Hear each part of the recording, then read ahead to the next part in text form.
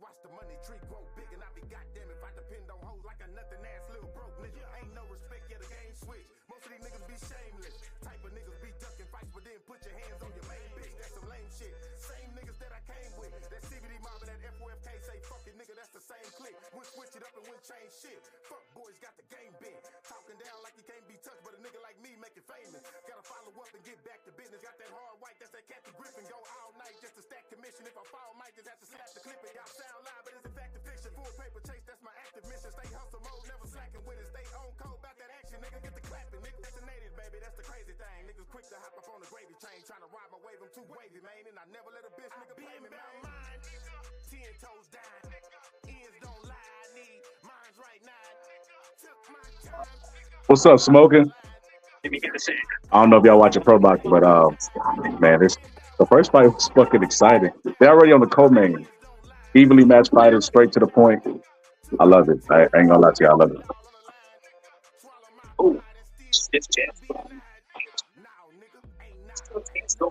Both fighters is establishing the mid ranks. I mean, excuse me, center of the ring.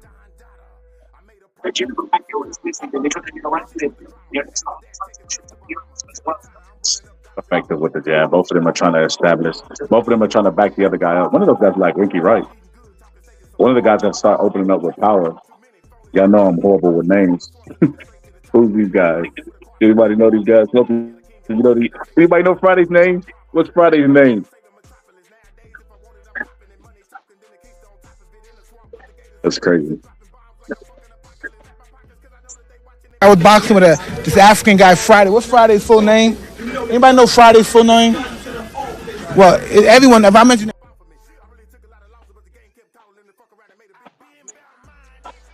Yeah, he's gonna get stopped. He's gonna get stopped. The guy in the red and black.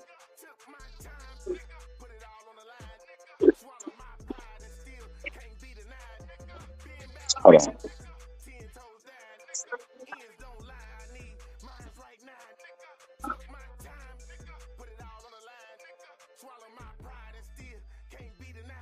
Oh, yeah, it's a knockdown. Yeah, he's gonna stop him. Yeah, he's gonna stop him.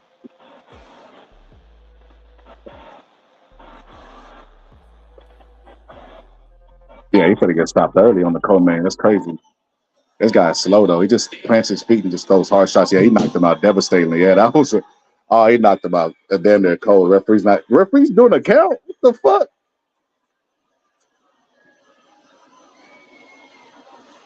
The referee's doing a count. That's crazy. Yeah, referee, finally do your job. Do your job, buddy. Do your job. It's over. He got stopped by Winky Wright's son.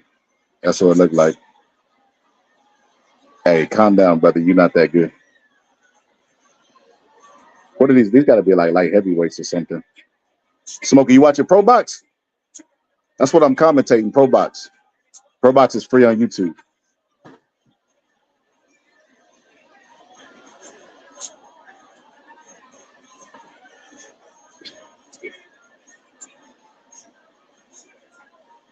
Yeah, that was a good stoppage.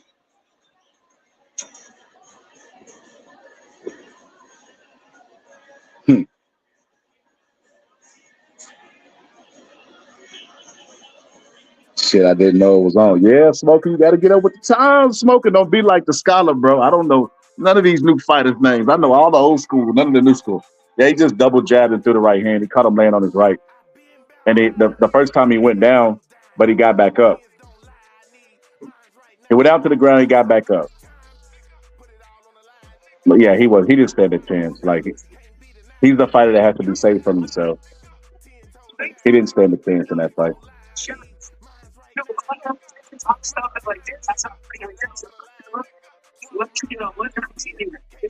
That was a good stoppage.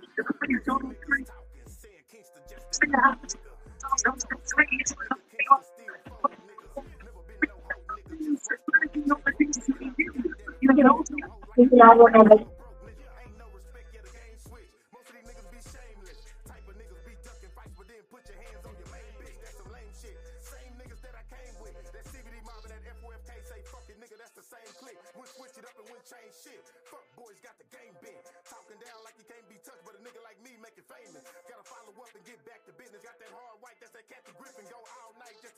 That was he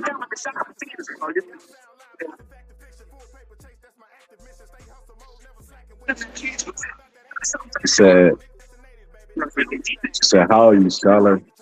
Doing today? Think the cruiserweight division should just be called a heavyweight instead of the super heavyweight division? Nah, I think cruiserweight should stay where it is, bro. I think it's a good division to where people transition from heavyweights, where they might not be heavyweights. Everybody's a heavyweight when they retire, right? Look at fucking Prince Nassim Ahmed, right? Prince Nassim Ahmed is a fucking heavyweight now. But it gives them a good place to transition, you know what I mean? Not taking punishment from their entire careers from those big guys. You see Usyk taking all that punishment from Tyson Fury. He kind of like, went to the hospital afterwards because he's such a big guy, even though we won that fight. So, yeah, man. Usyk only has, technically like 4 fights at heavyweight? He said, I'm trying to make it to the Tank fight next week. Smoking, that's dope, bro. That's dope, bro. Smokey, you must stay in Vegas, bro. You stay in Vegas?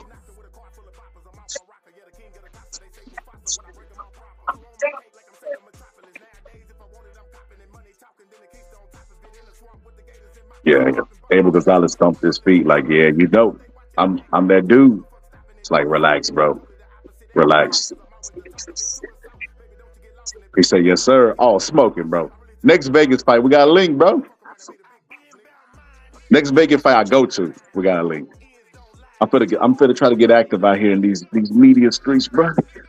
He said, my birthday is the day after Tank versus Frank Martin. I will be 20. 20? Damn, Rush. Hey, that's crazy.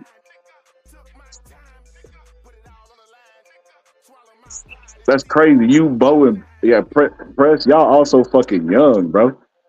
That's crazy. But y'all the future of boxing, man. I'm happy that this is the sport y'all chose, man. Because a lot of people y'all age is moving over to that MMA shit, man. We need somebody to pass the legacy to. Because all these old people, they're unreachable in the sport of boxing as far as their mentality. They feel like they know it all. Nobody can teach them anything. It's y'all are the future of boxing. As long as y'all listen to the scholar. Listen to the scholar. Hold on, give me a sec.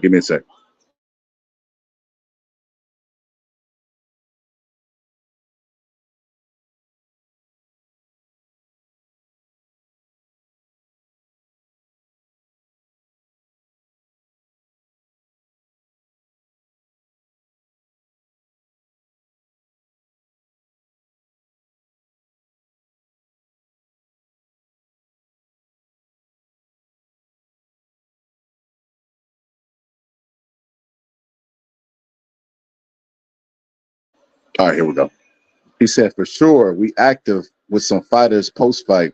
You'll love it. That's dope, bro.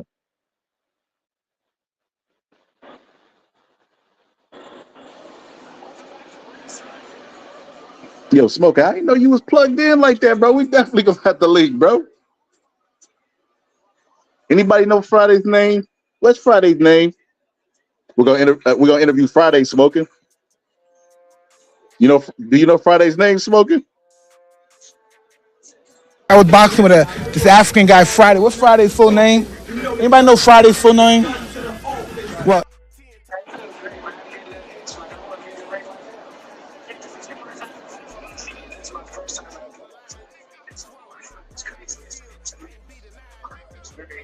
Oh shit, you met Donaire and David Morrell. That's dope, bro. Hey, was David Morrell, was he off the Incredible Hulk Osterine, brother? Or was he on it when you seen him, brother? I ain't gonna lie to you, Smoke. I think David Morrell is juiced to the fucking gills, bro. I gotta keep it real, man. Still a good fighter, but man, that's crazy, bro. I think boxing ain't gonna keep on barking up that tree, bro, until David Morrell finally hurts somebody inside the ring. And then they test them and be like, oh man, we got to do something about steroids. And it'll last for 3 days and then they'll move on. Do you watch some UFC? Do you watch UFC sometimes, Scholar? I do. He said, I watched the past pay-per-view main event. The Russian guy dominated the other guy. Elite wrestling skills. The guy couldn't even do anything to him. I only watch some fights. When I was your age, DJ, I watched UFC because, Rampage Jackson was my favorite fighter at the time. At first, it was Chuck, right? I like Chuck. I like Chuck mentality. He was aggressive, you know. I wasn't a fan of it. He didn't look polished in his boxing, but I like Chuck a lot. And Rampage Jackson knocked him out like easy, bro. And I was like, what the fuck? And I remember Chuck Liddell going back and trying to avenge that loss, right? And when he was trying to avenge it, he ended up getting knocked out again. I was like, bro, Rampage is that dude. Typed in the highlights, seen him slamming people on their head, bro. I was like, damn, bro, Rampage is that guy. Rampage became my favorite fighter immediately. But John Jones killed all the people that I like. All of the Rampages, he killed all of those guys like fairly easy too. It's crazy, man. So yeah, Rampage Jackson fucked those guys up. I mean, John Jones fucked those guys up and walked through all of them, Shoguns and stuff. And then after that light heavyweight division was kind of fizzled out, UFC kind of like, to me, I wasn't really that big into it.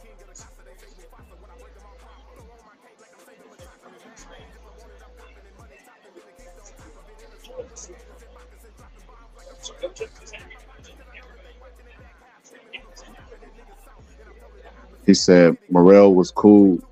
We was just talking boxing politics. Did you ask them smoking about did you ask them about how Canelo's holding up the division, holding the belts hostage and doing whatever the fuck he want to do?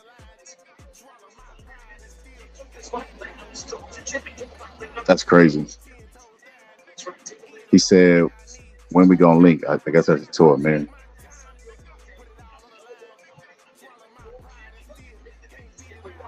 Said Amira back in the building. They love you, Amir. They miss you. He said, yep, it came down to politics. What's so funny is about it is Benavidez waited so long for that fight that he just said fuck it and moved up. Had to move up a weight class. When you come into Las Vegas, I don't know specifically, Smoking.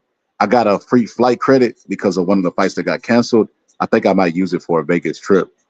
I'm gonna try to time it whenever there's a fight down there, a big fight. I don't know about the Frank Martin fight.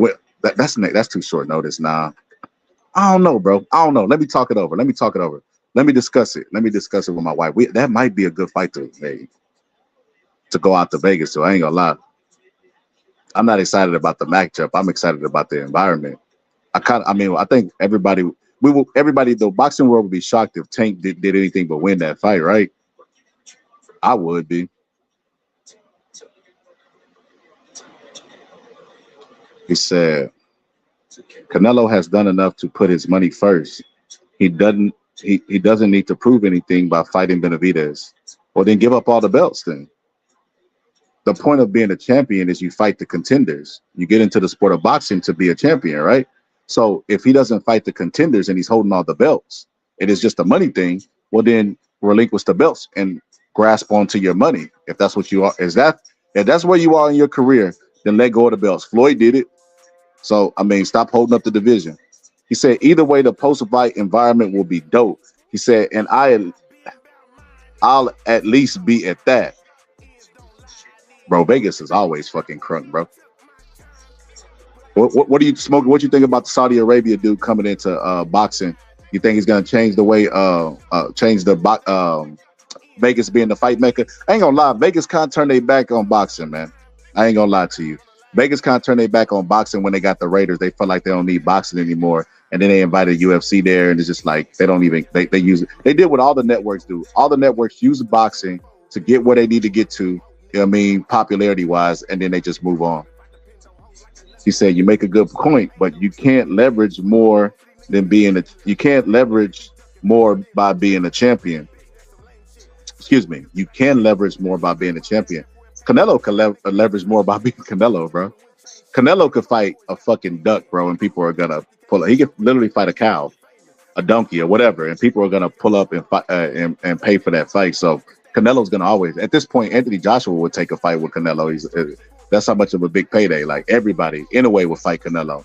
Canelo, without the belts, is still a big name. That's what Mayweather told a lot of people at the end when they were trying to get him to fight Keith Thurman. Remember that?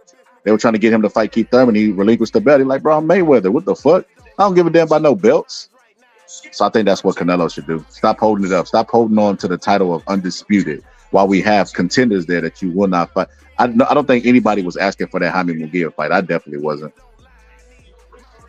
judge is Emma Lombardi. Introducing to you first. But you know what's crazy? I think he would beat Benavidez.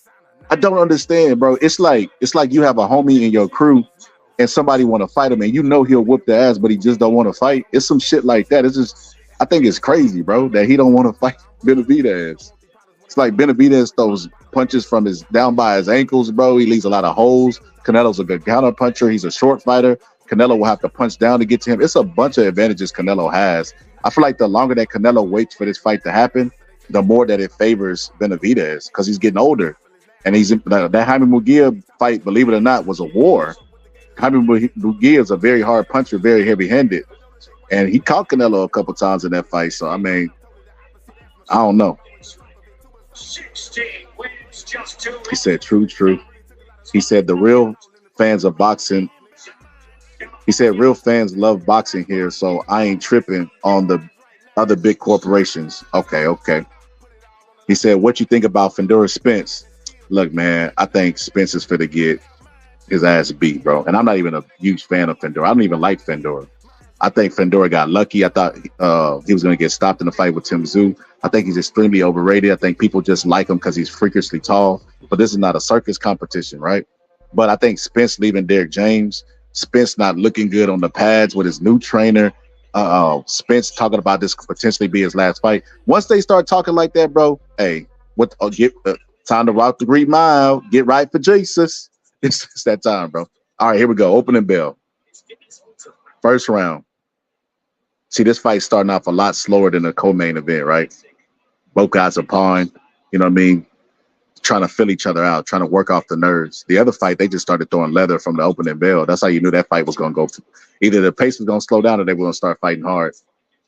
I mean, slow the fight down. Stop fighting as hard, excuse me. Yeah, he backed him up. He backed him up to the ropes. Yeah, especially because of the Orthodox versus Southpaw. So what I noticed immediately is that Hernandez knows how to get on the outside to the blind side of the fighter that he's fighting. Schramm. Yeah, he's a better fighter. He knows how to get to his blind side. He's just picking down his jab, swatting his jab down. And then when he swats it, he knocks him out of position. He just caught him with a good right hand, though. Hernandez did. That's the key for Hernandez. He got to land single shots from the outside. He got to come in and leap in with those shots because he catches them off guard. He just caught him with a lead right uppercut, and then he caught him with a lead right hand. But as far as using a jab and stuff like that, he has the timing. He's not doing the things that he needs to do as well, though, Hernandez. Hernandez needs to keep moving to his right. Holding it, hitting in the inside, a little dirty boxing. Oh, he caught Hernandez good with a right hook. When he bends down in front of Hernandez, he stands straight up, even though he's a shorter fighter. He just hurt Hernandez to the body. He hurt Hernandez to the body. Was that? No, excuse me, Schramm to the body. Hernandez hurt Schramm to the body. He took a deep breath when he hit him to the body. He said, I think Canelo beats Benavidez. I do too. Canelo will eventually face the canvas. Probably so, boxing fan. He just tried to do a full counter against Hernandez, which is crazy. Oh, Hernandez caught him with a good left hook. He shook him. He holding on for dear life. Both of them have defense. They both got leaks in their defense. They both got leaky defenses. So it's going to be who lands first. I mean, who got the heart to endure the other person's big punch. That right there is a good strategy, what he just did to Hernandez, which is wait for an opportunity to clinch, come in and push him back and hit him while you're pushing him back. Hernandez you could already look, Hernandez is not a fighter that can fight going forward. I mean, excuse me, backwards. He can only fight going forwards. As soon as I said it, he tried to take a step back and throw a right hook. That's hilarious. But he can't fight going backwards. He don't punch with his hands and his feet together, putting his punches together. He could throw a single shot going backwards like Deontay Wilder, but he can't fight going backwards. He said, did you watch Queensberry versus Matchroom? I knew Flip Hergovich was going to get exposed by Daniel DeBois. I absolutely watched that shit, bro. And I thought, I ain't gonna lie, I thought the complete opposite, DJ. I thought that Daniel DeBois up until that point had showed us that he likes to quit. He's a quitter. He quits in big fights, big moments. I thought that would happen, and shit. Who would have ever thought when they showed up the night of that fight that they would see the complete opposite? Hrgovic would be the one to quit. I didn't think Hrgovic had that quit in him. I seen moments where he wanted to quit against Zhilei Zhang, and Zhilei Zhang is a harder puncher, but he didn't quit. So it shocked me that he just went into this fight and quit. That's crazy. And then I see Ronnie Shields do an interview, and he said the fight should have went 12 rounds. I didn't even watch it because, of course, it's his fighter. So, you know, he has invested interest, but his fighter was getting his ass kicked other than anything else he's talking about. And his fighter didn't argue with the referee at the end of the fight to stop the fight. His fighter looked tired around round 2. Said, right, I have Canelo winning 2, but if Munguia gave Canelo that much of a challenge, I can see Benavidez being tough. It's going to be a tough fight. I just think Canelo can win. I don't even think Canelo stops him. I think Canelo just wins by points because he's already going to come in down. Benavidez is going to come in down 3 rounds. And Canelo's a good counterpuncher, and he leaves a lot of counterpunch opportunities. I could even see Canelo hurting him and getting hurt as well. So it would be an exciting fight. That's why everybody wants to see it. It's just he doesn't want to give us that fight. Yeah, Schramm. Is he Jewish? Schramm. See what he do? He throw a jab and then he'll throw the uppercut to back him up. He doesn't have a good pace or a good rhythm. I don't like the way he fights. I feel like smoothly flow off the movement. What Paulie just said. Paulie noticed what I noticed. He's not smooth. He don't fight in rhythm. Let me turn him down so Paulie. When you're overwhelming and you're receptive, if we can let the punches come off smoothly and snap. It's just like it's not coming on naturally. He's actually trying hard to punch over. Yeah, you're just gonna see that. He's forcing the shot, so he tenses up. And when he tenses up for that split second, he's in the pocket. He telegraphs the shot. The person knows that it's coming. Stays pushing.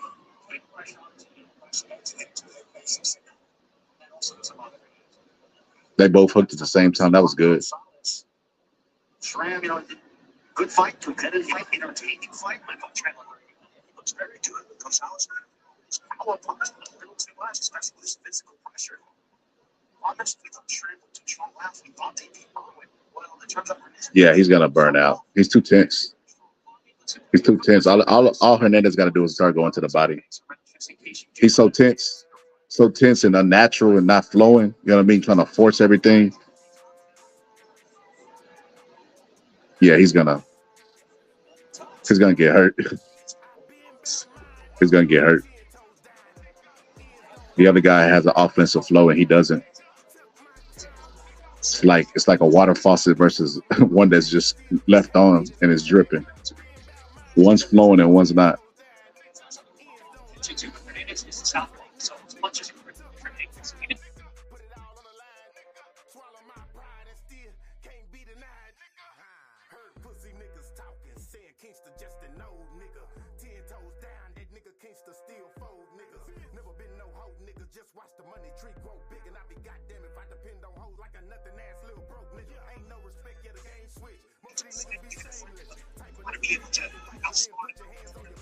Yeah, he's already fizzing out. He's already fatiguing, arms dropping. I mean, he got heart. He's fighting back, but it's not going to be enough. If Hernandez picks up on this and starts going down to the body, it's over. It's over.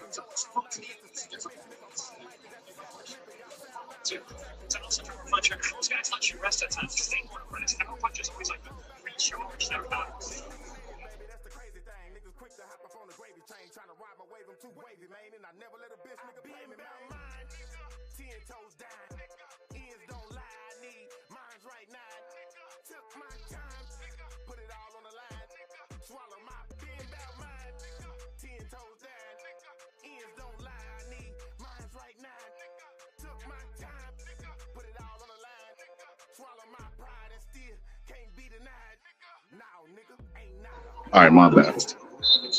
I'm turning this shit down. They got loud over there.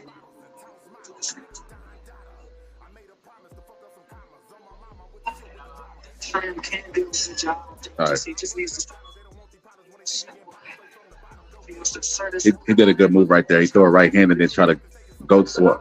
He threw the right jab and then try to go to his right and turn it into a straight right hand. Even though it's southpaw, he tried to turn it into a right hand. like a jab from a different angle, but a straight punch. Sometimes that be the key, giving them punches from different angles that they're not used to seeing. Say, yeah, Hergovic's condition looks awful. What was he doing all camp? I have absolutely no idea. I know that Hergovic has had stamina issues before. I don't know. Somebody, I think my homeboy X was saying that he looked dead at the weight. I'm like, bro, if you look dehydrated as a heavyweight who don't have to make weight, you might need to stop boxing. It might be something deeper. You might got a condition that's unbeknownst to boxing that you don't need to be boxing. See, he caught him right there with a good straight left. You see, he hurt him on the rope. See, I told you he was gonna start fizzling down. Right now, he's making the last stand. Right now, he's taking deep breaths on the ropes. He's throwing big shots and he's trying to rest, but it's not enough. It's not enough. Hernandez, the more relaxed fighter, is gonna always win. Like I said, you got one person who has a flow, an offensive flow, like turning on a water fountain. You got one person who's dripping, just dripping. Every now and then he jump in with a shot and he's tense when he does it. There's no flow involved, so he's gonna fatigue more faster. Like I said, if Hernandez starts going to the body, it's over. So he just caught Hernandez with a good straight right hook. You know what I mean? He bent down and then caught him on the angle. And he caught him and it didn't do anything because he don't got any snap on his shots because there's no flow. And because he's fatigued as well. So the second time I seen him Zhang as well, facts. He's overrated in my opinion, a one-trick pony. I agree so. I agree. He just hurt him with a body shot. Look how far he's bending down to avoid for that body. He done gave up the body for the head now. I mean, excuse me, gave up the head for the body. He's got his hands down. He bends all the way down because he don't want no more body shots. You see how he got his guard down? He said, fuck the head. I ain't keeping that shit up no more. This motherfucker hit hard. See, he trying to lean on him. Some fighters get so tired during the fight that when they try to lean and zap your energy, it does the opposite effect. And that's what's happening with Schramm. Schramm is actually getting more tired and get the worst of the clinches. And then when he bends down and pivots off the ropes, he just catches him with a straight right jab. He turns it like a straight punch, straight power punch. He's been hitting with it the entire fight. See, the feints is what Schramm is doing to survive, and that's smart because it's working. I don't even know why he's falling for the feints. It's not like Schramm has been completely active with his hands, but he's falling for it now. Hernandez just came alive. He's turning it into a dogfight. He's just going inside, just winging punches. Then he caught him with it. They fighting. This is a good round. Schramm is gonna burn out though.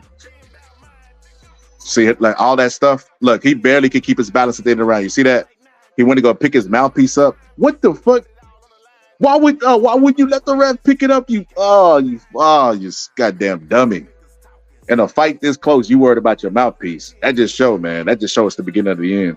I wouldn't be surprised if he got stopped the next round. He said, "You're good at breaking down fights. Do you have a YouTube channel?" Yeah, bro. It's called the Boxing Scholar. The Boxing Scholar. DA, letters DA, and then Boxing Scholar, all one word. Or you share this one with Amir. Yeah, me and Amir's doing the live stream, the commentary together. Says Schramm's armed or fatigued. Facts. He said, "Have you seen Cabello's body shot? They look so powerful to take and ripple through the opponent's body." Facts. Interesting to see how he fights in his day. Are you talking? Oh, you're talking about the one that beat the neck guy.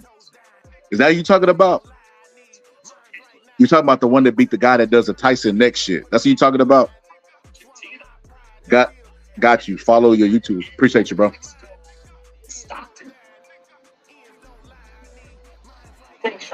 This pace right here favors Schramm. Because Schramm is not doing any fighting. He's able to bullshit his way through the round. See how he comes in, slowing down the pace, don't do a whole lot of movement, throws a punch. Oh, he just got hot with a good body shot. In the inside, another good body shot, left hook. 2 left hooks to the body. He's going to get stopped. Oh, another left hook. Another left hook. Yeah, he's going to get stopped this round. The mouthpiece was a good indicator that he was mentally fading anyway. Why are you worried about a mouthpiece? Some fighters focus so much, they don't even know what round it is. And you're able to know where the mouthpiece is. Yeah, he's going to get stopped this round. He got an uppercut to the body. Left uppercut to the body. Hernandez better turn it up. He got a dead man in front of him. He got to turn up his punch output though. And he got to put it to the body. Shout out to Schramm, man. He got a ton of heart. But everything has that breaking point. You drip water on a rock long enough, eventually it'll crack, right? You never want to go to the well and depend on your toughness in fights. You want to actually know what you're doing wrong and practice on your fundamentals. Because eventually one day you're going to go to the well and there ain't nothing going to be there, no matter how tough you is. Joe Frazier had a breaking point, you know? But ain't going to lie. He's came back in this fight. What he did, he's made a small adjustment. He's bent down lower than his shorter opponent, so his opponent won't throw any punches to his body. And then he'll come up because his opponent, Hernandez, stands straight up, so he'll come back up to the top with shots. And Hernandez has just started opening up with punches. Hernandez has just said, fuck it, man. We finna just fight. This is crazy. This is broke out. And a fight has broke out. A fight has broke out in a motherfucking fight. That's crazy. Yeah, Hernandez is not getting the worst of any of these exchanges, though. He's in better condition mentally, physically. Physically because Schramm is wearing down, and mentally because he's winning the fight, in my opinion. I'd hate to be a judge, though. I'm not going to lie to you. They have a different view than the rest of us.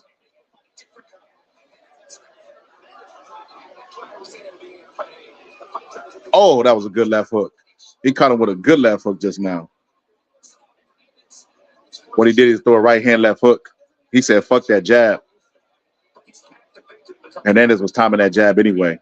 What he did is he's just throwing a straight right hand, just using it like a jab. He's using his right hand like a jab. He'll just stop, see? Now he do a right uppercut to the body. Look to the referee to complain that it was low. Then he threw another right uppercut to the body. Yeah. Yeah. He's made adjustments. He made several adjustments to survive. I just don't know if it'll be enough. I don't know. We'll see. We'll see. This has been a good fight, yeah. I agree. Then we're already in round 5. See the replay how he just snuck he caught him while he was throwing. He was throwing a right hook and he just threw an uppercut. They both skimmed each other.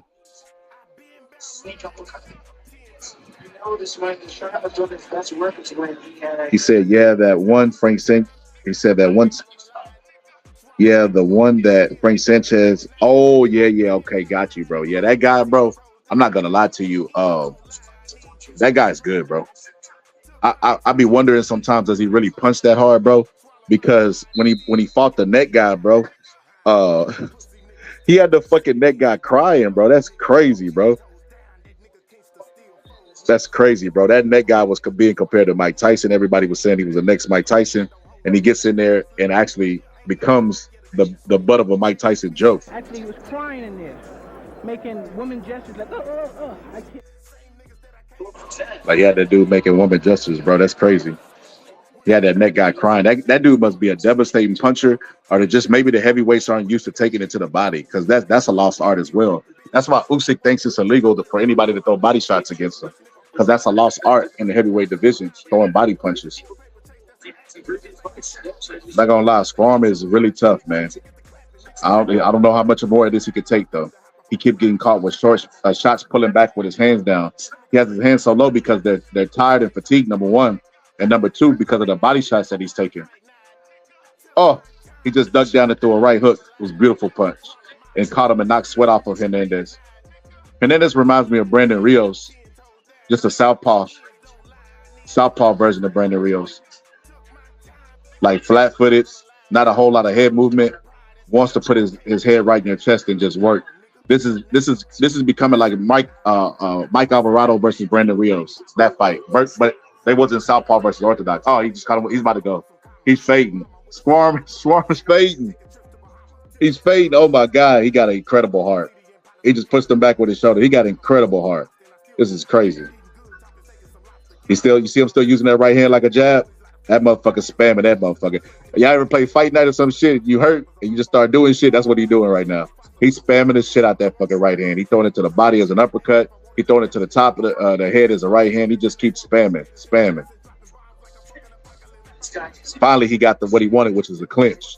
And what's crazy is in the clinch, he pulled his arm out and started working. Most fighters who are fatigued as him, they rest in the clinch. This motherfucker started punching in the clinch. That's crazy. Like I said, he has a very high IQ. Now, don't get me wrong. He might possibly get stopped today. So don't take that. Take what I say with a grain of salt. Because don't judge it by this fight. But the things that I've seen in this fight, he showed very intelligence.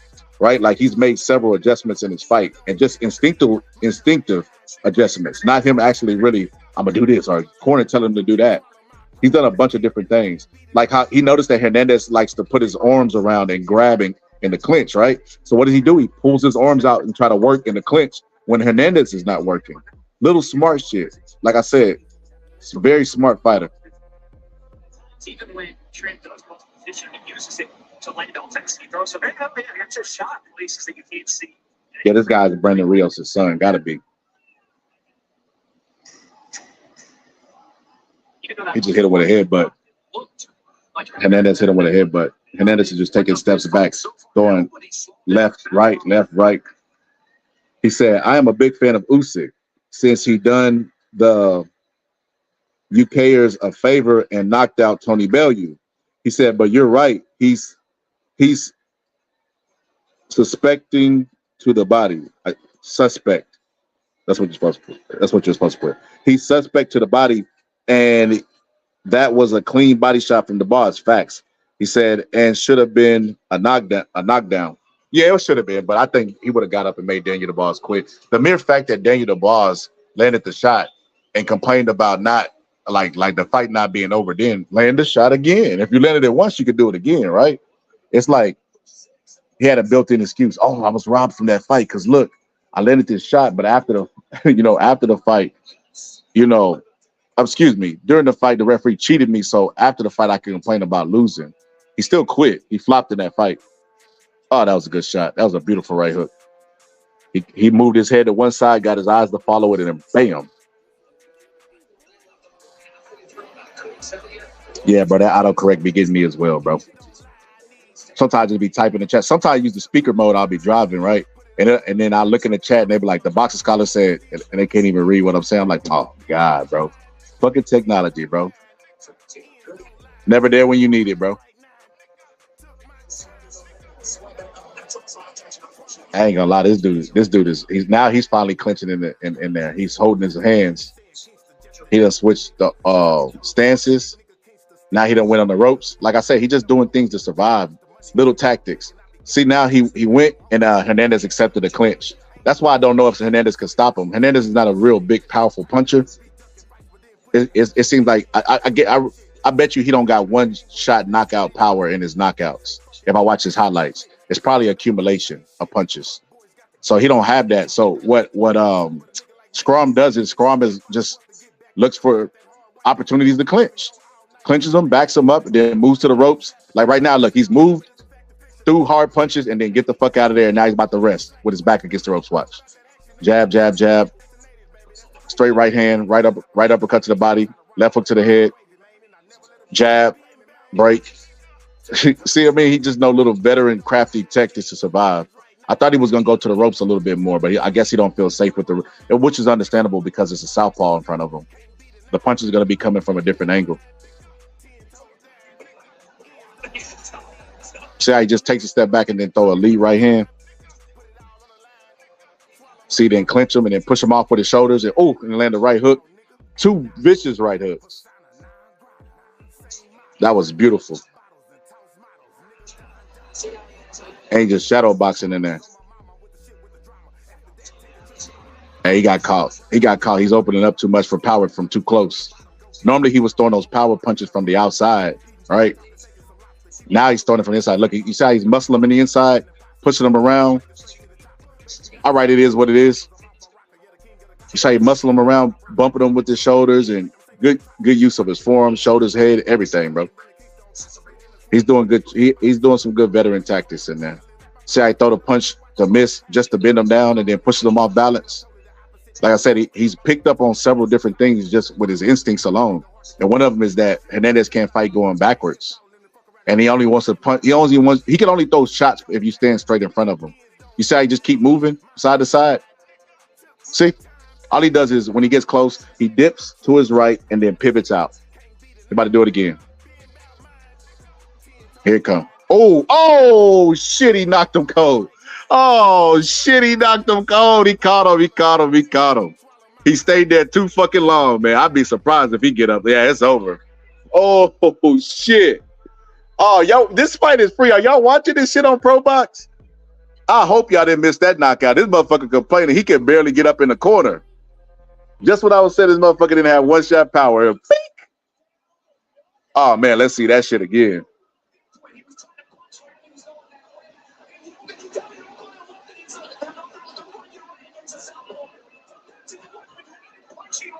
Yeah, he was too close. I agree with Paulie. He was too close throwing. He got too greedy.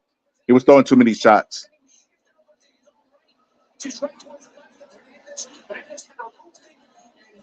Yeah. All right, let's see that shit. He hit him with a right hook. He came up and then threw. Yep. He threw the straight right hand and then doubled it up and then threw a left hook. Right hand, doubled it up and then tried to throw a left hook. That he got too greedy. He threw too many punches from too close. After the first right hand, he should have just escaped. Yep. Smoking. Did you see the way he wobbled? Here you go. Boom. Wobbled it. Drop it like it's yeah, it's over, bro. Yeah, that's crazy, bro. Oh, that was beautiful, though. I ain't gonna lie to you.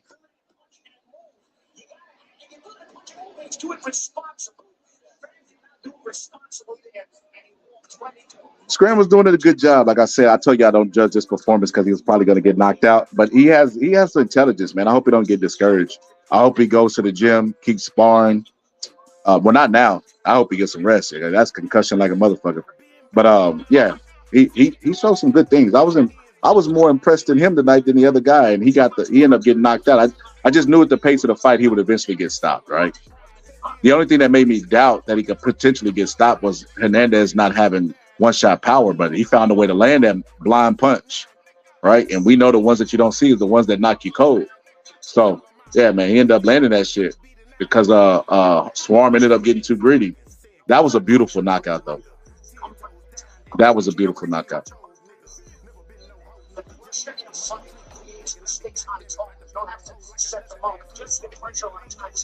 That's a good, interesting point. This is why Paulie is one of the best commentators. You heard what he said? He said pressure breaks pipes. He said when they mean that is that just continuously putting pressure, forcing people to fight when they don't want to fight. He didn't say this is me. I know. Fight when they don't want to fight. You cause them to make mistakes, and you can land that big power shot. Yeah, because that's exactly what he did. He made a mistake. He threw too many punches. He threw two straight right hands and then try to open up with the left hook and then boom, right on the chin. It's like his legs didn't even get the message that he got hit. They were the last ones to get it. Look at this shit. Like I said, Pro Box TV, bro, that shit is dope, man. That shit is dope. Pro Box got some dope ass fight cards, man.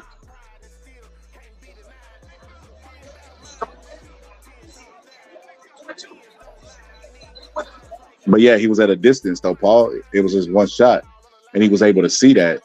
This time he didn't see the shot because he was too close to react to it, and he was throwing the shot as well.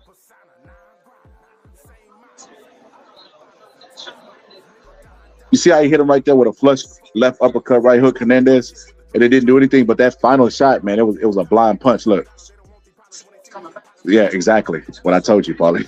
He didn't see the shot. Yeah. Nah, that had nothing to do with resistance. He just couldn't adjust to the shot. It's like when you get hit with a shot like that, it's like walking into a fucking dark room and somebody just punch you in the back of the head.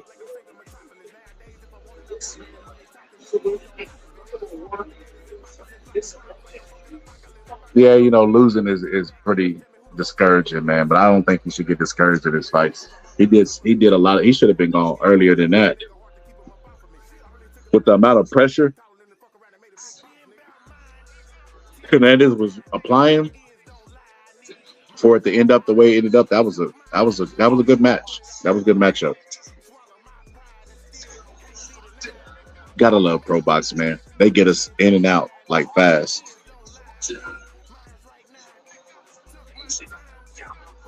All right, y'all give me a sec. Ladies and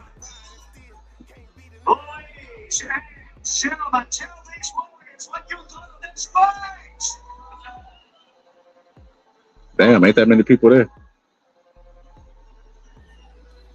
Folks, at 2 minutes, 59 seconds of round number 6, this fight comes to a close for your winner by knockouts.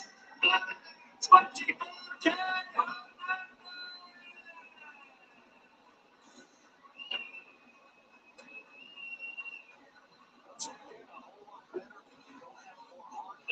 to quarter on 2 weeks notice, then getting a face down shot knockout.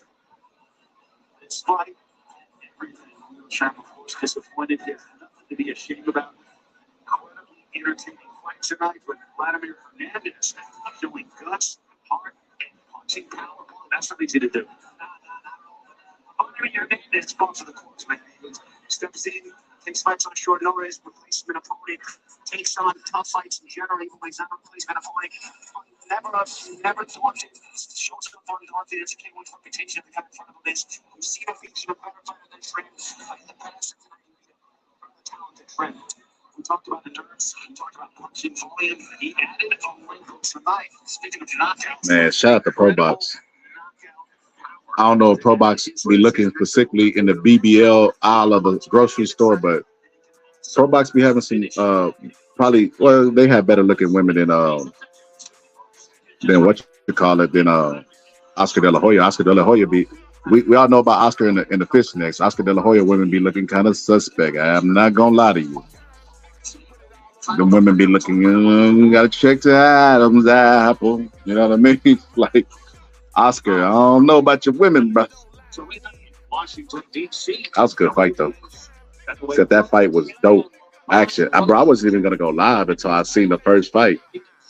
The first fight made me was like, oh, shit, let's go live. That was dope, bro. Shout out to Showbox. That was a dope-ass card. They're already promoting the next one. I don't know if you guys are familiar with this, but there was a while back on Friday Night Fights with ESPN where Mike Tyson used to try to start a promotional company, and Mike Tyson Promotions. The guy that he was working with is the guy that's over Pro Box. I didn't know that, but I was watching Joseph's show and he said that. I was like, oh, that's interesting, because that might have been a failed business venture, but this shit is dope. This shit is free. You got dope ass commentary, dope ass fights, dope ass match makers. That shit was dope.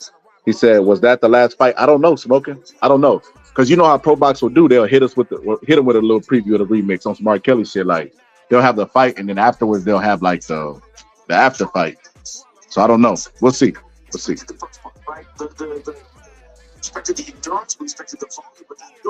I've seen them do bonus fights with pre-recorded fights, so you never know. Hopefully, if they do that, it's not a women's fight.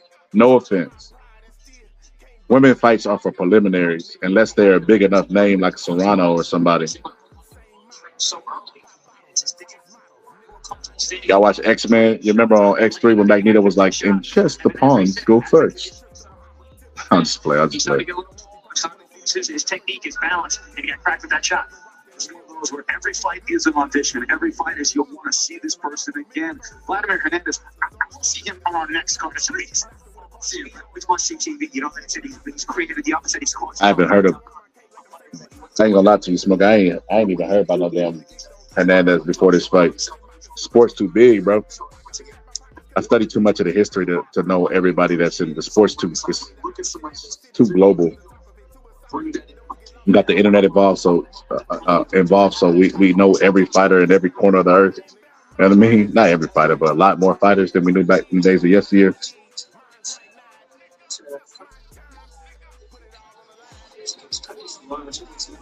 That shit was dope, though.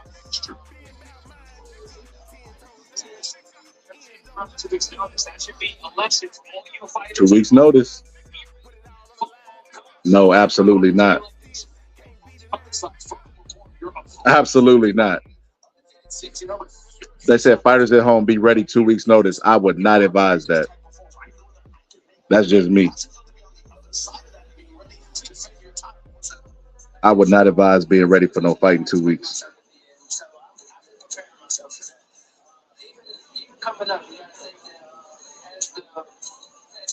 Hold on.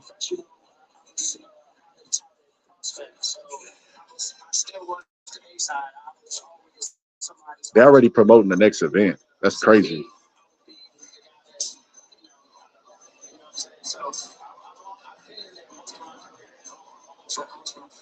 That's crazy. They already promoted the next event. That's dope.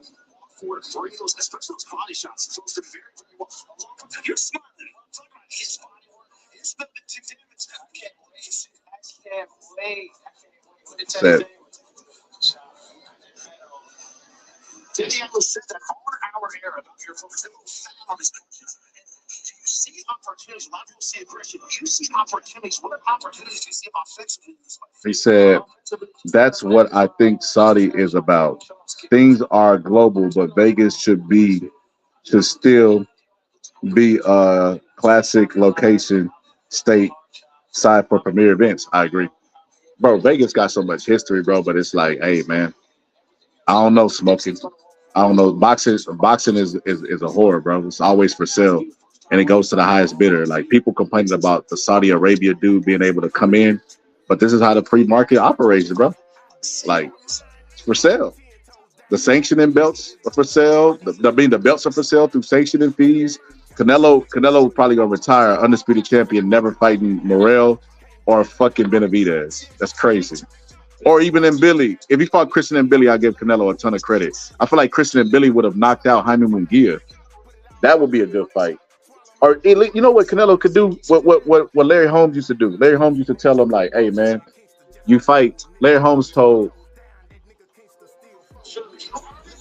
Kenny Norton if he fights Ernie Schaefer's and make it past him, he'll give him another shot. And he didn't want that fight again because that was it Ken Norton? Can't remember. I think it was Ken Norton. But he never made it to Larry Holmes. Larry Holmes said, I didn't want to fight him again.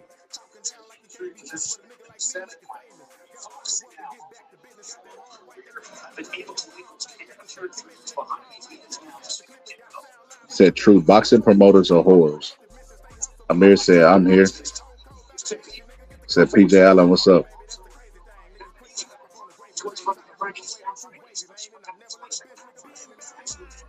Yeah, this has been a good night of fights. I missed that fight. Well, I didn't miss that fight. I was going live during that fight. That was a good fight. That dude's punches were sharp as shit. He's good. He reminds me of Keyshawn Davis. The dude that he fought he didn't look like a bum as well.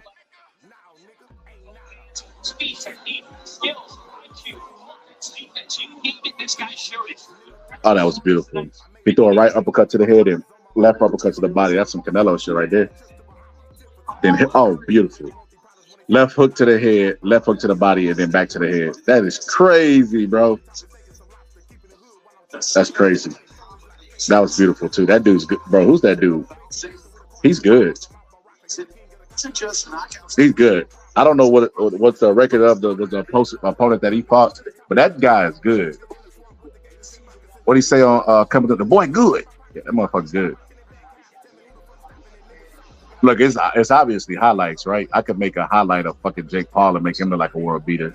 But I seen a little bit of that fight. He was good. What are these guys heavyweights? They had to be at least cruiserweights. Cruiserweights like heavyweights. These are big guys. No Diddy. Yeah, they were big guys. They just plant their feet and just wing shots.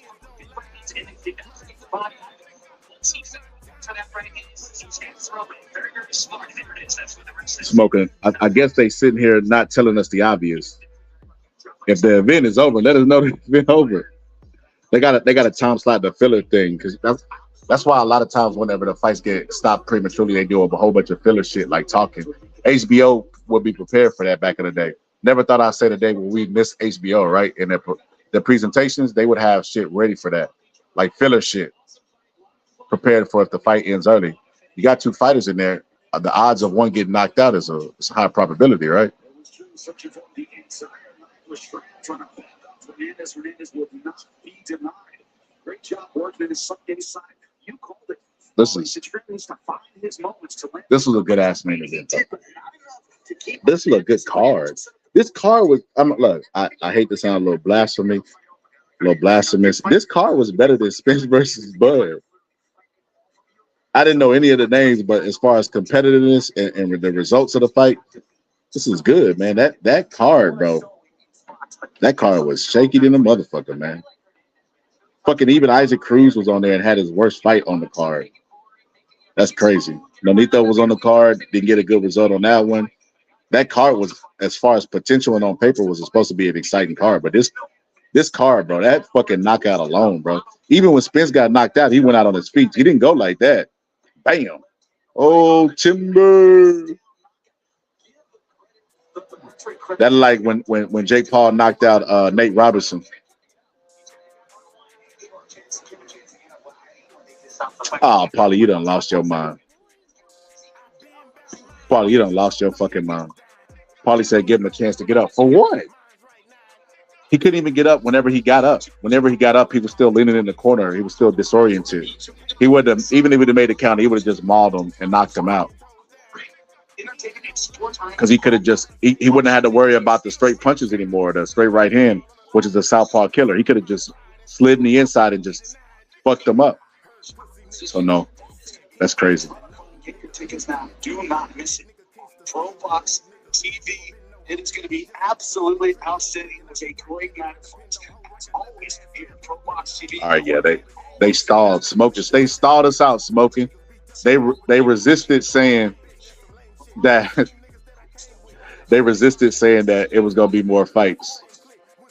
I mean, no more fights for the rest of the night. They just showed us highlights and interviewed the fighter who's going to be on the next card. But it's smart, like I said. I hope Pro Box is growing exponentially. Is that the right word? I don't know. I've been up all night. I did it live the other day. Forgive me if that's the wrong word or I pronounced it wrong. But yeah, it's growing. Shit, it's fucking growing, right? In subscriber count, and I think it's riding that new wave. The one thing Mike Tyson Promotions didn't have available to them is the YouTube. They didn't use the power of YouTube. I think YouTube is what's keeping this shit alive. I like the idea that it's free, right? Like fucking the Zone boxing is like you have to pay for your subscription fee. They used to give you a discount. They don't even fucking do that shit no more. So hey, shout out to Pro Box, man. They doing big things, man. Hopefully we can get a top ranked Amir over there to do some fights for Pro Box. He said bittersweet. He said I need Spence to hold on for 28 more seconds. You bet on the next round? Yeah, bro. Smoking. The fact that fight was free just shows, bro. Like it just make you realize what you got. Look, Paul, I don't know what Paulie's involvement is over there, but I think him and Chris Algieri are they actually are matchmakers as well over there. Because I don't know who's doing the matchmaking. You know, matchmakers make it to the Hall of Fame.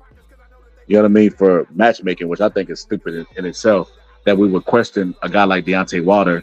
You know what I mean? But I'll automatically put a matchmaker in it. That's crazy. Nobody says, man, does Tim Einstein deserve to be in the Hall? That's a fake name, by the way.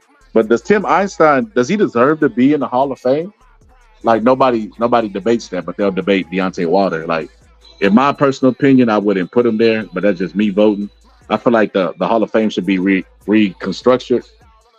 I think that the Hall of Fame should be structured in such a way where fighters get paid for being there, like the NFL. You know what I mean? Give them something monthly, since boxing ain't got no retirement. Give them something monthly and just start making the class more exclusive, right? That's my personal opinion about the Hall of Fame. So I wouldn't think does he deserve to be there based on who's there? Absolutely, but I wouldn't put him there personally if it came up for me to vote. But that's not saying much. I wouldn't vote for a lot of guys to be in the Hall of Fame. So that's not a knock at Wilder.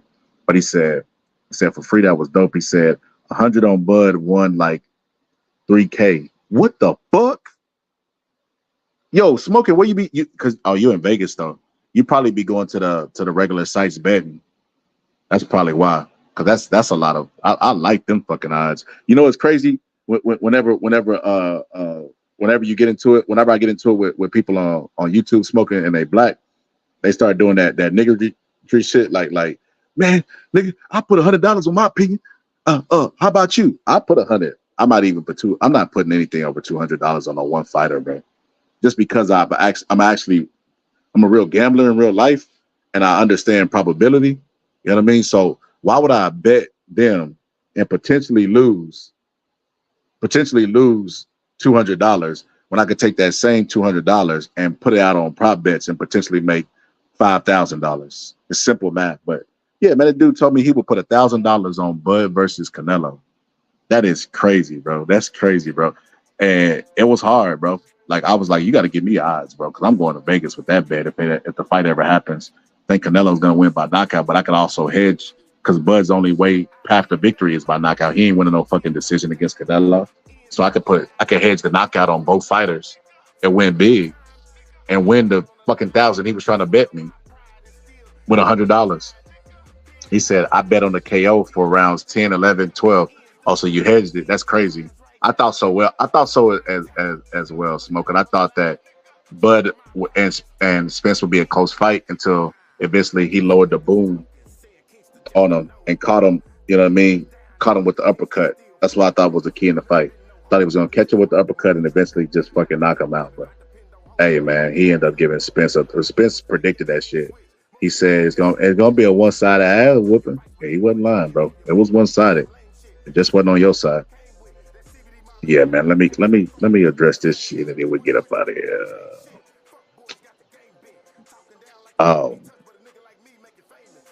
He said, fools at the fight were trying to bet me. They were from Texas. Oh, that's hilarious. So going for Spence, but I don't street bet. Fools get too emotional. That's facts, bro. And then how do I know Smoking they gonna pay me, bro? I'm not for that. Sit up here and act like it wasn't. I ain't gonna say the dude's name, man. I ain't gonna put him on blast. But a dude that was going out there making fucking $1,000 bets, man, repeatedly with everybody, and then when Spence got beat, he went in the fucking hiding, bro. That's crazy, bro. Like, how am I sure that you gonna pay me, bro? That's crazy. So I'm taking a double risk with a little bit of reward. I can only win what I bet. That's crazy, bro. No, absolutely not, bro. We're gonna bet something, bro. You're gonna have to make it worth my while. You're gonna have to give me the odds as Vegas is giving me, or I don't want it. Said exactly. So one thing I want to talk about, man, before I get up out of here, like I said, great night of pro box events. If y'all missed it, hit the playback. That shit is for free. But I think I might start doing lives where I do like reaction, where I add my face to it, but I actually show the fights on pro box because they're on YouTube. Why would they flag me for something that's already on YouTube? I think that might be my next step. If anybody else start doing that, y'all spam their chat and call them a swagger jacket because ain't nobody doing that yet. Said they were demoralized after Bud won. Done. Yeah, bro. I wasn't surprised or shocked at all, bro. I've been saying Bud was going to beat him before the car crash. After the car crash, it was just it was a foregone conclusion to me. I thought Bud struggled against Danny Garcia. Didn't look right, spit his mouthpiece out, and he did it against Ugas. Kept spitting that fucking mouthpiece out. And then, I was arguing with dumbass Spence fans, telling them like, hey, bro, that man's not the same. Oh, you don't know what you talk about. Change your name from Scholar. You don't know shit about boxing. Errol Spence said he spits his mouthpiece out because his teeth. Errol Spence said, it's the same shit with Ryan, bro. Why are you trying to debate me with what a fighter said? Is a fighter going to tell you the truth? Well, Errol Spence say, look, man, every time I spit my mouthpiece out, I was fucking hurt, man. That motherfucker punched hard. I've never been hit like that. Now, not even in sparring. But is it easier to say that or say, hey, man, my mouthpiece don't fit right because of my teeth? But if you, I made a video showing them how stupid that sounds because in the Van Heering fight, he also spit the mouthpiece out, and that was well before the car wreck, before his new teeth. So that was complete cap. They don't know shit about boxing, bro. Say, yep, see, emotional. But yeah, before I get up out of here, I want to say this, man. I don't know if this is true, cause I did a whole live on it yesterday. Let me see if I can find a picture. Bear with me. So look, I don't have Tay Jones' number or anything, man. I follow his channel and I watch his lives and shit. He's a respectable dude, right? His Deontay Waters' mom. He said Deontay Waters' mom. Well, he didn't say shit. The internet was saying Deontay Waters' mom said this, right? And it said, I text my son, we're having a party for you. You gave us the best boxing in the U.S. when boxing was dead. You've gotten older. You've ran your course in this journey. It's time to celebrate. He brought boxing back to the USA and enjoyed all those knockouts. Said, I taped them. I don't know. That's how you know she kind of from the old school. Taped them. Shit, look on YouTube. They're everywhere. Anyway, he said, brought back to the USA, all those knockouts. I taped them, and I'm going to look back at them. We're going to all laugh. We're going to cry, but we're going to be happy. She sounded like Deontay Waters, but when I read it, I'm hearing this, we're going to be happy, mama. But yeah, enjoy your life now. Teach other young men how to become a champion. But Tay Jones confirmed, you know what I mean, in an interview that he did, basically that was cap. Deontay Waters said that's cap. He said even if his mama did say that. What do you want to say to Pat Davis? Oh shit, hold on.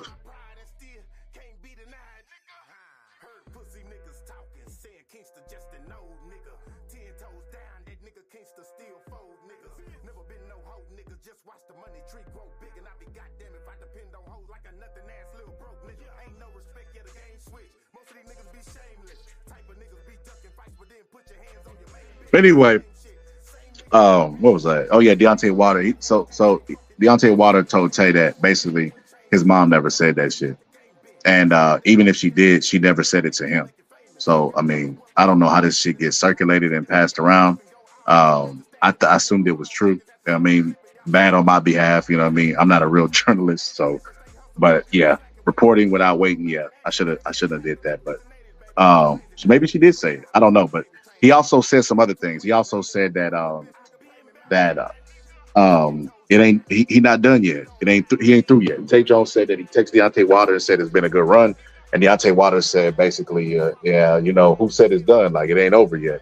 And Tay said he didn't want to see him back in the ring, and everybody know my feelings on it, right? I don't mind seeing Deontay Water back in the ring. I think Deontay Water has a lot left in the sport, and I feel like there's heavyweights out there that he could actually beat. I think he's only lost to the top tier guys. Zhilei Zhang is a top tier guy. He's not a bum. It's nothing that nobody looks at and just laughs at, right? So with that being said, man, and he hurt Zhilei Zhang in there as well. Is the heavyweights in the top 10? Do you just see them walking through Deontay Water? And I don't think anybody does. Zhang didn't walk through Deontay Water. I'll make an argument and say that had Deontay Water not turned to the referee and complained and got hit with that right hook, because the first right hook knocked him off balance, right? And he lost his balance and stumbled, but he looked at the referee. If he doesn't look at the referee and takes a knee, he gets back, because he got back up after the knockdown. You know what I mean? So he would have definitely recovered from that shot and probably would have survived in the fight. You know what I mean? I think the fight would have went the distance like in the Parker fight, because Parker hurt him as well, but he was able to endure and survive the entire fight. But if he doesn't turn and complain to the referee, he survives, right? A lot of people said that the knockout was fake because they don't know shit. They think everything on YouTube is scripted and fake. But no, the first knockout knocked him off balance. The first right hook knocked him off balance, and then he turned his back to complain to the referee, and that's when he got hit with the follow-up shot. The follow-up shot is really what hurt him. If y'all don't think punches hurt, I want you to go to your local gym, turn your back on the fighter, and tell him to hit you, right? Because I've seen YouTubers think they could take body shots and put their hands on their head and get dropped by like Jake Paul and people like that. So I want you to do that and tell me if you're gonna be the same. But like I said, Deontay Water got up. He got up after being knocked down by Zhilei Zhang, who's a hard puncher. And he hurt Zhilei Zhang as well several times throughout that fight. So Deontay Water, it's his decision ultimately to make, but he still has the power in the right hand, and he's all we got as Americans. So I'm gonna support his decision either way. If he decides to retire, then go ahead and hang it up, Deontay Water. If he doesn't decide to retire, then go ahead and continue to box, man. Try to bring that belt back home to USA, man, because that's when boxing's at its best, when we have an American heavyweight champion. That's when it's always thrived. Like the Klitschko's came and bored the division and took the belts overseas and never unified them because it was two brothers. And that's when boxing had its drought. And even that American boxing was so desperate, they started trying to pump up champions like Malik Scott, believe it or not, Chris Arreola. All those guys, they wanted to go beat up the Klitschko and bring the belts back to the States. And now Usyk has the belts. You know what I mean? So boxing still ain't been brought back to the USA. So, man, I'm rooting for Deontay Water to bring it back. I mean, who else we got? Jared Anderson. You think Jared Anderson could beat those guys? You think Jared Anderson could beat Zhilei Zhang? Like, who stands a better chance of beating Usyk if they were to fight him tomorrow? You think Jared Anderson could beat him, or you think Deontay Water could beat him? At least with Deontay Water, we know we could put faith in that kaboom. You know what I mean? That right hand, if he lands it right. So yeah, man, I support Deontay Water's decision to stay in boxing. It's ultimately his. Like I said, boxing is a sport where you're gonna have to sacrifice and give to the sport, right? And if you're comfortable with what you're gonna have to sacrifice, and you can sleep at night, hey, it's nobody's business, especially as a grown ass man. So I support Deontay Water to make that decision. But I wanted to say this, right? So Now, take this with a grain of salt because, like I said, I reported on Deontay Waters' mother saying that, and it was Deontay Waters said it was cap. So either Deontay Water ain't caught the news, or he's saying that, you know what I mean, maybe she might be capping a little bit for the cameras. You know what I mean? You know how mothers is. Like, man, my mothers do that shit. They indulge. Like, you ever told your mom like something that happened when you was a kid? Like, man, you remember when we were so poor? You know what I mean? We poured a bowl of cereal and there was roaches in the cereal. I don't remember that shit. Like, mothers never remember that shit. They always gonna cap and indulge, you know what I mean, for their babies. So it could be a case of that, you know what I mean, or it could just be a case of a flat out lie. So, like I said, you got to take this one with a grain of salt as well, because this is a similar thing. And I mean, this was actually on, I think it was on Yahoo News, if I'm not mistaken. It came across my feed, but this is what it said. It said, Deontay Waters' dad, Gary. Have you guys ever even heard from fucking Gary until this? I ain't even heard from Deontay Waters' mom. I'm just be all the way honest with you. It seems kind of, I kind of believe Deontay Water when he say it's cap, because I've never heard anything from the mom up until this point right now, where out of nowhere, we're hearing from the mom. But now all of a sudden we're hearing from the dad, right, as well. So Deontay Waters always been a slugger, Gary said. Now Malik Scott trying to train him to be a boxer. And if you look at it, you'll see Deontay Waters is not comfortable where he at. As long as he tries to box, he's not going to win. And that's the bottom line. So look, I don't know if y'all new to the channel, whatever the case may be, but I said this shit on the live that I did the last time. Absolutely, Deontay Water is doing too much thinking in there. And he's a slugger. Remember what his famous line, man. He should have, bro, he got to this day and all this shit t-shirts. He should have got, I only got to be perfect for 2 seconds. Y'all tag Jay Jones in that shit and tell him about that shit. But yeah, he should have had, I only got to be perfect for 2 second t-shirts. You know what I mean? Because that was true about him. You know what I mean? A person be winning the entire fight. Deontay Water lays the Wally Kaboom. You remember Wally Coyote? Lay the kaboom and shit. And then shit, we forget about what happened all before that. We forget Deontay Water getting dominated. But yeah, man, that was his motto, and that's what he lived and died by. The fact that a fighter had to be perfect the entire fight to make it to a decision, and he only had to be perfect for 2 seconds. He's not getting his 2 seconds now. He's no longer getting his 2 seconds because he's doing too much thinking in there. And like I said, people keep criticizing Malik Scott is because they don't understand the sport of boxing, bro. Malik Scott came up under Harold Knight. Harold Knight was with Lennox Lewis. Harold Knight learned under Emmanuel Stewart directly. Harold Knight is a good trainer, is a good trainer, and so is Malik Scott. So I look at all the drills and stuff he has his fighter do. I pay attention to Malik Scott. I don't just talk. See these other personalities, they just talk because they like to hear the sound of their own fucking voice, right? I actually do the studying, the film study and the trainer study, and I studied him as a trainer. He's actually a good trainer, man, especially just starting off. See, Emmanuel Stewart started somewhere. Customato started somewhere. Everybody started somewhere. They wasn't the guy at 20 years old training that they was when they was 30 years old training and 40 years old training. They kept progressing throughout the sport. So Malik Scott is a young trainer and he's progressing in the sport, bro. Like I said, he had fucking Zerto looking really, really good against Joe Smith. So man, y'all got to back off Malik Scott a little bit, man. Like, I don't think he's a trainer for Wilder, but I also don't think he's a trash ass trainer. I think he's actually a Floyd Mayweather hell of a trainer. Hell of a trainer. I think he's a hell of a trainer, man. I think he got a bad rap, man. I don't know why. People just don't like him. Their hate for Deontay Water has carried over to Malik Scott. But yeah, man, I don't know if Deontay Water's dad said that, man, but even if he didn't say it, like the movie I watched called Animal, he was like, "Is the Willie Lynch letter true?" Says, "Son, what difference does it make if it's fucking real or not? Is it true?" And that's how I feel about this statement. What difference does it make if it's true, if it's real or not? Did his dad really say this? Is it true? Because I ain't ever heard, bro. I swear to God, I don't want to say some weird shit like I didn't know Deontay Water had a dad, but I didn't know Deontay Water had a fucking dad, right? Of course, he had a dad that created him, but I didn't know he was in the picture, bro.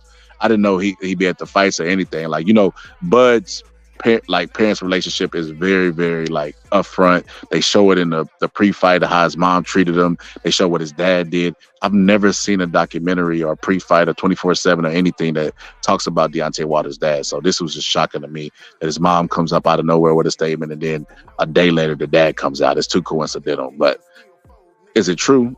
Yes, it's true. Malik Scott, he got to stop teaching Deontay Wilder the fundamentals. As stupid as that sounds, right? Trainers supposed to teach fundamentals, but the fact that he's learning shit that 6 and 7 year olds are learning, and he's fucking 38 years old, damn near 40.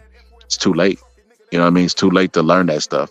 I mean, just put him with a good game plan, build on the streaks that he already has, and then boom. Because I was like, I was watching Tim Witherspoon today. He was on Lady Shan show. Shout out to Lady Shan, right? And Tim Witherspoon was on there talking, and he was like, Deontay Wilder had his left hand low. And of course, if you watch my channel, you see the breakdown. I told you exactly how and why Deontay Wilder got knocked out. And it would have made a difference if Mark Brilliant was in the corner or not, because he made that same mistake in the Luis Ortiz fight. He just had the grit. See, what happens is when you're younger and you make mistakes, right? You run in the red lights and you get caught.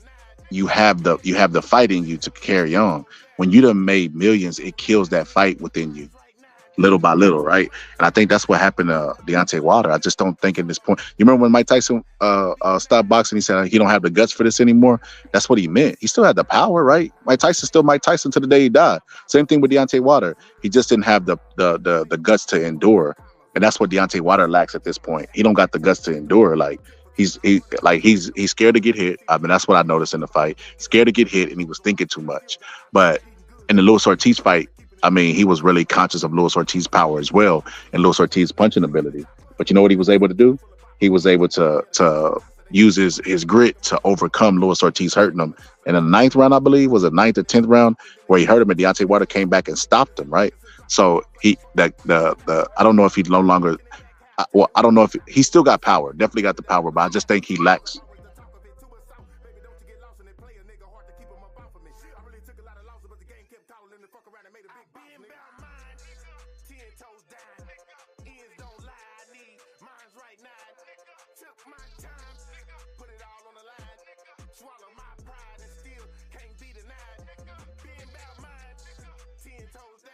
My bad. He definitely. I don't know if he has the guts anymore. Like Tyson said, I don't have the guts anymore for this.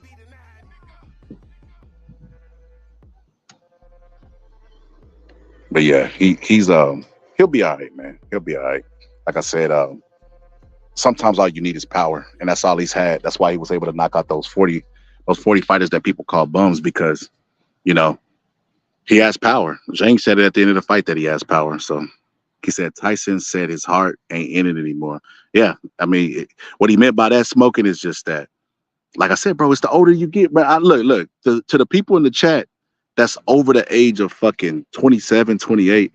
You just don't have it in you to do the things that you did when you was 21. Or even like sometimes even just arguments. I remember being fucking 21, like enjoying arguments, right? Now, bro, I just walk away from that shit, bro. What the fuck I look like arguing with you about your motherfucking opinion, bro? That's just your mindset just changes, man. So at this point, he still has the power, and that's all you need in the heavyweight division.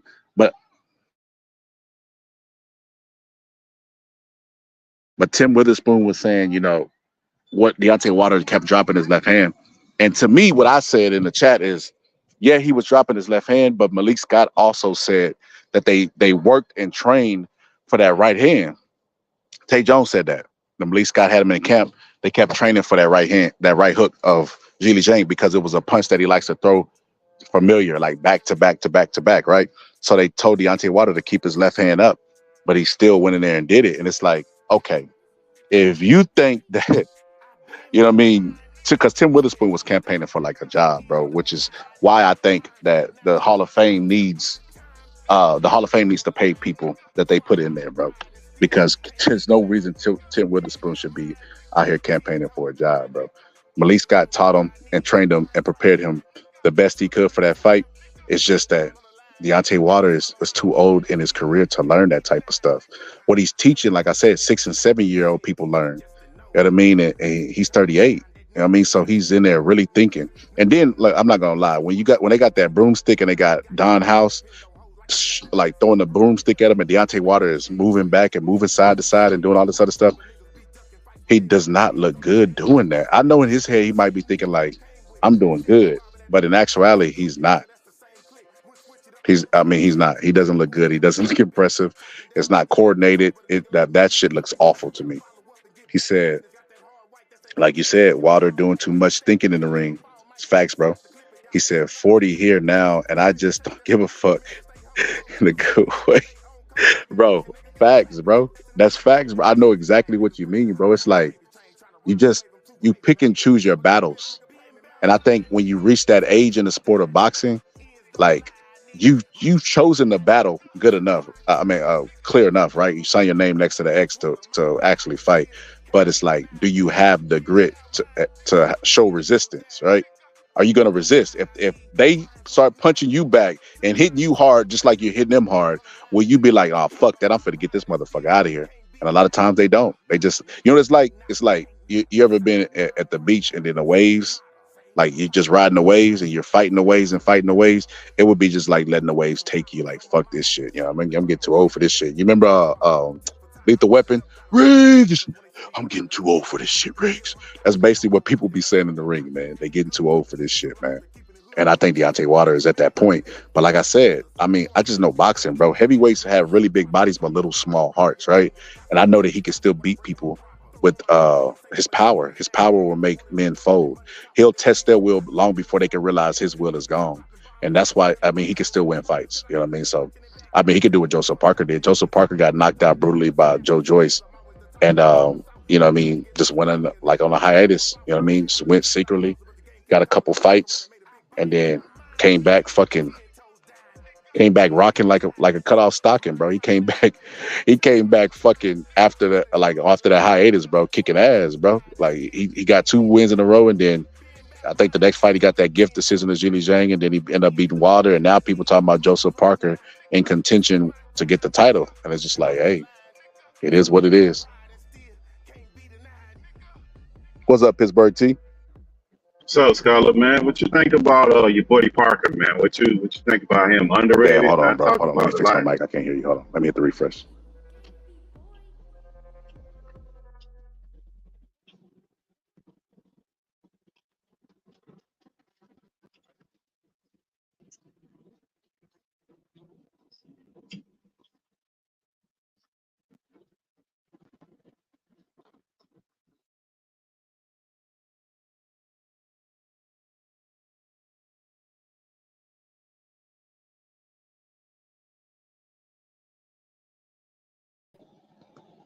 Can you hear me? Yeah, I can hear you. Can you hear me? Okay, yeah, I can hear you now. What'd you say? Yeah.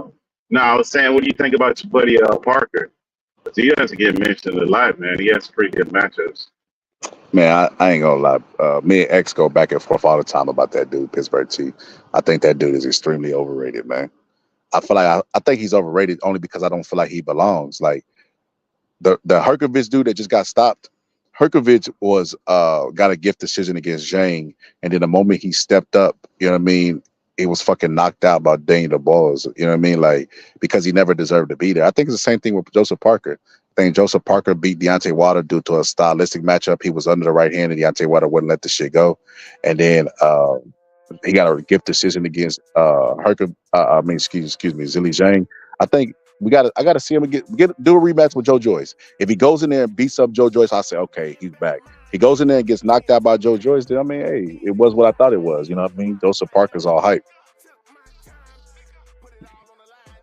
Yeah, I think he's he's an interesting character as far as that whole him. Some of those guys, like when Wilder ain't fighting no more, I don't know how you rate this division no more. I have no idea. People are already saying it's mediocre. When that guy leaves, I don't even know what you say about the rest of the guys fighting him. Dude, she done already missed the fight. Dude's already late. Oh, they're playing 2K and shit. But nah, I don't know, bro. The boxing fans don't know what they want, Pittsburgh T. Because when Deontay Wilder left, bro, they begged him to come back, bro. They begged him to come back. They were, oh, Wilder's back, Wilder's this, Wilder that. And even though they all say Wilder's washed up, now everybody, since the Tay Jones interview is out there saying, Wilder's back. You know what I mean? Like, they just love Wilder. They don't realize it yet. They'll realize it when Wilder's long gone from the sport. But they love Deontay Wilder, bro. Like, even the haters don't realize that they're on edge every time he fights as well. They love him just as well. He's just exciting to them as he is to the fans. They just don't realize all that shit. But they'll realize it whenever he gone, bro. Deontay Wilder's an exciting fighter, and he's all we got is a heavyweight, bro. Like I said, bro, if Jared Anderson, the undisputed heavyweight champion right now is Alexander Usyk. If Jared Anderson fought him, who you putting your money on, Pittsburgh G? Not the guy coming in the ring with a motorcycle helmet. Not that guy. I'm sorry. Are coming in the ring with his what do you call them dogs, bro? What do they call them, bro? Not first responder dogs. What they call them dogs, bro? Damn. The ones that got the little medic sign on the side of them. Yeah, like the pets, bro, that they give you for like trauma and shit, bro. Yeah, I know what you're talking about. What do they call them? Emotional crush dogs or some shit like that. Something like that. But it's a specific name, bro. I just having a brain fart. Yeah. But yeah, that guy definitely ain't beating no fucking Usyk, bro. So yeah, we can hang that shit up now. But I think Deontay Wilder, even though I think Usyk is a better fighter, well, we all know that Usyk is a better fighter than Deontay Wilder as far as skill wise. But if he lands that right hand, bro, can Usyk take it? I don't think he can. But I don't know about Wilder because I always go back to I didn't like that he switched. When he switched over to the Malik guy, he's a good trainer, but I don't believe he's good for what Wilder needed because all he needed was that to sharpen that skill. Like you don't need a bunch of skills. You just need that to make sure the one that you got, it works. So it was just too much. I think it's just information overload. Just you ever heard the word analysis, paralysis by analysis, where you overanalyze shit? I just think that's what it was, man. You had the one tool, just keep using the tool. Don't be trying to do all this other shit. And he's not a young fighter, so I didn't really get that. I didn't get it. That didn't make a whole bunch of sense to me. And he's older too, so I don't know. He was right. I don't know about him. I think yesterday I thought Wilder was younger than that, bro. He 38, bro. But he gave a deadline of 40 being his retirement. And like I said, bro, it's hard to quit this sport, bro. When they keep bringing.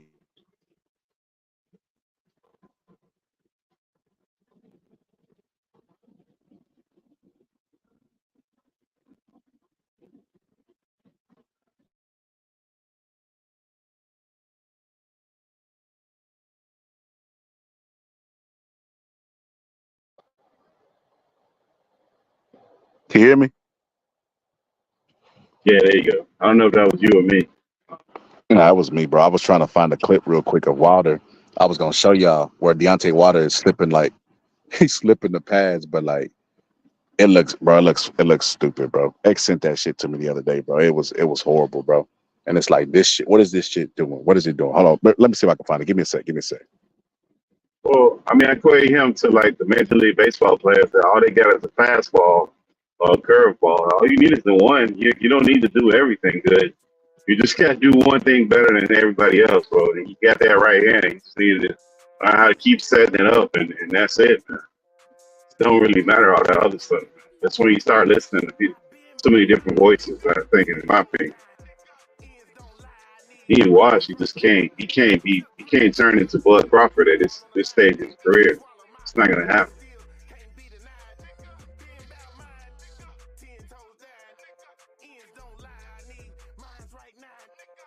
And he probably shouldn't be fighting top tier fighters if he don't do that. He keep fighting journeymen. He could do that all day. Better stay away from Fury and Usyk and AJ. Try and do that stuff. That ain't gonna turn out good.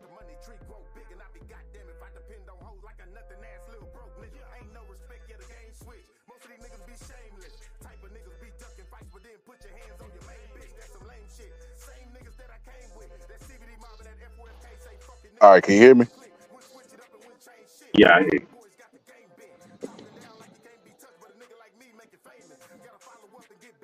Hold on. Can you hear me? Yeah, I hear you.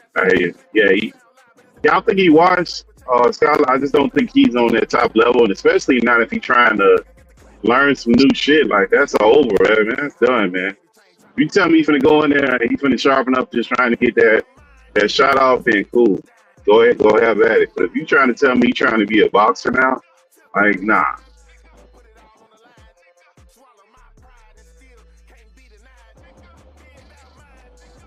Nah. Yeah, hold on. Let me put this shit on. This because I gotta show this shit to the world. It's crazy, bro. I cannot I don't understand what the. So first off, so Pittsburgh T, I don't know if you're familiar with the genesis of this shit, bro.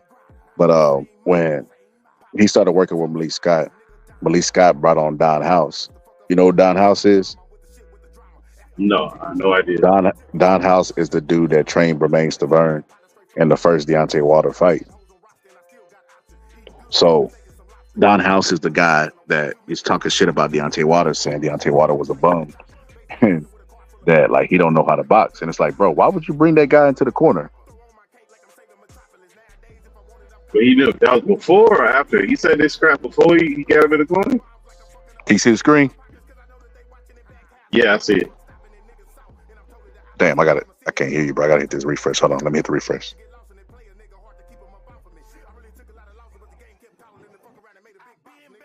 So were the broomstick. So Buddy the stick.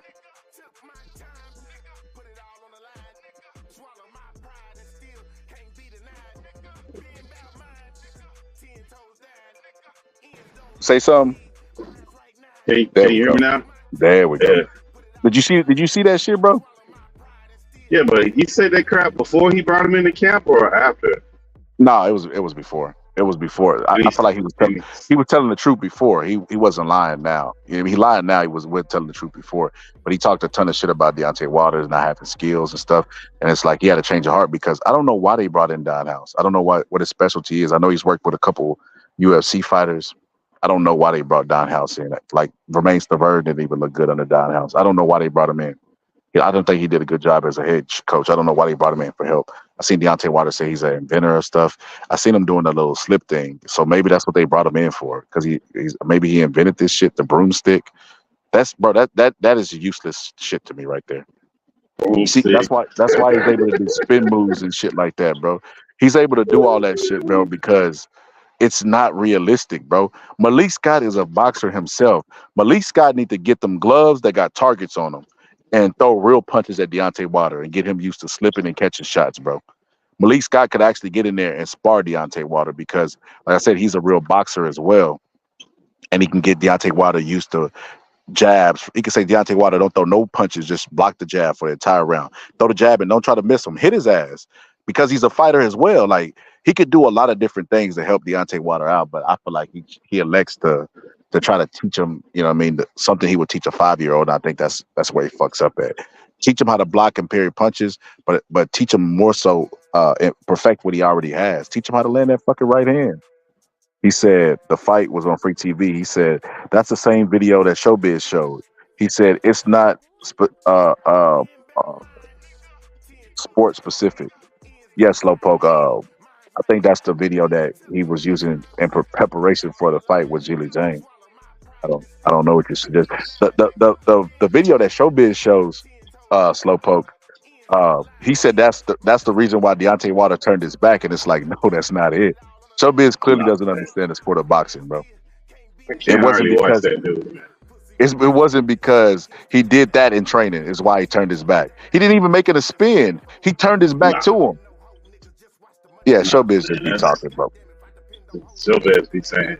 But that's like Ryan Garcia. Remember that have like turn your back to your opponent type thing, and they were trying to act like he had like invented some new move that he worked on or something. It's like, nah, man, come on, man.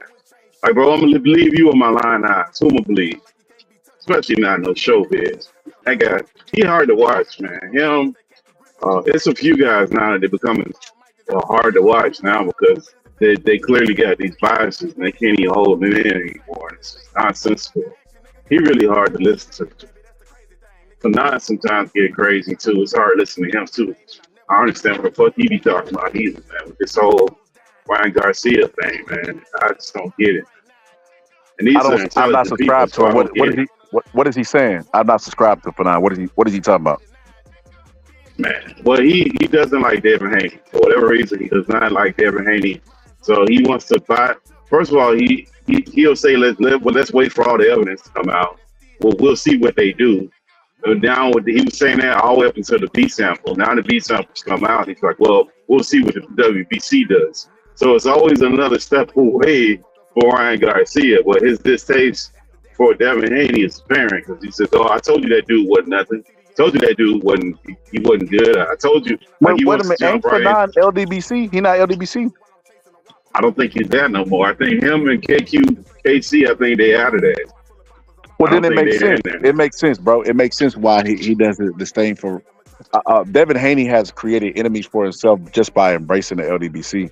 Like people want to see him fail. Like he's created a lot of enemies just by him. You know what I mean? Just by forming, you know what I mean, forming an alliance with them. Like a lot of people, he's every enemy that they have has now become Devin Haney's enemy. That explains why he doesn't like Devin Haney, but that doesn't change the fact, bro. Like I said, bro. Like Press, I'm so glad Press ain't here today, bro, because Press would have me debating Ryan Garcia, bro. And I'm so Oh burnt out on that God. shit, bro. It's like, bro, how do Oh you do? yeah. I can't debate science, bro. It's like at this point, bro, let's just talk about boxing, bro. I don't care. Ryan Garcia is guilty, Yeah. bro. Let them deal with Ryan Garcia. He's not my fucking problem, bro. I ain't gonna listen to that whack ass music, bro. I'm not gonna listen to his whack Yeah. ass music, bro. And I don't care what happened to him, bro, because I don't think shit's gonna happen to him. Yeah, I mean, at this point, man, people have made it's enough stuff out there. You believe what you want to believe, but some of these guys are apparent of what they're doing because they keep pushing the goalposts further and further down the street with that whole shit, and they get exhausted. I mean, it's like, come on, man. Like name the player that in any sport that we ever seen somebody test positive, and people they start listening to the guy who tested positive, not the testing agency. Not the people who administer the That's test. fucking hilarious. What the fuck? The fuck y'all doing, man? His lawyers throws out a statement, and they're like, "Aha! You see what he said? Like, what the fuck?" I think Bro, they reading what the lawyer's statements, bro. That's crazy, bro. You can't make this shit up, Pittsburgh. I be in the comment section like, bro, this is not real. There's no way this is gonna work on fucking adults, bro. That bill paying adults that wipe their own ass, bro. There's no way that this is gonna. And sure enough, that shit worked, bro. That shit worked. That narrative spinning shit, bro. It's crazy, bro. That shit worked. That shit comical. Because at the end of it, I mean, his lawyer that works for him, the guy that burned dirty, what did you want the lawyer to say? Hey, man, we investigated ourselves and we found out that we actually cheated. Like, we guilty. Yeah, after further investigation, look, when I first got with Ryan Garcia, I'm not going to lie, I thought he was innocent. But now that I've investigated, that motherfucker's clearly guilty. We're clearly guilty. He's paying me money, but I'm obligated to tell you guys the truth. Even though he's paying me money, bro, it's stupid. And you know, we sent off the hair follicle. I thought that was gonna get us off, but you know what? The hair follicle turned out to be positive. And then we sent out the supplements. They came back negative for everything. They might have had a little creatine in it, but that's about it. Like, bro, that's crazy, bro. You're right, bro. That's absolutely madness, bro. It's funny, man. Like you literally look at it. That stuff of it is comical, but it just shows your intelligence level where we fall into. And you see like the advancement that they're making in technology. Man, I sent you some shit today where they putting servers and they putting switches. They're submerging them in liquid to keep them cool because they run so hot now. And then they got a rack of servers, and they're talking to one guy's talking in all these technical terms, Cisco, about how fast it runs. And the guy's like, "Well, break that down to me. Explain to me what are you saying?" He's like, "Well, you know that the Eastern." He's basically saying that the network of phones, right? Network of phones on the east side, on the east coast. Well, this switch can do that. Like that one switch, yeah. So we got to cool it, and they dump the whole shit in some liquid to keep it cool because it gets so hot.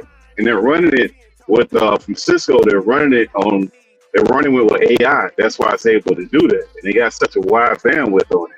So we done made that much of a jump that they can put something the size of like a cabinet to run that much computer technology. But these damn fools can't figure out a simple test that's not even complicated, man. It's like we just going backwards as a society, man. This shit is crazy, man. It just don't make a whole lot of sense, man. Yeah, that is wild. Pittsburgh T, I didn't get your opinion about this shit yesterday, bro.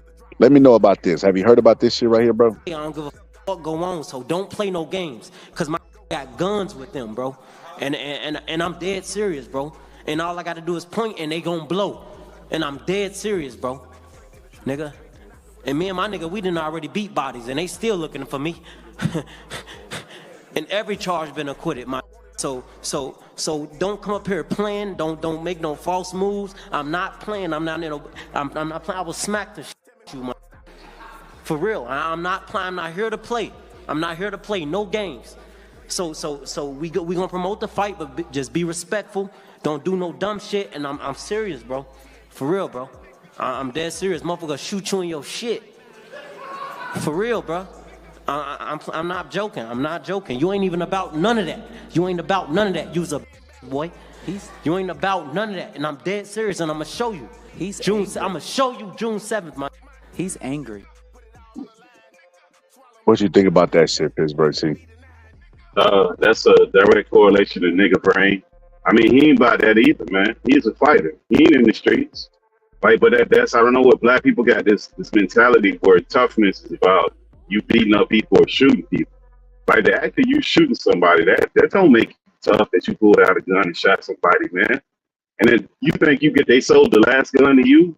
Like all of that is just ignorance and stupidity at some level. It's just, I mean, it's fucking frustrating because as you get older, you should, that's 20-year-old, like early 18, 19, 20-year-old behavior because you've been programmed by TV shows and music to believe in that. When you get out here and you start paying some real bills, that should be the last thought of your mind. I'm disappointed in that guy on the back end of his career that he resorted to that kind of foolishness. I think it's partially part of nervousness that he kind of went back into that because he's comfortable with some of that stuff. But it's just a level of certain ignorance, man, that you should not have. That's just pure ignorance, man. That's all that is. There ain't nothing more, nothing less. You had a press conference promoting a fight and talking about somebody shooting somebody in the face and how your people got off. Like, that's just dumb, man. You a fighter, man. You couldn't get rid of your hands. Is that any different than this? Everybody know Team Crawford. Y'all know I get active. Yeah, that's different. Because remember he's saying, yeah, that's way different. Because he's saying that we got bodies and we didn't get off. Everybody know we didn't get off. And you ain't about that. He'll shoot you in your face. He's very specific in what he's saying. It ain't even. I mean, Terrence Crawford, that could mean anything. That could mean a whole bunch of different shit. That's ridiculous, man.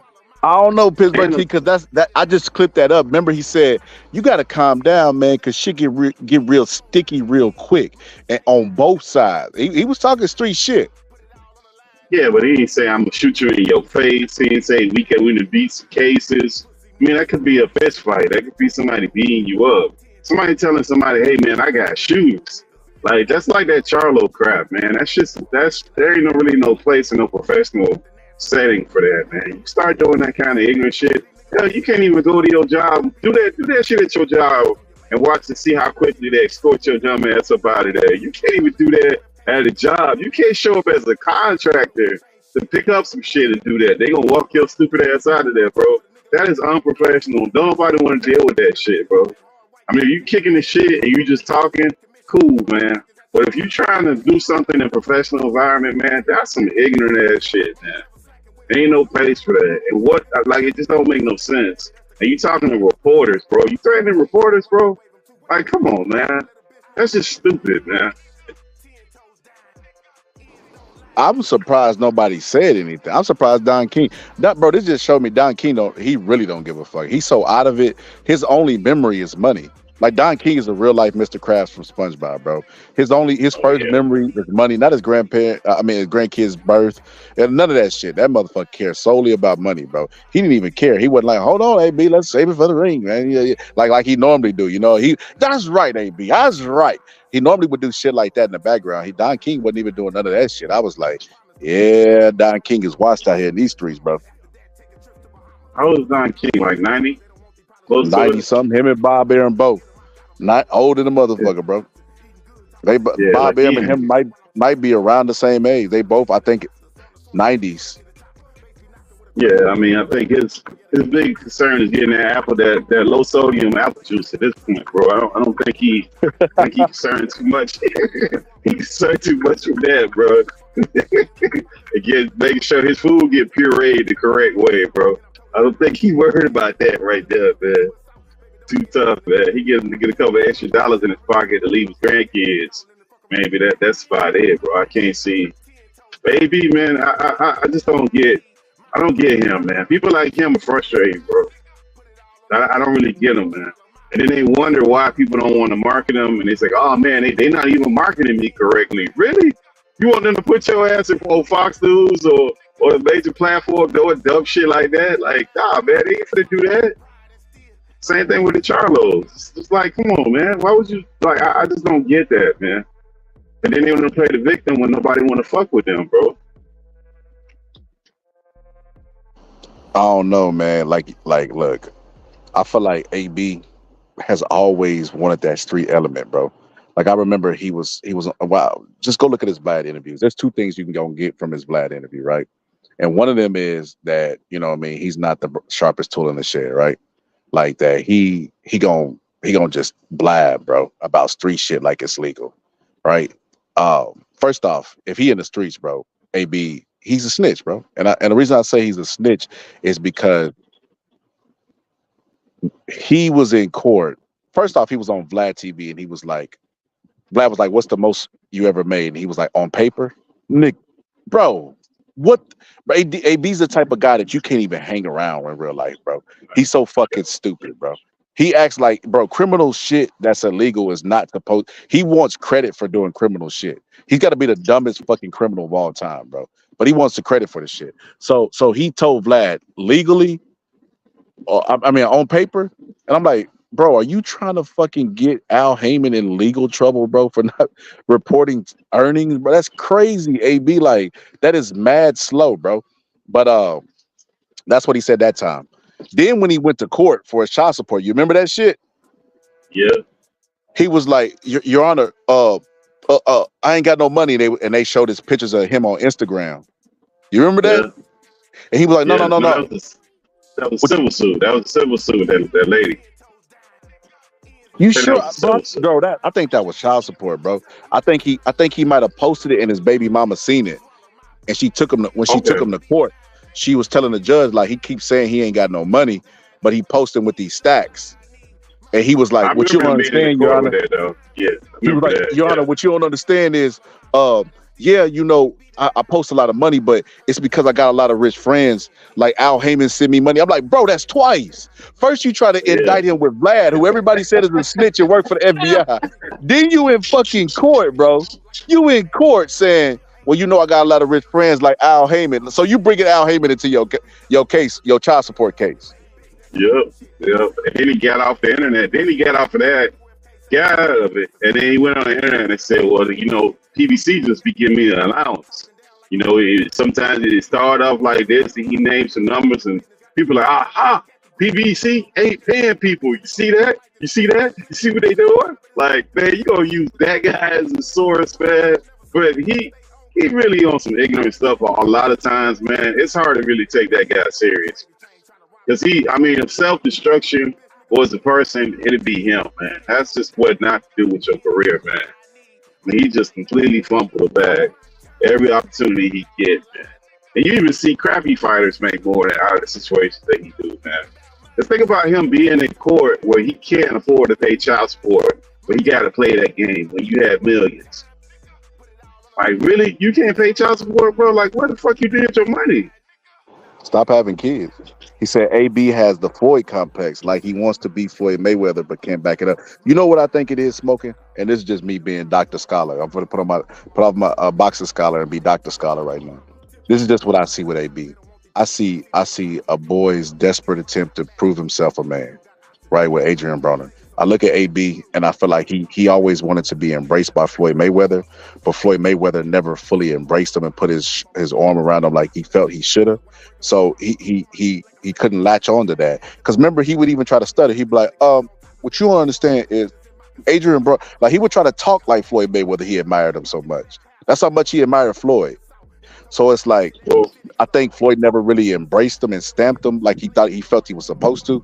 So I think AB just use what most people do, bro. That black people look at the streets as a badge of honor to get respect in the streets, right? Like Bill Haney does the same thing. It's no difference than Bill Haney being a millionaire shopping at fucking Whole Foods, still trying to attach himself to that street element. So people try to use that as a badge of honor. I think because AB never really got the accolades in the ring, he tries to use the accolades outside the ring, which is the streets. You know what I mean? The streets is where the energy is for him. He's actually a champ. He had some belts though. Like to me, the problem with AB is he's like most people, man. Especially our people, man, because they've been programmed. Like everything black with black people, black culture is just so negative that we embrace it so hard that we are here thinking that's what we got to do. Like you got to talk a certain kind of way to be black. You got to wear certain clothes to be black. Like your thoughts got to be a certain, like by the programming that you get on social media and TV, that's what everybody believes. And we're not like that. Like it's all kind of diverse, different people that do all kind of shit. From who knows, and their thoughts are all different. The problem with people like AB, in my opinion, is that they move too quick and they don't have anybody of elder around them that they respect to listen to. Because you know, an older man will cuss you out, tell you to sit your stupid ass down. And when you don't have that, and you're the money guy in your group and you're paying for everything, everybody's just gonna look at you as though you whatever you want to do, they're gonna do, and you're not set up to be a leader at that point. You're just not. Because it's one thing for you to have your own thoughts.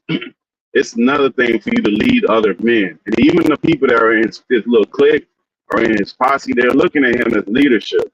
And that's pressure for people. Hell, it's pressure for just a man to take care of his family. Dudes is killing themselves, literally committing suicide because they can't handle the pressures of going to work and coming home and dealing with their family. That's a lot for some people.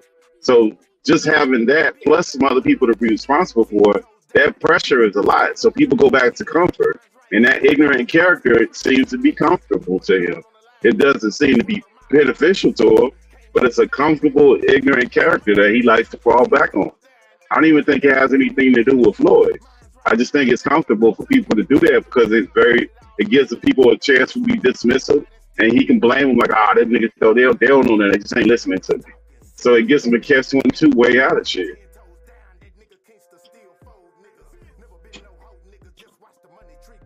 You see that dude on the screen right there?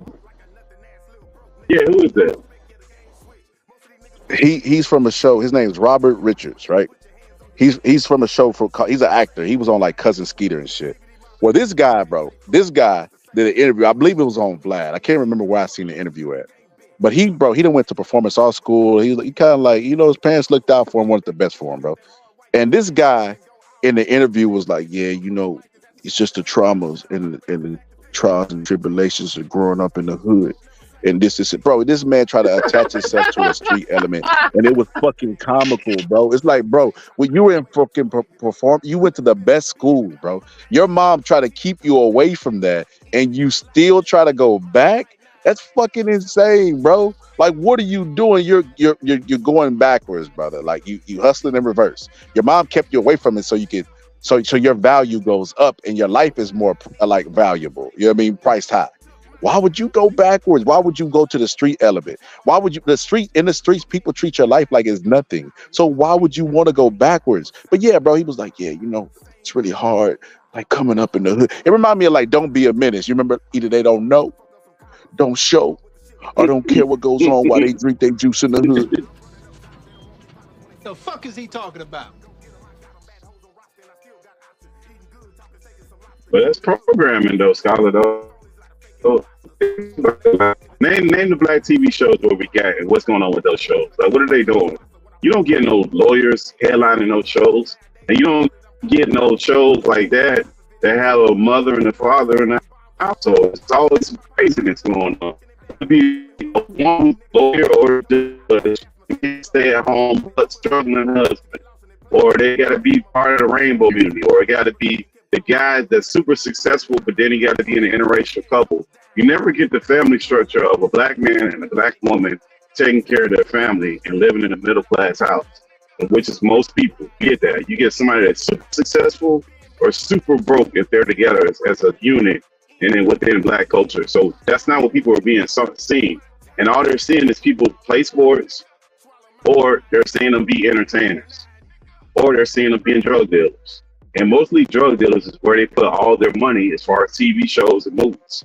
That's all you get with black people. You don't really get us in anything else outside of that, unless you Denzel. And he don't even do that many movies no more. That man, I don't know how many more he got left.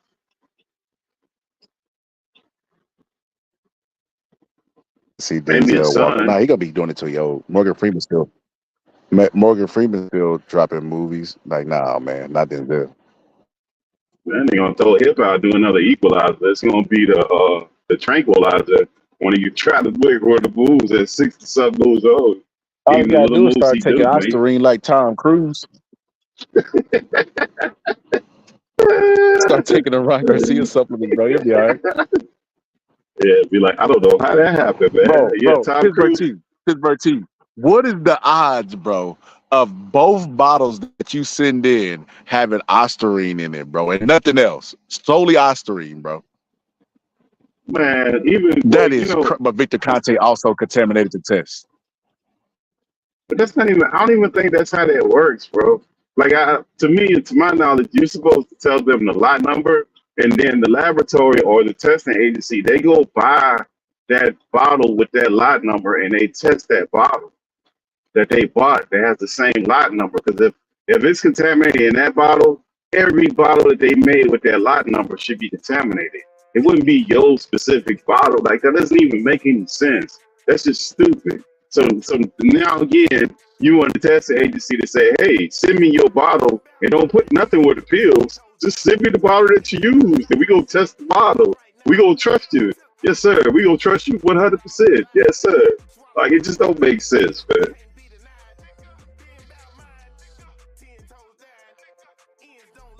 Contamination. Yeah, what you said is absolutely true. That's what happens. They give a lot number and they let the people do the investigation.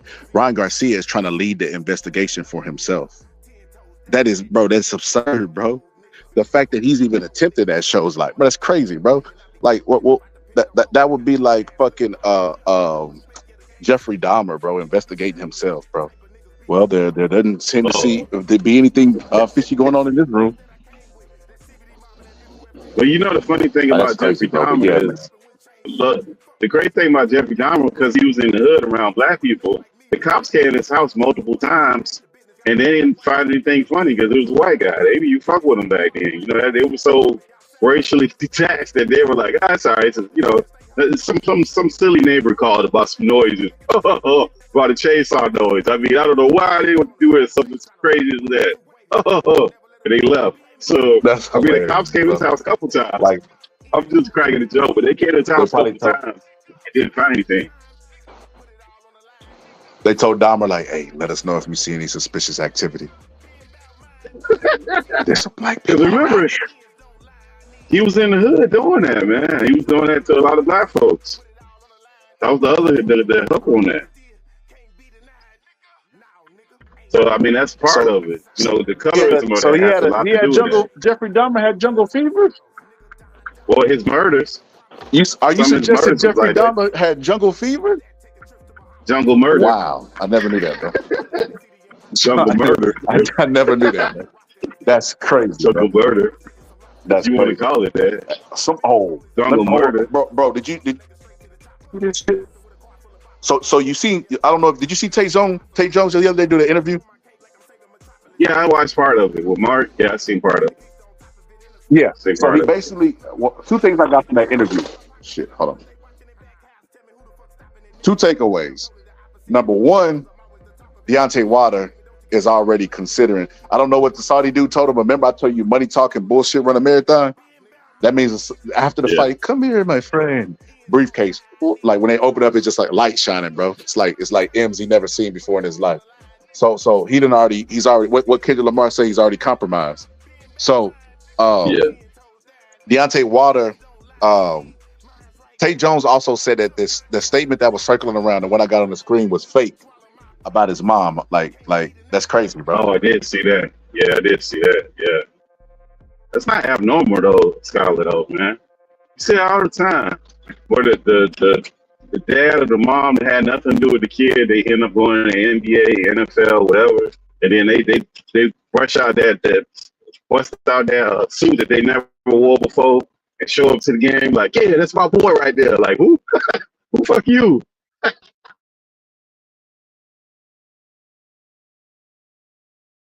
But do you think Happens a that's a lot, case bro. of what this is, or do you think that maybe the internet just tripping on like moving too fast? Like it might have just been somebody heard this shit and like an overreaction type shit rather than because I don't know how his relationship with his mom. For in their interview, they don't Sage Jones, they don't talk. So I mean, if they're not talking, she shouldn't really be saying anything. They don't have that kind of relationship. So how would she What know about if his he's gonna dad? retire or not Because retire? his dad said something too.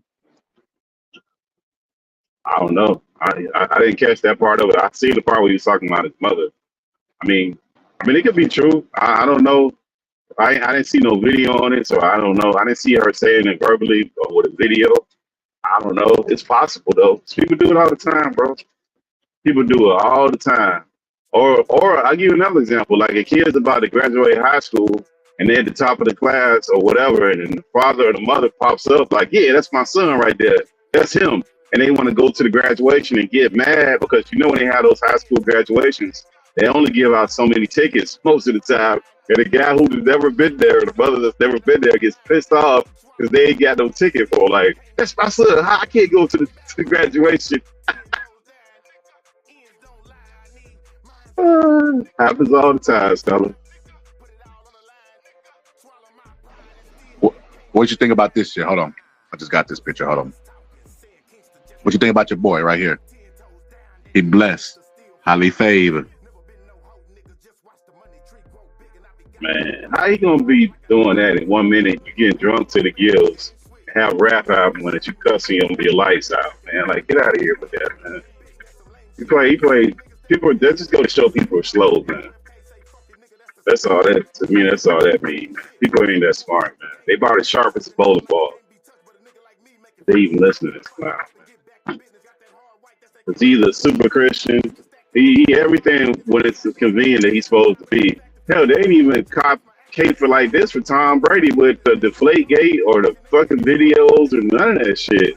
And he actually won some Super Bowls and was actually good at some shit, like at the top echelon. And they ain't even cape for Tom Brady. Tom Brady coach wouldn't even cape for him with the ball shit. They asked Bill Belichick about the balls in the press conference after the shit got exposed. He's like, hey, you got to talk to the quarterback. Don't ask me about that. I ain't got nothing to do with no balls.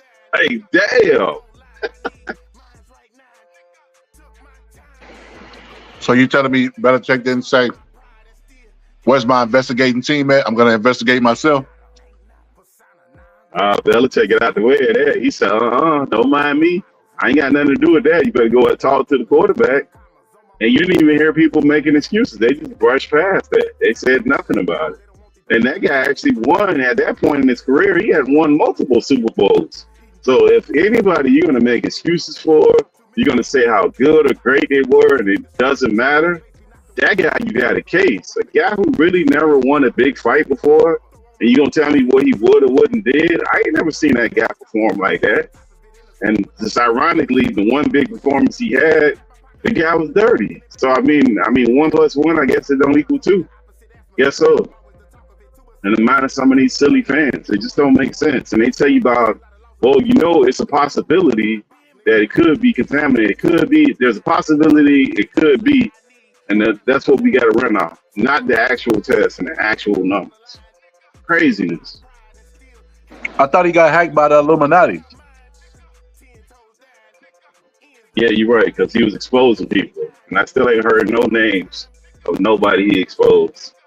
And he got to open up a foundation that you got to donate to for him to help the kids. Now he going to do it himself. He's trying to be the Spanish version of Umar. You better watch out. Umar going to take him out. That's who's going to get him. Best thing in the lane. Might open up a school for the next 20 years.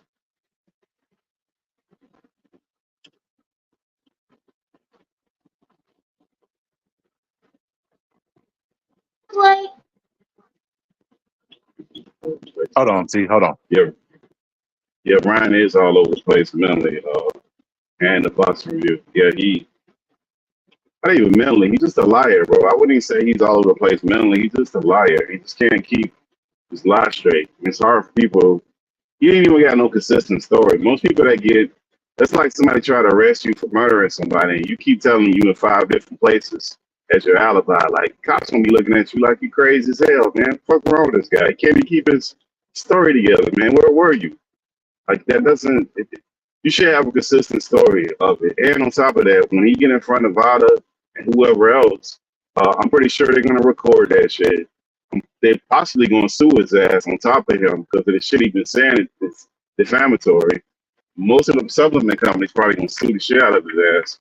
I mean, I'd be surprised if he's boxing anymore. Me personally, be honest, I don't think the guy was really that interested anyways. It's just an excuse for him to go out and say, "Hey, man, they kicked me out of sport. They didn't want me." You know what they did? He'll keep on the internet. Exposed. He gonna use the excuse that he exposed them. Yeah, he's gonna be on the internet trolling and say they didn't want me in. It's Victor Conte. Look, changing it up just a tad bit. We'll go right back. It's just a light bulb just went on in my head. Are you driving right now? Yeah. Damn, you can't look at your screen. I want you to see the dude almost hit Deontay Wilder with the broomstick with his head movement. Like you can't move your head out of the way of a broomstick, bro.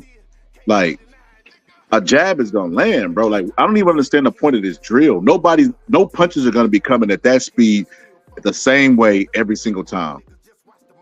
And the angle he's throwing him from. Yeah, and the angle he's throwing him from. Like, what is he trying to slip? Like, punches come like that, it's the uppercut. Fuck it, I'll just spin. What the fuck's he doing? Right, you're coming from an upward trajectory. Fuck it, I'll just spin. Like he's just jacking off a broom and Deontay Wilder just moving his head side to side, bro. This is weird. Crazy, man. Makes no sense. But remember, what was that guy from Aerosmith? That reminds me of that guy that they ended up firing. That was the conditioning coach. That he kept trying to make himself bigger than what it was. And Aerosmith said, "You know what? Fuck you." We got rid of his ass. What was his name? Blu-ray. Oh, remember you talking Blu-ray? about the dude got real big. Blu-ray. Yeah, he got real big, and he was talking. Yep, same shit. Yeah, Malik Scott. See, look, even when he's catching the punches, look how he's reaching in front of it. Look how far he is catching those punches. Let's say Deontay Wilder is a good learner and fast learner, and he builds in a program where he catches punches out there. All you got to do is feint, get him to reach, and then bam, throw the punch. Yep. This stuff is a waste of time, bro. Teach Deontay Wilder creative ways of how to land what you ever seen the show 1,000 Ways to Die? Teach him 1,000 ways to throw the right hand. That's it. Yeah, you ain't got to be great at everything, bro. That's a uniform, man. I mean, we ain't got a lot of those. Most people good at one or two things, man. You ain't doing all that stuff, man. It don't make sense. I think he just got caught up listening to people telling him what he couldn't do, and he wanted to prove wrong. Because that whole thing with Fury. I don't know about that. Because why did he go with Malik Scott, though? Why did he get once he fired Breland, which didn't make any sense, why didn't he go out there and get another trainer? Because it was easier to just promote within the company. You know how companies do that shit. Malik Scott was already there. So it was easier to just take Malik Scott and, you know what I mean, give him a higher ranking than it would be to bring in somebody else. You know what I mean? So Malik Scott was already like virtually teaching them stuff while Martin Breland was there anyway. So it was just an easy transition. Malik Scott not a bad coach, believe it or not, bro. He get a bad rap. He's not good for Wilder, is what I'm saying. Like the guy that took you there, the guy that took you there that y'all rolled out with, that was good for you. Like if you look at championship anything, like as far as through the sports, a lot of the coaches and players, they ain't fucking get along. They have the best fucking relationships in the world. They just figured out. Yeah. Jordan and what's his name? Phil Jackson. Jordan didn't have Phil Jackson. He didn't have the best. Kobe and Phil Jackson. Shaq, Phil Jackson. Like we can go through the list. Like, man, it's tons of players that don't get along with fucking coaches. But that's what their job is, to coach you. Like it's not to hang out with you and be your fucking buddy and do the shit that you wanted to do. Because I didn't get none of that. I thought he would have had a cool off period after that fight. Or he thought that the guy shouldn't have threw the towel in, and he would have figured out what it was. And even if he thought that, and he wholeheartedly believed that, and he wanted to run with that, after the second Fury fight, he just kept with the same new trainer. That apparently it wasn't working, bro. I didn't get that. That doesn't make any sense. You see Fury bring in the You know what was the most, I ain't gonna lie, bro, the most embarrassing part about Deontay Wilder versus Tyson Fury, part 3, is Deontay Wilder couldn't talk shit, and neither could Malik Scott. Because Malik Scott started talking shit, and he told him, like, I busted your eardrum in sparring, like I beat you up in sparring. Like, I think Malik Scott might have brought it up, bro. It was crazy, bro. I would have never revealed that shit to my fighter, bro.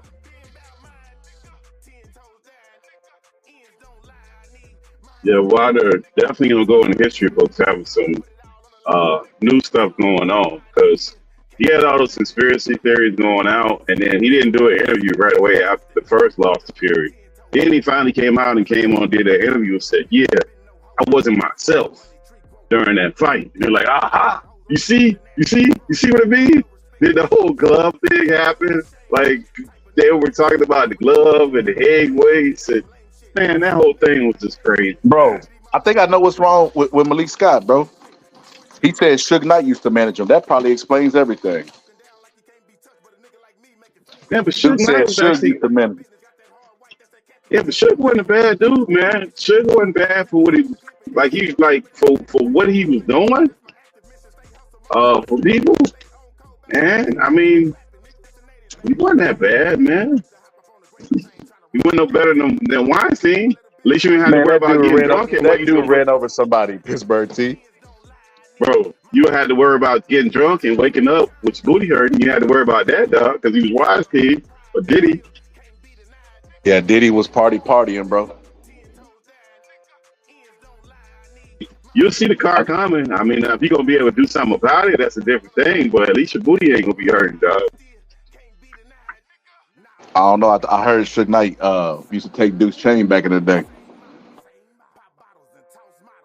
I mean, but they all got that kind of like shaky stuff going on. And I mean, that's part of the music business. It's part of that deal, because it is what it is, man. Well, look at Clive Davis, man. He hung around a long time, man. Like, those guys hang around a long time doing some strange stuff, man. And all them dudes now that we give a lot of credit to, where you think they learned all this crazy stuff, bro? The Clive Davises and all these guys who were financing all this stuff, all this strange stuff. So I don't even, Suge Knight, man, he lightweight compared to some of the stuff these guys are doing with some of that. Remember that movie Cadillac Records and the history of Motown and all of that, man? That's like, he lightweight to some of the stuff they was doing, man. Sam Cooke's story. Remember, Sam Cooke was the first Negro to say that he wanted to own his own masters and have his own record label. They did his ass like one of them Boeing whistleblowers. Oh, you wanna do what? Tell him to hold his beer. I'll be right back.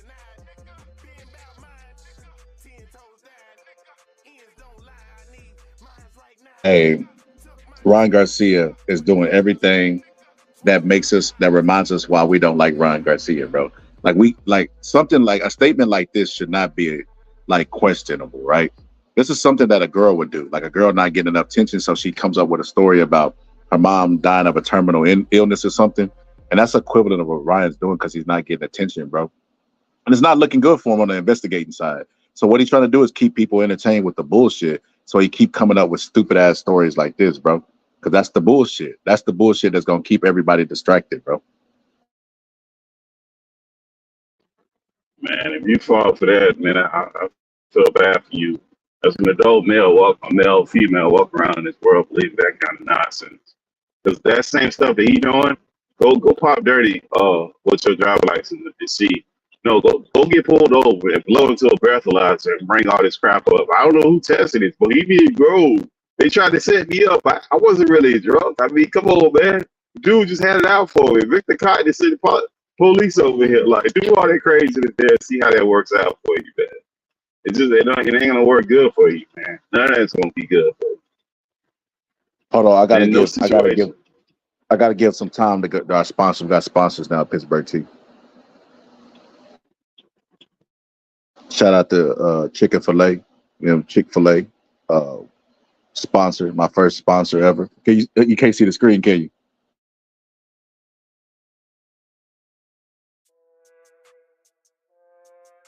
Gotcha. Got the chicken on there. I see it. It says made with 100% heterosexual chicken. But yeah, I'd like to thank you, our sponsors. We're in the wrong month for that, Scholars, man. It's their month, bro. You gotta be, can't be saying stuff like that, bro. They're gonna shut you down, bro.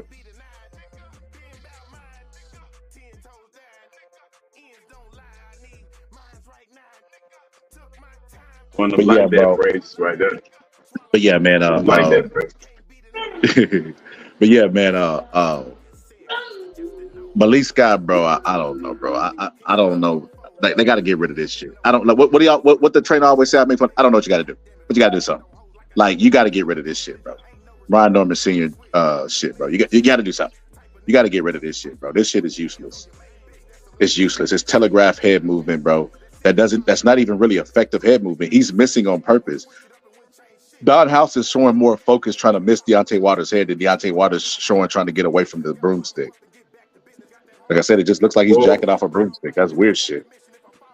Well, you remember the guy in Houston, the general manager of the Houston Rockets basketball team. He's well known, Daryl Morey, well known for using analytics to a T, like super analytics. Another guy that was known for doing that was Chip Kelly, where you got these ex-football players now, Deshaun Watson and them coming out saying, hey man, this fool wanted to have like some kind of heart monitor on us while we were sleeping so he could have like stats on us. And he wanted us to like be in the bed by a certain time. And all this, like, man, we grown men, nobody doing that shit, man. Like, fuck you talking about? You worried about like them playing in practice with the pants sagging and just like irrelevant, stupid ass shit. Like, fuck is wrong with this guy, man? Like, so like some of these guys, they go down with these stats and these analytics and just the whole X's and O's and stuff. They don't realize that it's a person. You have to accumulate what you're trying to do to the person. Can the person actually do what you're asking them to do? If not, then it's fucking pointless what you're trying to do. Because that might be good in theory, but that's not actually good for that fucking person. And all the good coaches in any sport, they just figure out how to manage the people that they have and get the best out of those people. You can't make them be anything more than what they are. Agreed, bro. Agreed. You know, I was listening to your homeboy's show today, Pittsburgh T. Your best friend. Showbiz? Nah, Showbiz. You always arguing with him. Oh, that guy. The guy with the long ass stories. They go nowhere, man. The fucking story that's a long walk to a long short, or a long walk off a short period of nowhere, man. So I was on his show and he revealed, bro, he dropped some gems today, bro. He said that Ronnie Shields was supposed to train Deontay Wilder. I thought that was pretty interesting. Man, that's also the guy that came over here and told us that Errol Spence didn't pay his trainer anything. So I mean, I don't know about his fucking information, bro. And that ain't what the lawsuit said. The lawsuit that Derek James filed said he got paid. He just didn't get paid what they agreed on. It's like, man, these insiders and their fucking information is like, Brown, I don't know what to believe with these dudes, man. Oh shit, you finna pull Joseph about the chat, man. Joseph, don't do it, Joseph. Spare. Man, he showed set up and told us, because we was going back and forth about the amount that he should pay. It was me, you, and like that. He came like, no, you didn't pay him anything. And they're like, well, shit, if he didn't pay him anything, that's dead wrong. But then when you look at the lawsuit says he did get paid, but it was nowhere near what he assumed, what Derek James assumed that he was supposed to be entitled to. So that just wasn't true. And the guy didn't issue no statement saying, hey, man, I got that wrong. That's the problem with them guys when they want to be insiders. When they get shit wrong, they don't say, hey, man, I fucked that up. Nah, they just keep on, they march to the next thing. And they keep their title. Just like your buddy, Glacier, the number guru who never get numbers right. Guy who loves telling people other numbers about pay-per-view, and he never getting none of the fucking numbers right. Damn, bro. Not Rick Glacier and Joseph on the same show. Nah, like you and Joseph, bro. Y'all funny, bro. I got to get him back up here so I can have y'all normal back and forth, bro. Yeah, but people like, who is that? Like, Pittsburgh T? Hey, sometimes it don't even be you. You won't even be on Pittsburgh T. It'll be like that. Who is that? Pittsburgh T? And bro, I mean, but you're around stuff and you listen to it every day. Like, you know enough about stuff when, people just saying what they're saying, man. It just don't line up with some of the stuff I see every day. Because, like, my opinion outside of here, I actually get paid for my opinion. And I'm wrong a lot. And I have to change my fucking opinion. And based on that, I can just go by what it is, man. Like, I can't just be so hardcore into an opinion that I just fucking believe it so bad. And I'm losing money because I'm in the market and my opinion is wrong. That's stupid. But people don't have the risk attached to their opinion, so they can just make some shit up. And there's nothing that makes them change it. What's the effect if you come on here with some bullshit, or you drop a fact that's not a fact, and it's not true? What's the consequence? Nothing. Nothing happens. This dude said he bet $1,000 that Adrian Broner's gonna lose this weekend. How the fuck we know you gonna pay $1,000? And I would never bet no money, no $1,000 on a damn boxer. That's crazy, bro. Especially to Adrian Broner and fucking Blair the Flair. That's crazy, bro. Bro, I could think of 1,000 better things to do with $1,000. Bro, I'd rather take $1,000, put it into $1 bills and go make it rain on strippers in Detroit, bro. Or you know what I mean? Like, there's a lot of stuff that you could do with $1,000. That's crazy. Take 100 of those dollars and put it up in the prop bets, bro, and make the $1,000 that you're trying to bet. And then when you win, hit your boy off with a $20 cash out. Man, listen, man. You want to take $1,000 and put it somewhere? Buy either Nvidia or Meta. Meta now what they're gonna do, bro? They're gonna put what's the social media outside of Facebook they got us? Instagram? I think it's Instagram, right? Yeah, well, Instagram, you know how you get on there, you can get on and off for no ads. They're gonna put an ad on there, and the only way you're gonna be able to get that pop-up off is you're gonna have to pay a monthly subscription. So that's gonna be a whole nother stream of revenue. If you want to invest some money, buy you some Facebook, buy you some goddamn Nvidia. That's what you do. Not buying fucking AB, man. Ain't no way, bro. Ain't no way, man. He got insider information. Ness got insider information. Adrian Broner was getting beat up by his sparring partners. Oh, was he? Yeah, the video stock split is Friday after close. So it happened. Whatever you have, Friday is 10-1 split. The other splits is going to be Chipotle Mexican Grill. This is a 50-1 split, and it's rumored that Palantir is going to split too. They haven't officially came out and said it. Those are your splits. Yeah, I don't know about AB putting no money on that fool, bro. I don't think AB put money on himself at this point. That's what I think. That was that nervousness with all those threats and stuff. I think that's what that was. AB's gonna beat him, bro. Blair the Flair Cobbs has too many flaws. AB should beat him, but I don't have enough faith that AB's gonna beat him. I would never bet $1,000. I can see where a situation where AB also loses, but I'm rolling with AB. AB has more skills. The only knock that AB has is that he doesn't let his hands go. So, nah. Yeah, because what like the fight gonna be over and we gonna come back right after the fight and say, man, if he just would have let his hands go, like, man, nah, man, I'm not doing that. Not doing it, bro. Because he did that too many times, man. And when he finally lets his hand go, you're like, damn, about time, bro. Shit. Like, damn. Yeah. So Ashley Theophane was a pretty decent fighter from the Floyd Mayweather gym, and AB knocked him out, bro. I think AB at any point in his career is better than Blair the Flair Cobb. Now, a majority of the game is 60-70% mental. That's what I don't know is right. If AB was mentally right, he looks good physically, but that doesn't mean anything. Ali looked good for the Trevor Berbick fight, and he lost. You know what I mean? So looks on the outside never tells you what's in the inside.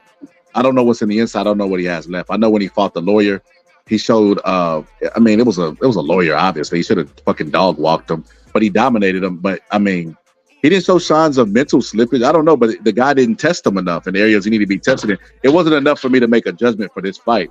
So with that being said, I don't know that AB walks through him, but I don't know that he beats AB as well. AB on paper is more skilled and talented than Blair Fairclough, like I said, at any point in his career. So I got to go with skills and experience over youth and flaws, right?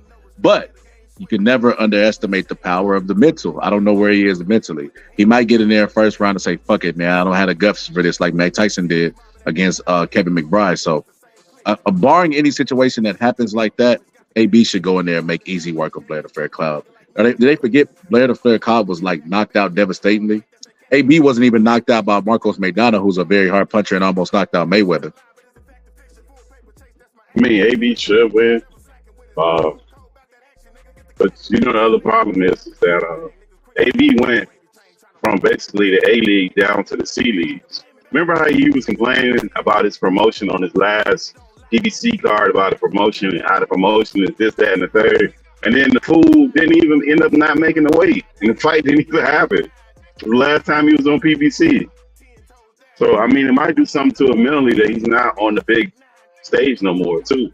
You know, it's a smaller, everything is smaller. The promotion is smaller. Everything is just not, the buzz ain't what it was because it's just, I don't know. That might affect him, too. I don't know.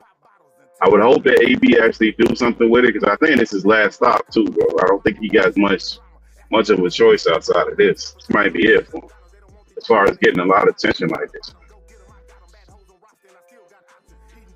We'll see, bro. We'll see. I'm definitely gonna fucking be there. This weekend we got AB. What week is this? Is this same weekend of fucking Frank? I mean Tank and Frank. I think that's next weekend, ain't it? Good. That's perfect. I don't want to have to choose between. I think so. I'm not sure, but I think it's the following weekend. Could be wrong. He said AB still trying to cut weight, bro. I don't know what the fuck you talking about. He looked like he was on weight to me. This is the skinniest I've ever seen AB. Yeah, he looked like he was on weight. I think that's the least of his problems. It looked like he don't actually make the weight with no problem. You know, it's crazy. We just had to listen to the YouTube detectives tell us how weight didn't matter with Ryan Garcia versus Devin Haney. Now all of a sudden AB trying to make weight is the reason he gonna lose. That's crazy, bro. You can't make this shit up. Yeah, I mean that weight stuff is weird because they only came up with Ryan. Then they started talking about Regis Prograis and some fight that he had and just weird shit. Yo, like, you seen the video that I dropped, right? Yeah, I saw that. Like the fuck just didn't make any. But even if that argument is true, like what the fuck that got to do with Ryan Garcia popping dirty? Like what the? They ain't even the same fight. What the fuck are they talking about? I don't really get it, man. There's a lot of deflection going on with that guy, man. I don't really rock out with that, man. You see, another thing you see too now, you see Kyrie Irving going to the finals, and now Stephen A. Coon, now he got to come out and apologize for all his foolery that he was doing during the COVID, the way he was acting toward Kyrie, saying that he should retire and that he's selfish and he's fucking over the team and this and that. Like, man, that dude is so reckless, man. Man, if that dude, man, he is super reckless, man. He done cost a lot of people a lot of money behind that. That's the problem with media people. Him, you know who else does it a lot on the internet now? He's really unwatchable. Ticket TV. He just started making up shit. That dude had I don't know if you know who he is, but he had a show. Yeah, I know. On the internet. What you call it? Always give him a shout out. What's that dude's name? Kwame Brown. Yeah, but I remember Gilbert Arenas came over, and Gilbert Arenas, they're talking about basketball, and he's going in these long emotional rants that mean a bunch of nothing. And Gilbert's like, yeah, but it doesn't make any sense. Like you, I mean, he cooked him on his own channel, and it's fucking hilarious because Gilbert ain't even like that deep of a thinker, and he's just tearing him up on the basketball side of it. And Ticket is telling him, he's doing him like he's doing Ryan Garcia's dad to try to do that to Gilbert Arenas. And he just roasted his ass. That shit was embarrassing, man. And people still go over there and listen to that guy. I mean, I don't even know how people listen to some of these people, man. No idea. What do you think about he said AB is a 4-time world champion. He going to make weight. He's done it more times than most people have had sex in their life. That's crazy, bro. He didn't make it at the PBC. That's why he didn't. That last time he was on PBC, when he was complaining about, they got me on the internet. I ain't even had a real press conference. He made that big ass deal about that shit.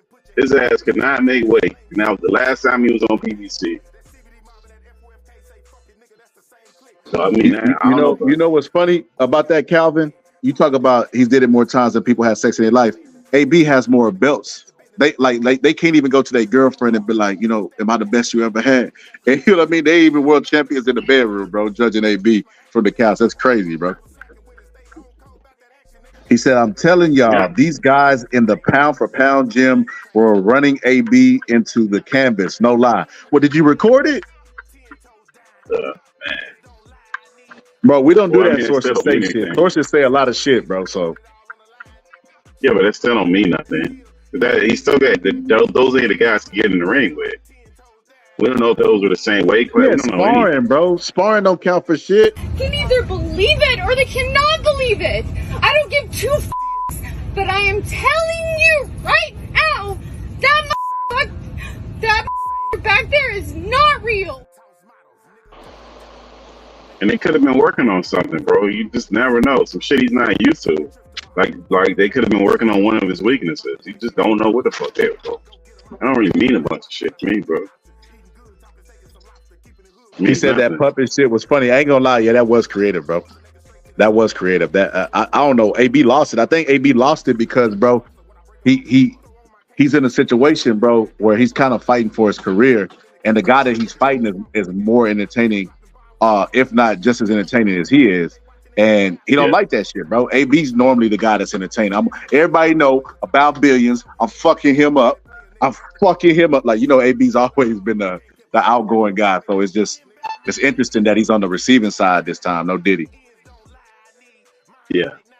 I mean, but that can't be that's only in addition to the actual skill. Like that's overshadowing his skill at this point, man. It can't be that overshadowing. And that's what it is right now, which it ain't supposed to be. He gotta show up right now, man. We'll see. And Blair Cobb, I don't know about Blair Cobb, bro. He do a lot of I don't know about him. No, I have no faith in Blair Cobb. It's really, I think what you're saying is you just don't trust AB. That's it. You're not saying Blair Cobb can come out and beat the hell out of AB. I can't wait, bro. All right, Calvin, we'll holler at you, bro. He said, great talk, great stream. Good night, bro. All right, bro. He said, AB doesn't have more skill than Blair, bro. You done lost your fucking mind. But if he don't let his hands go, if was a fifth, we'd all be drunk, bro. The Flair doesn't have anything to make AB put his hands in his pockets. The other guys who were like Marcos Maidana was able to do that. Are you suggesting that he's like a Marcos Maidana? Now, like I'm saying, I don't know that AB will win for sure, but I'm saying on paper, I don't know about sparring stories and all this other crazy stuff, bro. A lot of people that be with that insider shit, that shit be wrong, bro. They always be like, hey, man, I heard from somebody that heard from somebody else. That shit don't ever be true. So I mean, you got to take that shit with a grain of salt. But with that being said, I don't know. We shall see. Ain't no point of debating about the future. It's right around the fucking corner, bro. I think AB wins the fight. I don't think he wins it by stoppage. I think he might even knock the Flair Cobbs down, but I don't know. I'm not that confident in that pick, as you can hear it in my voice, because I don't know AB's mental state. But if it's the AB that fought Ashley Theophane, he'll beat Flair fairly easy. I don't know, bro. I don't know, man. I would put it like this. There's no way I put $1 on that dude. I wouldn't put no money one way or the other. You don't know what you're gonna end up with. It's so unpredictable, man. No way. I don't know what the fuck is going on with him. I wouldn't put no money on him now, losing or winning. Be surprised any outcome with that guy. And then the other part to that too, Scholar, is I think that too, like AB is he's got a bunch of personality, like him or dislike him. Some of these newer fighters or the guys that are at the top echelon, they don't have a whole lot of personality, man. And people like to know your story and be connected, especially casual fans. And I think that's where the disconnect that people that love the pay-per-view so much. that they want to make that the thing that makes you the best or the top of the mountain as far as a boxer is getting the casual fans and having the personality. Because I mean, Ray Allen wasn't selling no tickets, bro. He could shoot the three like better than any goddamn body, but he ain't sell a whole lot. And nobody showed up to see Ray Allen. You got to have some kind of personality somewhere to sell tickets to keep stuff moving.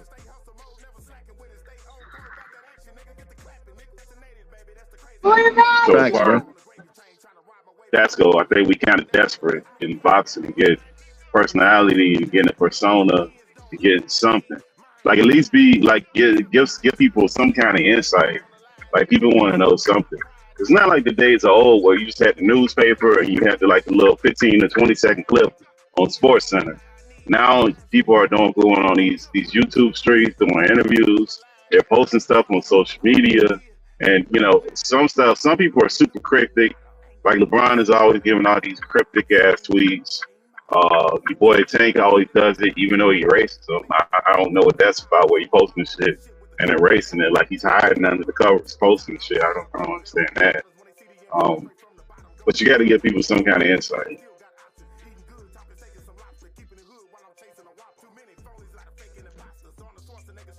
It sounds like what you're saying is, I don't know what you got to do, but you got to do something.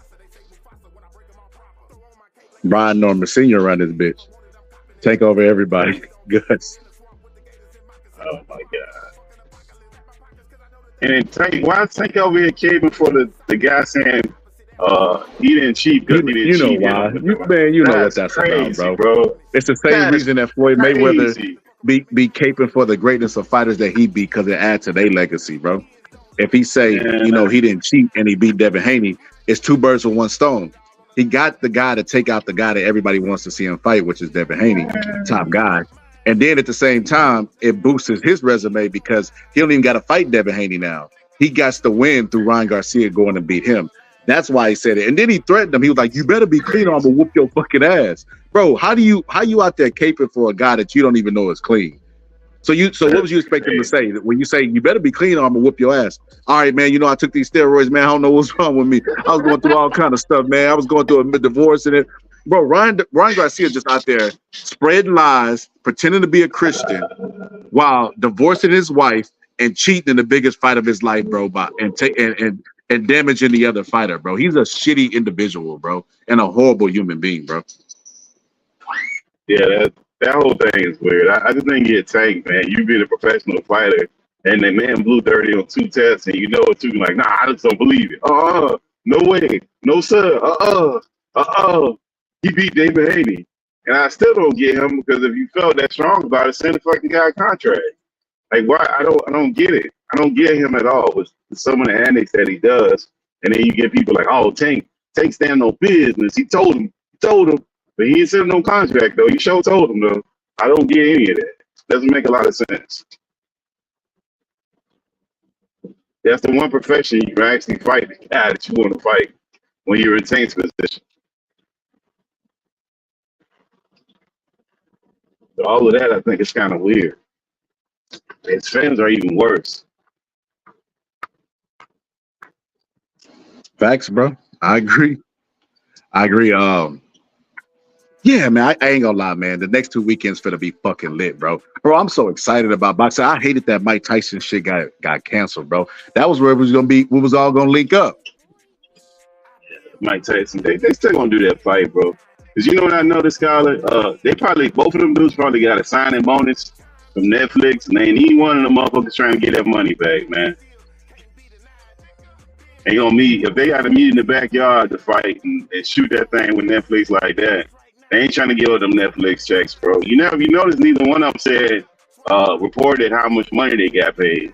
It's just speculation. They never came out and said anything about that. They paid Dave Chappelle $25 million for a special, so we can only speculate. That check's probably crazy, bro. So that's what Mike Tyson like, man, I got to get these guts right, man. Let me heal up. I'm gonna fight you. I'll be back. I'm like, crazy, bro. That's crazy, bro. He might as well pulled out without the arthritis, bro. That's crazy. Shit. I mean, mimosas, It's a man. spicy food. You know, I love it, man. I just can't get away from that spicy food, man. You gotta watch that spicy food. Yeah, man. Spicy food is stress, man. Do it to them every time. And Lions, spicy food, stress, and Lions. Do it to them all the time, man. Took out the best of us, Scholar. I mean, it ain't really the brother's fault. We just So, gotta. man, I had to address this over here, man. Tim Witherspoon, man. The reason why I don't want to shit on Tim Witherspoon because I actually like him, bro. But I feel like Tim Witherspoon is the product of bad business in boxing, bro. They got to start paying these fucking fighters after they retire. If they get in the Hall of Fame, give them a check for the rest of their life. Make these sanctioning bodies who I don't know what the fuck they're doing with the money pay into like insurance for the Hall of Fame fighters to get a check monthly or weekly, whatever the case may be. Something for them to survive on, man, because like I just well, like I mean these fighters be licking their lips, bro, whenever fighters lose fights. Like Antonio Tarver be like, you know what I'm saying? Antonio Tarver takes, he just gotta do what I tell him to do. Like it's like they just be caping for a job, bro. And it's like to watch these guys who used to, like, what did Charles Martin say? Walk this earth like a god. To watch these guys be stooped and reduced down to like begging for work, bro. That bothers me, bro. I don't know about anybody else, but that bothers me. Yeah, but they need a union for that. What you talking about, Scott? You need to unionize, and you got too many greedy bastards that they're not going to do it. And the problem with forming unions, you need the guys at the top to take a pay cut, to walk a picket line, and to strike and to cost money, because that's the only way you can get those things. And I don't see that happening. Because even their fans are going to be like, man, he deserves it. He at the top. He can do whatever he wants. Why would he take a pay cut just for all these other dudes? Like, that don't make any sense. So I don't really see them getting unionized. I think they need a union. That's the only way they're gonna get any healthcare benefits or retirement or going forward. But they ain't gonna do it. So I think that's a sad case.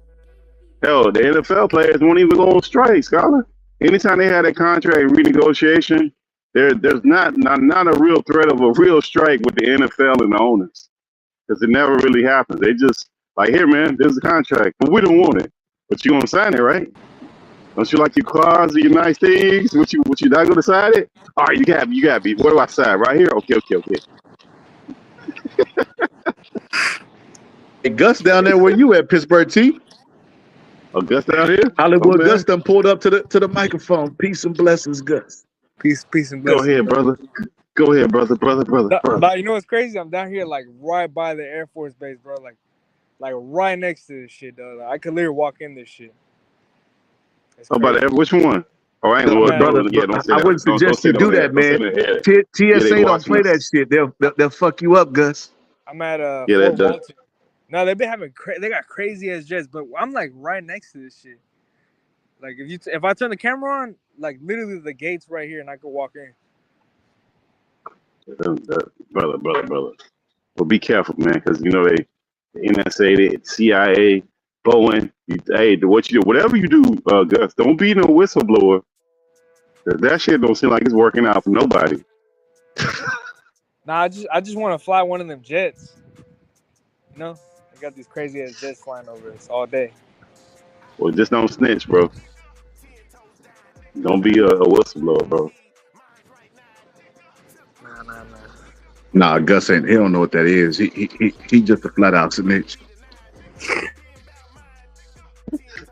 Hey man, all them Boeing whistleblowers, they ain't get stitches, they got ditches. He be like, this ain't my dope. This Scholar's dope. That's why I got his name at the top.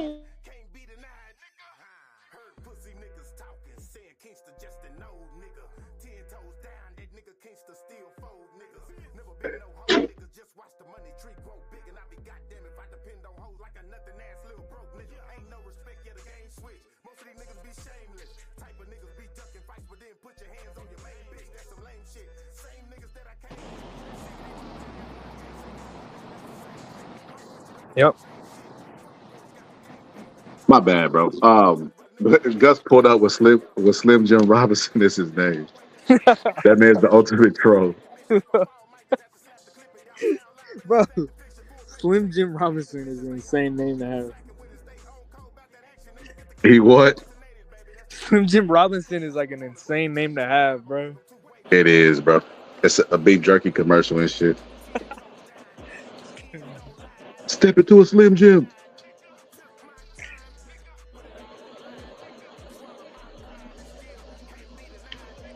What are we talking about right now, bro? Hold on. Give me a sec. We're just doing everything, bro. We was talking about how AB out there giving life. You seen AB threaten that dude, right? Who did threaten? He threatened Blair to Flair, bro. How did he threaten him? Nah, I think that was a reporter though, wasn't it? It was Blair to Flair. It was Blair to Flair. Oh, Blair it's Flair? Because Blair Okay. to Flair was telling them like, you not like that. Like, bro, it's like, bro, why are you talking so crazy to a guy you finna fight anyway? That didn't make any sense to me. It's like, bro, y'all are gonna get in the ring anyway. I think even wilder. Wow, I didn't know that fool was doing that.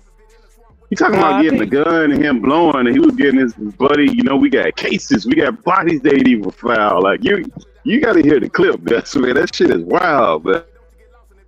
Nah, I think that's just promotion, but I think he's capping. He's just saying that shit. That wasn't no. I mean, it was stupid. It's a terrible way of promoting yourself, bro. If that's what you just feel like promoting yourself. Talking about you gonna have somebody shoot the guy in the face that you're supposed to fight, like that's not a good promotion. I mean, it is. I mean, it kind of is. It gets more people interested. All right, let's see. Here it is, bro. I got the clip. Hold on, guys. Here go the clip, bro. I don't give a fuck go on, so don't play no games, cause my got guns with them, bro, and I'm dead serious, bro. And all I gotta do is point, and they gonna blow, and I'm dead serious, bro, nigga. And me and my nigga, we done already beat bodies, and they still looking for me. And every charge been acquitted, my. So don't come up here playing. Don't make no false moves. I'm not playing. I'm not playing. I will smack the shit out you, man. For real. I'm not playing. I'm not here to play. I'm not here to play no games. So we gonna promote the fight, but just be respectful. Don't do no dumb shit. And I'm serious, bro. For real, bro. I'm dead serious. Motherfucker shoot you in your shit. For real, bro. I'm not joking. I'm not joking. You ain't even about none of that. You ain't about none of that. You's a boy. You ain't about none of that. And I'm dead serious, and I'm gonna show you. I'm gonna show you June 7th, man. He's angry. Man, AB is not that retarded, bro. That has to be like, he's not being serious about that shit. When he retarded enough to say it from the microphone. No, that's what I'm saying. He's not being serious. He's playing that shit out, bro. I was gonna play AB knocking out the dude that TMZ got a long time ago in a street fight. He did that, bro. I think AB's a dumbass, bro. I think AB's the type of guy that you could never do a crime with because he's gonna snitch on both of y'all because he wants to be famous for being a gangster. Yeah, he would be on the episode of America's Dumbest Criminals. He definitely would be in one of those episodes. He said this shit made Don King laugh.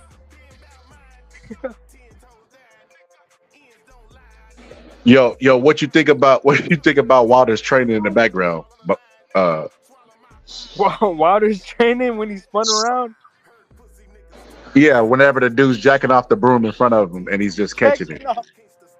Checking off the broom, bro. Yeah, that's what it looks like, bro. He's just jacking the broom off, bro. That shit is trash, bro. It's useless, bro. Yeah, he's not even out the way of a punch. Any drill that you could do with your eyes closed is not worth doing it, bro. Because your opponent's gonna want a strategic advantage over you. And if it's something that you could do that's robotic and telegraphed enough you could do with your eyes closed, there's no point of even doing that, bro. It's not going to add to you. It's going to take away from you. And that's where, someone like a Slim Jim comes in. Bro, stop, bro.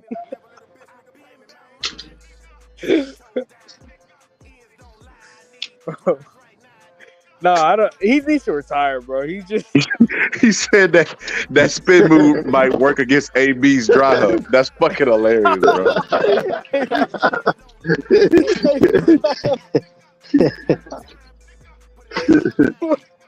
That is, bro. Facts. That's AB's signature move. AB Yo, when he did that shit, bro, it was just awkward as hell, bro. And it was like, why? Bro, he's done it in multiple fights. That's his signature move. That signature move is a fucking dry hump. Jesus Christ. Oh my god. Oh man.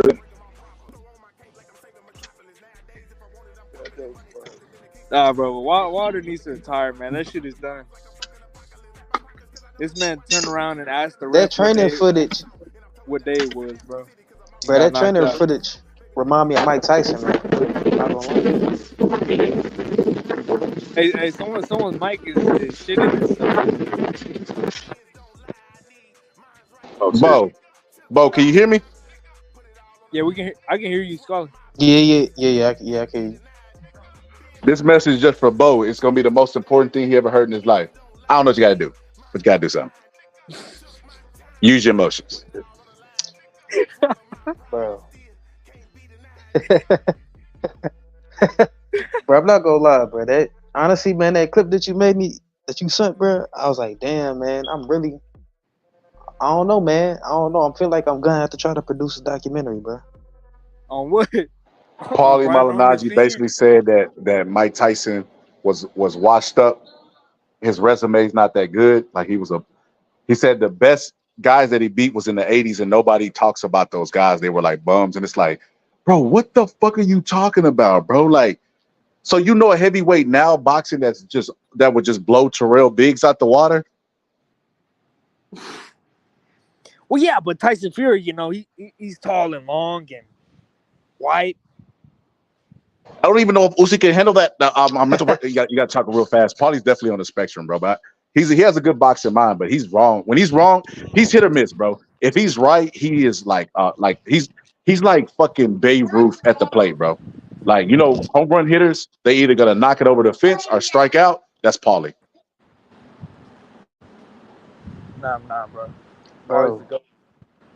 Yeah, but Paulie also said that he would basically beat everybody, but they was on drugs. That's the only reason he wasn't where he was in his career, because everybody was on drugs except for him. That boy was working. Bro, if we're gonna be real, Paulie Malignaggi started working with Mimo Heredia towards the end of his career. Now make of that what you may. He talked about Manny Pacquiao cheating for years, and at the end of his career, he kind of said he got tired of talking about the cheating because nobody cared. So it kind of, the imagery was, if you can't beat them, join them type shit. I mean, but he didn't go to Victor Conte, brother. He didn't go to Victor Conte, brother. So we can't say that, brother. We don't have all the facts. Bro, but Victor Conte tainted Ryan Garcia's test. Yeah, that's a fact, Jack. Yeah, you better know it, Scholar Bear. For sure. If we keep talking, you're gonna take down cellular network. Ain't nothing's gonna be on able to talk, man. You better leave Victor Conte alone.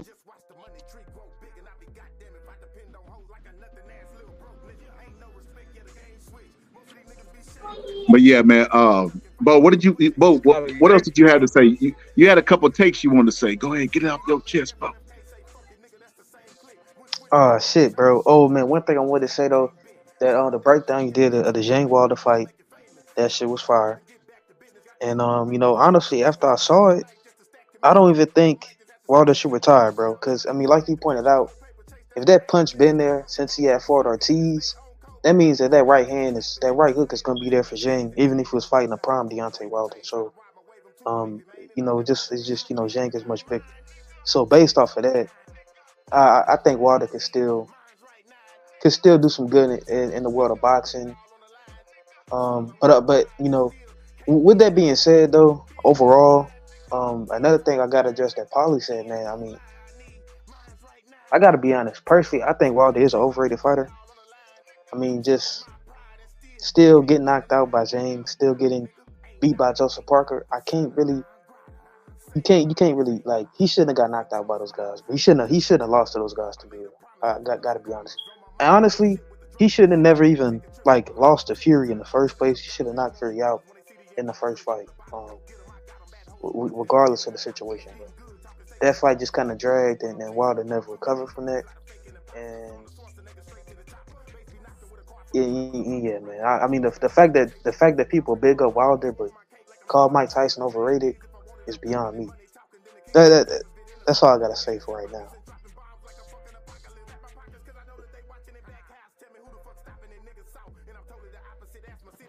What about Fury? What you got to say about your buddy Fury? I mean, Fury's overrated too, but I mean, all the top guys right now is overrated. I mean, we did the rankings. I still think that a prime Deontay Wilder could beat Usyk. I still think a prime Deontay Wilder could beat AJ. I don't think Wilder could beat AJ right now because I'm starting to question Wilder's even though I think Wilder can still box, I still think he can beat some guys. I don't think he can beat the elite guys. Even Usyk, bro. I think Usyk could probably stop Deontay Wilder at this point, bro. Honestly, I hate to say that. But is he overrated, or is it just that the competition level in this era for heavyweights ain't that super high? Like, it's not like the 90s heavyweights, bro. I mean, the competition overall, it's not that great. It's not that great. But Bo, you got to remember this, bro. Let me ask you this before I ask you. What do you rate Zhang out of the top 10? But Zhang, you said where? Wait. What'd you say? Where do you rate Zhang top 10 heavyweights? Nah, I wouldn't put him in the top 10. I feel like, bro, to be honest, bro, Zhang should be Zhang is championship material. You wouldn't put him in the top 10 heavyweights? You don't gotta, not all time, right now. So you could think of 10 heavyweights better than Zhang. Oh, nah. I mean, everybody in the top 10 better than. Oh, right now? Or are you talking about all time? No. Right now, boxing, currently. Active heavyweights. Oh, okay. I would put Zhang in like the top 3, top 4. Cause you still got Usyk, Fury, AJ. Zhang is right up there with those guys. Right? So I would put Zhang in like the top 3 contenders. Outside of Usyk, I would put Zhang in the top 3. So that's what I'm saying. Deontay Wilder lost to a top 3 opponent, bro. And everybody's saying he should retire. That's insane. Especially seeing as how punchers, bro. Punchers always end their career with knockouts, bro. Like they're gonna knock you out or get knocked out. That's how they keep a high ratio. They don't go to decisions. That's why they keep a high knockout ratio, because they're gonna get ended in 2 or 3 rounds or knock you out in 2, 4, 5, 6, 7, 8 rounds. So Deontay Wilder's a puncher. So it's nothing that I didn't see anything out of the ordinary. The fact that he lost to Zhilei Zhang, and he's not a bum, just shows me like that people just throw you away, bro. You one loss away from being a bum, one win away from being the best fighter in the world, bro. Everybody's too reactionary. Like I said, Deontay Wilder still has power. Zhang confessed in the ring. Oh yeah, Deontay Wilder, Chinese power. So he did. Yeah, he said Wilder could hit. So I just look at it like, bro, is there people he could beat in the top 10? That's a good sign that you should leave. If you were once a belt holder and you can't beat anybody in the top 10, you should leave. Because that's literally what a journeyman is. A guy who would never ever be champion, but will give a guy who's up and coming a good run for his money. But Skyler, we can't act like the man. We can't act like this black man just didn't lose to a Chinaman as a heavyweight, bro. We ain't never seen a black dude lose to a Chinaman, bro. We never saw that before, bro. It's time for the brother to go, man. Next thing you know, he gonna be Black History Month getting knocked out again, bro. And we gonna have to deal with that shit, bro. We got enough problems out here in these streets, brother. We don't need them kind of problems out here, brother. Think about the culture, brother.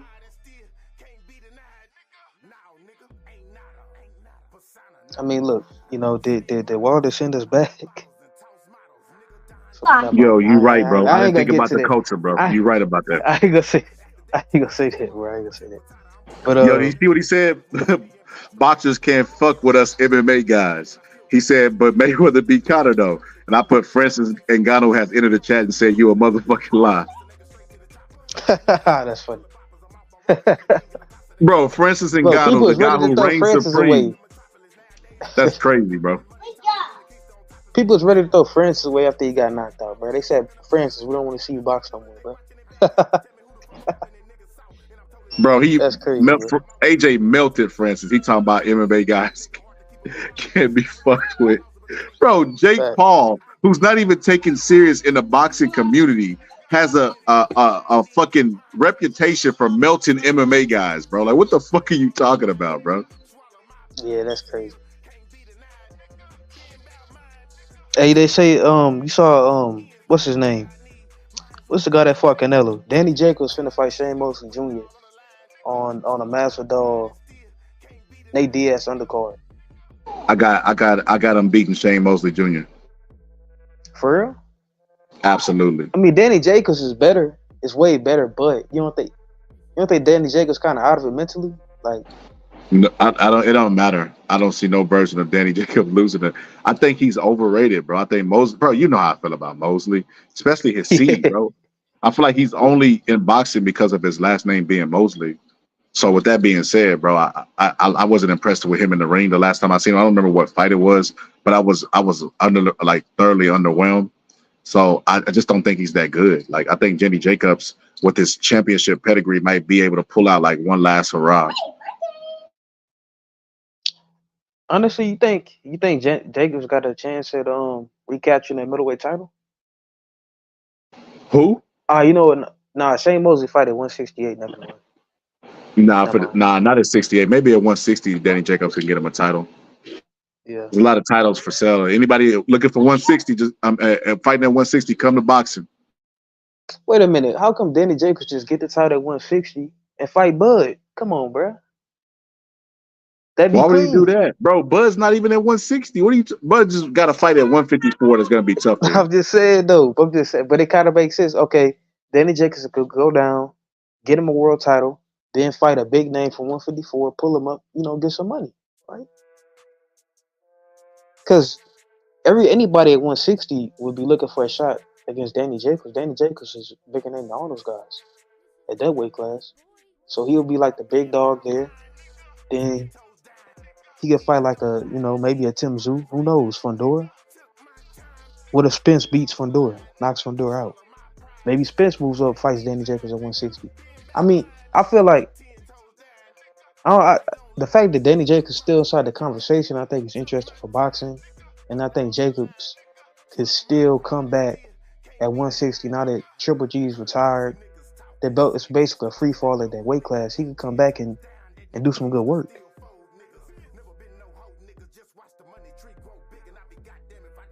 I don't know, bro. I don't know where his headspace is.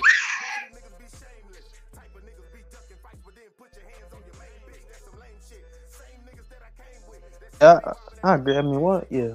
Because now that I think about it, why is Shane Mosley Jr. campaigning at 168? If you could fight at 160, where there's nobody, it's like no one has recognized that 160 is an empty division and they could easily dominate it, but like no one's actively trying to do it. I don't.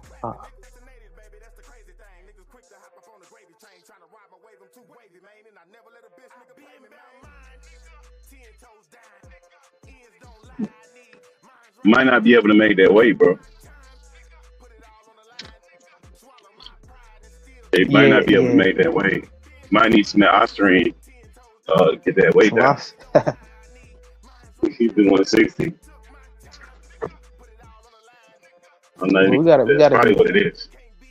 We gotta be real, man. We gotta put we gotta be real, man. Even though that Austrian stuff did happen. Oh shit. There you go. Haiti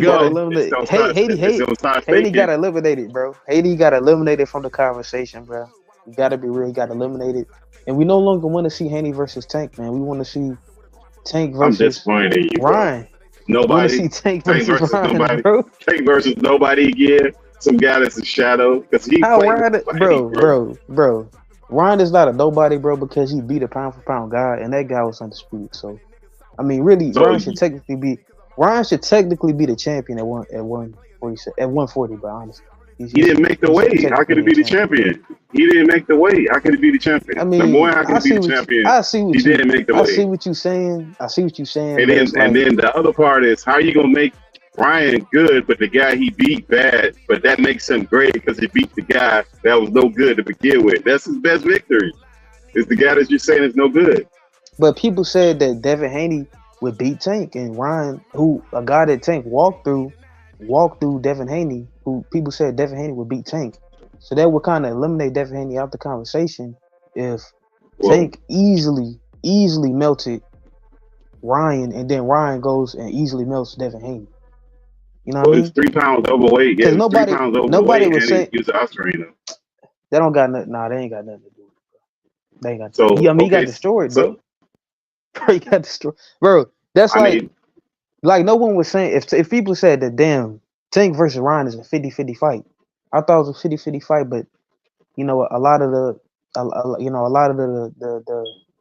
main guys, they said it wasn't a 50-50 fight. They said it was Tank was easily gonna crush Ryan Garcia, and he did. And then Ryan Garcia moves up to a new weight class. Come on, Ryan Garcia was on PEDs, bro. PED literally stands for Performance Enhancing Drug. Like that's literally what it stands for. That's what it stands for. That's not why he lost. But that's what it literally says. Performance Enhancing Drugs. That's what those acronyms stand for. So we can't poo-poo it. And the guy didn't make the weight, bro. He did not make the weight on top of all of that. The weight don't matter, he didn't bro. even make the weight. The weight don't matter because like he agreed to fight him at that weight. So you can't even say that. Like Devin was cool. So because you can't even the weight not even a factor. The weight not even a factor. So because Haney agreed to it, that instantly made the extra weight that he had not matter. It gave him because Haney said, "Okay, cool." Yeah. The weight that he had it just disappeared because Haney got that kind of power. That the weight now it doesn't matter because he agreed to it. I got you, though. Devin literally said that the weight means that he's still gonna beat Ryan Garcia. That's what he said, bro. That's Devin Haney's own words. He didn't know the guy was second. He said the weight didn't matter, bro. Devin said that himself. The PEDs matter, yeah, but the PEDs matter. The weight and the PEDs together, it might be a little bit too much, man. Bro, I mean, no, man. Devin just not it. I mean, you got exposed, bro. You got exposed. Okay. It is what it is. And you know, I'm glad that a lot of people. I'm glad that a lot of people got to see this. Everybody got a bias. Everybody has a bias, man. So I'm not here claiming to be objective towards. I ain't gonna say nobody's objective either, man. That's a myth. Nobody in boxing. I mean, the guy on payers though. Nobody anything is ever objective. So, but what I will say the guys on PEDs, bro. You can't I get the boxing community is kind of frustrated. You guys want to analyze the fight so bad that you're not even. It's like having a track race and one guy's on pads, and you're like, well, I mean, he still beat him by a lot. I mean, just a little bit. Let's see how much it was. Like it doesn't make any difference. It's in the ring equal. Wait, my bad. Could you repeat that?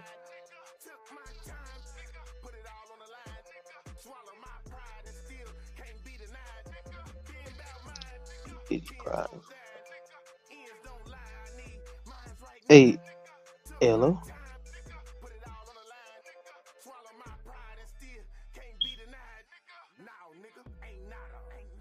We can hear you, bro. I'm getting a picture real quick. Give me a sec. Oh, okay. Nah, man, but honestly, yeah, bro. I just gotta be real. I knew that Haney was a hype job, and I always knew it was a hype job. You know, even before he had fought George Kambosos, I knew it was all hype, and I'm glad that he got exposed, and you know, people could actually see that. And what we ultimately saw with this Ryan Garcia Devin Haney fight is that despite the PED allegations, you know, we don't know if he took it, if he well, we know he did have some PEDs. We don't know if he took it willingly or if it was contaminated. But a lot of people realize that Haney, bro, A lot of people Bro, realize that what? Haney. A lot of people realize that Haney is an overrated fighter, bro. And ultimately, no one thinks that Haney's actually a threat. I'm glad people came to that conclusion. And you see that a lot of Devin Haney fans are trying to give Devin Haney an out, extend the olive branch to Haney, but it's not working because he was exposed on the big stage. And we no longer want to see, people no longer want to see Haney versus Tank. They want to see Tank versus Ryan. They want to see Tank versus Pitbull, Tank versus Shakur, Lomachenko, those guys. Tiafimo, I'm glad Haney's out of the conversation. Yeah, man, that's all I gotta say about that. And So, we I don't know gotta about Bo. Bo don't know if Ryan took it or not. Scholar knows. That motherfucker definitely juice. Definitely juice. He's definitely I juice never pretty said good. he didn't. I didn't say he He didn't said juice. we I don't said we know. don't know if He he said did. we don't. With the If he took intention it to on cheat. purpose. The fact that he's trying to show that he didn't take it to cheat and he's failing at doing that, it's safe to say that this motherfucker definitely used it to cheat. Because what are the two things? Remember the documentary press kept spamming my chat with? In that documentary, they said Victor Conte was at the source of his dirty test, right? Mm-hmm. Now all of a sudden, the 2 pill bottles that he sent that was open was contaminated with Ostarine. It's like, bro, did Victor Conte contaminate your test, or were your pills that had nothing to do with Victor Conte contaminated? Like, bro, the more he tries to prove himself, the more you see that he definitely is lying and he took it. Bro, like I said, the character of the individual. That man is fucking like he out there creating baby bombers, bro. That man broke up with the wife, his girlfriend, excuse me, right after she had his fucking baby, bro. That man is took steroids in the biggest fight of his life and beat the shit out of Devin Haney, bro. Took steroids and then mocked Devin Haney after doing it. I love steroids. I'm blessed, highly favored. All of this shit, bro. He's a piece of shit you gotta individual, separate the troll from the reality. Bro. He said that but bro, he there's said no way. He was already divorced this girl, number one, and then that I like steroid That's stuff. the second, Man, but that's the him, second one he left. That's him He got playing another into baby it. mama.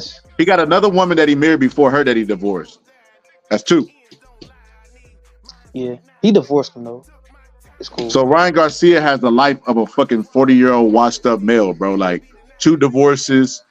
You know what I mean? Not a good character, bro. I wouldn't be surprised if he start balding in the next year, bro. He's a piece of shit. Man, I don't know. It's looking like Ryan Heaven is having his way right now, bro. He just had his way with Devin Haney, pause. So, I mean, even with the media, it looked like. Are you watching the screen, Bo? Yeah. I'm looking at it. You know who this Why is? This guy why he way more jacked than everybody else? So let me let you in on this story because you wasn't born yet. So Ben Johnson, right? Ben Johnson was in the Olympics, right?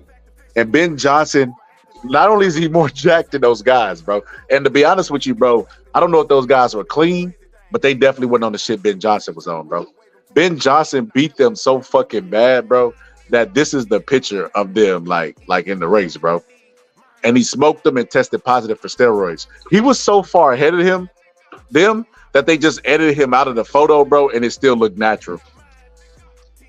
That is crazy. It looked like they edited him. Yeah, this don't look real, bro.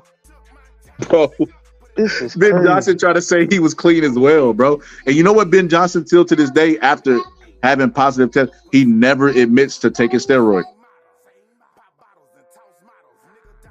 Oh, that's funny. So you saying like regardless of the fact, no one's ever going to admit to taking steroids. That was complete innocence, bro. In his photo, he looked like a bodybuilder, bro. He don't look like a sprinter. Bro, he was on the Ostarine, bro. Because even those guys, they all look like they got like a similar build. He don't look like he in the same sport, bro. Yeah, bro. That's crazy. Maybe that's why I haven't heard of him, because he was like a steroid user. I guess they didn't give him credit. He said that Barry Bonds protein shake. But yeah, Ryan Garcia cheated, bro. He definitely cheated, bro. And I think he's a piece of shit for cheating, bro. Because he has no remorse about it. Like, he's using all the excuses in the world, all the narratives, all the excuses, everything. Because, fans are dumb enough to believe it, bro. They don't care about science. Like when the dude that keeps trolling my channel, like, I told you Ryan Garcia had supplement contamination. It's like, bro, you're using the proof of Ryan Garcia as proof that he didn't cheat. What is wrong with y'all? Like, are y'all retarded? Like, that is, bro. He wouldn't click that fucking link because he knew better. Yeah, Ryan Garcia definitely cheated, bro. And at this point, bro, I've had it up to my ears with stupidity, bro. Like, I feel like if you argue with somebody long enough, bro, your IQ drops as well. And that's what's happened when I talk to the Ryan Garcia fans, bro. When they keep defending Ryan Garcia when it's apparent that he cheated, bro. There's no way around it, bro. He definitely cheated, and he took the Oster. Bro, what you know what somebody told me the other day? Well, he only had 1.006 grams of fucking Osterine in his blood. Like, so now you're a biologist. Why isn't it on the allowable unit usage on the Bovada? If it didn't have that effect, they would allow it, like creatine and all this other stuff that they allow. They don't allow it because any amount is an unfair advantage. That's why it's on the ban list. It has been on there since 2011. I'm pretty sure he's not aware of that. Now they talking about, SARMs. Bro, they ain't never heard of no motherfucking SARMs until Ryan Garcia tested positive. Now all of a sudden they experts as SARMs, bro. Like, you can't make this shit up, bro. Like I said, that conversation, bro, it just shows me the IQ of the person that I'm doing. If it's a conversation starter or ender. If they say Ryan Garcia didn't take steroids, all right, that's a conversation ender, bro. I'm not debating science at this point, bro.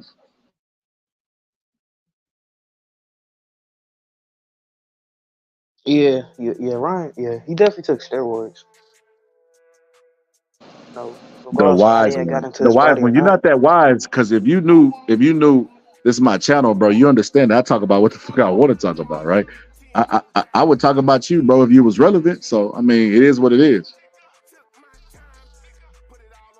That's my name on the moniker, bro. You wipe your feet on the carpet before you come in this motherfucker. Yeah, let me put his ass in timeout. But sure, with that being said,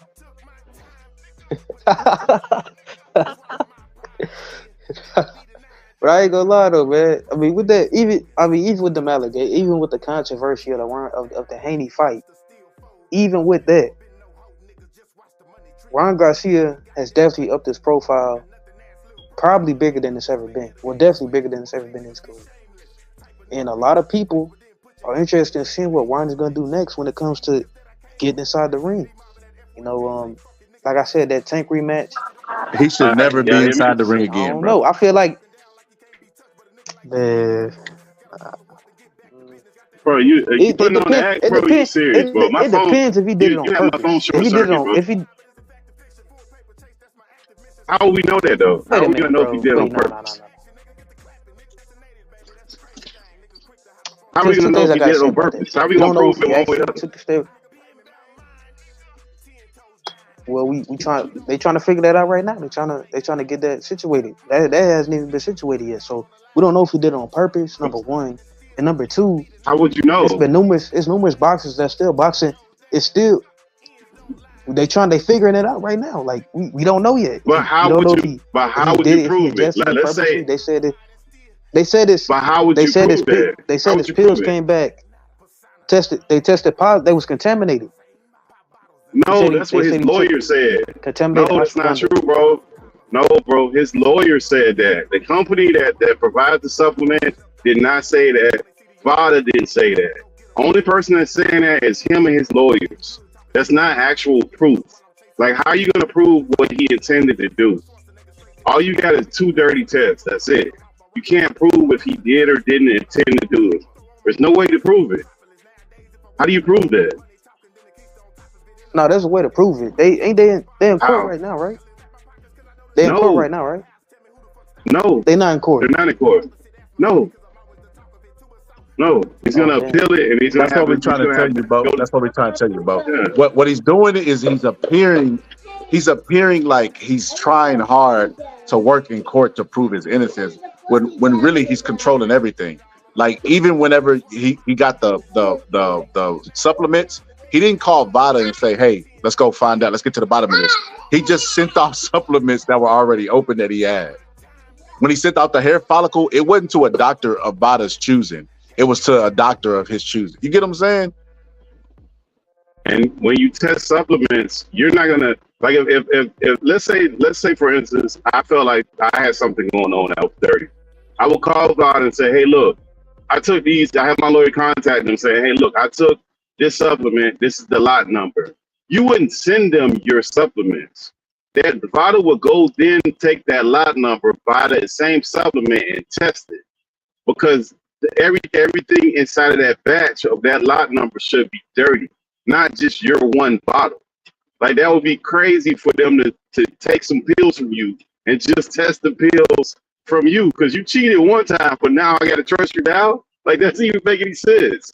So no, man, this is all everything that's being repeated on the internet is Ryan Garcia's lawyer statements. That's it. That's all you're getting. And there's no way to prove what he intended to do. All we have is 30 tests and Ryan Garcia with a bunch of stories, hypotheticals. Right.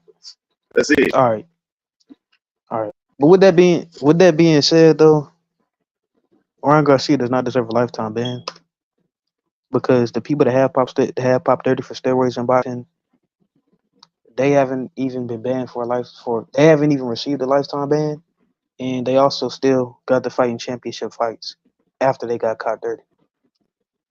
So the lifetime ban stuff, that is an overestimate, and it's unnecessary when no one else nobody else in boxing that did actually pop dirty received a lifetime ban. And the only reason that people are calling for a lifetime ban, I believe, and it's only a small amount of people, it's the Devin Haney fans because they bad that Haney got beat up. I gotta be real. Nah, it's because even whenever old boy for a lifetime ban with Jarrell, even whenever Jarrell old Miller. boy popped dirty Jared Miller, against bro. AJ, I was who's a big star. He didn't. No, that's the Jarrell guy Miller, that you're bringing up. Whenever he popped dirty against AJ, who is like the biggest boxer, either him or Canelo, the biggest boxer. We can't hear you if you're talking. The guy that you're talking about now, Jarrell Miller. What they convicted everybody else with, that would only be fair. Okay. We ain't hear half of what you said, bro. You went out and then you came back. You went out, bro. Go ahead. We didn't hear you, bro. What was you just said? Okay. Again? All right, so basically what I said. That was God messing up his Wi-Fi. Basically what I said was. Nah. All right. So what I said was that Ryan Garcia does not deserve a lifetime ban because the people that actually did pop dirty in boxing for steroids, they did not receive a lifetime ban, and they still got title fights after they popped dirty for steroids. So to give Ryan Garcia a lifetime ban in boxing would literally be it'd be inconsistent, and it would be people that's picking and choosing. And I believe that the majority of the people that want to see Ryan Garcia get a lifetime ban are Devin Haney fans that are mad that Haney got beat up. Well, let me tell you. Well, let me tell you this now. Like, if you get arrested for something, you go in front of the judge, and they catch you on videos walking out with a bag full of money, and you're like, "Hey, man, that's a conspiracy. Everybody gets me. F you, judge." Do you think the judge is gonna give you what everybody else got, or you think you gonna get a different sentence? If the guy that's supposed to roll over you, but that's even judges they gotta follow the law. You can't. But even judges they gotta follow a law. Yeah, you can because it's human beings. Even the judge that has a law in front of him and he's got precedent for other people doing it. If you go ahead and you say screw you, you're not gonna get the same there. Even the commissioner of the NFL, if you throw your finger at that guy and you throw your finger at their testing and you say, hey man, it's all a conspiracy.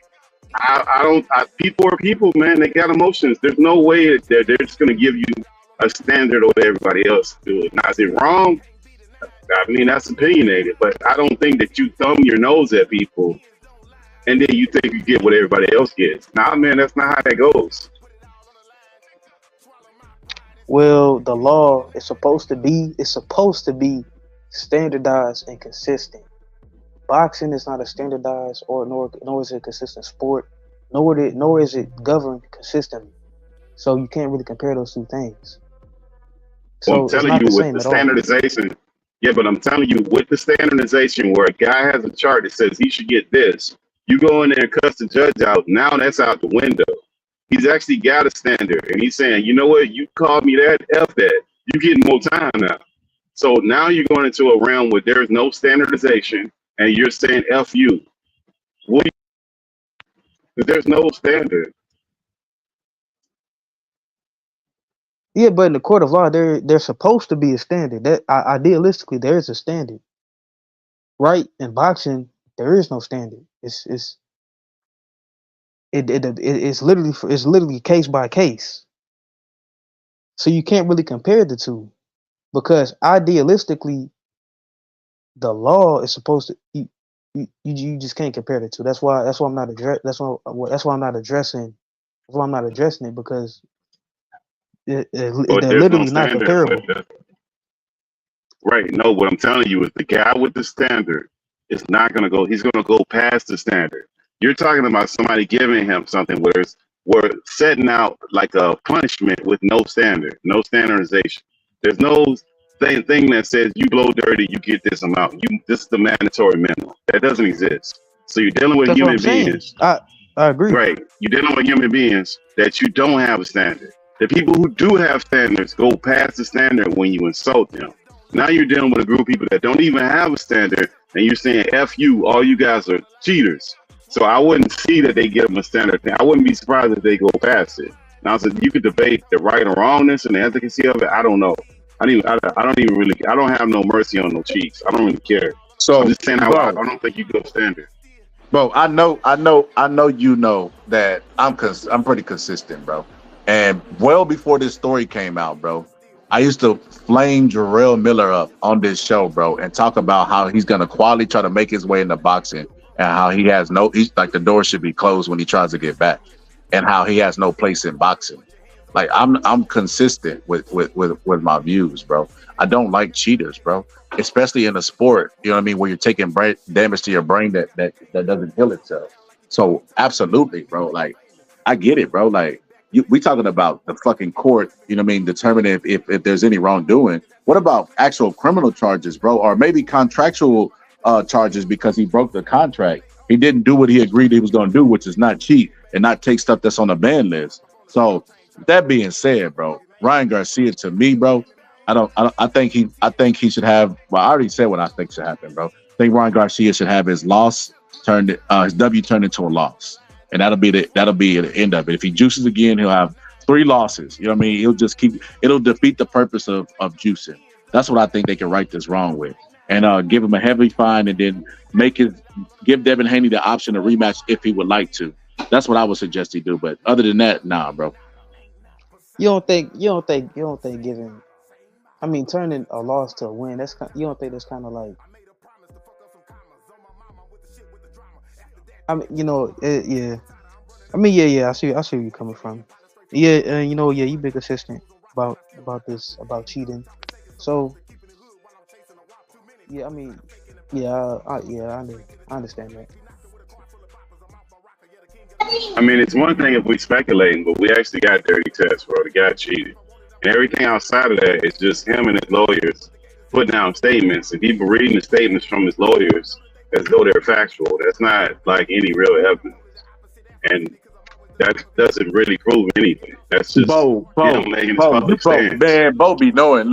After the fight, like when I was going back and forth with Jeannie Zhang and Water, and I started saying this shit out loud, and I was listening to what I'm saying, I'm like, on second thought, Zhang's gonna beat Water. You remember I said that shit live, bro? Whenever the fight was happening, bro, and Ryan Garcia had just finished the fight, you was like, you pointed out that, no, it might have been the next day after Ryan Garcia cheated, but we was like, yeah, man, we know he cheated, and one of the things that we brought up before all of this, B sample, A sample shit came out was the way he acted after the fight, bro.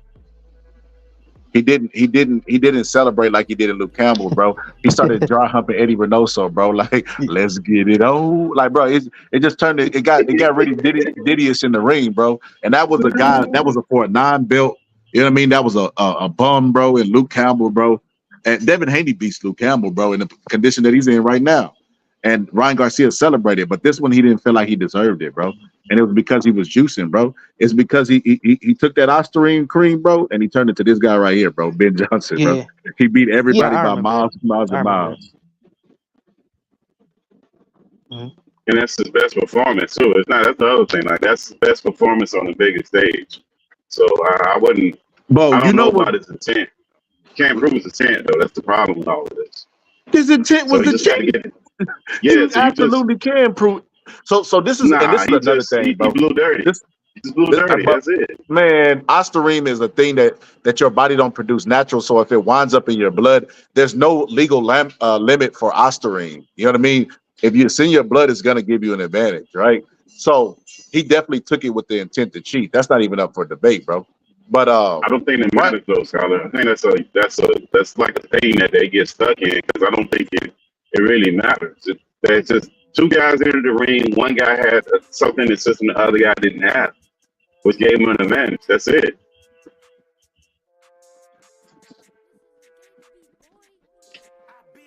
Don't matter what his intent was. bro, I think that it's apparent that Ryan Garcia cheated, bro. And Yeah, like I said, cheated. you look at bro, you know if I was in court, Bo, you know what I mean, and we was in court and Bill Haney asked me to defend, and I would hope the let's say I had a judge in there and he knew he had an IQ in boxing, right? And I showed him, I said, because you can't prove a negative in court, but let's just say he knew boxing, right? He knew how to break down film. And I showed him all the fights that they had as an amateur, bro, and how the fights were really competitive. They were more competitive than younger Devin Haney was, but the older that he got, the more he started separating himself in skill, which is what happens when a fighter's better than you. And then I show him the fight as a professional.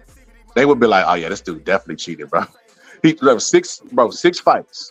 And the seventh fight, he just separates himself. Like Devin Haney even hurt Ryan Garcia and gave him a I'll be standing 8 honest though. in the sixth fight, bro.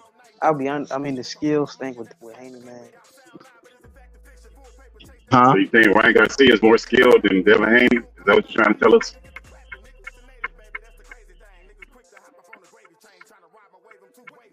Can't hear you both, Target. Bro, the gap between the skill gap between Devin Haney and Ryan Garcia is not really that far, and that's why Ryan was able to beat Haney 3 times. Based on what? Fight competitively with him, even whenever Haney got his skill imp. You know what I mean? Haney just based on what though? Went based on what into though? a ring. But bro, based off their previous fights, Haney never got into a ring with Ryan and just dominated. Yeah, but that's a long time ago though, bro. Like within the last 2 years, Bro, I'm talking about as an amateur, and I'm talking about as a pro, bro. Devin Haney a was long not that time much ago. better than Ryan Garcia. Okay, so as amateurs, No, how long ago was that, though? I'm saying this applies to both situations, bro. No, I'm saying that Devin Haney was never. Amateur is not the same. Bro, as a pro, what made Ryan Garcia better? They're both pros going into the ring. Dude, they both fought pro at the same time, right? Right, but who did Ryan Garcia fight in the last 2 years? I'm saying that a pro version of Devin. Bro, I'm saying that a pro version of Devin Haney is not that much better than a pro version of Ryan Garcia, bro. That's what I'm saying. Based on what? Ryan Garcia, when he stepped up the tank, like he got not. Bro, like, what are you talking about? Man, stop. All right, bro. So Bo. Even if with that being said, you just asking me random. You just asking me questions that I answered numerous times already. You're just saying that. Have you watched the amateur fights, Bo? Yeah. Okay, Devin Haney was still making the same mistake that he made as a professional, correct? Bro, yeah, bro. And then also too. Okay, so why wasn't he ever knocked down in any of those fights? It was a bro. Haney, Ryan Garcia hurt Devin Haney inside those fights, bro. Why you knock him down, bro? And it's easy. Knock him out? It's easy, bro. It's easy to not get knocked down. Bro, it's easy to not get knocked out. Why did he get knocked out in the last fight? How many people get knocked down in amateur fights, bro? How many people get knocked out in amateur fights? Well, why didn't Garcia knock out Haney then? Right, but why didn't Haney knock out or knock down Garcia? Why didn't Garcia knock down or knock out Haney in those fights you're talking about? He didn't even do it there. So he goes to the pro level and he didn't even never show that kind of skill with no fight that he's had. And all of a sudden he just got it. Well, he's knocking somebody down. Who did he knock down 3 times in the fight? Hasn't Ryan Garcia showed devastating power, like punching power as a pro? No, Ryan Garcia. Yeah, he has. Garcia, I seen him. I seen Ryan Garcia not land a punch, bro, and the punch still knock a guy out. And then now with this Ostarine shit coming out, he's probably been cycling off that shit his entire career, bro. Man, why is that so shocking? Man, this is funny, bro. Why is that funny, bro? Yeah, because he got Ryan Garcia, bro. Ryan Garcia didn't. The thing about Joe Frazier, bro, you take a guy like Joe Frazier, you go look at Joe Frazier's left hook in the amateurs, he was knocking motherfuckers dead with that left hook, bro. As a kid, Mike Tyson, power as a kid. When power comes as an adult, bro, it always looks really, really suspicious, bro. Didn't Thomas Hearns get his power as an adult? No. Bud had power. Come on, bro. Bro, Bud had power, bro. No, I didn't say Bud. I didn't say Bud. I did not say Bud. I said Hearns. Okay, Emmanuel Stewart literally said Hearns got his power as an adult. Hearns got his power from technique through Emmanuel Stewart. Does Ryan Garcia have the equivalent of Emmanuel Stewart in his corner? Yeah, bro. Ryan Garcia doesn't even have good technique, bro. Nah. Bro, he does have Emmanuel Stewart corner, bro. What do you mean? Bro, I know you trolling now. We ain't gotta.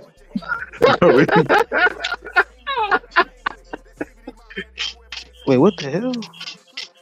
Oh man, bro, I know you trolling now, bro. No way he's serious, bro. Yeah, no way he's serious, bro. No way.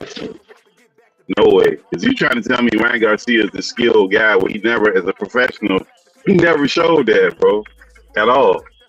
Bro, Devin Haney's not that skilled, bro. It doesn't like. But okay, so bro, okay, Devin cool. Haney, Devin Haney is not that much better than Ryan, bro.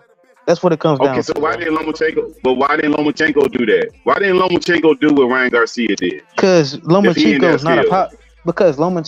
not a power punch at 135, and he was way smaller than Devin Haney. Even with those disadvantages, he still rocked Devin Haney numerous times.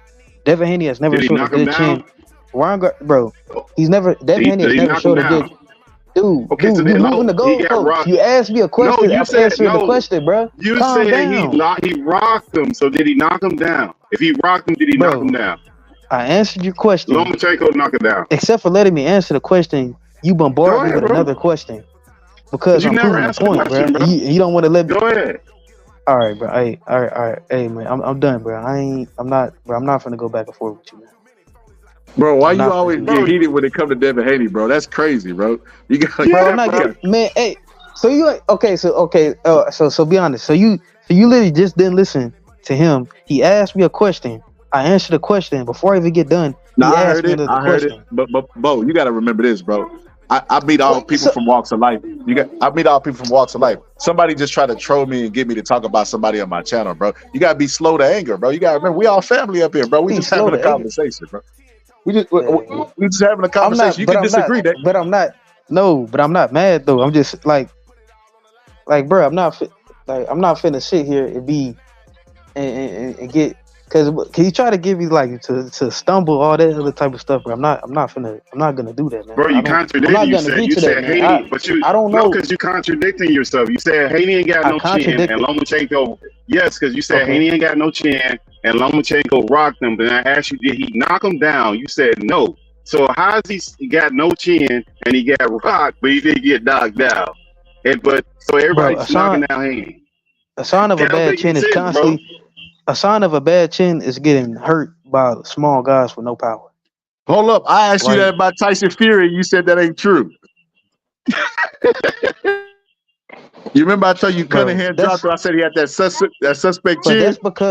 That's because Tyson Fury took a devastating punch numerous times and came back and knocked the other guy out or won the fight. Devin Haney, he take a devastating punch. He's hurt for the rest of the fight. Bro, Ryan, the only reason Devin Haney survived was because Ryan Garcia came in out of shape and would get gassed. So he would literally. So Ryan Garcia would literally have to stop fighting, and then Devin Haney would get a chance to recover to get hurt again in the next round, bro. So like no, So it's not. Devin They're not the same. They're not the same category, bro. Larry Holmes, right? Devin He didn't get win. hit. So Devin didn't win none of those rounds in that fight, bro. Is what you're trying to tell me? Since Ryan is so dominant, Devin didn't win any rounds Did in I that say? fight. Did I ever say that? Right, but I never said that. you say he never recovered, but you said he got hurt and he never recovered. So after he got hurt, he didn't win any more rounds. He lost all the rounds after that.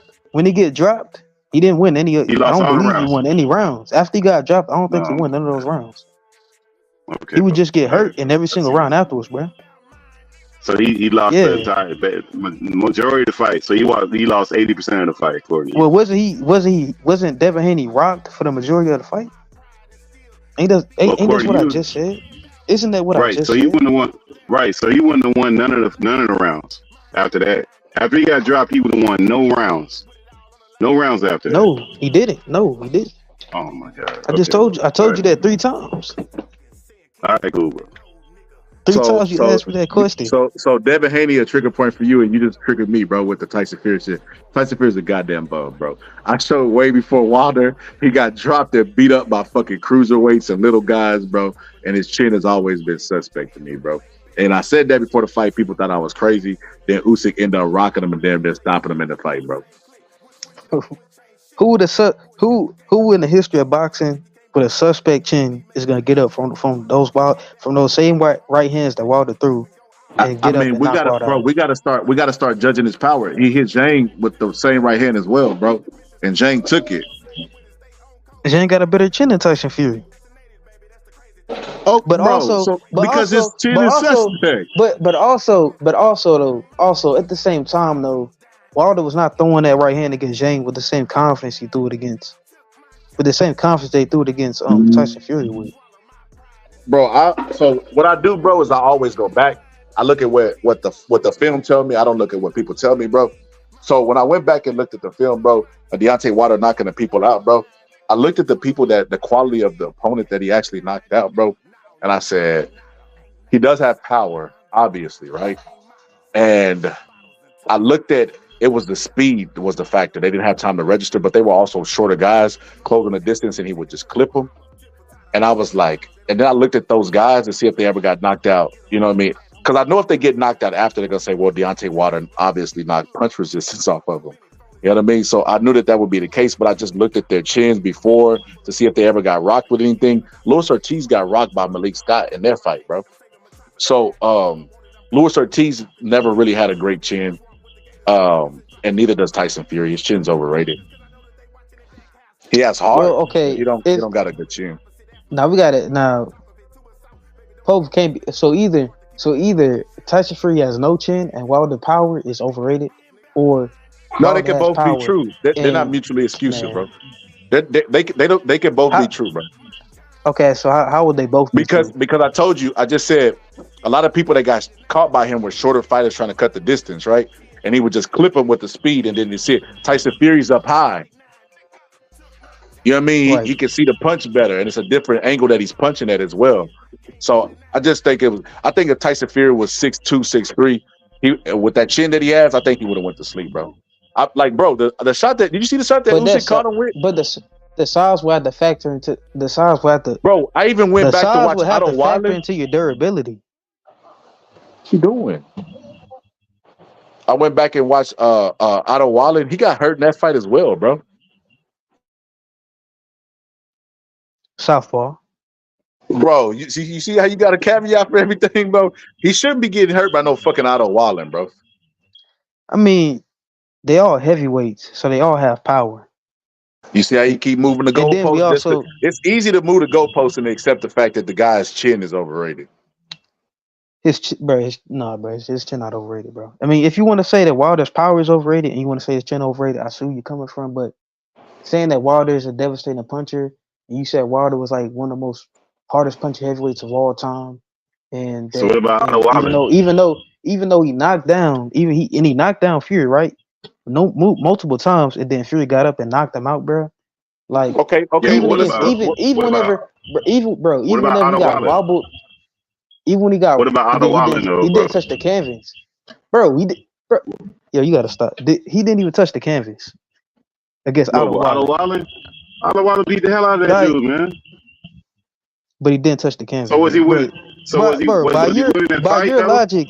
By your logic, you gotta touch the canvas for it to actually count you being hurt. Nah, I'm going by your logic because you said that's what you said earlier, bro. You said that earlier, bro. No, bro, I'm going by your logic because you didn't want to listen to me when you were talking about Lomachenko and I said the guy didn't knock him down, knock him out. I did listen to you. That's why I was able to point out that you asked me the same thing 5 different times, and I gave you the same answer. Right. You just asked me. You just like to ask people the same question, but phrase it differently, bro, to try to get them to contradict themselves, bro. But you wasn't able to do that, bro. So you had to move into something else. No, I didn't. You said Lomachenko basically showed that Devin Haney ain't got no chin because he rocked him. And I asked you, did he drop him? Yeah. You said no. You said no. Right. So if he got rocked by not being dropped, by your logic, Otto Wallin rocked the hell out of Tyson Fury. By your logic. Yeah, but I'm gonna explain to you why it's not the same thing. You see, whenever Fury fought a devastating puncher, he got dropped, got hurt, got up, and knocked the guy out.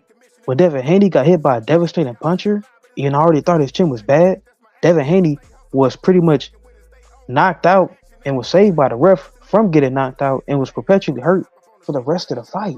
That's why they're not the same. Devin Haney, once he got dropped, he was no longer in the fight. He was surviving. So Otto Wallin is a devastating puncher. That's why it's not the same. You just moved the goalpost again, bro. So you telling me Otto Wallin is a devastating puncher? What you trying to say? You said when he faced a devastating puncher, he got knocked down and got up. So that proves that he's got a chin. So Otto Wallin is not a devastating puncher, and he's beating the hell out of him during that fight. What are you talking about? You don't even know what you're talking about, bro. Otto Wallin never dropped Fury. Bro, Otto Wallin never dropped Fury, so how could I be talking about Otto Wallin when he fought a devastating puncher? You obviously know I'm talking about Deontay Wilder. So either you don't know what you're talking about, bro. I'm talking about the Otto Wallin fight, bro, that he didn't get dropped in. So you think he was he winning that fight? Okay. So was he winning the fight at Otto Wallin? You trying to tell me he was winning that fight? Yeah, he beat him. Was he winning the fight before it got stopped? Was he winning that fight? Yeah, he was winning. He had trouble. He had trouble with Otto Wallin. Come on, because he had trouble with him because he was a southpaw, bro. I don't think he got robbed, bro. So how does he have trouble? He won. No, he won. I'm not saying he didn't win. I'm saying was he winning the fight up until the shit changed on him? Was he winning? Was he dominating that fight? No, is the answer. He was having trouble, but he was still beating him. People just think that the fight should have been stopped on cuts, and I could see that because Tyson Fury took a lot of. I can see why they think the fight should have been stopped on cuts. But do I think Otto Wallin was robbed? No, I don't. No, I never said he was robbed. I never said the dude was robbed. What I'm saying is the guy was beating him up. That's what I was saying. But you suggested, you asked me, did I think he was winning the fight? You literally just said you don't think it was robbed, but then you also said he was beating Tyson Fury up. No, I said he was winning the fight until it flipped. That's what I said. He was losing at some point in the fight. It flipped. Yeah, he got on him. He was getting his ass kicked at some point in that fight. Can you admit that? I mean, yeah. Because he wasn't winning the fight. The beginning of that fight, from the beginning to the middle, he was not winning that fucking fight. He was getting his ass kicked. You just said the guy was having trouble. Why would he have trouble with Otto Wallin? Because he was a southpaw. Oh my god. Bro, I just answered your question. You asked me a question. I answered you. Okay, Bo. You know I'm the scholar, bro. I don't do no debate. Court tactics, bro. I don't do that much debate with just words, bro. You know I like to bring facts, right? So, and you know I've studied this. This ain't something I just thought of on the fly, right? Can you see the screen? Yeah. You see this guy? You see this bum? As press say, fucking bum. Yeah, I said it. Mm-hmm. This guy knocked down Tyson Fury, bro. Now his overall record, he's not even a power puncher, bro. He got 17 fights and only 5 knockouts in those fights, bro. When he fought Tyson Fury, he knocked him down, bro, with the right hand. And this is way before Deontay Wilder. He was more in his prime and closer to his prime, bro. And his chin being his absolute best in this fight. And he still tasted the canvas, bro. Tyson Fury's chin is overrated, bro. I mean, it's like you bringing this up. I don't think, bro. Like, nah, bro. I just can't sign off on him having a bad chin. If he's able to take hard shots and recover from that, I like his chin would still have to be good, bro. It's the Aaron Pryor argument, bro. I've heard people say Pryor got a suspect chin, but Pryor he'll literally get dropped by a guy, come back, get back up, Bro, you just said Devin Haney should not be getting dropped or buzzed by people with no power. And then I give you a guy with no fucking power, bro. 5 knockouts out of 18 fights. Bro, but whenever Devin Haney fought an elite puncher, he got fucked up, bro. So it's not the same thing, bro. Like the people watching the fights know what, bro. If Ryan Garcia is a devastating puncher at 140, well, let's use your logic. If Deontay Wilder had took Osterine, do you not think he would have knocked Tyson Fury out as well? This is crazy, bro. Bro, you just made the comparison about a devastating puncher that he couldn't take his punch. The person that you're saying devastating, I'm speculating, is Ryan Garcia. So if Ryan Garcia was a devastating puncher, he also took Osterine on top of being a devastating puncher. Wilder knocked Tyson Fury down and he was able to get up, but Wilder wasn't on Osterine. No, I don't think he could knock him out, bro. I don't think it's enough. I don't think Wilder's right hand was ever enough for him to beat Tyson Fury, bro. And that's why he ended up getting stop bombed numerous times, bro. It was never enough. I mean, the right hand gave Wilder fans, it gave me a hope, a chance they could beat Tyson Fury, but really it was never meant to be. And ultimately, even with how devastating that right hand, even if you was to put 100 points in it, Wilder with just that right hand alone would have never been enough to beat Tyson Fury, and he would have lost the fight regardless. And that's what I think. So if Wilder already got max points in his right hand, you know, if you talk about it from a game sense, if you want to boost it up to 120, 130 with Osterine power up, I still don't think it would be enough. I still think Fury would just be able to recover or weaken Wilder in some type of way and knock him out, bro. That's honestly what I believe. But obviously, Ryan Garcia could beat Devin Haney with just the left hook alone, because the skill gap between Ryan Garcia and Devin Haney is not that far, and Devin Haney would have been vulnerable to the left hook. He'd have got knocked out regardless. And I always thought Devin Haney had a bad chin, and whenever he fought an elite level puncher, he got basically knocked out. He got beat up. So that's why they're not the same. So this guy right here fights at cruiserweight, right? He has 40 fights, and out of those 40 fights, he's only knocked out 13 people, and that's including the fights at cruiserweight. Knocked down Tyson Fury as well. Mm-hmm. Because he doesn't have a chin, bro. It's easy to ignore facts and just double down, bro. Just be like, yeah, but man, he might have a suspect chin. What I'm saying is facts, bro. It's not speculation either, bro. When he fought an elite puncher, he got up and knocked the guy out, bro. He got hurt by him numerous times, bro. That proves that. But the elite fighter wasn't on a banned substance, correct? No, he wasn't. Okay. But I mean, bro, Devin Haney don't got a chin, bro. It's what it is, bro. I don't know why you get. I'll accept that if you accept that Guido does Tyson Fury. I don't know why you get mad, cause you get pissed off when I say Devin Haney don't got a chin, and you get mad when I say Fury got a chin. You know, anytime I give Fury some credit, it's always some type of pushback, bro. Bro, you and Gus are like master trolls, bro. I gotta give y'all credit, bro. Y'all like the best at troll that I ever seen, bro. Like y'all gotta get like a course on this shit, dog. Y'all got that shit down to a science, bro. Y'all got it down.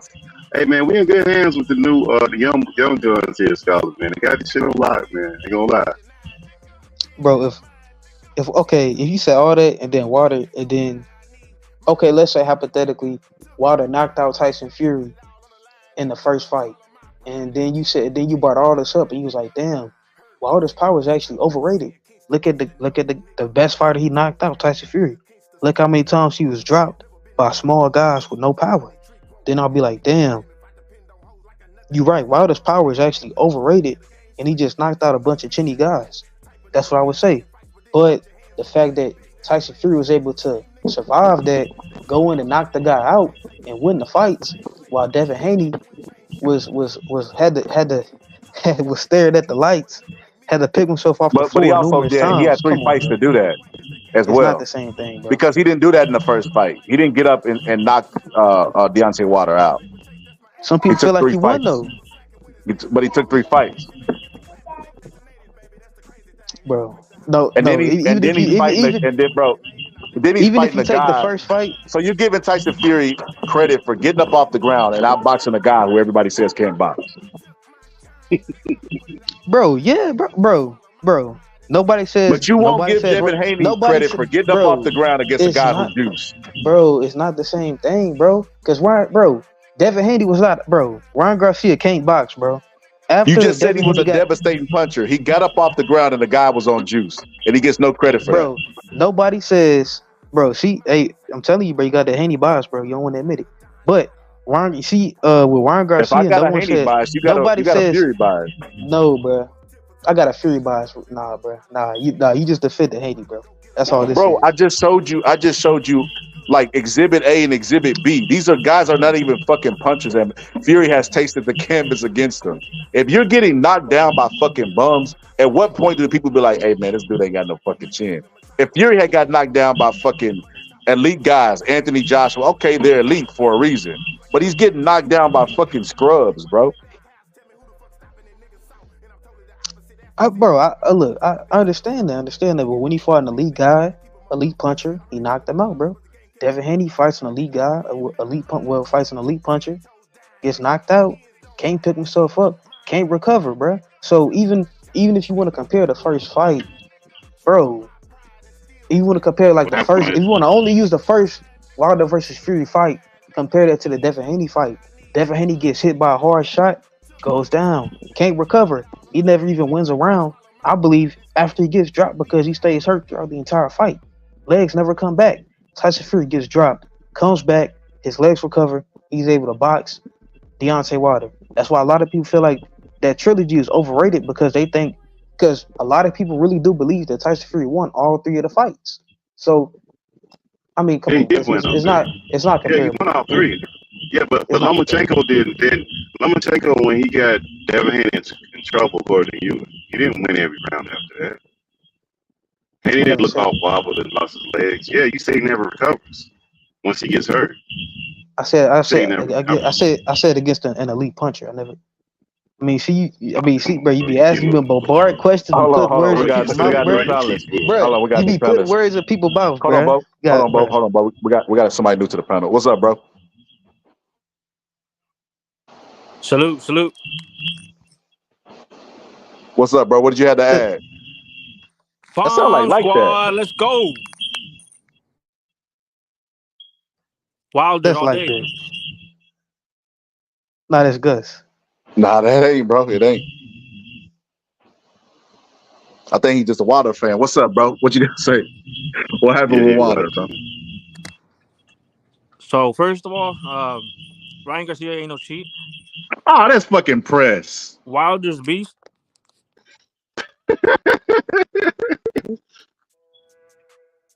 Canelo's the face of boxing. I know it ain't. And Tank about to knock out Martin. Okay, this really is a new guy. So you got Tank over Martin. Yes, sir. How you see that fight going? Knockout. Like what round? Like how? Body shot? I say about like 6 uppercut. Okay. All right. So what do you think about the conversation we have? You think Devin Haney's chin is suspect and so is Fury's, or just Devin Haney's not Fury's? Nah, Devin Haney's chin is not suspect. It's weak. There's no suspect. Devin Haney's just weak. No, his chin is weak. There's no suspect. There's no like. There's There's no no doubt about it. debating. No debating, right? Yeah, Hey, there's no discussion. yeah. Hey, if you said it, it got to be facts, brother. So was Ryan? Hey, hold on. Let me ask you this: is Ryan Garcia guilty? I mean, he did take. It was contaminated, but he still took it, right? But it wasn't on purpose. Where'd you get the contaminated? Where'd you get the? Oh shit! that's what I'm I said, tripping, right? bro. I'm tripping. This the boxing prophet. Duh. I can't hear you, bro. It's an echo. I couldn't really tell. Is that Yeah, me? he said no, that's you. He said, yeah, that's you. You probably got to refresh, Tyler. So where'd you get the information that it was contaminated from? Who told you that? It's all over the place. Yeah, but where did you get it from? Where did it come from? It came from Ryan saying that he had contaminated. Nobody else said that but him. His lawyer. Right. Why would the lawyer say anything other than what his client did was good? His lawyer said that. The guy he paid money to. Look at check there out. you go. So check this out. Since Ryan paid for a lawyer, right? Big bucks, right? These other fools got scared. They're like, we gotta surrender because you got a boss man already. So it's all bad. And that's what they did. Nobody surrendered, brother. He still got two negative tests. He still got two positive tests. That's just his lawyer putting out statements. Nobody other than Ryan Garcia's lawyer said that supplements are tainted. Nobody else has said that. And who said that Ryan was the chief? Who's the one that said that it came out positive? The 4 tests he did. He did one test on the day of and the test the day after. Those tests came back as positive. Then they tested the B sample of those 2 tests. Both of those came back positive. Those happened on the 22nd with his lawyer present. They tested that stuff again. Who put him out there? That's how we can. What do you mean? Vada put a statement out saying that his tests were dirty. Who? Vada. Vada, isn't that like the third party? I don't get what your point is, bro. Vada's the one that they wrote the test. So you asked who it is, and I'm just saying who did it. Vada. That's the testing. Yeah, that's the testing agency. But who's the one that came out? Who gets the results? Who's the one that came out with it? It was Dan Raphael and ESPN. Dan Raphael read the letter from Vada. That's what Dan Raphael did. The letter came from Vada. Dan Raphael just reported what Vada said and had the letter that Vada sent to Ryan Garcia and probably to the Ames. Nah, he probably changed the script. No, he actually read the letter from Vada. You don't know that. How long did he have it? No, we actually. What difference do it make? Still dirty, bro. He actually that's what he reported. The letter that he had, word for word. Yeah, but how long did he have it in his possession before he read it? I don't know. Probably like 5 hours changing up the words. No, we actually saw the letter. And it's the same letter that Ryan Garcia posted too. Where's the receipt? It didn't change. It didn't change. Where's the receipt? Receipt for what? For the Ryan Garcia post, they say that he posted it out too. What do you mean receipt? Like, where's the receipt? That you said he posted it up too, right? Yeah, Ryan Garcia posted it. Yeah, the Vada letter from Vada is what everybody is going off of. And where's it at? Dan Raphael was the first one to post the letter from Vada. That was the first one. And do you have the receipts? Gave some color context of it. Do you have the receipts? I don't know what you mean receipts, bro. I'm just telling you what it was. The proof? The letter from Vada. Okay. That's the proof. Yeah, but where's the receipt at? Where is it at? Receipt? What do you mean? I don't know what you're saying, bro. I don't know. Only thing we got is a letter from Vada that everybody's reported on. And where's the letter? You search the internet and find it. There's a picture of it. Ryan Garcia posted the same letter too. It's the same thing. That's the testing agency. They're the ones that reported it first. That's what Dan Raphael, when he said that he blew dirty, that's where he got it from, was the letter from Vada.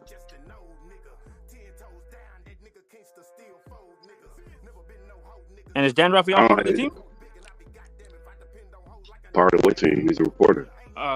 That's exactly. And Ryan Garcia's lawyer is a lawyer. So what does that mean? So you're saying Ryan Garcia didn't test positive because Dan Raphael said it? Is that what you're trying to say? Well, I mean, If the lawyer said no and Raphael said yeah, I mean, who's right? Who has more credibility? So why did they test the B sample if he didn't test positive? Because that was saying the A sample. Yes, he tested positive on the A samples. So if he didn't test positive, they would have never tested the B samples. True, but the B samples the same urine. But why test the B samples if you're not already positive? You just said the letter was not credible. So if the letter ain't credible, why test the B samples? No. What I said is that Raphael is the one that came out with it, right? Why didn't Vada? Why didn't Vada? Vada did. They did. I just told you they did. I just told you that they did. Raphael had a letter from Vada that he pointed to. Why didn't Vada just come out with it instead of him? That fool. Okay, so what are you saying? So you're saying that the test from Vada was not true? Is what you're trying to say? What I'm saying is that why didn't Vada come out with it? Why did Raphael have to come out with it? I don't know. I don't know their procedure, but we know that the test was positive. And check it out. And why did Haney come out only in ESPN and not anywhere else? It still don't matter. He still was dirty. He still had a dirty test, bro. He still had 2 dirty tests. That doesn't change the fact that him having 2 dirty tests. But do you see where I'm going with this? You see the No, I don't. No, I don't. Because he still had 2 dirty. No, there's no conspiracy. He still had 2 dirty tests. No matter the timeline. He only came out with Raphael and ESPN, brother. That's the only interview he did was with the ESPN. Why? What difference do it make? He still had dirty tests, bro. They already had it set up. Who's they? ESPN, Haney, Bill, and Raphael. Why would okay, so let's go with your theory. Why would ESPN conspire with Haney that doesn't sell anything to get Ryan Garcia, the guy who sells and gets people all entertained? Why would they do that? Because of Stephen A. Smith. Do you know who that is? Stephen A. Smith? Okay, go ahead. I want to hear this. What Stephen A. Smith got to do with this? You know who that is, right? Yeah. What's he got to do with this now? Stephen A. Smith is in this. What is he? No, you bringing him in, Steve, because of Stephen A. Smith. What about Stephen A. Smith? What does he run? He runs ESPN, right? Stephen A. Smith runs ESPN? He's the boss of ESPN, right? I know. I don't know that. I never heard that before. So now you're telling me Stephen A. Smith runs ESPN? No, he does. He's the one that got Max Kellerman fired and all these other dudes. Okay. So what's that have to do with Ryan Garcia? Pushing narratives. What's the narrative that he pushed? That Ryan cheated. I don't get where you're going with this. It all lines up. It all lines up, man. Bro, you're going a bunch of nowhere with this. No, think about it. You're having a problem. No, check this out. He took a picture with Donald Trump, and what a coincidence. The very next day, he tested positive. It makes no sense. Tom Brady took pictures with Donald Trump. He ain't blow dirty on no PEDs, and nothing happened to him bad. No, but he did. Other athletes, he did kind of cheat, though. He got what? He did a pop as a cheat, though. Spygate, Deflategate. There's other things that was before Trump. Yeah, but that was way before Trump. It had nothing to do with Trump. So when did he take a picture with Trump? Bro, that happened way left. Trump wasn't even running for president. Spygate happened, bro. Bro, that was never. He wasn't even a politician when he. Bro, that has nothing to do with this, bro. It has nothing to do with this. What about you? You the one brought it. You the one that brought it in the picture. No, you said that he took a picture. Ryan Garcia took a picture, and because he took a picture with Trump, they're out to get him. I point out Tom Brady as being a person that took a picture with Trump. Nothing happened to him. Why didn't something happen to Tom Brady? If you're gonna have somebody happen to somebody, why would you not have something to do with the most notable person of an athlete, a white guy that everybody knows, Mr. American, Tom Brady? Why didn't they take him down if it's just taking a picture? You just said that he was not running for president yet. He took a picture with Tom Brady. Tom Brady had the red hat in his locker. Tom Brady had to make America great in a hat. Wait. Yes, he was when he had to make it. When Tom Brady had a Make America Great hat in his locker in one of those seasons. Yes, he did, and nothing happened to him. I don't, bro. I don't know, man. You get stuck in some stuff that I don't even see what the significance of these arguments that you're making, man. So, Steve, let's go back to Stephen A. Smith. So you saying Stephen A. Smith has to do with it? I'm gonna look this up. Hold on. Hey, hold on. Hey, homie. You said Stephen A. Smith got someone fired. Yeah, Max Kellerman. Yeah, how do you know that? Come on, bro.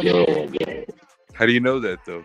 Come on, man. Same people that He's the the same boss. Brian Garcia guy. I'm just curious. How do you know that though? He's the ESPN boss, brother. The boss of ESPN is him. Hey, you grew up in the same neighborhood as Stephen A. or what? Don't let me know, man. Negative. You grew up in the barrio with Stephen A. or what? Negative. So how do you know, man? Come on, man. So I'm just asking you. How do you know? You keep saying, "Come on." How do you know? You got Woody saying it. You got everybody saying it, bro. But how do you know? Exactly. I heard it from them, the sources. So you don't? I do. Oh man. But what Stephen A. Smith got to do with Ryan Garcia, bro? I still didn't get the point of what you brought him up for, bro. What does he got to do with Ryan Garcia, bro? ESPN. What you got to do with Ryan Garcia, dog? Because Haney only showed up in one interview, and that was with ESPN.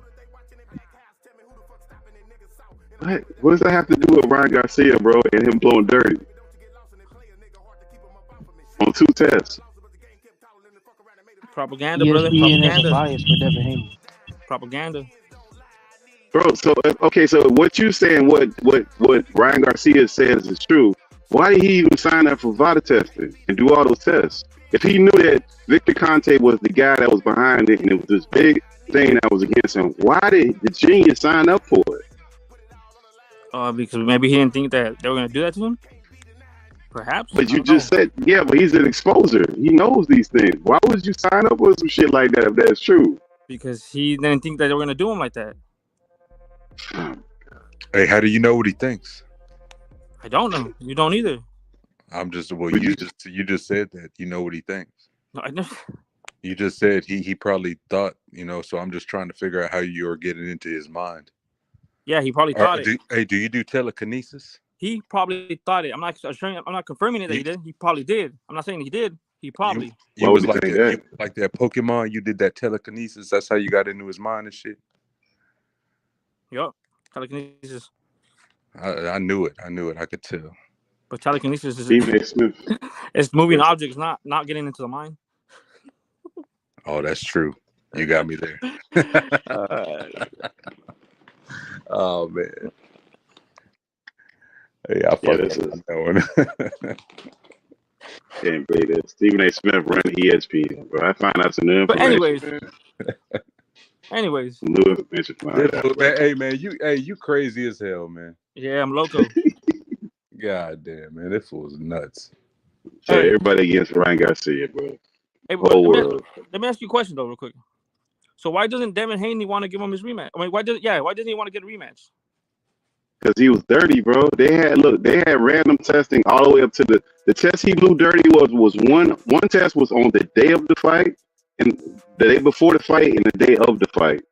So that's the reason. So all up until that time, he was getting testing. The test didn't come back till after the fight. So if he does it again, he can still have the same situation. He can have another fight. He could pop dirty, but he won't know. He's still getting ready to fight with the guy. It'll be the same thing.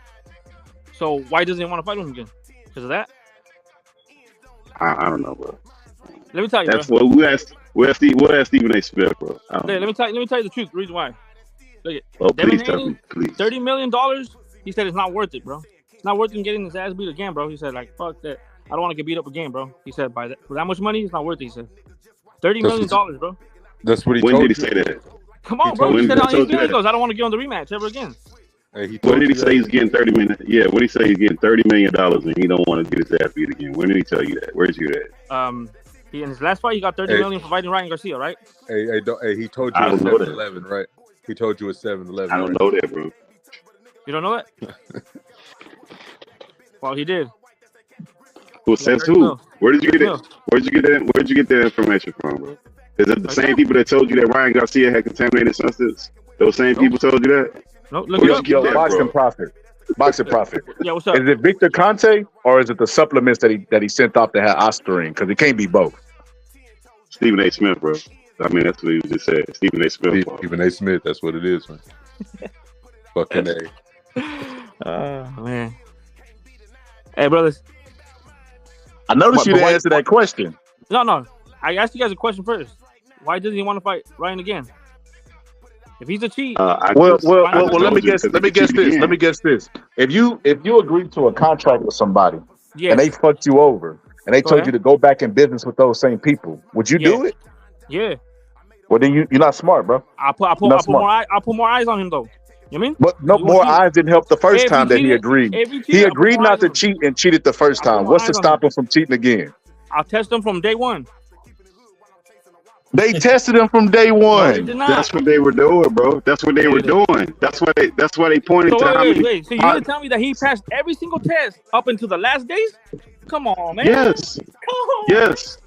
That makes no sense. Yes. Makes no sense. Look, why would you cheat before the fight? Why would you cheat the first week of a camp? Why wouldn't you cheat right before the fight if you're gonna cheat? Because it doesn't set in yet. Says who? Who said that? Man, is it the same people that told you about the supplement? Is it the same people that told you that Stephen A. Smith run the world? Those same people? Who told you that? This is insane. So you're saying the test ain't real?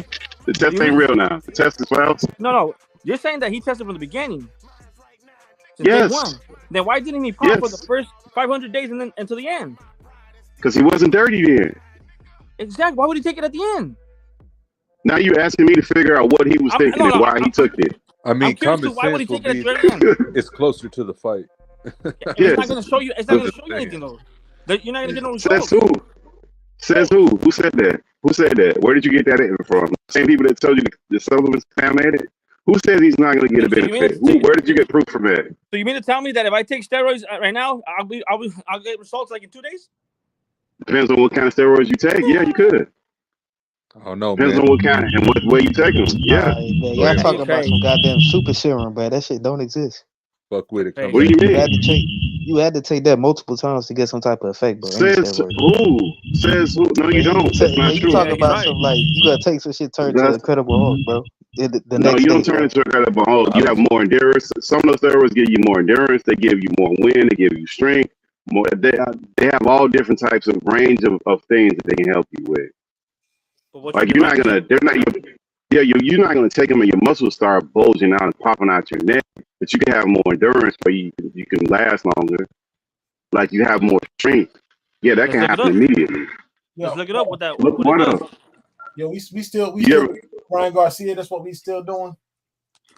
No, that's what Stephen A. Smith is doing, bro. Stephen A. Smith is the reason why. That's what we own right now. Stephen A. Smith is the reason behind everything. Stephen A. Smith, and just like that, cook. He's defending Ryan Garcia. No. Stephen A. Smith is he's behind the conspiracy, bro. That's the new theory. He run ESPN. He's the reason behind it. No. You said it yourself, brother, that he took a test from day one all the way to the very last day, and then he popped to the very last day. Come on, man. It don't matter when he popped. He popped. It matters because you're telling me that he was clean all the way through until the last day.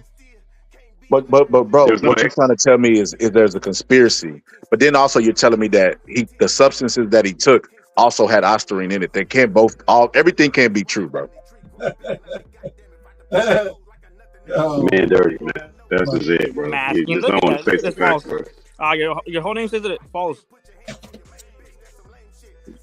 Why would they do it to Ryan Garcia? They've never done this with this whole in the comment section. Conspiracies. We can't hear you, bro. You gotta slow down, bro. We can't hear you talking too fast. Conspiracies. Bro, you're the one with the conspiracy. The science suggests that he cheated. You're the one that bringing up Tom Brady and me. Yes. This guy.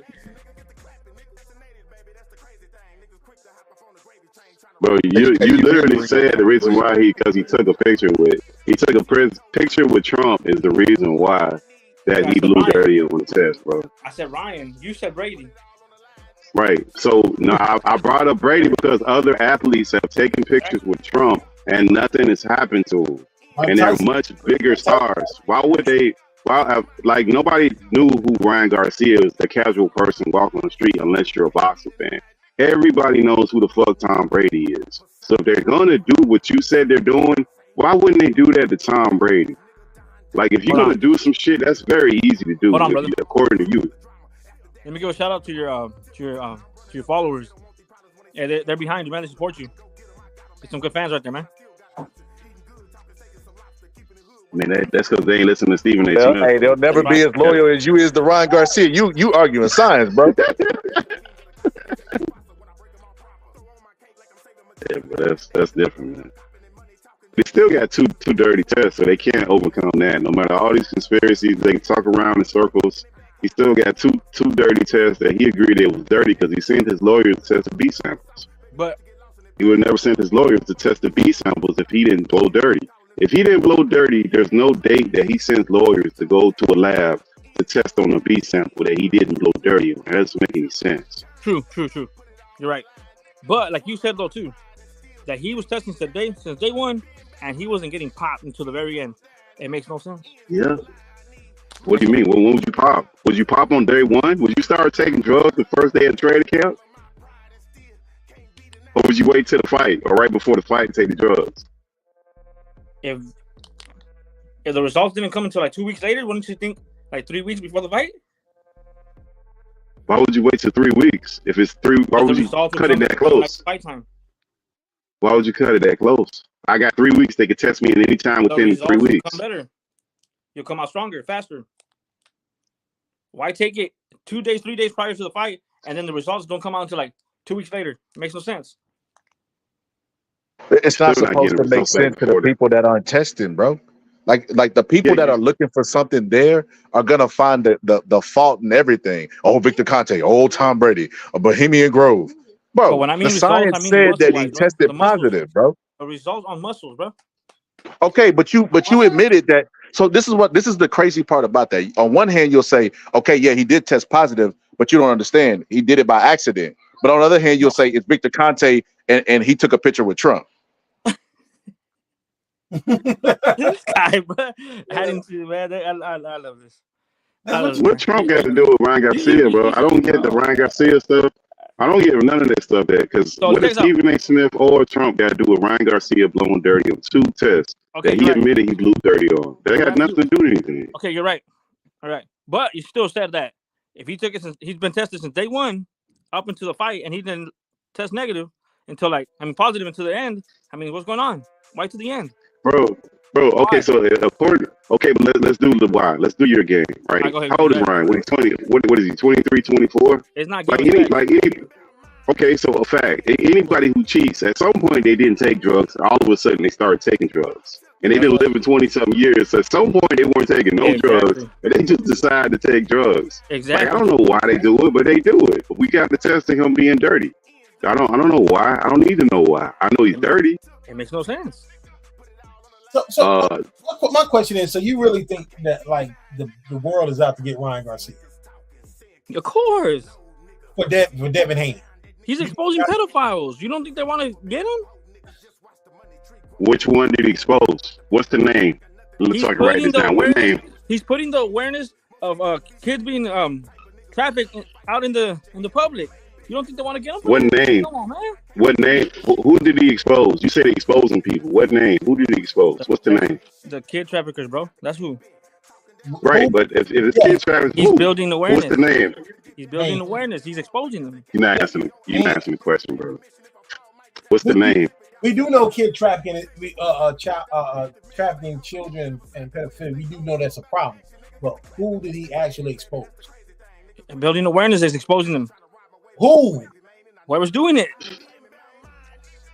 No. Well, if you know who's doing it, why won't you say the name if you really? I don't have a name specific. No, Ryan. But whoever's doing Ryan. That's who he's building awareness so they can get. Ryan don't have names either. So you don't have a name. So you know less. You know less than you knew before. With him building awareness, we'll get him captured pretty soon. Oh God. So we're gonna put you down for you knew less than you knew before.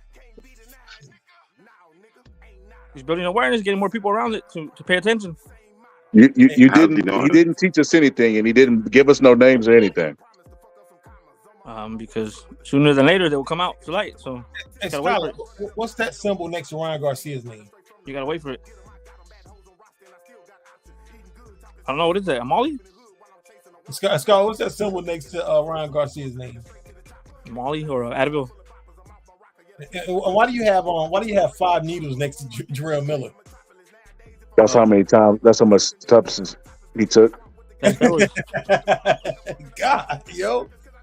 Yo, Rick Gatti set him up, bro. No, Stephen A. Smith, he did. Yeah, So can I ask you guys a question? Of course. These names are fine and dandy, but can I give you some other names that pop? Yeah, go ahead. Okay, Bro, Madlock. Why do we need to hear other names, Madlock? Okay, go ahead. Why do we need other names, Madlock? I get it. I won't say anything. Go ahead. I just don't understand why you're giving us other names, bro. It Because doesn't make there's already a sense. list. Why not add to the list? If there's already a list, Why not add to the list? and Ryan Garcia is on the list now, and Ryan Garcia is relevant. Exactly. He's irrelevant. Why not put the relevant names up there? Bro, you got a lot of static on your phone, bro. I can't even hear. That ain't mine. Yeah, I think Wait, that might so be he's supposed to be. That's supposed to be the list. Ain't no way I'm muted. Yo, you hear me? I think somebody's snoring. I think it's Bo. Yeah, it's got to be both. I mean, maybe it's Stephen A. Smith. Bohemian Grove. Man, that's not what me, it bro. is. I just turned on my mic. Oh, it's Bohemian Grove. Then. Stephen Hold A. on, Bo. Smith. he Mute up ran real quick. into- Let's see. Yeah, it's you, bro. It stopped as soon as you muted. Man, Stephen A. Smith taking Bo down, man. That's wrong, man. So let's go back to that list. We can't do every name up there. Everybody that's ever popped. No, but I can name a couple more. Yeah, I'm saying, but those are the current people, like current boxers that are top that pop. Like it's a lot of boxers that pop. Like who? Who was the current ones? The ones But there's no. So But there's no conspiracy. But wait, there's no conspiracy.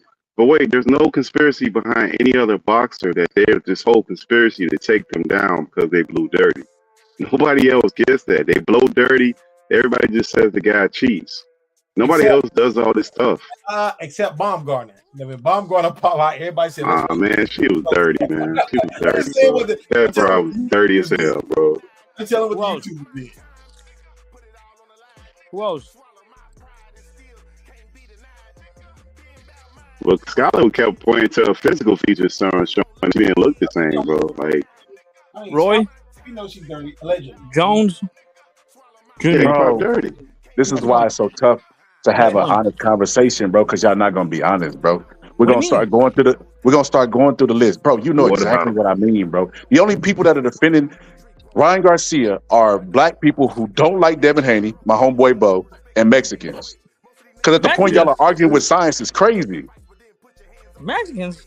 But you saying a cheater's a cheater, right? So my question is, would you defend Devin Haney like this if he popped hot? Yeah, he's right. That guy's right. Loma got robbed. So I'm saying, would you defend Devin Haney like this if he pitched hot? What? Would you Devin defend Devin has been cheating though. Would you defend Devin Haney if he got caught with the PD? He has been cheating though. That's not what I'm asking. Would you defend Devin Haney if he got? If Devin Haney had a banned substance in his blood and beat the shit out of Ryan Garcia, would you still have the same energy? So if Devin Haney got, it was a yes or no question. Hold on. If you got It's not complex, bro. 1/10 of a billion. Oh, so what does it matter? Look, so what does it matter if he had 1/10? Because how does he have 1/10 in his blood and he had 2 bottles that had both Ostarine in it? 1/10 of a billion. Madlock, answer that question, Madlock. 1/10 of a billion. And where did you get that? And where did you get the 1/10 of a billion? Who told you that? Where did you get that number from? You get it from the same people that told you? No, did you get it? What article?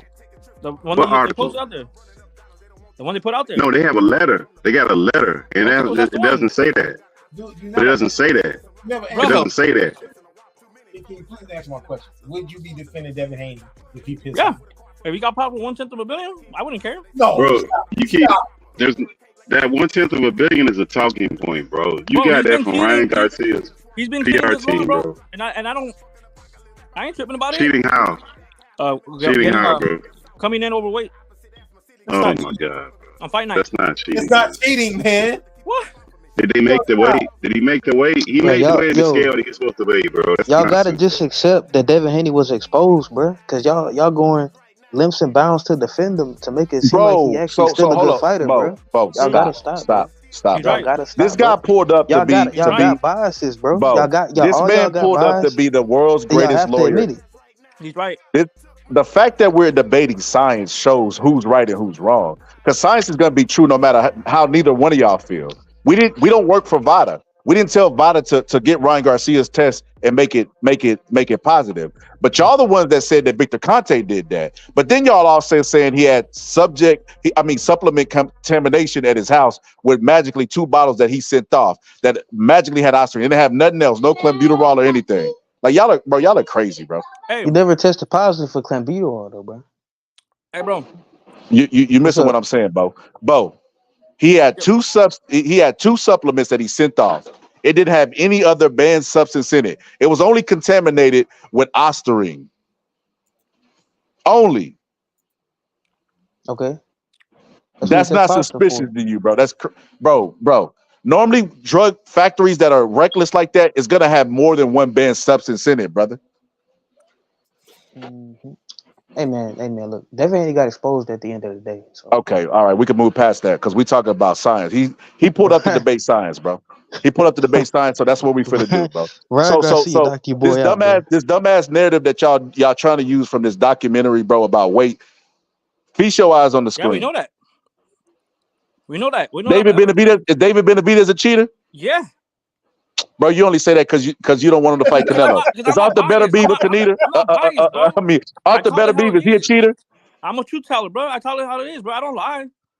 I don't favor nobody, bro.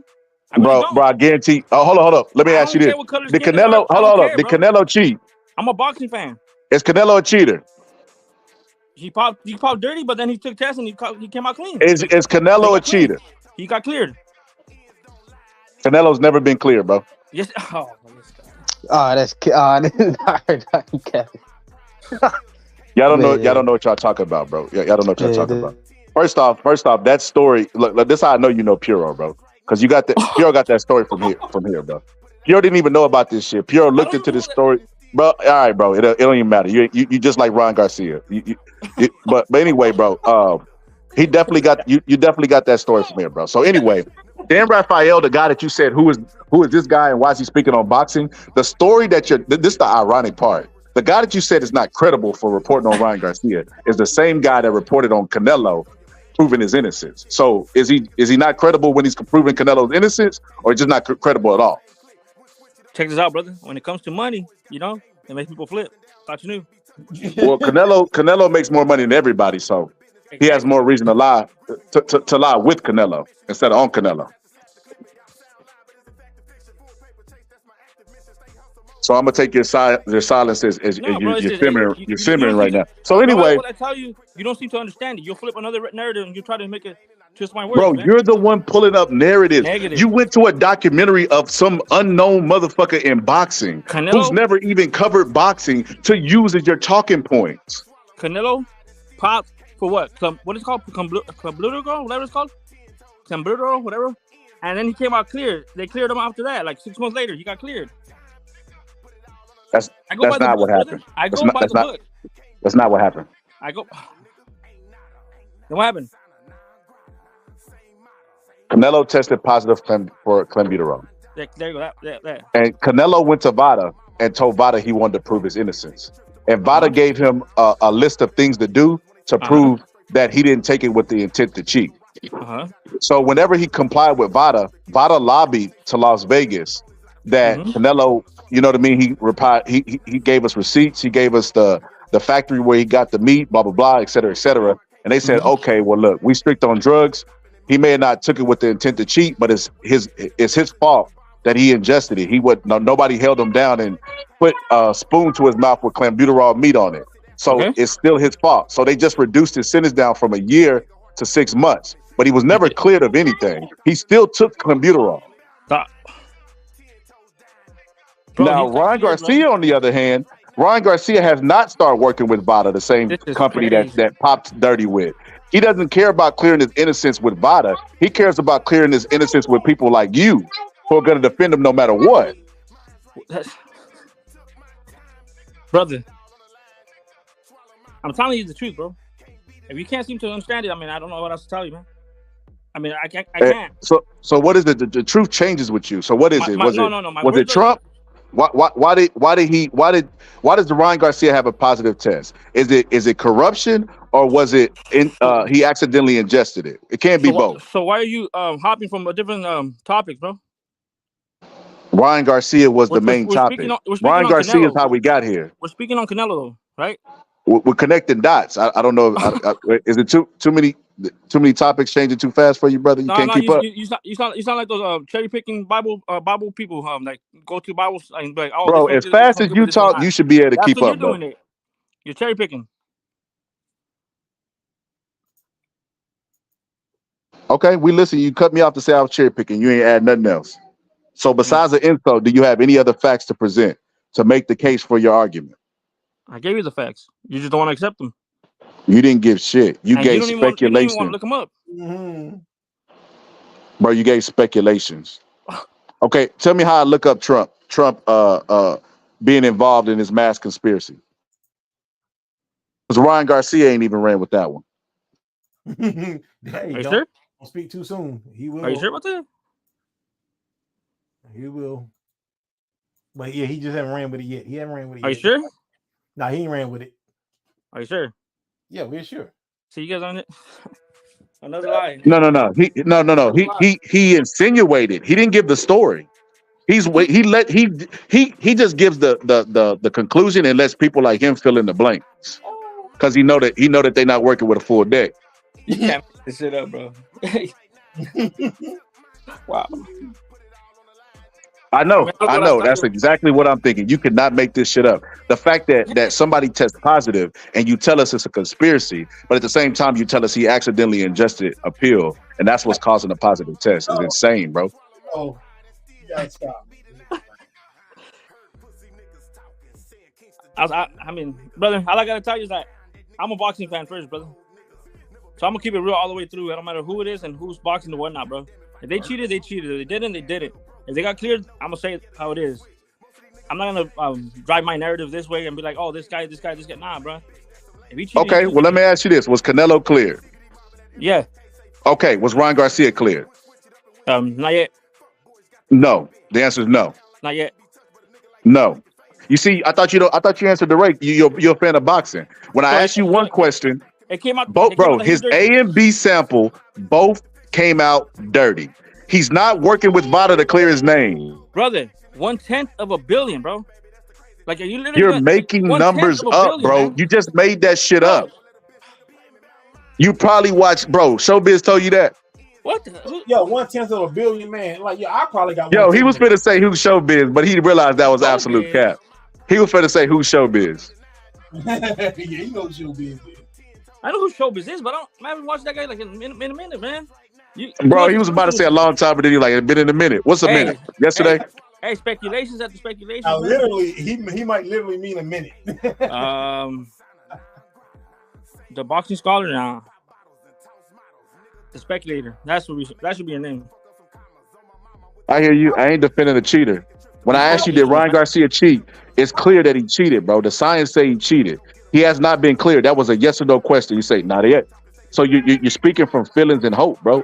I can no longer have a conversation with you, brother. No, negative. So did he or did he not? No, I'm not. James Toney is not on there. Roy Jones Jr. is not on there. Dude, then we got to go. We got to go all the way back to 1990 because Ryan Garcia failed a drug test in 2024, bro. You can't make this shit up. Fernando Vargas is not on there. Who else? Margarito's not on there. Who else? All right. Everybody that listens to action fight. Cheaters.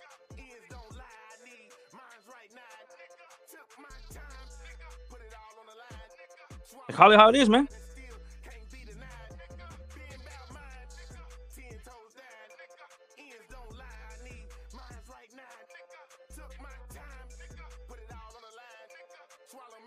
I'm not pushing propaganda over here, brother. I'm just pushing the truth, and that's it, man. That's all I want. I just want boxing to be truthful and honest and be like fair, man, with everybody. That's all I want. Oh, really? Really, man. Okay. I mean, you guys are trying to punish this guy for 1/10 of a billion. Come on, bro. It's like a cop trying to take you to jail for taking a little dot of alcohol, bro, for a DUI. Come on, man. Well, actually, the legal limit was 0.08, and you might not think that's a lot, but that's the legal limit. Yeah, and I said a dot of alcohol. You took 1 dot, and that's it. No, now you're trying to take this is not comparable to 1 dot of alcohol. Yeah. It's the same thing, little bit, bro, just a little bit. And you guys are trying to punish him for life. You telling me you guys are trying to ban him for life? What?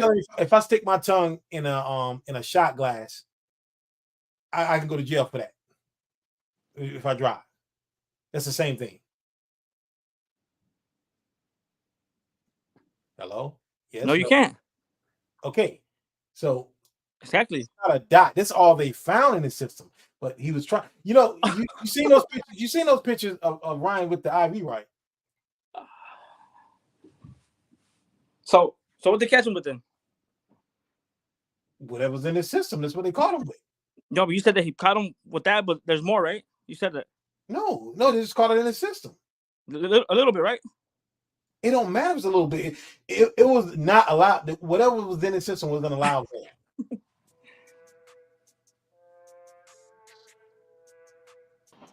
Bro, he say with narratives, what does it matter, bro? It's not an allowable limit. It's not an allowable limit for a reason. They allow you to use creatine. They allow you to use other substance, bro, in an allowable limit. They don't allow ostarine, bro, because it gives you an unfair advantage, bro. That's why it's on the ban list, and that's why it's called performance enhancement drug.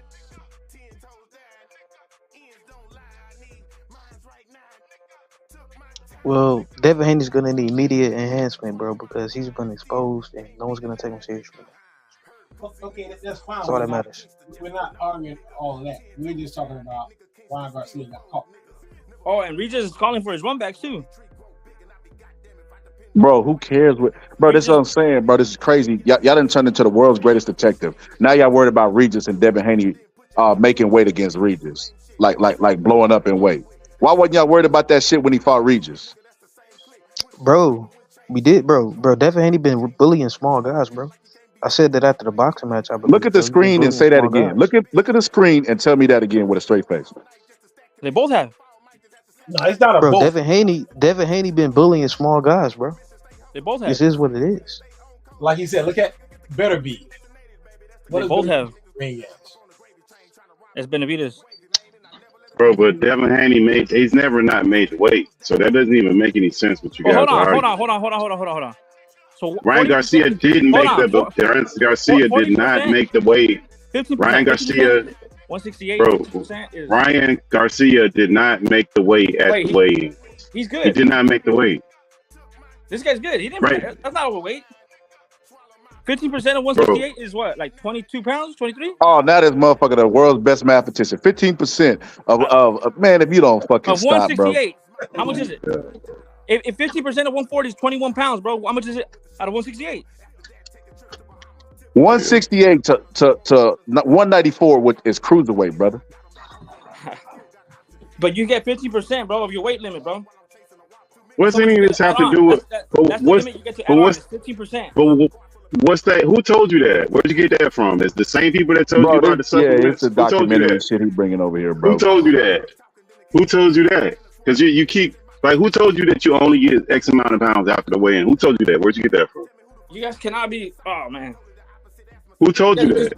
Yo, Octane said that. Octane said that's like trying to tell a woman she's only a little bit pregnant. Like the doctor comes in there like, I got some good news and some bad news. The good news is you're pregnant. The bad news is you just got a touch of it. Yeah, but who told you that you can only have X amount of pounds? Like that's like the information that you. Who told you that? Where'd you get that from? Where's the rule at that says what you're saying is true? Where's the rule at?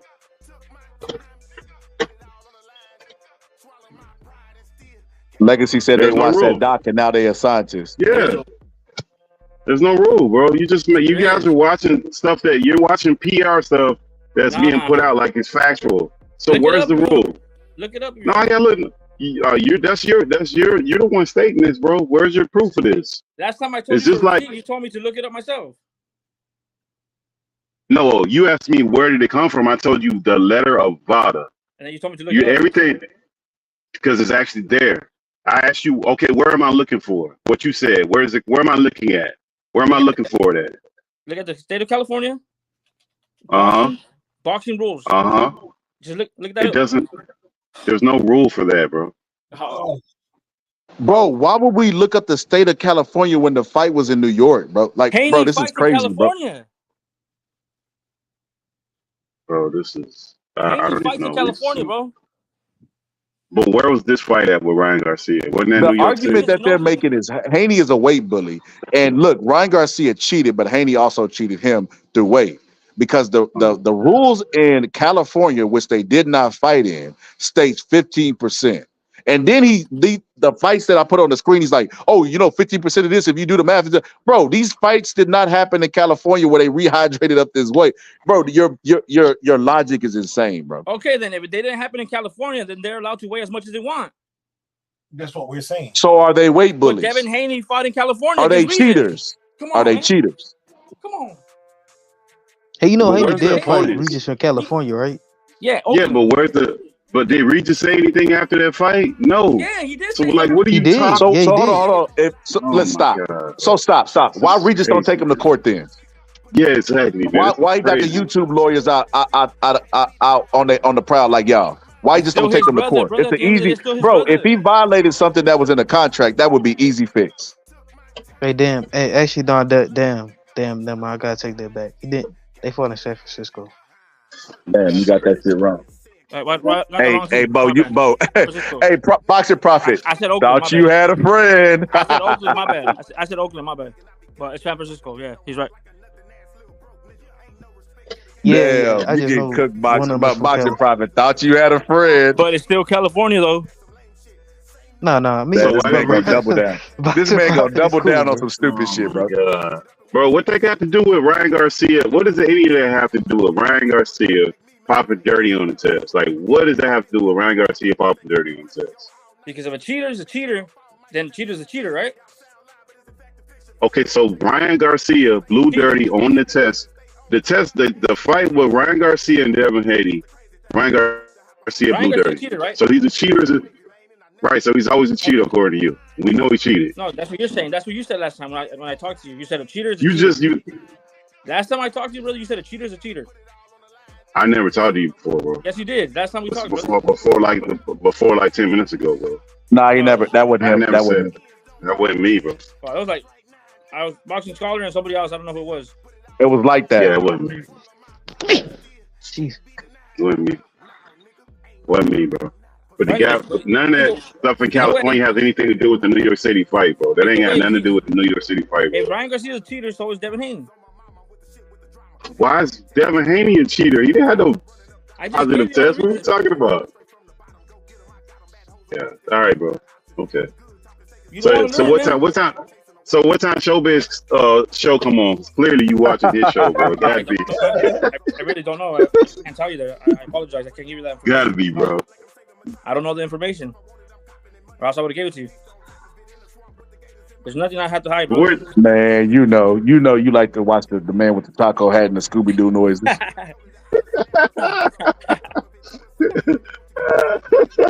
hey, that gigs though when he does that.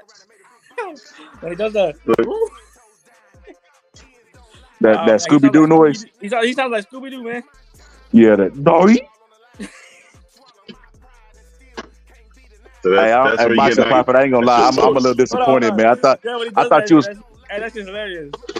Boxing Prophet, I thought you were full of pull up with some smoke today, man. Like this was. It looked like we was on the Osterine today, bro. What you mean, bro? It looked like we was on the Osterine today, man. You guys been done. I've been kicking you guys, man. You guys been done. You said Stephen A. Smith. Bro, when you pull out Stephen A. Smith is controlling boxing, bro, you lost before you started, bro. That's done, man. Stephen A. Smith in boxing, bro, you cooking with ice, man. You guys didn't hear the sizzle? At least. Nah. I seen some water pouring, some ice. Okay. That's twice already.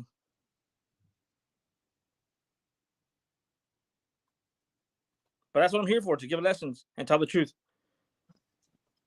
Just like Ryan Garcia exposed people, but he ain't exposed no names. It's the same thing, huh? Correct. Same thing. Gotcha. Yep. Gotcha. Yep. Gotcha. Exposing So people with I know you guys ain't gonna thank me, and neither is the comment section, but you guys are welcome. What are we working for? Enlighten us. Enlighten us. We're schooling you guys. We're giving you guys some lessons, teaching you guys some boxing. Come on. Be thankful, man, at least. What did you teach us? Some rules of boxing. The 15%. Which rule? You didn't point out one rule, bro. That's not an actual rule. That's something that they were discussing. That's not an actual rule that's in the act what you're talking about. I know the guy with the cheese. I know the guy with the cheese hat. He didn't show you the actual rule because it doesn't exist. Speculation, man. I don't even talk to show. Hey, man. Watch this channel no more, bro. You want me to talk about I didn't watch this channel no more? I mean, this weight bullying debate, bro. I ain't gonna lie with the weight bullying. You make the weight. Look, if a guy walks around at 300 pounds, if he makes 135, he made the weight. What did he say? What did he say? What? I said if a guy walks around at 300 pounds, if he makes 135, he made the weight. Yeah. No such thing as a weight bully. No. Then you get 50%. Nah. Weight bullies definitely exist, bro. Yeah. Hey, no, there's no such thing. If he makes the weight, he makes the weight. A weight bully is a guy that don't make weight. Then you get 50% of your weight. Yeah, bro, definitely is a weight bully, bro. 50%. There's no such. 15%. Oh my god, bro. 15%. So that's another showbiz. So 15% of 140 is 21 pounds. It's 21 pounds, brother. Bro, that's not real, bro. You're quoting a fictional rule that doesn't exist, bro. You're quoting some. Putting on over 30 pounds of weight after the weigh-in. You put 25. 21's the limit. You put 25. That's 18%. Okay, but many people are saying he's 165 in the ring. Yeah. Where'd you get that? 135 was 25 and 165. Somebody. And then he even has it. Bill even says it in the video. No, I'm saying people were saying that he was 165 on fight night. 135 plus 25 ain't 165. 140, bro. And no math. 140. That is 165. You're right. Yeah. That's 25. I was thinking it was like 135. You right. My bad. It's all right. It happens. But still, 25 pounds is not bad. Everybody does it. No, not everybody. Just do a lot of people put on 25 over 25. Regis put on. Bro, Canelo was talking about fighting a fucking cruiserweight, bro. Okay, but he's going up. How was he jumping weights like that so comfortably, bro?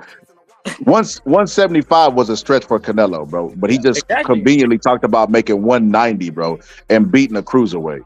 And everybody there was no suspicion on that, bro. So you think Canelo's 100% clean? He was not going to beat him, bro.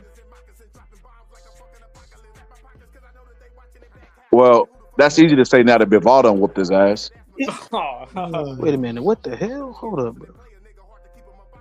Man, we gotta be honest though. We gotta be honest. If we Canelo started boxing at a young age, so really he's just growing into. I mean, he didn't really. Bro, going into a cruiserweight. You could argue that Canelo's adult age was at his adult weight fully is at 160. Yeah, 160. Right, it was probably Canelo at his natural weight. Yeah. Have you seen Canelo when he's not training? Have you seen this guy? Yeah, they all get puffy. Oh, repeat that again. Repeat what you just said. Every fighter gets puffy. Okay, say it one more time. Puffy. Say the whole phrase you just said. They all get puffy. So that means they're all cutting weight. Well, I mean that's how they make weight.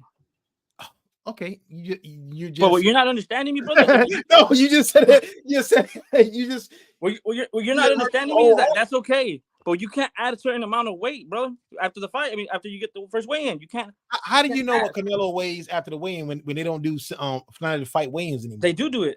When have you seen it? When have you seen that stat on a fight since HBO stopped doing it? When have you seen someone do that, bro? Just when? Tell me a fight. Just I've look it been up. watching since HBO went off the air. Show me a fight where they said these guys weighed this in the ring tonight, and they got the on the stats. Like this is what they weigh to weigh in. This is what they weigh tonight. Just What? look it up, brother. Look it up. Dig in, man. You're a hardcore boxer, man. What network does it? Hardcore boxing fan, You right? wait on Showbiz. Showbiz show don't come on for answer another is 5 never. hours. You can't be stopping them with this stuff, bro. You can't stop them with What it. Showbiz network ain't coming on for about 5 more hours, bro. The answer is he don't know. Never wearing. I already gave you guys answers and you guys don't believe me. Why tell you guys, man? You guys ain't gonna believe me, man. I'm told Now saying, you I make told you about- statements and I then you told you say y'all look it up. Look up told you my about proof. Devin Haney. You're like You guys Ryan don't believe Garcia me. with the hair sample, bro. I told you about Devin Haney. You guys don't believe me. So my wife. What's the point? You guys don't want to look it up, man. So it's up to you guys, man. That's hilarious, bro. You're Just say, gonna call me a liar no matter what, bro. just say, look, man, I love Ryan Garcia. I'm gonna stay on code, man. I'm never gonna call him out, bro. I'm absolute bias, bro. I bleed red, white, and green, bro. and there's nothing wrong with like Ryan Garcia. As long as you let us know that, hey, I'm biased. There's nothing wrong with that. I'm a Wilder fan too. Ain't nothing wrong with that. I like Wilder too. Exactly. Then why is this guy making it seem like I'm only a fan of a certain type of fighter? No, you can be fans of whoever. Mexican fighters like Mike Tyson, but who do they like more, Mike Tyson or Canelo? Mike Tyson. Or get the fuck out of here, bro. Oh man, bro. You really think that like half of the country don't even like Canelo, bro? What are you talking about? Bro, Canelo's weigh-ins alone Mike be Tyson fucking is beloved packed, in bro. Mexico, bro. They cried when he lost against Buster Douglas, bro. Bro, how do you know what happened in 1990 in Mexico, What bro? do you mean? Because my family, bro, my family was big on Mike Tyson, bro. Bro, so They your were crying, family bro. I seen them crying. cried over Mike Tyson losing in Tokyo, Yes, they Japan, fucking which cried. that didn't even hit the States right They away, fucking bro, because cried, it wasn't bro. like social media like it is They today. cried. Come on, My oh family man, nah, Mike man. Tyson lost. It's Mike Tyson, Bro, though, bro. Come on, bro, you got to sit this one out, bro. You don't know the media. Like I remember How you gonna tell me? watching a documentary one time, bro. Bro, the state. All right, that's all positive. He was alive. We could ask him and Pittsburgh T. They was alive during the time. That fight didn't They hit. can either hit right confirm away. this or say that I'm lying. That didn't hit. When Mike Look. Tyson lost, bro, Mike Tyson came back to the States with glasses on, and they asked him what happened in Japan. He was like, nothing. It hadn't really hit. Yeah. It didn't travel. News didn't travel like it does now. What are you talking about, man? That fight, like I said, it was pay-per-view. the same night as All-Star Weekend. That was the night Dominique Wilkins won the No. slam dunk contest. And also, No, it wasn't.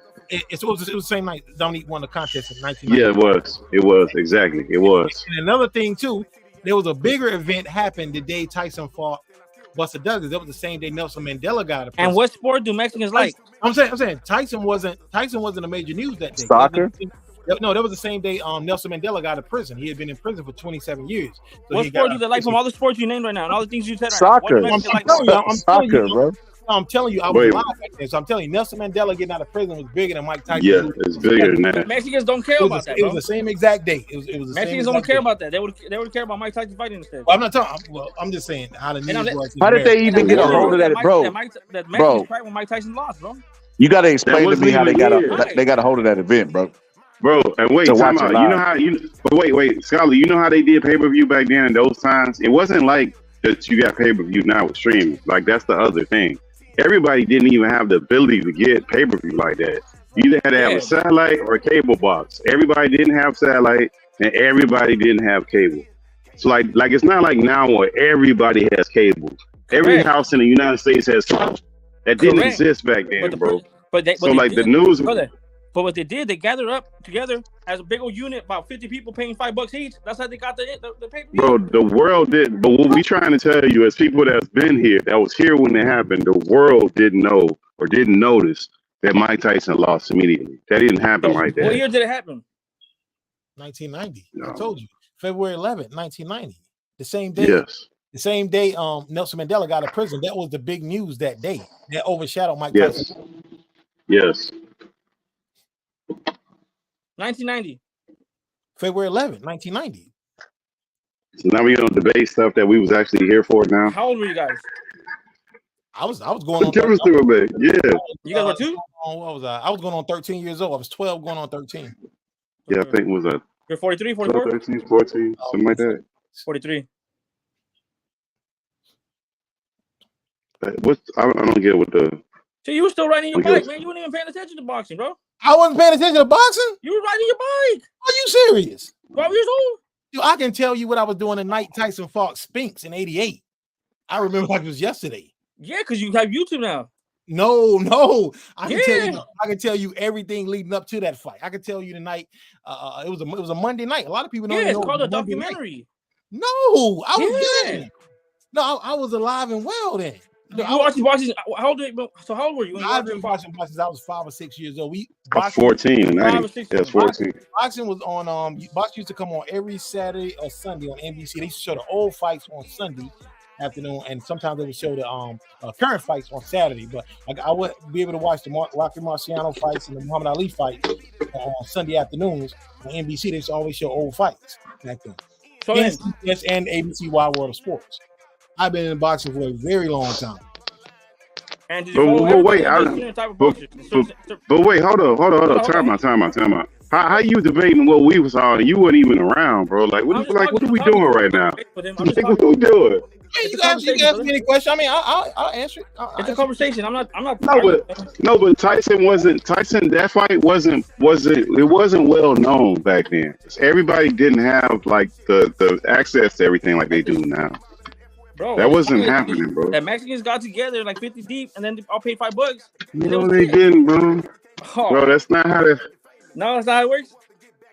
That's not how it worked, man. Bro, if Mexicans live together in a house with fucking 20 people, like, what makes you think they can't do it 50, bro? Hey, bro, check this out. If you ever in the state of North Carolina and you go to my elementary school, I'm sure I'm gonna go there and see if they still got that book. But back in '85, I used to check out this Muhammad Ali book back in '85 all the time. My name is like it was on the card. You check it out all the way down the list. No, I believe you. And it was like '85. Even the librarian told me he's like you should check out another book. So, I was checking that book out so much. This was like not long after Ali. Oh, so you're a boxing fan? Since I was in elementary school. You're a hardcore fan. I believe you. But the other two people, I don't believe. This is insane, man. This is insane, bro. That we gotta go, bro. Everything but to address what's in front of you, bro. We gotta go to Buster Douglas in Tokyo, Japan. We gotta go to 1990 with Roy Jones and James Toney. We gotta take a trip in your little rocket ship of lies, bro. All around the fucking world, bro. I doubt that. That was the debate. That was what we were talking about. Mexican people love Mike Tyson more than Canelo. Mexico. No, we was talking about Ryan Garcia. No, we was talking about Ryan Garcia being dirty, and we keep getting diverted and all this other stuff that ain't got nothing to do. He exposed people, Stephen A. Smith, all this other stuff that ain't got nothing to do with this guy blowing dirty. Weight bullying, none of that has anything to do with that guy blew dirty on 2 tests. Period. It's just that's what it is. All right. You know how you kind of exposed yourself last time, Boston Prophet? Yeah. Last time you asked, you said, what I say? You said, look, man, you keep it. You say, since you're being honest with me, I'm gonna be honest with you. And you basically said, bro, you basically said that whenever there's fighters that ain't Mexican, that nobody will ever admit. And the whole time that you've been up here, you've been trying to spin that narrative. Well, what about James Toney? Well, what about Roy Jones? What about this? 1993. Like, bro, we just gotta accept the fact, bro, that Ryan Garcia tested positive, bro. We don't have to worry about whether OJ's bloody glove fit his hand or not, bro. That has nothing to do with the price of tea and training. How'd you get this other stuff? Where'd you get this other stuff from, bro? Like, I don't get it. I'm baffled, bro. I don't even know what you're talking about, man. Bro, see, that's what I'm saying, bro. The fact that you're even playing like slow about this, bro. Like, bro, you definitely said this, bro. You said that. You try to spin it all the time, bro. No, you definitely said that. When it comes to other fighters, we don't keep that same energy, bro. Okay, and look, every fighter that you brought up to me was black. You was like, "What about Dylan White? What about Alicia Bumgarner? What about this?" You brought it up to say, "I don't keep the same energy with black fighters, bro." You did, bro. You did. Bro, I brought up 4 fighters. I brought up. He brought up Fernando Vargas. He brought up Fernando Vargas. Yeah. Okay. So look, let me try to get with you. Okay. since I'm misquoting you, right? What are you bringing those fighters up to say? That they cheated too. What is the relevance of now? So now we can just throw Ryan Garcia in the same category as those cheaters, right? The relevance is that they cheated. Okay, so we could throw Ryan Garcia cheating ass over there with them And too, Devin right? Haney as well. But we can't do that. Yeah, you could. Devin Haney has never took a substance inside of his body that was But on the he has ban list. cheated. Bro, Devin Haney has never ingested anything that gave him an unfair advantage. You can't put him with PED users, bro, because you think that he broke the rules with this 15% mythical bullshit that you're talking about. That's insane, bro. Mythical? Oh, man. Hey. Tell me you're a casual without telling me you're a casual. That's funny. The man call you a casual. Wow, bro. We can't. We don't even use those words over here, bro. When we debate facts and stuff. When the name calling come out, bro, that just show. Oh, bro, dirty word. Yeah, that's a dirty word. Damn. She's had dude ain't teaching that. I struck a nerve, man. Nah, I got a lot, man. Casual, I don't know, man. Casual. That's a little hard. That's a dirty word, man. You're semi-casual. That word dirty. You're in the mid. You're in the mid. Okay. Well, how about this? How about you pick a fight of your choosing, and we'll break down some film together, and we'll see who do the better breakdown. Want to do that? Are you sure? Yeah, positive. You want me to choose a fight? You know what? Yeah. Any fight, bro. Any fight. You can go off your regulation, bro. Are you sure? Bro, positive. Are you sure? Bro, we know it's gonna be a Mexican fighter. Just tell me the fucking fight. Are you sure? Bro, what do you want me to do? Right, what do you want me to do? Get scared because you said, "Are you sure?" Castillo and Mayweather, the first fight. Okay. All right. Whenever you want to, I'm down. All right. No. We're gonna do separate breakdowns of what happened in the fight, bro. No. Like that live together. We'll do it. No. We finna do separate breakdowns, bro. I don't want you. Feeding up. I don't want you feeding off my knowledge, bro. I want you to show me you can stand on your own. Huh? Are you still gonna say Mayweather won? Bro, I think you're missing what I'm saying, bro. I didn't say we was gonna judge a fight. Because you called me a casual. I said let's do a breakdown of a fight. Like say why the fighter won or lost. A casual means not knowing fighters and rules. So now he done made up the definition of what a casual. No, that's what it means. That's exactly what a casual means. So let me tell you what I first heard it, because I mean I've been around for YouTube for a while. I wasn't creating content, but I remember there was a time where Dante's Boxing Nation was calling people decafs and casuals, bro. Cool. And anyway, bro, if you don't know who Dante's Boxing Nation is, bro, you kind of is new to YouTube boxing conversations, bro. Even the people that don't like Dante's Boxing Nation know who he is, bro. Now you done turned into an owl all of a sudden. You definitely trolling, bro. So anyway, bro. Remember, I follow the truth, brother. I follow the truth. So where's the truth, I'll be there. And most likely I'm not. Well, I say this, Dante's Boxing Nation, and one time there was only a few channels covering boxing. It was like Ellie Setback, The Boxing Voice.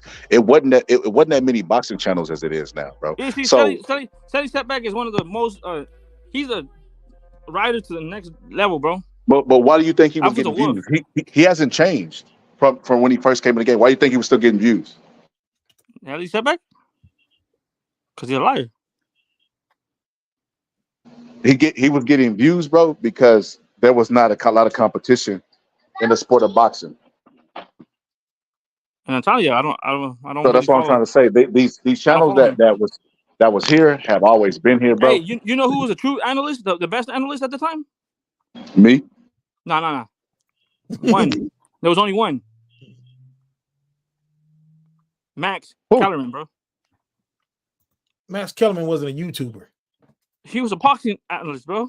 But he wasn't a YouTuber. We're talking about YouTubers. Max Kellerman was never a YouTuber. I know, but I'm just telling you, you know who was the best analyst at the time? Back then, it was Max Kellerman. He was the only one that believed in Bud when nobody else believed in Bud. Maybe no one, but what? Bro, come on, man. But you can't maybe on TV. Man, oh, there's enough people. That's a goddamn lie. Enough people. Goddamn lie right there. Bud had no fans, bro. None were his fans, bro. You mean nobody? Only Max Kellerman was the only one that rooted for Bud, bro. He was the only one that made him friends. Overall, just in the mainstream. The whole world, nobody knew him but Omaha. That's it, bro. So you telling me nobody on this panel knew Bud Crawford before the Spence fight? Bro, they didn't know him. Like what, 10 fights ago? Nobody knew him, bro. Man, we've been following Bud for the Bro, whole you're time. crazy, bro. About 10 fights. You can't tell me you knew him, bro. Bro, nobody knew him, bro. Bro, I've been calling for Bud to Max fight Kellerman's the Spence only one that before believes he in was Bud even Crawford, a bro. fucking bro. He was still at welterweight, bro. Bud wasn't even Kellerman a was the champion only at one that believed in Bud 135 yet. Crawford, He was bro. talking about his fights on forums. I'm on forums. Everybody started becoming Bud fan like after like his 36th fight, bro. When he was, So you mean to tell me after he beat Gamboa and got Fighter of the Year, nobody knew who he was? no, they still didn't know him like that. Oh my! Well, we knew Hell him. no, they didn't know him like that. We knew him. You're not talking to us. No. Hell no. Nobody still knew him like that, bro. You telling me I did not know Bud until you might have known him then, but they still didn't know him like that. Oh my god! Everybody started jumping on his wagon. But how could you how could you tell somebody what they knew at a time? Like, how would you know what's inside somebody's mind, bro? Like, we getting into like real crazy land now. My dude. Like, how you know what's in somebody's head, bro? My dude. Everybody that had the pound for No. How do you know? Okay, cool. But how do you know that what Kellerman was somebody the else only was one thinking? calling him a dog, a killer. He was the only one. All right, cool. But how do you know what somebody on this panel is thinking, bro? How do you know? Is what I'm asking. How many fights? Nobody else spoke about him. Hey, how many fights has Bud got now? How many Bro, fights? Bud got what? 41, 40, 40? Around You telling us we didn't know Bud until his last 5 fights? Is what you're saying? No, maybe his last 8. Oh my god, man, that's crazy. Yeah, that's when everybody started popping up. All these Bud Crawford fans started popping out of nowhere. But you saying we on this panel? And then he became bigger when he beat up the Spence. Dude, we knew Bud before he even had a belt. And what weight was that? Wait, this is 130. No, what? 135. Wait, 130 or 135? 130 went to 35, 40, 40. Wait, hold on, what? Bro, you talking to a historian, bro, by the way, but go ahead. 130, 135, what else? 40, 47, and 54. That's 4 or 5 weight divisions right there. He's only been in 3. He's been in 135, 140, and 147. He's about to fight in 154. That's 4 weight classes. You just named 5. Come on, my dude. Like I said, you guys don't know Crawford like that. Oh my god. I'm telling you. I'm telling you, I've been watching that guy. Even I didn't believe in him. And Max Kellerman was the only one that, yeah, he's a killer. He was the only one that was right, man. I'm telling you, bro.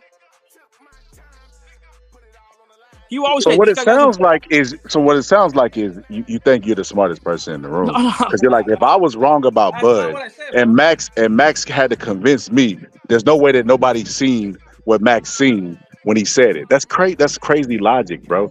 Like, bro, what the fuck? Like, so nobody's seen Bud coming. Like I said, Bud got Fight of the Year and nobody's seen it, bro. I watched that Gamboa fight. He dogged the shit out of Gamboa. No, and at that time, bro.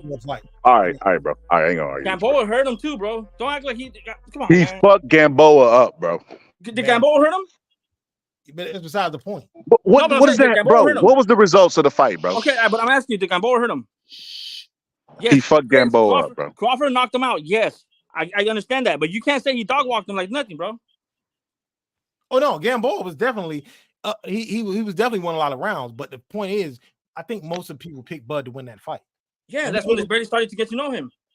That's when that's when the Spaniards were started sprouting out of nowhere. That's when they Bud was actually fighting on top. That was the beginning of Bud Crawford's fans. Actually, that was the beginning of the bandwagon. But you do realize fans pop up out of nowhere all the time, right? Because there's gonna be a time where they don't know a fighter, right? And that's my whole point. That Max Kellerman knew him, and they knew him before he was with Top Rank, bro. What are you talking about, bro? Like Max Kellerman didn't have anything to do with the promotion of Bud, bro. He might have been an introduction for you, but we knew who Bud was, bro. He was the main analyst. All I'm saying is that he was the best, and because he saw these fighters, and he was right all the time, bro. He would say, "Oh, this guy's gonna be a hog. This was gonna be a hog," and he would get him right. That's all I'm telling you, bro. Max Kellerman is a hog. That fool knows his boxing, bro. I don't think anyone here disagrees with that. No one here is disagreeing about Max Kellerman. I think everyone here respects Max Kellerman. No. Yeah, no. Who don't respect Max Kellerman? A lot of people. Me, Stephen A. It's me, Stephen A. Smith. I don't respect him because I fired him. So you see what I mean? Stop it. Man, stop, man. LeBron James. You know why? Max. You know why? You want to know why Stephen A. Smith fired him? Why? Because he's the boss of ESPN. That's why. Check out. Because Max Kellerman knew something about the black culture that what's the name? Stephen A. Smith didn't know, and he schooled him on it. And somebody was like, "Damn, Stephen A. Smith, god damn, he knows more than you. What the fuck?" And he got jollies ever since, bro. I don't think anyone here likes Stephen A. Smith over Max Kellerman when it pertains to boxing. Now, I don't know. You're preaching to the choir. No, but okay. What I'm saying is that's the reason why he don't like him. That's why he fired him. Size. I'm trying to see who's the one that told him that. Was it Snoop? No, it wasn't Snoop. It was who was it, bro? Bro, you're talking about Terrell Owens, bro. There you go, that guy. You see? But that wasn't even true what Terrell Owens was saying. Like, Terrell Owens was just trying to call a guy cool. That's it. That's it. For people like you would know no better. So you would think that what Terrell Owens did. We knew what Terrell Owens was saying. That Philip H is right. He was calling Stephen A. Smith a cool. That's what Stephen A. See? Yeah, but that's not even true, bro. Max Kellerman living $1 million. He's a millionaire living in a mansion somewhere. He ain't going through the hood, bro. And they both are, and they've been wealthy for a long time. And Stephen A. Smith grew up black. So you think Max Kellerman lived in a middle class home? He was trying to be a rapper, bro. He was underground. Right. But he been wealthy for a long time, man. And he ain't never been black. So he wouldn't be connected to the hood. That's nonsense. What you mean? So you think Max Kellerman hanging out on the block? Was? He was hanging out on the block? Was? That's why Stephen A. Smith fired him? Stephen A. fired him because they were saying that he was more blacker than he was. All right, bro. I hear you. That's what they were saying. Who's they? The guy with the cheese hat? Did he let y'all get some cheese? Did y'all get a discount for cheese since you watched the guy with the cheese hat? Hey, you don't want to hear the truth, brother. Yeah, the truth. And you deny it all the time. You don't accept it. I know. But can I get a coupon discount? What you get, like 10% off on cheese? What you get off? 10, 20%, 30? That's the real truth I want to know, bro. Let us in on it, man. How much you get off?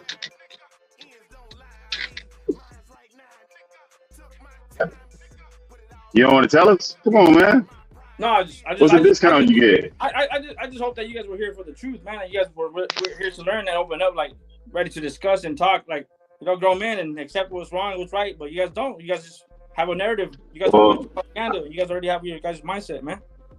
I'm not gonna listen to a guy wearing a cheese hat telling me about boxing if I'm a grown ass man. I'm not doing that. No, we doing grown man stuff, though. I'm not doing that. That's fine. With his eyes bugged out and reading statements from Ryan Garcia's lawyer as though they're fact. I'm not doing that. I'm not listening to that guy. That's fine. And bringing his talking points over here and talking about their fact. They're not. Fine.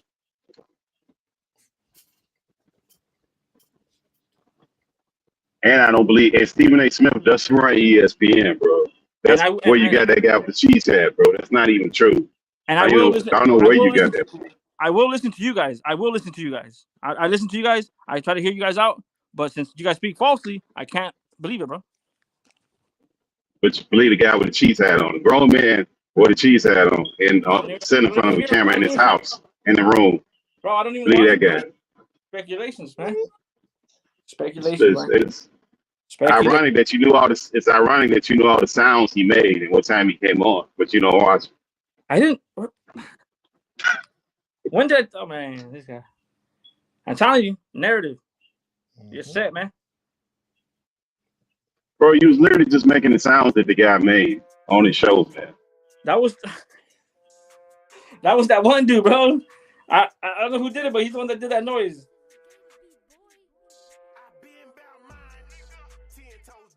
I'm telling you, brother. Propaganda, man. So who's the truth teller? If everybody's telling propaganda, who's the truth teller? Is it just the one that was talking to him? He's the one that tells the truth. But he said Ryan Garcia cheated.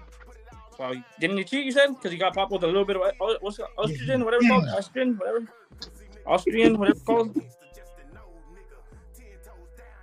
So was he telling the truth when he said he popped 30? He cheated? 1/10 of a billion. Huh? 1/10 of a billion. But did he cheat? Because you said the other guy that you named somebody, you said he believed him. 1/10 But where'd of you a get the billion. one? Okay, who told you that? Where'd you get that from? Look it up. No, that's your fact. Where'd you get it from? No. Last time you told me to look up something that you told me, I told you, where's the receipt, y'all? You look it up. I told you the letter came from. It's a Vada letter. That's what I told you. And then you told me to look it up, bro. You can't even tell me the source of where you got the 1/10 of a billion. Where's the source? Where am I looking at it from? From where? Where did it come from? Who told you that? Look it up. Victor came from Victor Conte himself. Because of what? Victor Conte himself. Or Bill Haney. Right. It's cows in the moon that are floating in the stars. Look it up. That's crazy. That's crazy. You know, the only reason that we're talking about Victor Conte is because Ryan Garcia keeps bringing his fucking name up. And you guys keep bringing up Ryan Garcia. Because he tested positive, and we covered current events in boxing, bro. It's been like 9 weeks already. So I can remember having a conversation with you before the B sample came out, and I was trying to tell you, like, hey, bro, the B sample is going to be the same as the A, and you didn't believe that. Yeah. You still had hope. Hold on. I'm going to cut you guys short because I'm losing IQ points here, man. Oh, okay. All right. Yeah. Well, I apologize for that, but good luck. You're in the negatives. You don't have any you don't have any to spare, so I suggest you get off now. You're already in the negatives, brother. Like, let me say bye. Let me say, have a great night. That's it, man. all right. That man said we still talk about Ryan. Have a good Ryan night. Ryan is still in the news because Ryan won't shut the fuck up. Ryan just said his mom had cancer, bro, and to pray for him. That's crazy, bro. Like, Ryan Garcia keeps his name relevant. He had a huge social media following because the fact that he's always in the media and always fucking yapping his goddamn mouth, bro. He's the one that Ryan Garcia won't fade into oblivion, as Tyson would say, because he won't shut the fuck up. What's your issue with freedom of speech? We don't have an There issue. is no issue. If you're on the internet, issue with freedom of speech. What does Ryan Garcia do for a living, brother? He's freedom of speech, brother. He can say what he wants. What does Ryan Garcia do for a living? As long as he's not threatening nobody, bro. That's he can say whatever he wants. Okay. Well, you're the best at not answering questions. What does Ryan Garcia do for a living? You're the one that has an issue with him saying this stuff right here, bro. That's his freedom of speech. He never answered a direct question. You can say the same thing. He never answered a direct question. His profession is boxing, brother. You know what we talk about over here? Boxers, right?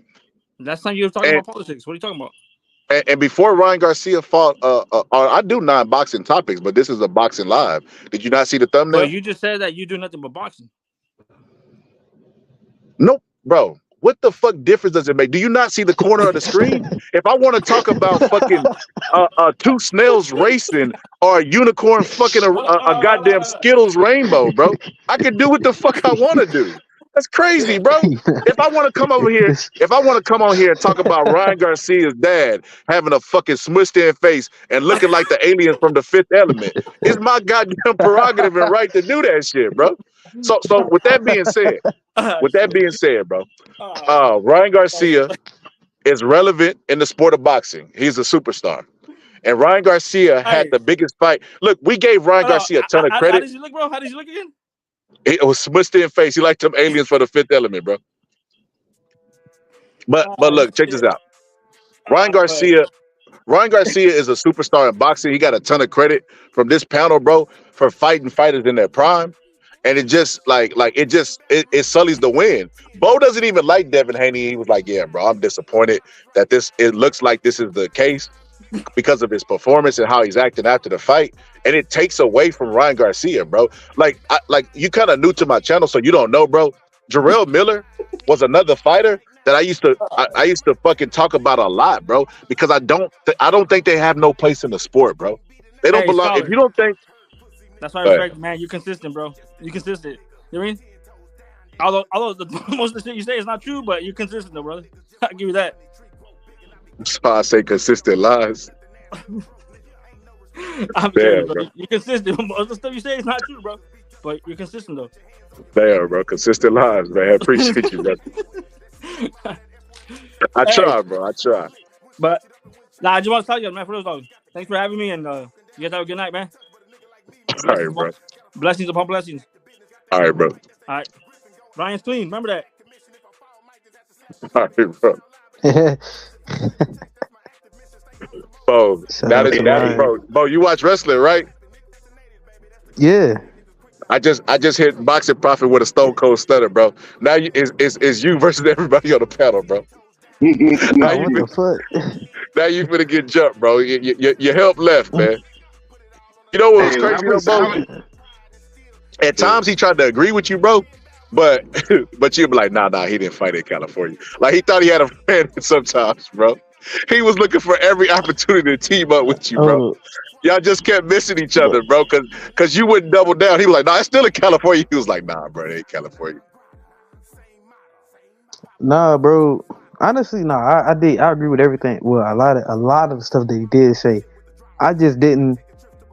I just think that Ryan cheated, but I think it was because he got contaminated. Oh, He was. stop. It sounded like. Stop. It sounded like. You don't It believe sounded that, like he bro. was.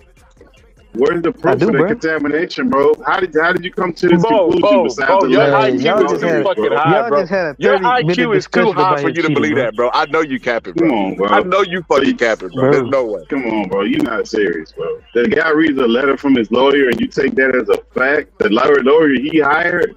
Bo, Come on, last man. time somebody was on here, they was like, but y'all don't understand. Ryan Garcia's mom said, Ryan Garcia's mom? Bro, his mom is gonna have more facts. Dad is mom. What? His mom got more facts than who? Vada? Bro, yeah. She got more facts than Vada? She know the bit, like she worked inside like the business or something like that. So she's his manager She or knows promoter or something. trainer? But which title is she? A manager, No. promoter, Like or she trainer? got experience. She got experience in boxing on the commission As a side, on manager, like the government as type a, of side. so she's a commission. She part of the commission. Yeah. Well, she got experience. I don't know if she currently a part of that. I don't know. I don't know if she's currently a part of it. She's part of the commission. What you trying to tell me? She was part of a commission. Which commission? Yeah, I think so. I think Haney didn't Haney mention that in the press during the press tour of the Ryan of the fight. News. Yeah, I think to even me. Devin Haney mentioned it. Scotty, you know nothing about that? You talking about the rap group or you talking about the boxing commission? No, box commission. Like I think even Haney mentioned it. I don't know nothing about that, bro. But I don't know, man. He was like, man, That's his man, mother. your mom was like, your mom was giving you decisions in the amateurs, bro. Cause she was head of the commission, or she was giving them favorable scorecards. That's what Devin Haney was trying to say. So why didn't his mom call Vada? Why didn't his mom call Vada and get the test hooked up there? Nah, I'm trolling, bro. I'm trolling. I'm trolling, bro. I'm trolling. Man, I don't know, man. We just went to tinfoil hat land. Came back, man. Stephen A. Smith ran ESPN and he fired people. Bro, but I ain't gonna lie, man. I feel like Boxer Prophet was honestly cooking, bro.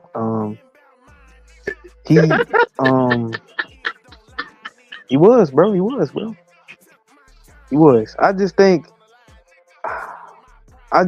it's just that whenever he did answer, like y'all asked him that question about like what if it was like contaminated substance or Victor Conte, he just never gave like a clear answer. So that's why I never jumped in because no, man, fuck it, bro. I'm just gonna say it, man. I'm gonna say it, man. Boxer Prophet was speaking facts, bro. And yeah, bro. I just think Ron Garcia did. I just think Ron Garcia did cheat. I just think he got contaminated. But it seemed that he didn't think Ron Garcia. He didn't seem to think Ron Garcia cheated at all. But where did you get the contamination theory from? It's based on what makes it seem that he has contamination. Examination theory? Yeah. Well, what makes you come to the conclusion? The clean test on the lead up, the low amount, trace amounts, very low amounts. The fact that it probably wasn't going to make a difference because he took such a small amount. The fact it was a highly detectable substance. People that don't mean nothing. People that sell SARMs. Bro, people take drugs every day. Yeah, but people take drugs every day. But the amount of how detectable they are, and if you get caught, people are people, bro. People do a lot of irrational ass shit. It's irrational for somebody to jump in the car, drink, and go kill somebody, and then be hanging out of the car, act like they're not drinking. It happens every day. So people do a lot of irrational shit. You can say, why would a person do something like that? Why do people get DUIs and kill people? Why do pilots get drunk and get on planes? If people operate heavy machinery like that, people do shit all the time that makes no sense. Why they do it, who fucking knows? But once they do it and they're tested, that should be the end of it. We had to climb inside of his brain and figure out why he did it. I think that's crazy.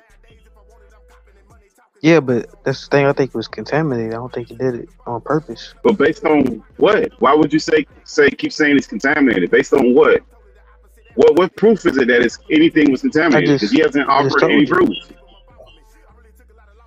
You know, it's like there's a no highly actual detectable proof. substance. It's not human approved. You know, all that type of stuff. Man. But that doesn't mean that he still should intentionally take it. Just because it's highly detectable, that doesn't mean anything.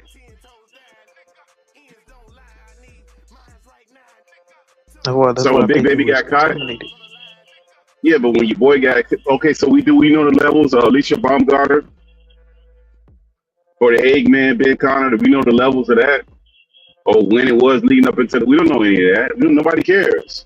It's only in this fighter that we're doing this little game of how much it is and if it was important. We just knew the guys; those people blew dirty, and that's the end of it.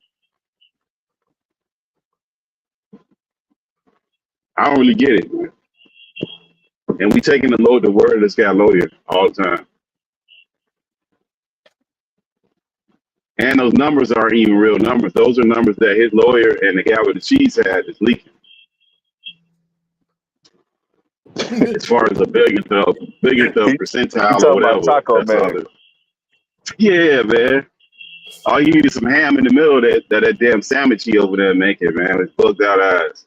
Like, you taking that guy serious, man, I can't take you serious when you that's your source or something. I can't even, I'm saying you both, but I can't take people serious that listen to that dude, man. That dude just, man, come on, man. None of that stuff that dude was saying. Nobody serious that listens to showbiz.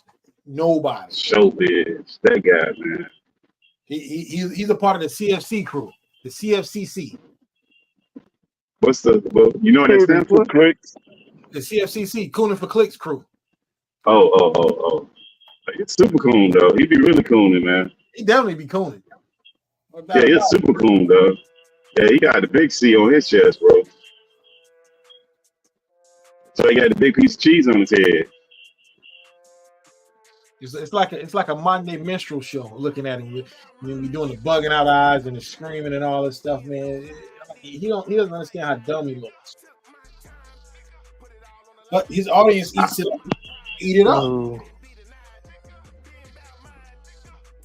I mean, if people go to Hollywood and get bumped in the booty, man, that's not a surprise that he'll put on a cheese hat and bug his eyes out. I mean, I guess it's better than getting your booty up. I mean, he probably stepped away from it.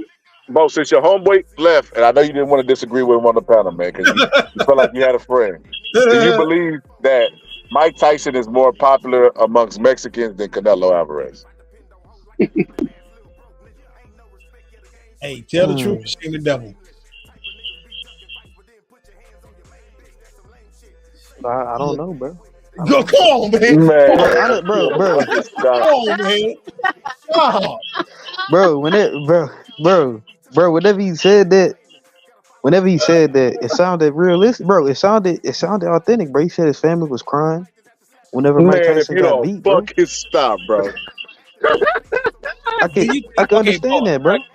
Do you think Mike Tyson's more? But Mike Tyson is like, when people think of boxing, though, Mike Tyson is like one or number, like he's like number one or number two. So it's like, but we're talking about a Mexican. Hey, Bo, you know how I know that's not true, Bo? Because if that was true, Mike Tyson would have been popular all the way until the day he retired. And he wasn't the most beloved person. Like I said, they booed him and they threw stuff inside the ring. They would have never did that to Julio Cesar Chavez because of the Mexican market is a huge market and has always been. There's no way, bro. There's no fucking way. As a matter of fact, Julio Cesar Chavez got famous because Mike Tyson. Julio Cesar Chavez was thrown on the Mike Tyson cars by Don King and paid by Mike Tyson purses. And Julio Cesar Chavez, well past his prime, was never booed or any of that shit, bro. Like I said, remember that ESPN poll I did where it was like, what should Mike Tyson do? And it was like a large percentage was like, just go away and leave the sport of boxing. They would have never said that if they loved Mike Tyson like he claimed. Like they were crying when he beat when Buster Douglas. So they was crying when he lost to Buster Douglas, but not when Kevin McBride beat him a bum. But Buster Douglas. But we got to be real though. A lot of Mike Tyson fans are American though, man. Yeah, but the problem with the Buster Douglas stuff that he was talking about, everybody assumed that he was going to win that fight. And there was a lot of other stuff going on. It was the All-Star game. There was Mandela, like he pointed out. Like, that wasn't a fight that was anticipated for people. And it was in Tokyo at a different time. It was like these fights that we watch in Saudi Arabia. It's not even at the normal time. So the idea that people all huddle around TV to watch Mike Tyson fight, that's nonsense, bro. That's all cap. People weren't doing it. They found out the next morning by looking at ESPN where it came across for a 10-second or 15-second spot where they talked about it in that short clip. Man. That's it. And nobody knew who the fuck Buster Douglas was. But as I said, Pittsburgh. Man, I think they was watching boxing, bro. That Sunday, it was. No, they wasn't. No, they weren't. Hey, Pittsburgh. Well, like I was saying, Pittsburgh. That Sunday in America, it was bigger news with Mandela getting out of prison. That was a worldwide than Mike Tyson losing. That was a bigger. Yeah. That was a and the Dominique. Yeah, Dominique. And the NBA back then. And the NBA back then, that was the one that Michael Jordan and Dominique were in that All-Star game. So you got Michael Jordan and you got Dominique in there for sports fans.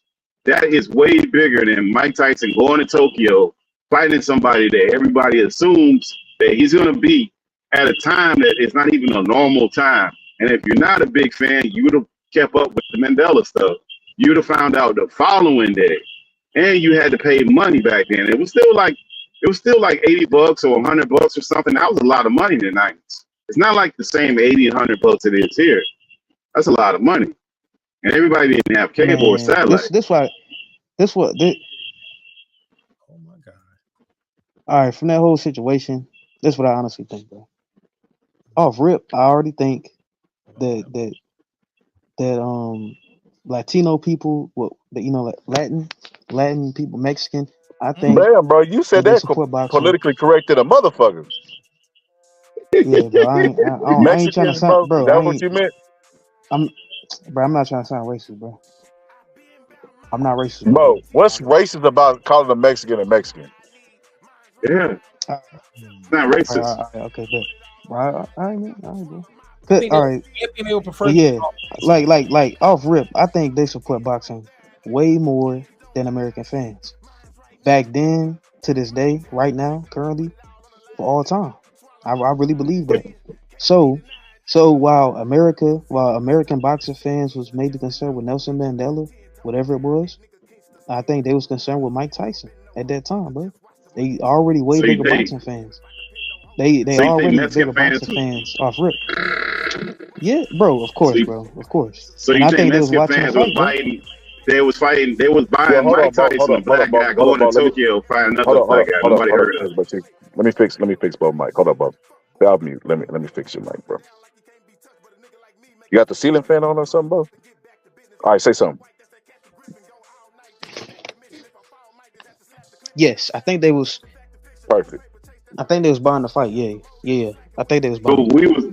But we was there. We telling you they weren't. I'm telling you, I was in South Florida at the time, so I know they weren't. I had a lot of Mexican friends that used to watch fights, and they used to have big fight parties. Because look, back in the '90s, see, you don't know nothing about this because they didn't do this. But when the fights came around, it was so expensive. Everybody had fight parties because it was $90 or $100. That's a lot of money in the '90s, where people weren't doing that. So they had fight parties. It wasn't no fight party for no Buster Douglas fight.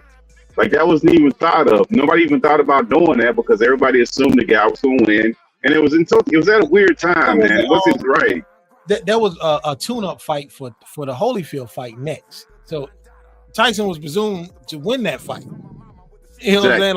Like he was like a 42-1. Like I remember reading about years later that one of the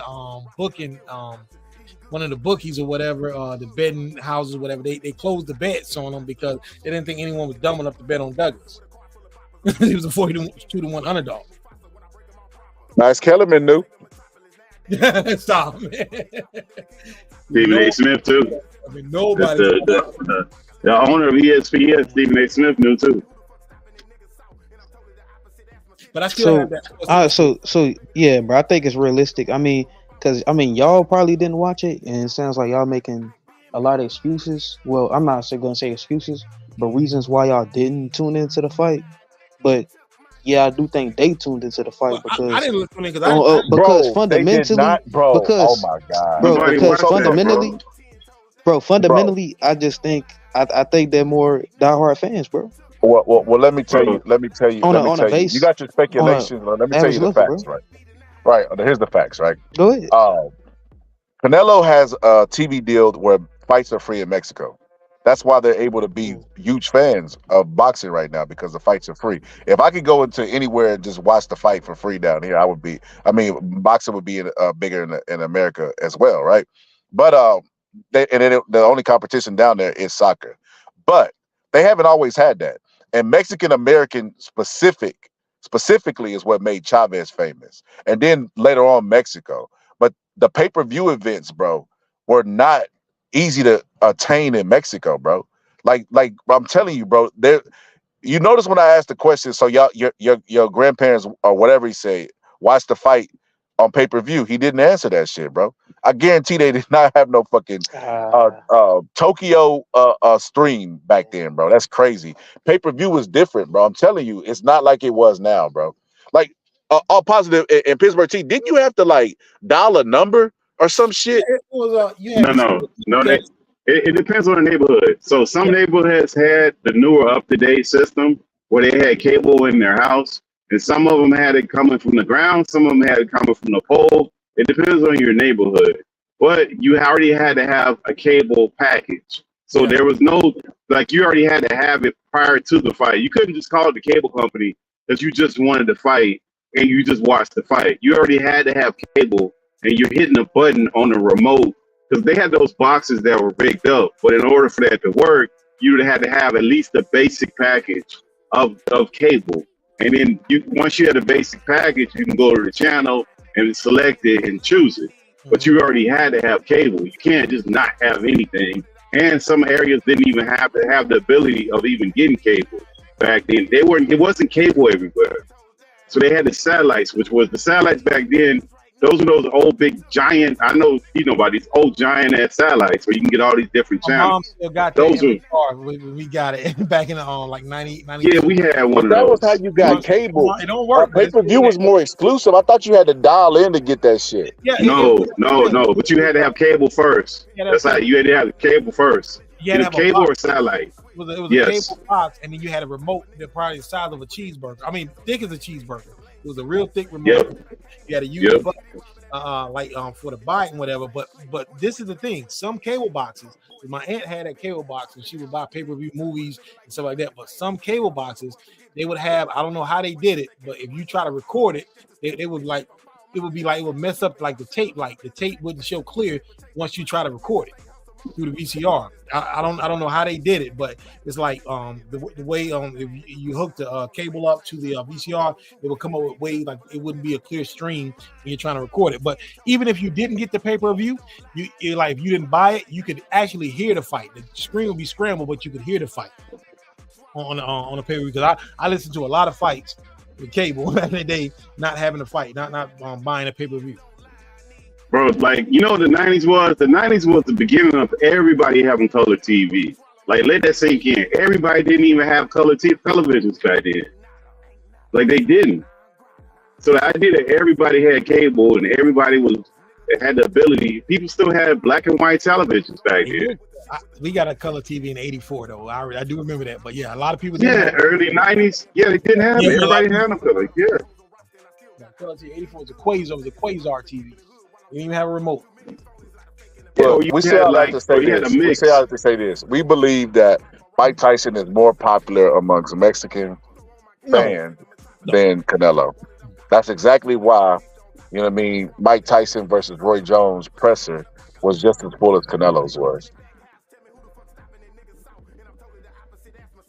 No, man, Mexicans, they take pride in their fighters, and I respect it. Like Bro, Tyson, it's crazy. They always gonna ride with theirs, bro. They'll support Yeah. you. They'll be like, hey man, I like to watch Tyson fight. But if it came down between Tyson and Canelo, bro, they're gonna push Mike Tyson in front of a bus and save Canelo. All day. Like, Bo, how on one hand, Bo, could you say that, you know, Mexican fans are more supportive of the sport, but at the same time they gonna support Mike Tyson over Canelo? That don't even make any sense, bro. They're supporters of the sport, but they support their own. That's the caveat to that. Oh shit, Bo done hopped off. I'm over here driving. Bo said, I'm out of here. Y'all ain't gonna keep jumping me. Got me fucked up. Yeah, and well, I don't get them with them trying to. That's the thing about these young folks. How they gonna be telling us some shit that we lived through and we know what's going on? They don't even know nothing besides some stupid website that they read. Like, people didn't even have cable back then, let alone buying some damn Buster Douglas, Mike Tyson fight. Like 100, and it's the same price. Like $100 was a lot of fucking money in the 90s, bro. They know a little bit of money. That's where those fight parties came from. I told Bo a long time ago. I said, Bo, you never go. Your knowledge never gonna grow past this point that you at, because you think you know it all. You're at the point where you think you know it all and you got everything figured out, and then you got your biasness that get in the way of you seeing the truth. No matter, I don't like Shakur. Everybody knows this on this channel. I'm not a big fan of Shakur. I always talk shit about Shakur, but it's not gonna stop me from saying if he's gonna win a fight or not. If I think he's going to win the fight, I'm going to say Shakur is going to win the fight. If I think he'll lose the fight, I'm going to say Shakur is going to lose the fight. So my biasness doesn't get away with my logic. And I feel like that confirmation bias is where you throw your logic away. I think that's where Bo is. Because I mean, not admitting, if saying Devin Haney has a weak chin for a guy who he said is a devastating puncher who was on Osterine, it's crazy. He still finished the fight. How does he have a weak chin? So, and then I give him the logic with Tyson Fury. I say, okay, well, does Tyson Fury have a weak chin? No. I pull up a cruiserweight who dropped Tyson Fury. Then I bring up a guy with Steve fucking, Steve Cunningham. Go ahead, finish. Before that, I'll pause it. Look, let me show you everything I put on the screen. I know. I forgot the other guy's name, but I think it was a white guy. Nick. God damn it! I always butcher his name. It might have been Nikolai. Let me see. I got his picture right here. Hold on. That guy. Nevin.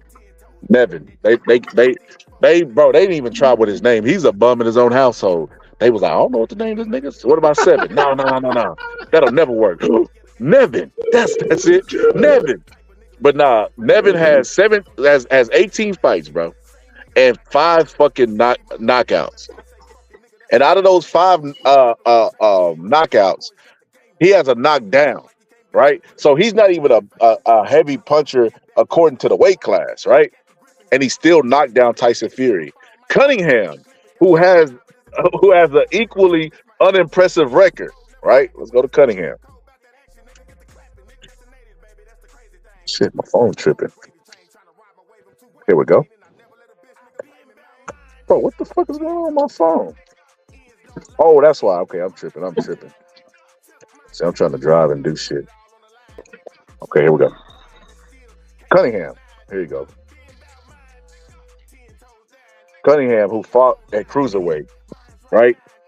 And didn't even have devastating power at cruiserweight, has 40 fights and 13 knockouts. And knocked Tyson Fury down. So the reason why I bring those 2 fighters up is because you have one guy who's a cruiserweight, you have another guy who's a bum who knocked Tyson Fury down, and those 2 guys were before the Deontay Wilder fight. Because I already know what they're gonna say. Deontay Wilder knocked the punch resistance out of Tyson Fury, and I would go one more over that and say Tyson Fury never had the punch resistance to begin with. Tyson Fury's chin has always been fucking suspect. Like people just never noticed it. Like Floyd Patterson, nobody would ever say Floyd Patterson had the greatest chin of all time, right? But Floyd Patterson has been knocked down more than any other champion and got back up, sometimes to win the fight. But nobody says, oh, man, you know, Floyd Patterson got the best chin of all time. So why in the fuck would we say Tyson Fury has a good chin? By that logic. They said Floyd Patterson's chinny. Why ain't Tyson Fury chinny? But that's his biasness.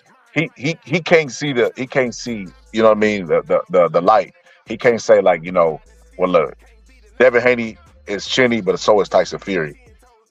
Because that would be logical. If I'm saying a guy's chinny, you know what I mean, I'm gonna be consistent with my views and say, okay, well, this guy's chinny as well because he's always tasted the canvas against lesser punches. But Devin Haney's not chinny. He's only been knocked down by fucking Ryan Garcia, and that guy, by Bo's account, was a devastating puncher, and by Vada's account, was on Osterring. So I don't know how you're punching. You don't get knocked out.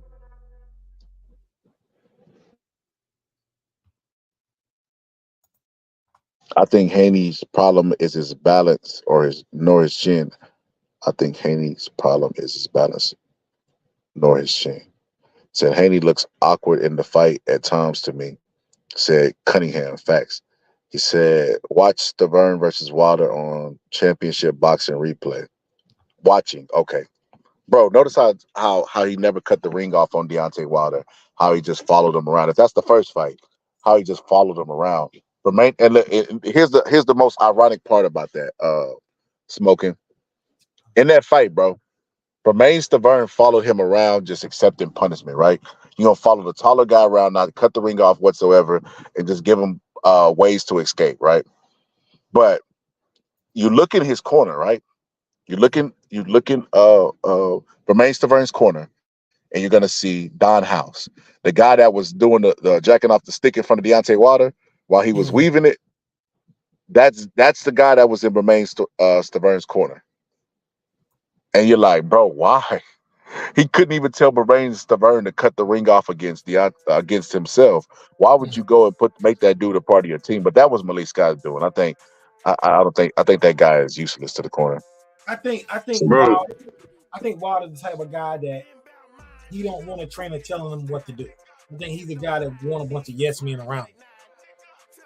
Because if you would try to tell him like, yo, you can't do this, you got to do it that way, or you're not leaving the gym until you get this right, you'll probably be fired. But there's no way to explain how this guy can't throw a straight right hand as long as he's been a pro. I can't explain. He said MMA is the past, present, and the future. Ain't nobody even fucking talking about MMA. His Excellency came and crushed Dana White with his fucking wallet. I mean, they better worry about them lawsuits. They better worry about them lawsuits they got over at the MMA while all them damn fighters suing their ass. I'm hoping the Saudis take over boxing, man, because they're giving us the cards we want. They're not giving us one big fight and a card full of nonsense. They're giving us cards top to bottom with like 4 or 5 main events. This is what we need. Hey, and you know another point nobody even mentioned to talk about.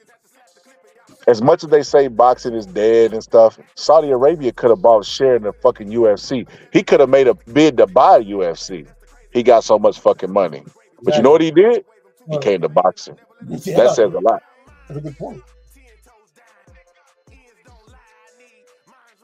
That says a lot. He said, we don't know. He said, we do know now that Haney don't got a chin.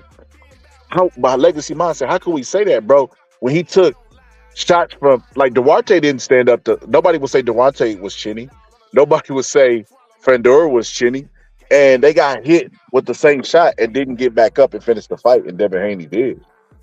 And not only did they get hit by the same shot, but he also had Osterine in his blood system. So he had a PED on top of landing flush shots against Devin Haney, and Devin Haney kept getting back up and finished the fight.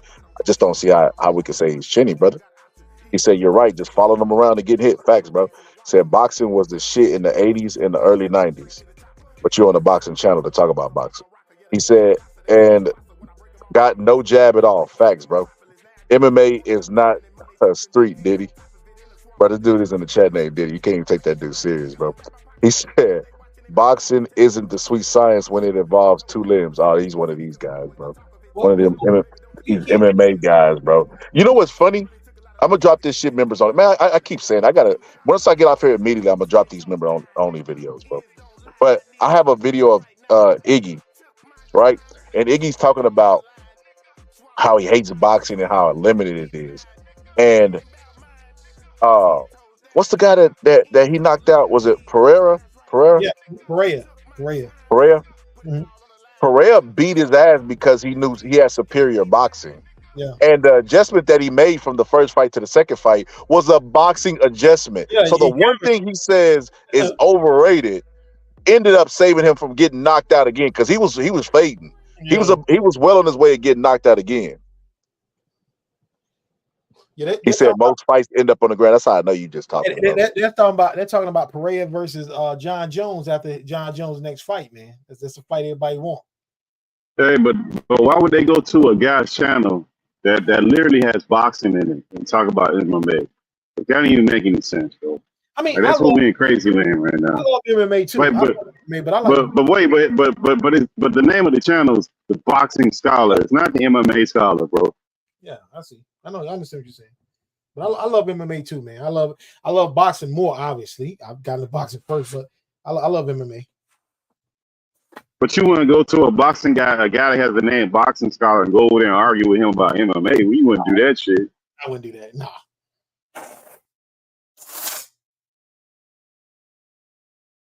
Guys, man, well, this is it depends. Crazy. It depends. It depends on what kind of argument we're talking about. That's what the new people say, man. That's what y'all think about this picture right here, man. Can y'all see the screen? Who's that? LeBron James? Who's that? I can't. Hold on. Let me zoom in. Oh, it is legit. Oh, yeah, it's LeBron. I guess it's not LeBron. It says if LeBron James was white, because the way they be praising Luka, you know what I mean? They'll never say Luka ain't got no heart. He said, no, man, I love boxing, but I prefer MMA. He said it's all love. Okay, we just thought you was trolling because your name is Diddy, bro, so we just assumed. Hey, look, man, we don't have all the facts in a Diddy. So when we say he's guilty, we gotta say allegedly. Guilty of what? John He's never been charged with anything. What's he guilty of? Oh, well, He's been charged with shit. A lot of things. So we gotta say allegedly. But he hasn't been charged though. I'm saying he has no charges. Right. I'm just saying. They're talking about the swinger, not the swinger party, but not. It's like they said the R word he did and the abuse. I know he was on camera allegedly abusing Cassie. So I just don't want. But she got paid for that. I know, but I don't want Scholar Channel to get flagged. That's why I'm saying allegedly. Yeah, I know it's nothing. Nothing actually happened. Yeah. Just like Ryan Garcia, I got to say he allegedly pop. I got to say that. Man, I ain't a legend. Shit, Ryan Garcia is a cheater, bro.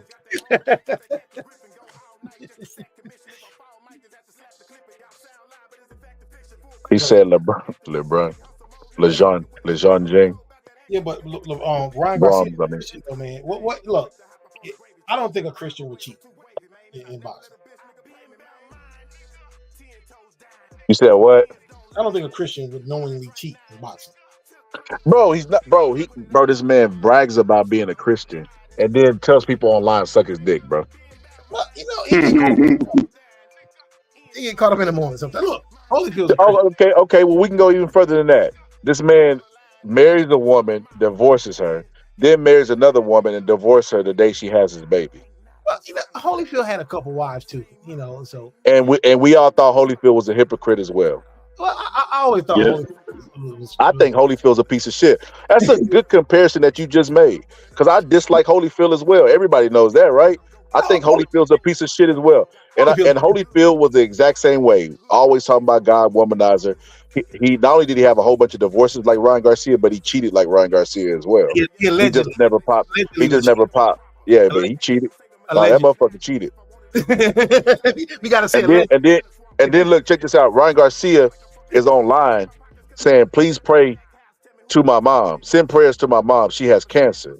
And they say she can go any day. If my mom dies, I'm going with her. He just be fucking talking, bro.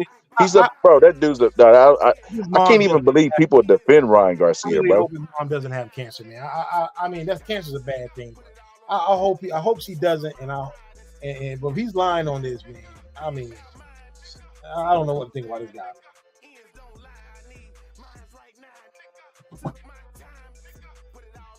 No, that dude's a piece of shit, bro.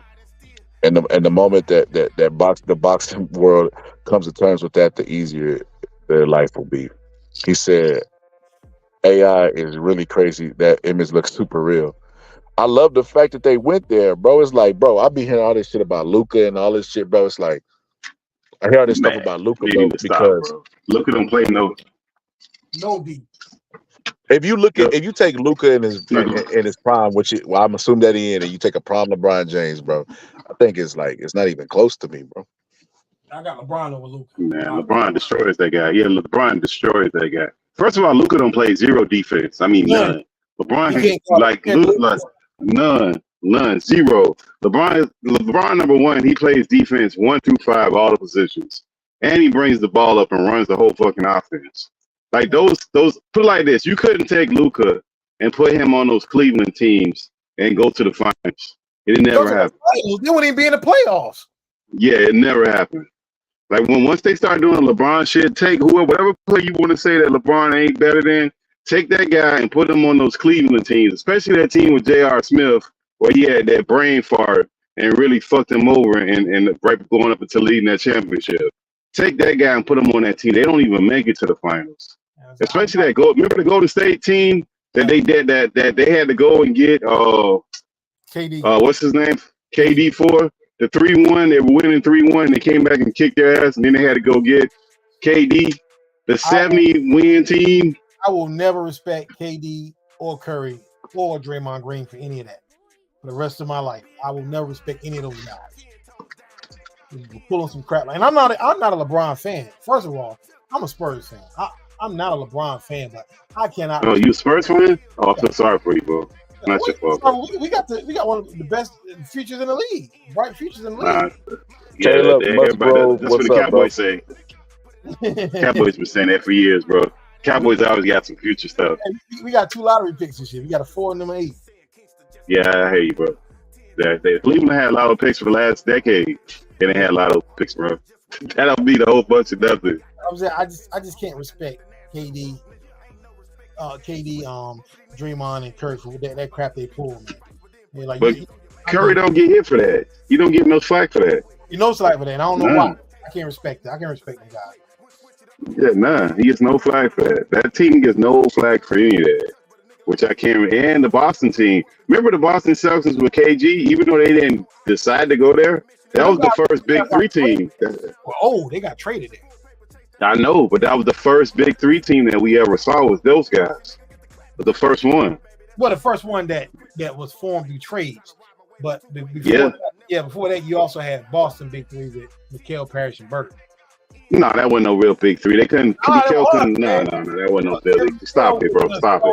That's not even the same skill level. Stop it, bro. I'm telling you, man. No, man. Kevin McHale is better than Kevin Garnett. No, he's not, bro. No, man. Kevin Garnett will cook that dude all day, every day, bro.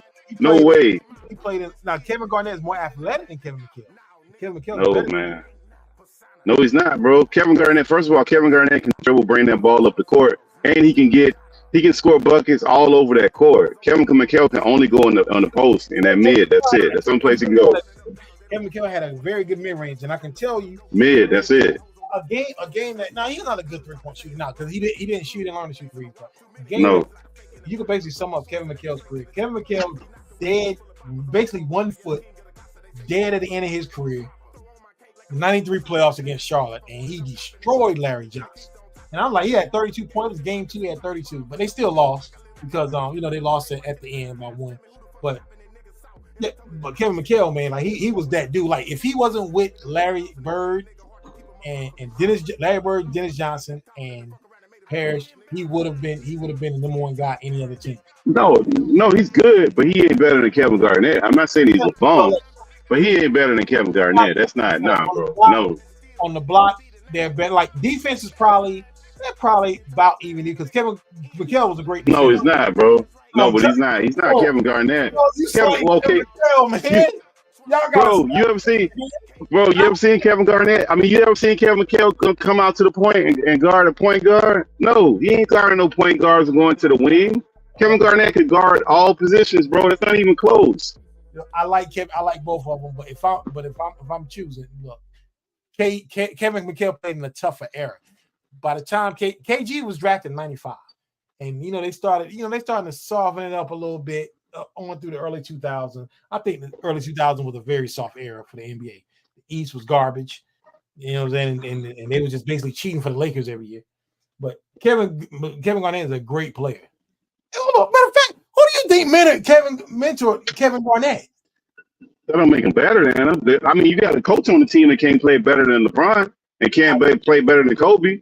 That don't make you better than him. I wouldn't have any argument if anyone thinks Kevin Garnett is better than Kevin McHale. That's fine. I'm just saying, if I got to choose one of these guys, like depending on your team as well, but Kevin McHale was something to deal. Like I said, you didn't really get to see how good he was because he's playing backup to Larry Bird. Oh, he's good. And the same thing with Ginobili. Y'all never got to see how good Ginobili was because he's playing backup to Tim Duncan. Stop it, man. Ginobili was doing what he was supposed to do, bro. That guy was good at what he was. He was probably one of the best. You could say he's probably one of the best six men. One of the best. The best six men. And on top of that, he got a gold medal. He won the 2004 Olympics with his team, Argentina. But then you have to, if you do six man, he would be in there. I don't know if he's the best, but he's one. You have to put Robert Horry in there. Yeah, you have to put Robert Horry in there. Robert Horry would be in that ilk. Crawford would be a good six man. Williams, you're saying he's won the six man award more than a few times. You got Ricky Pierce. Yep. And you got those. Ricky Pierce ain't in that, bro. Nope. No, Ricky Pierce. Actually, Ricky Pierce led his team in scoring coming off the bench. He was an all-star. Yeah, but Robert Horry hit all the. I mean, the Robert Horry nickname is Big Shot Bob, bro. Like, Robert Horry had to change the way he played. He came in the league as a high flyer from Alabama. Yeah. A lot of people don't remember Robert Horry. He played with Spreewell at Alabama. Robert Horry played. Yep. Horry was a good six man. So I mean, but the white player always get overrated, man. Like, look, even before they got knocked out in Denver, they were already talking about the guy like they were Tyson Curry, like he's one of the best of all time and all of this. And it's like, wait a minute, did he win like 5 rings or some shit? Like, what did I miss? Like, what happened with the Joker where he became the best of all time? What happened here? I'm not a fan of Joker because he's another dude that don't play defense. Defense. You're a center and you don't play defense. I don't understand it. You're supposed to be the anchor for your team. Gosh, he plays no defense. I mean, none. 0. Craziest thing ever. They say, well, he don't have to. How could you be a center and don't have to play defense? That doesn't even make any sense. No sense. That's crazy, man. It don't make a whole lot of sense at all. I don't know. The NBA is but the skill level of these guys offensively is way better. Defensively, they don't play a lot of defense. You don't even have the defensive specialist no more. Where's the defensive specialist? We don't even have those guys no more. Well, they basically taking defense out of the game. They're taking it out of the game. They got the carrying and the traveling and all this stuff now, and clutch foul. Oh, yeah. Well, that kind of. What was the guy that y'all had in San Antonio, the defensive guy? What was his name? Bruce Bowen. Bruce Bowen, man. Golly, man. You don't get that guy no more. That guy made his bones be in that guy. You haven't seen that kind of guy in a long time. Well, Marcus Smart is similar to that, but he's at the point guard position. He's a pretty good defender. Not like Bruce Bowen, bro. He's okay, but he ain't no Bruce Bowen, bro. Bowen's very good defender. He's good. I ain't saying he's terrible. He's good, but he ain't Bruce Bowen. That's different. But who would you say is the best? Like, we had to go best defensive players. It'd probably be the Worm, Bruce Bowen, Meta. Probably have to put Meta World Peace in there. What's that guy's name? You gotta put Scottie Pippen, definitely. Scottie Pippen in there. Yep. Definitely. Who else would you put in there? Centers, you got Akeem, you got Michael Cooper from Cooper guarded the guys that Magic couldn't. You know what I'm saying? Yeah. And you got to put LeBron in there if you're going best defensive. He would be. I'd probably put you could probably argue out Dennis Rodman or LeBron is number one, and you got to put Draymond in there somewhere. So I probably No, you got to put Nick Van LeBron number Axel one. number one. Nick Van Axel got to be number one. For defense? I'm clapping, bro. I'm clapping. Tony, too, coach. Number one. Got to be number one. Nah, Kukoc definitely wasn't a defender. I know that much. He definitely wasn't that. I'm positive. I could not believe you missed yesterday's episode, bro. Man, I couldn't. Man, look, I saw we you talked about the WNBA, bro. Dude, I try to get on, man. Like every time I would get up, man, I try to wait till she go to sleep, man. Every time I would try to stand up, man, she would wake up. Look, she told, look, I'm on at night, man. She ain't bothering me at night. She told I'll be at there. That's hilarious. So every time you try to slide up out the bed, she's like, where you going? Look, one night I put a pillow. I got out of bed. I packed a pillow over there, man. And I came up in here, man. She got me. She called. I'm good, man. I'm good tonight. I can feel when she's staring you down all positive because you be like, hey, fellas, it's been a good one, man. I got to get up out of here. You start whispering, everyone's getting lower and lower. The energy just starts zapping. Your health bar start looking like Deontay Wilder versus James. I got my own studio. She come in the studio and I'll be like, oh, she come in there, she open the door, she look out like, man, but I'm good tonight, man. Look, she's asleep now. Nah, we talk about everything, Diddy. We just thought you was a troll. We still ain't. The jury's still out on you being a troll, bro. If you keep pulling back up like the dude Boxing Prophet, he definitely a troll, but he at least no. The dude that was on earlier that was talking was Boxing Prophet. This is his name, Boxing Prophet. No, that ain't Boxing Prophet. But yeah, the dude that was talking that was Boxing Prophet. But Boxing Prophet, he proved that. I mean, he pull up, man.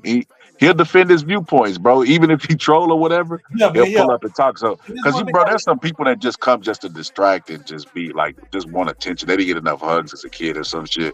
So we try to weed those people out. But now you good. We talk about everything, bro. When I say everything, like yesterday, we talked about women's basketball and fucking politics. I love women's basketball, man, but I don't like the promotion of one female when it's a whole league of people.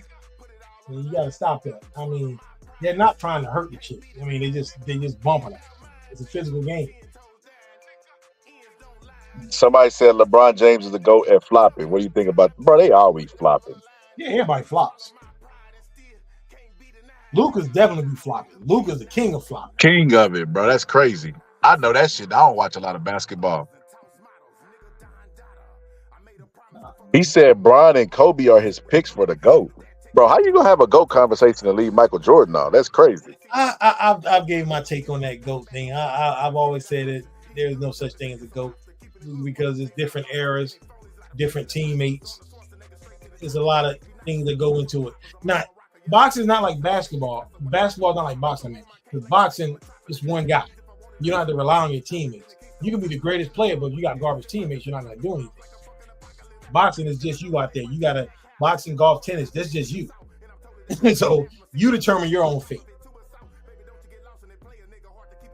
Did you see John Sally reveal finally what the Jordan rule was? No, what did he say? He said the Jordan rule is, I can't tell you, I got to kill you. And then he actually revealed it. It was like they forced Jordan left. Oh, yeah. They fouled him really hard. Yeah, they said they also said that he said we would let him score in quarters 1 through 3.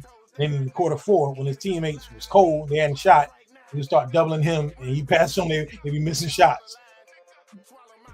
Brilliant, bro. Let Jordan drop 100 points on you, and then the teammates, all they got to do is score 4, and they can't do it.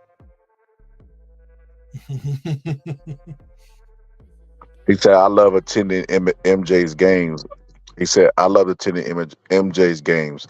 He gave 110% every second. He said, but basketball is the closest to an individual sport than, It actually is not, because if you take Michael Jordan's, and you can look this up. I've seen the game live. It was 1993. Matter of fact, it was right before, it was probably like a week before the Below murders. The Below murders is a big national murder thing that happened here in Windsor, North Carolina. I'm 30 minutes from me. It was a big thing. It's the national news. They never caught the killer. It was on a Sunday. That was on a Sunday, June the was June 6th. I think it was June 6th. Yeah. The day of the 31st anniversary. Yeah, but it was June 6th, 1993. But the week before that, they was playing the Knicks. And then they were down 0-2 against the Knicks in the Eastern Conference Finals. Game 3, Jordan had the worst playoff game he ever had. I think he was like 3 for 18, something like that. But they still won because Pippen stepped up. You know what I'm saying? So that shows that Jordan had great teammates. Like I said, in boxing, you can't have a bad night in boxing and still win. Unless you know what I'm saying? Ain't no timeouts neither. Yeah, you know, timeouts, unless you just get bailed out by a punch like Chavez. Chavez had a terrible night when he fought Mildred Taylor. Oh shit. I've never heard this before. In my opinion, Larry Bird is the GOAT. You know, Larry Bird almost has the same fucking percentage of 3-pointer as what's that dude's name? What's his name? Help me out, man. Dude always fouling hard for the fucking Warriors. Oh, Draymond? Draymond. Yeah, but Larry Bird didn't shoot a lot of threes because the 3-point line when he got to the league, the year Larry Bird got to the league, that was the first year of the 3-point line. So these guys didn't grow up shooting 3-pointers. The only 3-point line was in the ABA. It was in the ABA, and it was just seen as a mockery of the game. No one shot it. So the NBA finally got a 3-point line back in the 79-80 season. But still then a lot of people didn't take them, like Reggie Miller. His career high is 4 3-pointers per game like he was taking. The most he took in a season was 4 3-pointers a game. I'm gonna be honest with you. I think better than Larry Bird. Oh. What I'm gonna say is gonna be a little controversial, which I know I never shy away from the controversy, but I think Ray Allen's the greatest 3-point shooter ever. Well, Ray Allen, like I said, Larry Bird didn't shoot a lot of threes. He didn't grow up shooting 3-pointers. I think Steph Curry just shoots more than Ray Allen. But Ray Allen had more of a complete game as well. Yeah, Ray Allen had inside. Like, people don't understand that Ray Allen came in the league. He was dunking everything from Connecticut. So even though he did have a 3-pointer, he started strictly shooting threes later in his career. Early in his career, Ray Allen was dunking it. He was dunking that thing on him early in his career. Yeah, man, it's like a lot of guys didn't get a chance. Like, I didn't grow up shooting 3-pointers because, like, when I started playing ball, it was rare that guys shot 3-pointers in games. Like, when we played 21, we took the ball out at the 3-point line. I don't know if you ever played 21, but we used to take the ball out at the 3-point line. We just shot mostly mid-range shots and down low. Like, we didn't shoot a lot of 3-pointers. Hold on a second. Let me post this picture real quick. I got some. Okay, here we go. My bad. Said Diddy is the GOAT. He said, where y'all rank Shaq all time? Well, it's hard to do. It's really hard to do the rankings, man. Like I said, it's really because you got 75 years of players. Like, you know what I'm saying? Now, if I would do rankings, I would only rank the players after the NBA got integrated. You know, only ranking after the NBA got integrated. Yeah, but like you point out, Philip Reggie Miller. Yeah, Reggie Miller didn't shoot a lot of threes. So imagine you put Reggie Miller in this era with moving screens, and he's shooting 10 to 12 open 3-pointers a game. Imagine that.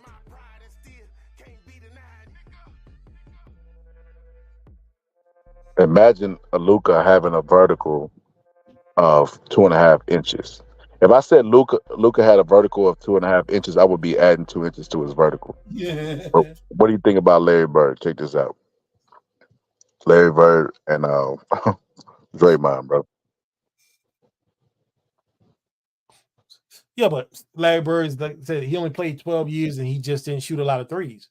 I don't think Draymond shoot a lot either. No, Draymond shoot way more than Larry Bird shot. I don't know, because I remember one time specifically I watched B-Ball Breakdown. He do what I do in basketball. He does that shit. I mean, in boxing, he does it in basketball. And he talked about how they was leaving it up to Draymond to shoot open threes because they didn't believe in his 3-point game. So they was like, if we're gonna lose, it's gonna be through Draymond's threes, not fucking Steph Curry or Clay. He hit those threes back in the day. I don't know what happened to his shot. I mean, he was killing in game 7 of the finals in the 2016 finals. Draymond, he had 32 points. He was the best player in that game. But like I said, he just stopped hitting. He just can't hit him anymore. But like I said, Larry Bird just didn't shoot a lot of threes, man. He didn't shoot a lot of threes. I mean, there's a lot of highlights of him shooting threes, but he just didn't shoot a lot. And sometimes stats can be deceiving because when people bring, this is one thing I hate when people bring up. There's like, well, Luka's a better defender this year because he's got a lot of steals. I like steals don't mean you're a great defender. It can, but it doesn't always, because would you believe if I ask you who got more steals, Dennis Rodman or James Harden? Who would you tell me got more steals in their career?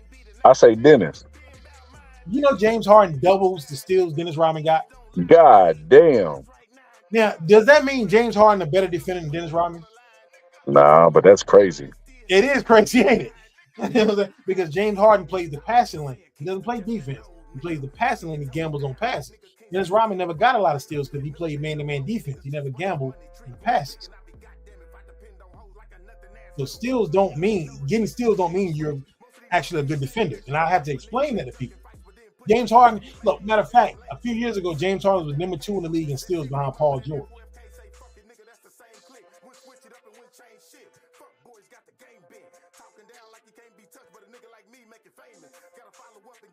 I'll pause it. Give me like 2 seconds. I'm gonna upload this video. I want to get your response to this. This women's basketball. Give me a sec.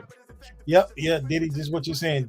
Steal attempts that fail lead to mismatches, and that leads to your team having a 4-on-5 disadvantage, and teams start moving the ball around, leading to an open shot. So that's why I've just not been a fan of like saying this guy leading the league in steals and he's a good defender, because Allen Iverson wasn't a great defender. He led the league in steals because he played the passing games.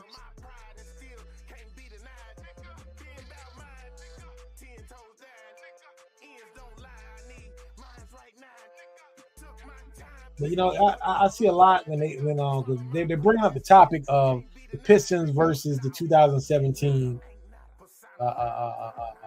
Warriors, and if you take the 2004 Pistons and put them in this era, they play the Warriors beat them. If you take the Warriors and put them in 2004, and the Pistons beat them, is the rule changes, the rules matter. Like now, you can take 4 or 5 steps on the way to the basket. You can palm the ball. You can carry, you can jump into the defender and draw the foul. You couldn't do that back in the day. So rule changes and rules and errors matter. Yeah, rules matter.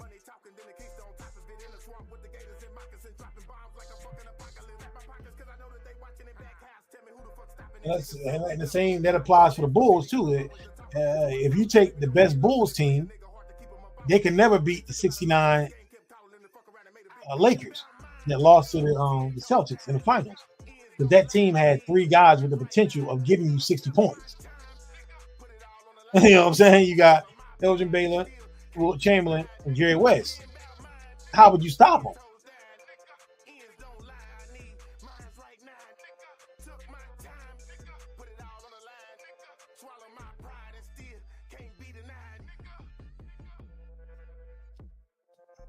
Yeah, I don't think Ben Wallace is. I still think he would be a very serviceable player, but he would be a liability today with the zone defense, and the legal defense out of the league. So that means that whoever's guarding Ben Wallace don't have to stay within 2 arms reach of him. So whoever's guarding Ben Wallace, they can double off of him, and that would be a problem since he doesn't shoot threes.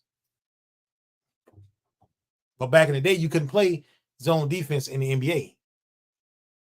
You can play zone defense, so you had to stay within, I think it was 2 arm reaches, 2 arm lengths of your man. So that's how it was. A lot of centers, like I have to explain this rule to people. Back then, a lot of centers got dunked on because, for example, you have John Starks guarding Michael Jordan, but Bill Cartwright is Patrick Ewing's defensive assignment. Patrick Ewing just can't stand near the paint. Bill Cartwright pulls him away from the paint when they had a triangle. So Bill Cartwright's on the baseline and he's pulling Patrick Ewing away. So by the time Jordan gets past Starks, Ewing's moving to the basket. It's poster time. But if you take a guy like Mutombo or Ewing and put him in this era, then they don't have to guard Bill Cartwright on the baseline. So when Jordan get past Stark, he's there. He's waiting. Either Mutombo or Ewan is there waiting on him. They don't have to try to slide over. It's a lot of rule change. A lot of people don't understand. All right, I got it now. I got the clip I wanted you to react to because it's a sad day in America. Sad fucking day. Hold on, give me a sec. Oh yeah, I'm glad. We actually should have remind me to talk about this Adrian Broner situation too, man. I missed it earlier. You was talking about. Okay, we could do that first, man. What you think about? AB always balling, always broke. I made a post on. I think it was Champ side, whatever his name is. Champ. I made a post. Hold on, let me give context for those of y'all who just tuning in. This is the clip he's talking about reacting to AB. I don't give a fuck go on, so don't play no games, cause my got guns with them, bro, and I'm dead serious, bro. And all I gotta do is point and they gon' blow. And I'm dead serious, bro. Nigga. And me and my nigga, we done already beat bodies and they still looking for me. And every charge been acquitted, my so don't come up here playing, don't make no false moves. I'm not playing, I'm not playing. I will smack the shit out you, man. For real. I'm not playing, I'm not here to play. I'm not here to play no games. So we gonna promote the fight, but just be respectful. Don't do no dumb shit, and I'm serious, bro. For real, bro. I'm dead serious. Motherfucker shoot you in your shit. For real, bro. I'm not joking. I'm not joking. You ain't even about none of that. You ain't about none of that. You's a boy. You ain't about none of that, and I'm dead serious, and I'm gonna show you. I'm gonna show you June 7th, man. He's angry. Someone made a comment on the page, and they said Adrian Broner is looking to go to jail. And then someone else made a comment and they said, well, if he's been acquitted, he can't be tried. So then I made a comment. I was like, if his homeboys have been acquitted, they can't be retried. Adrian Broner, if this is true, what he's saying, which is probably not, but if it is true, let's say it's true. If they were acquitted and he was never on trial, they can get him for accessory. Yeah. You know what I'm saying? So I'm like, AB cannot be that stupid. Saying like, yo, we don't beat cases. No, they beat cases. You've never been on trial for murder.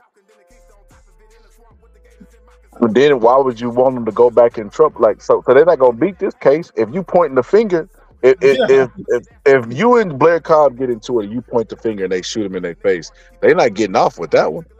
Yeah, man. You're around a bunch of dummies. I've never in my life heard someone say, well, we don't beat cases. We don't beat murder cases. And bragging about it on camera. I've never seen no junk like that, man. Never.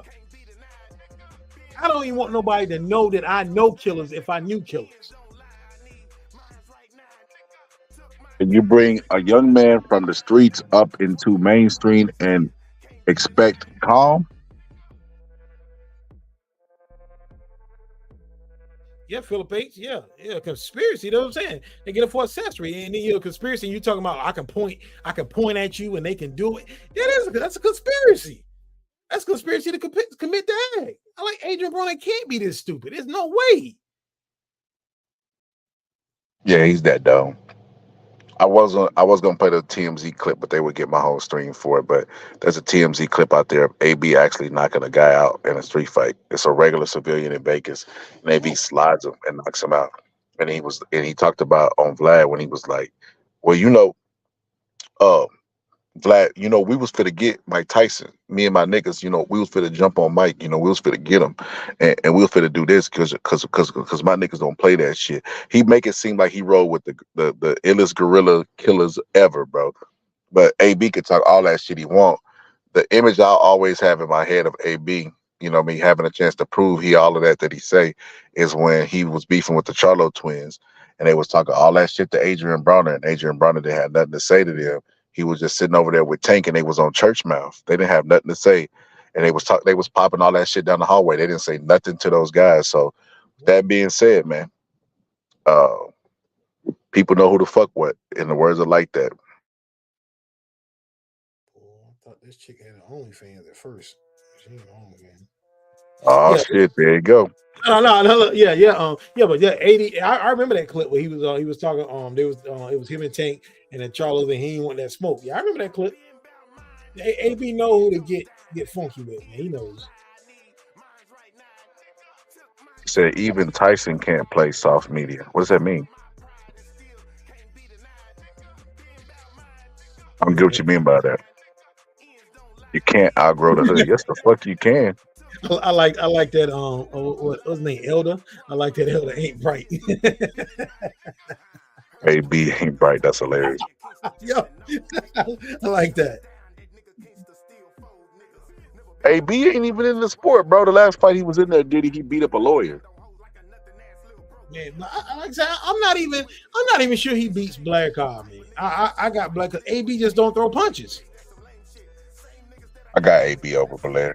Nah, man, I will be shocked if maybe I'm picking Blair on this, and I got another one for you. I got another one. I'm going on a limb with this one. I got Fundora knocking out Spence, man. I don't know about a knockout, but I think he'll win as well. I think he's knocking Spence out, man. I mean, I think he's gonna win, but I think he can win by knockout. He's not heavy-handed enough, in my opinion, to knock out Spence. Well, he's not gonna be one punch, but I think it'll be accumulation because man, do you see how tall he is over Spence? And Spence, he always just comes in all wild and reckless trying to land a punch. And I can see him getting clipped. He said, "Thank y'all, LOL. Y'all's combo got me tuned in at 3:30." What's up? I mean, I appreciate you. He said, "If you are a pro fighter from the hood, you need to keep that edge." It ain't did nothing but hurt AB though. I mean, I don't understand. Look, this is why I never understand, Diddy.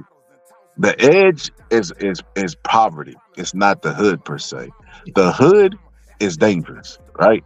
It's nothing good and glorified about the neighborhood, bro.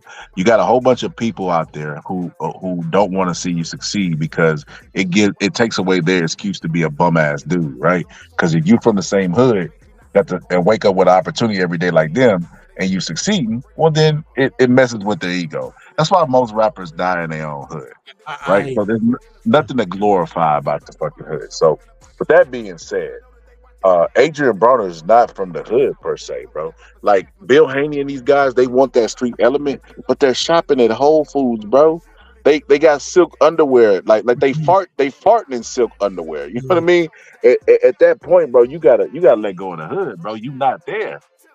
And you make the money to leave. I remember when they were trying to shave Kimbo Sykes fought a dude named Dada 5000. I don't know if you're familiar. I remember that fight. You definitely know what I'm talking about, Diddy.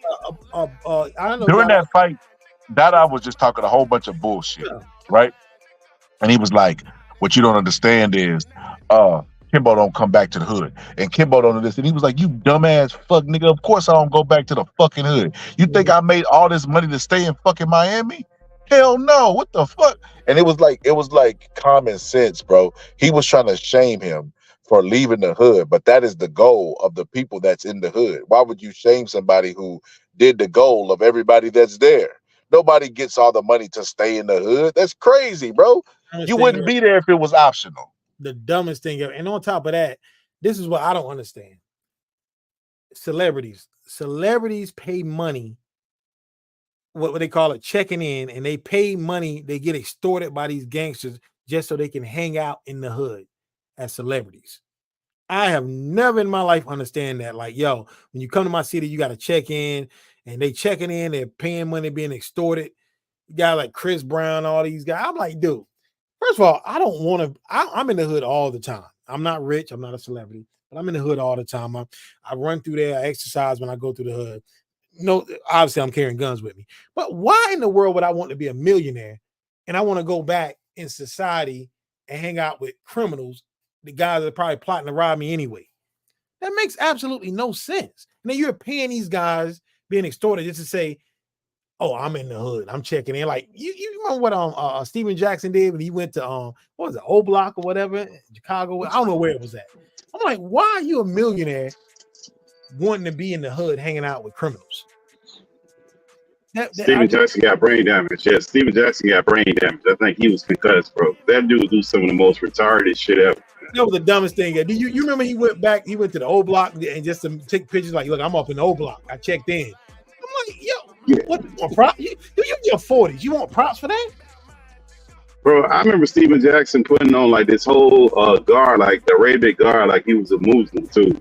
Like he did a bunch of like crazy shit. Like fuck is wrong with this guy, man? He's a Muslim. He's a Muslim that smokes marijuana. Imagine that. I ain't never seen that, but hey, that's what he is. Man, that dude did have some of the worst takes ever. And then that whole checking in thing, I think that's, you don't even see celebrities really do that. That's where they get personal bodyguards and all of that, man. Like that's stupid, man. That's dumb. It's like, think about it like this. If you go to another country, who the hell are you checking in with? Like you go fly into Mexico, or you fly into Colombia or Italy or where? Who are you checking in with? But you telling me I fly somewhere in America? I got it. That's stupid, man. I ain't checking at nobody. Number one, I ain't gonna be in them areas anyway. I'm not gonna. That's stupid. I'm not gonna go to another state and go to the most rundown area just to say I'm there. When I'm going cross country, I'm going to a great area. I'm getting the best hotel I can get, and I'm going to a great area. I'm not gonna, and I'm not crapping on anybody from Texas, but I'm not gonna fly from North Carolina to Texas just to hang out in the Fifth Ward. I'm not gonna do that. Well, I mean, even if you were going to like wherever you finna go, let's say you have money and you was the person that was trying to extort. Why wouldn't you have your own security? Have your own security. It doesn't make any sense. Yeah, it don't make no sense. Okay, you think you're gonna do something to me, really? Because all those guys are like ex-cops anyways or current cops. Yeah. So they got the green light anyways. Like you got to be a fool to try to run up on one of those celebrities like that. Because their security is either current or former cops. And so nothing's gonna happen to them. And the number one rule when you become a celebrity, the number one rule about security: don't hire your homeboys as security. No, it's not real security. Once them bullets start flying, they're gonna start running, just like you. Yeah. No, but if you hire real security, remember that whole situation with Snoop. You know that guy's licensed to carry, and that's on him. But he's trained and licensed to do that. It's not like you say the homeboy that's doing it. It's not the same situation. Guys are trained professionals. That checking in stuff is got as an adult male. That's the dumbest shit ever, man. That's fucking I'm trying to look. You come to my city, you ain't got. I don't run nothing here. You ain't got to check in here. I ain't running nothing here. But I'm not going to nobody else's city and paying them for being in the city they don't own. I just can't see myself doing that. You know what I'm saying? It don't make any sense to me, man. Yeah, you paying for blocks that they don't own the blocks. They don't own the businesses on the blocks. They don't own nothing. Like, what are you paying for? It's just stupid and dumb, childish. It makes a whole bunch of no sense at all, man. But you know what, too? Like, I don't know, man. Like, we evolve in certain places, but I think black culture, because we don't own our image, they try to stick us in these spots where they trying to make the ignorance the thing that people gravitate towards, and a lot of people grab that and they think that makes them black in some kind of way. If you're not doing those things, you're not quote unquote black. But as soon as we all get money, nobody wants to live in those places. Even the people who are telling you to do that, they did like Steven Jackson ain't got his family in no fucking hood or whatever city you're in. Like, he's not gonna do that. The guy telling you to check in, he's the AB of basketball, bro. He be talking that gangster shit. Man. Guy's a clown, man. He's an idiot, man. I mean, he's so dumb. Like put it like this: he's the king of check-in, right? But then when they ask him about the Shannon Sharp thing, because he got the issue with Shannon Sharp with the Cat Williams thing, he's like, "Oh, I wouldn't have did that because we got relationships.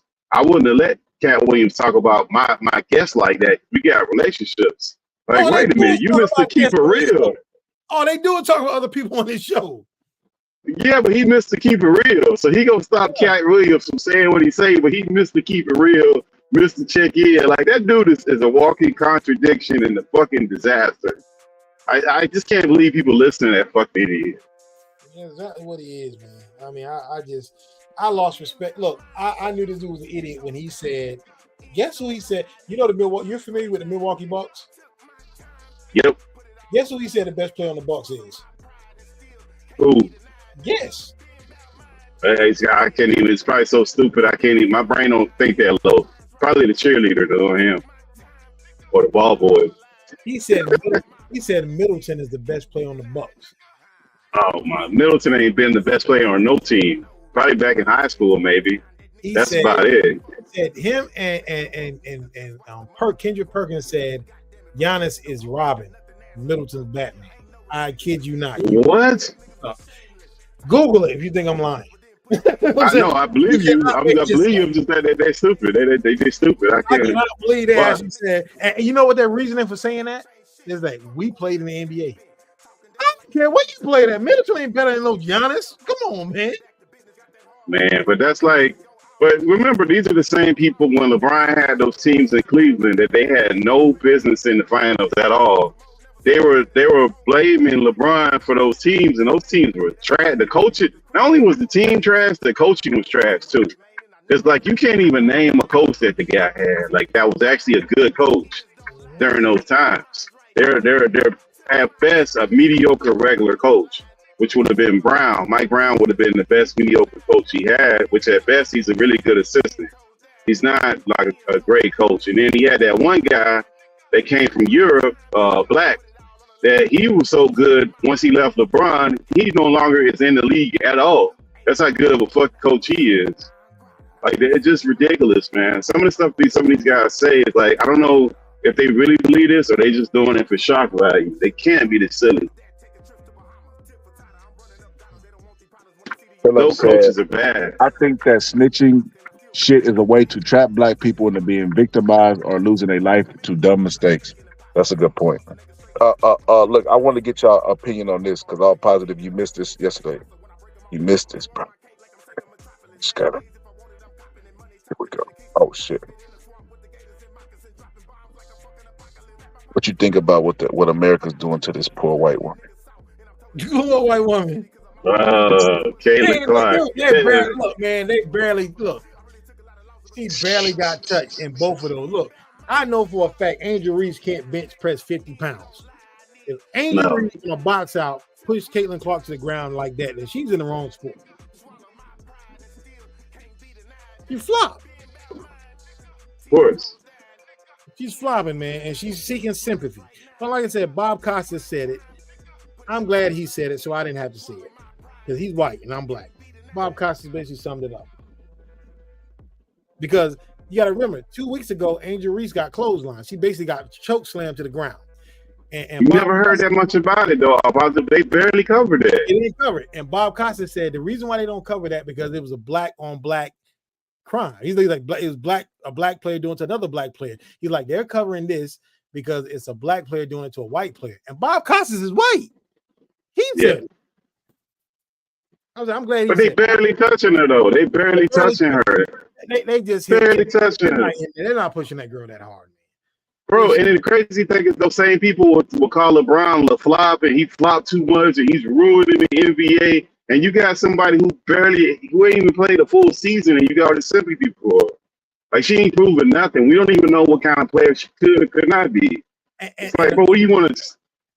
And the thing is, and this is where they get me at. This is what the Caitlin Clark, we call them the Caitlin Clark crazies, the Caitlin Clark clique, the Caitlin Clark cult, spelled with all K's. That's what I call them. This is where they get me at. They always say, well, you're a racist because Caitlin Clark's white. And I have to remind, I'm like, okay, I put a picture of my favorite female player all the time. I like, what color is this woman? And it's like, what does it got to do with anything? I like, okay, what makes Caitlin Clark more white than Diana Taurasi? It don't matter. That's just a distraction. That's a what about. We just went through the whole what about and distraction stuff for like a whole hour and a half with Ryan Garcia. Like, that has nothing to do with this girl following around, flopping around like a fish, and she barely got into the league, man. She ain't even been there a full season yet. And they want everybody to kiss her in the ring. She ain't won nothing yet. And her fan base are very, very unintelligent because they're saying that. Now, I agree that the Fever's attendance is up because of Caitlin Clark. I don't disagree with that. Yeah, and I agree that the team that when she play other teams, the attendance is up because she's there. But for them to say that all attendance is up in the WNBA because of Caitlin Clark is the dumbest thing I've ever heard in my life. Because then I asked this question. When we played the Aces, when the Phoenix Mercury played the Aces and it was a sold-out crowd, what did Caitlin Clark have to do with that game being that she plays for neither team? Well, what did she win in college? That's the other part. Usually when people come in from college, they're usually heralded as being a champion. They won a bunch of shit. Like that's not the case with her. None of that happened. And I think she will. None of that happened. She got to give it. She got to give it the right team, but nah, man, she's just not as good as she was advertised. I think she's a great shooter. She's wide open, but she's not as good as advertised. I mean, the girls. But she can. I mean, she could possibly get there. But I think the problem is that they pushing the cart before the horse. They're not even letting her get an opportunity. They're like just donning her like the queen of everything. They're even got Spalding working with her for the ball, the game ball. Spalding said they're working with her to design a new ball. You're putting a target on her back that she hasn't accomplished nothing, and people are playing hard against her. And she can't take the pressure now. She can't take the pressure. Now she should have alleviated that from the start. When they was calling her to go, she should have like, you know what? She should have pulled a Paige Bucket. Now Paige doesn't. She's not like that. I think Paige is a better player. And Donna Taurasi said that too. That's why everybody was saying Donna Taurasi and I'm hating because they're saying Paige. I think Paige is a better player. But Paige is more down to earth. Caitlin Clark is not a down to earth player. She has a very big ego. And she actually believes she's as good as they're hyping her to be. She could have nipped all this in the bud and been like, you know what? There's a lot of girls that paved the way for me. I'm not. And Caitlin Clark for real, she really doesn't do a lot of talking. It's not her. It's really her fan base. But she should check her fan base because they're making it hard for her. Nah. Well, she a rookie, man. She's trying to she's trying to figure it out. She's doing no more than nobody else would do. I just don't like the whole media buzz where they're trying to victimize her. Like, bro, like she's not a victim. She's getting paid to go out there and play. And then it's like anything, man. If we all work, me, you, and Scarlett work at a place, and I got paid more than any of y'all, you think y'all gonna be like my best bud because I'm getting paid less than you and I just started working there?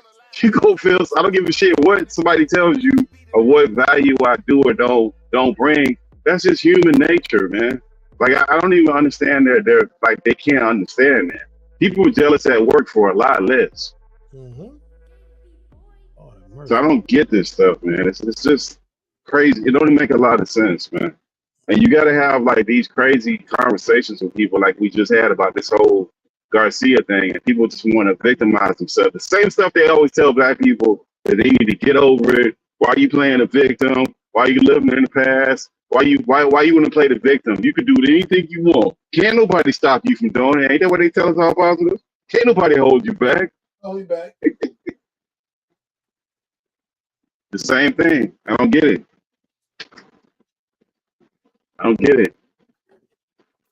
But Angel Reese, remember Angel Reese came out in her first game. They didn't even televise it. I know, because I have WNBA League Pass. And oh, you have it? I do have it. And they didn't televise it because it was that night the Fever played and they were playing at the same time. And with the League Pass, you can look at two screens at once on the games, but they did not televise the Sky game, the first preseason game. And I was pissed. Everybody was mad, but a fan in the audience streamed the thing to online so people could see it. Yeah, and that stream got like 500,000 views or something crazy. No, it got in the millions. It got like 2 million. No, I'm saying the first, but as soon as she started streaming it, like later on it got hit again. But I mean, initially, yeah, it was crazy. And you remember the press conference she had, the initial press conference she had for the team to welcome her. That shit was like a janky promoter. That shit might as well have been in the school cafeteria, man. That shit was so low budget. It's so crazy. Like, what the fuck is that, man? They stay fumbling the bag over there, man. Yeah, they don't understand that you can't put all your eggs in the basket of one player. I mean, just like we talk about with boxing promoters make the mistake. That's why Don King and Bob Arum lasted as long as they did. They did not put all their eggs in the basket of one fighter. They had multiple superstars. Floyd Mayweather has one superstar. He's promoting one guy other than himself. Basically, himself and Tank. That is it. That's it.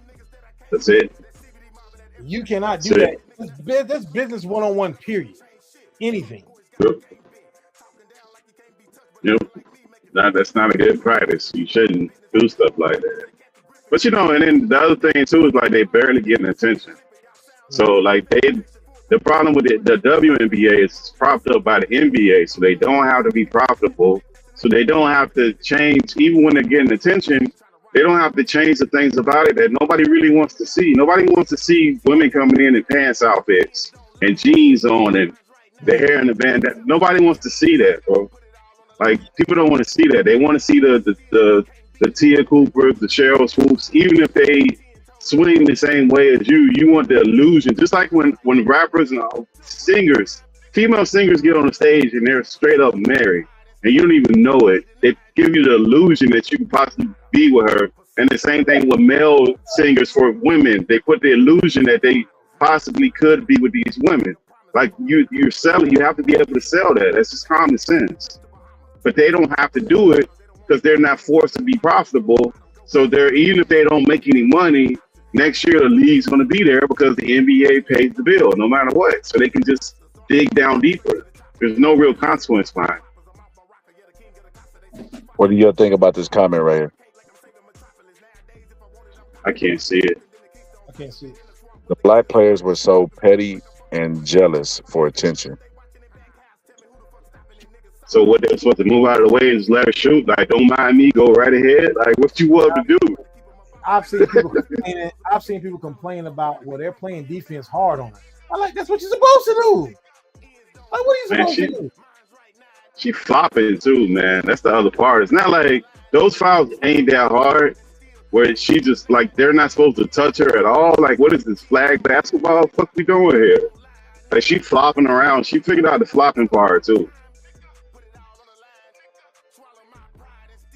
And she's getting paid. Like, there ain't no pity for that, man. Get out of here. Those same people watch LeBron and call him LaFlop and say, "Oh man, he's not great." Did you see him flopping around on the court? And then they'll see oh, poor Caitlyn, poor Caitlyn. Why would they do this to her? Like, the contradiction is so crazy. It don't make a lot of sense, man. Same thing with the NFL. That's kind of unwatchable too. You almost got to run up to the quarterback and ask him to lay down so you could touch him, but you can't tackle him. Said, people, this is bigger than basketball. This is CC. Is the beginning of a race war. Brianna Stewart is more talented than CC, but CC is from Iowa, where the race war has already started from college. I don't know what the fuck they talking about. Yeah, I know what he's saying. I know what you mean. How could it be a race war? How could it be a? He's talking about basically, Caitlin Clark didn't blow up until Angel Reese did the "You Can't See Me" in front of her face, and that made white America mad. And then after that, they wanted to prop her up even more just for that. Somebody said, "Rewind." They said, "Rewind. Look at this screen." They said, "Look at Angel and look at Caitlyn and look at the picture on the screen and tell me who's jealous." How would you know somebody's jealous? Why would she be like? And then that's another thing. That's almost like the intent, and you climbing in somebody's mind and knowing that they're jealous or not. Like, how do you know somebody's jealous? Like, you have no idea. That could be their job on the team is to set hard picks and play defense. Yeah. I don't know, man. That's I can't even get really rock with that because, then that's another thing. We want to be touchy-feely in certain parts and other parts when we want women to be equal. I mean, you want to be equal, but you don't. You really don't. And then certain people have no accountability. The people that are the most irritating to me are the people that they prop up that when they do something wrong, it's like crickets. They're not supposed to be accountable while the same people are screaming at you and telling you to pull yourself up by the bootstraps and you should be accountable and happy that you live in America. What about this? He said, without CC, none of these other black players would have been in the conversation. I knew Tia Cooper wasn't. I don't even watch the sport, but go ahead. I'll let y'all cook on that.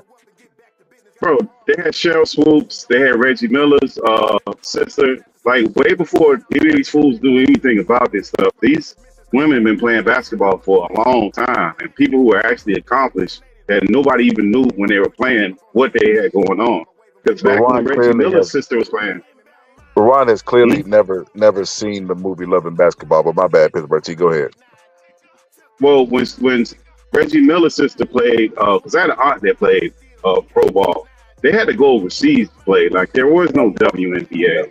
That's what they had to do. They all went overseas, and they went to all those different countries, and that's where the money was.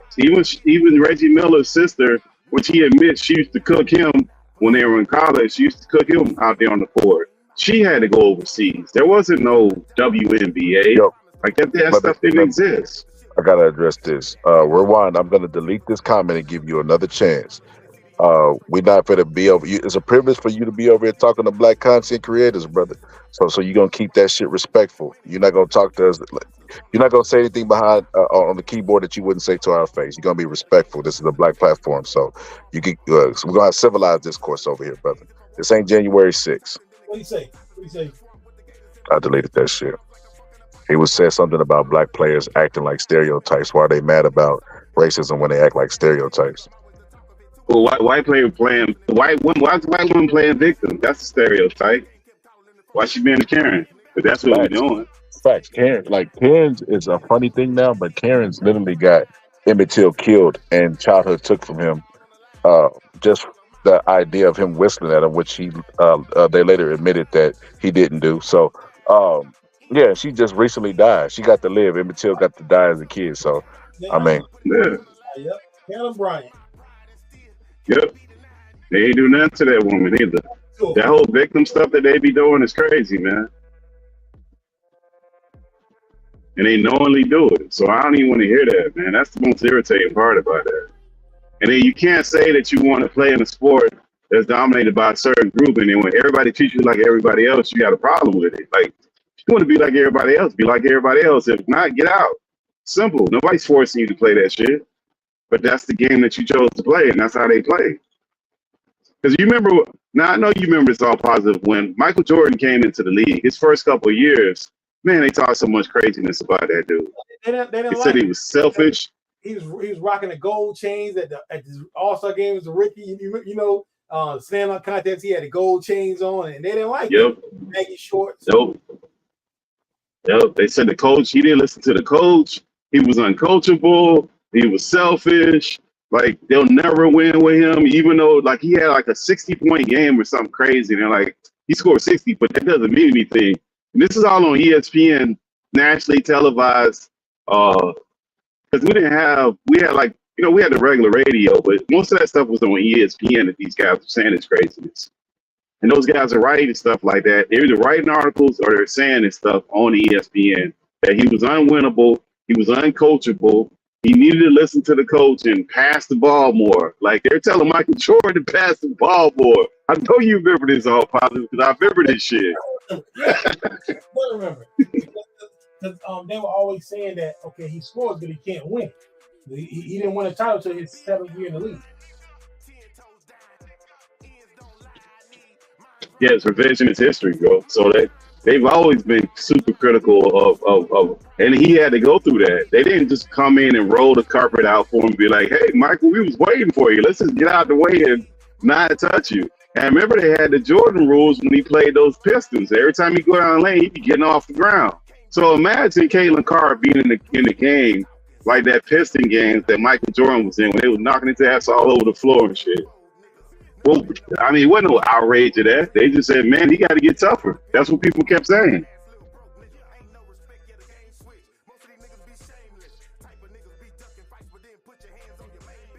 Well, Ryan said, he said, by the way, I'm not white, which is what a black person definitely would say.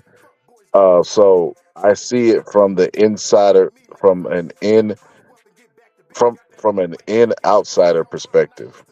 From an outsider perspective. And I see a spade as a spade. You definitely are non-black. And you definitely black people don't buy into stereotypes that much. That be white people living a white experience through the media. So we know, brother. We know. I'm willing to put money that you're not black. True, Mike had to earn his respect. Said wasn't nothing given. MJ had to prove it.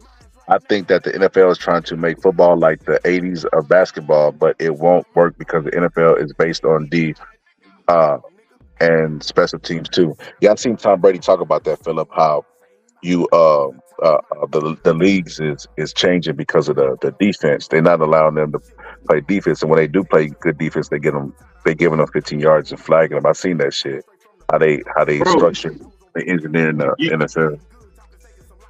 well, you remember how they did Devin Hester, right? Like, and that's the thing about the NFL. I never like. They don't like certain stars to be stars. Like they move. They literally changed the rules so Devin Hester couldn't score from 1 year to the next because they couldn't figure out a way not to kick the guy the ball and him get the ball and to score a touchdown. So they pushed they changed it. They changed where the point where they kick off the ball from and the rules as far as the ball getting kicked out of bounds, just so they didn't have to kick that guy the ball.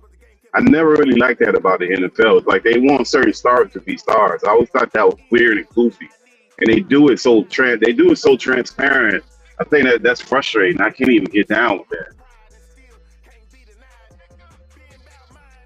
He said, "Well, Juan, we know you're pale, and it's nothing wrong with that. Just stop that." That's hilarious. So let me get your opinion on this before we get up out of here, man. I seen this, and all positive. You married, right? Yeah.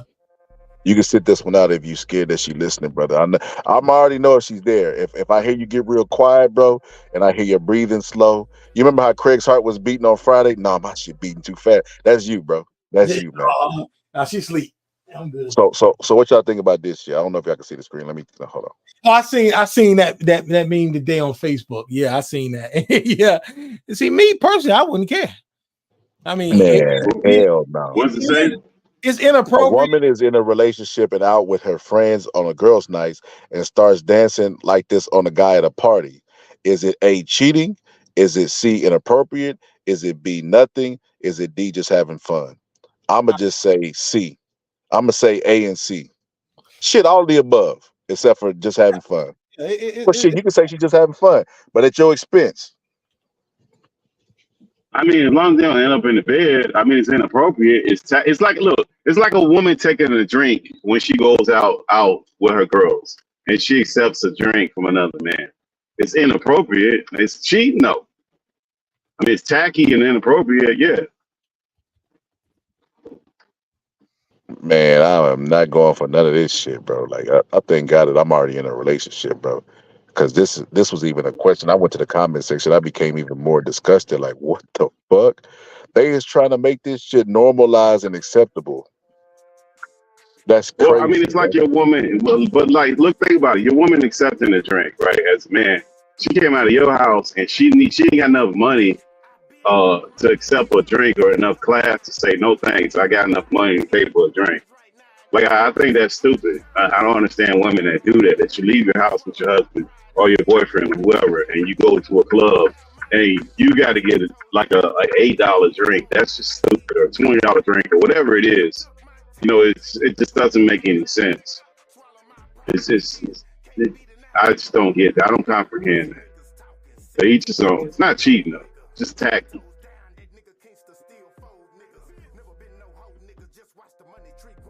What do you think, Al Positive? I said all that. I can't really disagree with you. Yeah, you should kind of have a little bit of class that you should be doing that. Yeah, you got a little bit of class, but I don't look at it as cheating. Y'all already know me. Y'all already know the one train minimum. Like, I ain't fucking with that shit. Like, absolutely not, bro. That's crazy. Yeah, but cheating is kind of harsh, man. Harsh work. No. You want me to tell you what cheating is? Cheating is anything that you wouldn't do with your partner present. That's not cheating, though. That is cheating. It's tacky, bro. It's tacky, If you stupid. If you listen, I don't know if people is like, you know, read the Bible, but the Bible is written in parables, you know what I mean, and stories, right? Yeah. So when the Bible say cheating starts in your heart, that's what they talk about, bro. They talk about this type of behavior, bro. What do you think this lead to, bro? So she got her ass on his dick. Well, I don't look at OnlyFans. I mean, she could have failed, and the dude was just sitting there. You just don't know what happened in these situations. You don't know what happened in these situations. So you know what's gonna happen next? He finna slip and fall into some pussy then. I mean, brother, we can't denigrate this sister like this, brother. We can't do this.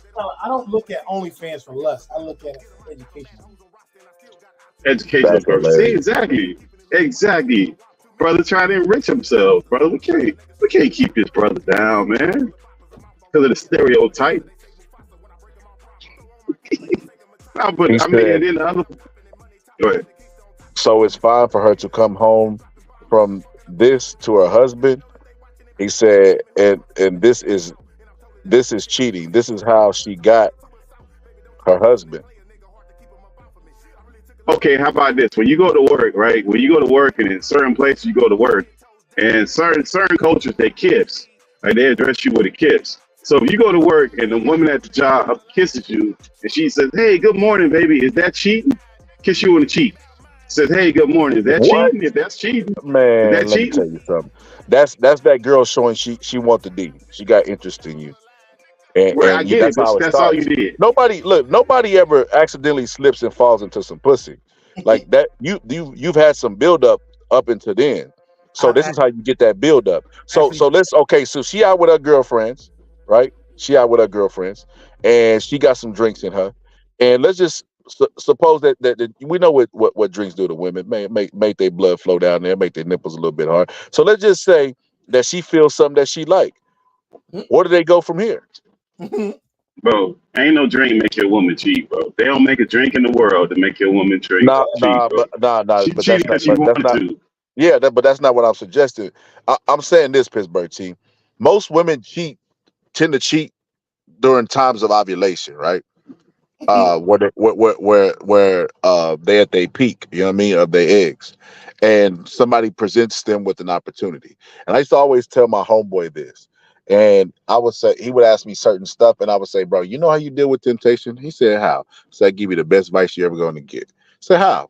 I said, "Stay the fuck away from it. You ain't got to worry about being tested if you avoid the test." You know what I mean? That's just crazy shit. So with that being said, nobody knows what another human being would do on any given day. They could say what they hope they would do, but why add added stress to your life by keeping a woman around that got her booty on somebody's dick? I mean, she for the streets at that point. Yeah, but Scarlett, to be fair, a decent looking woman that's above a 6, she can walk out the door and get some D right away, bro. Like dudes, it's not like that. Dudes can't walk out the door and just fall off into some stuff right away. Like we gotta finesse somebody, work. Like women can always get that. So like she don't have to do a whole lot. My point being, she ain't got to do a whole lot to find herself in the bed with somebody. Like if she wanted to do that, there's nothing stopping her. She know off the top of her head. He hit. Yeah, but this picture was to be continued, but he fucked. Nah, bro. Just because she did that don't mean that's what happened, bro. Nah, man. I ain't lying.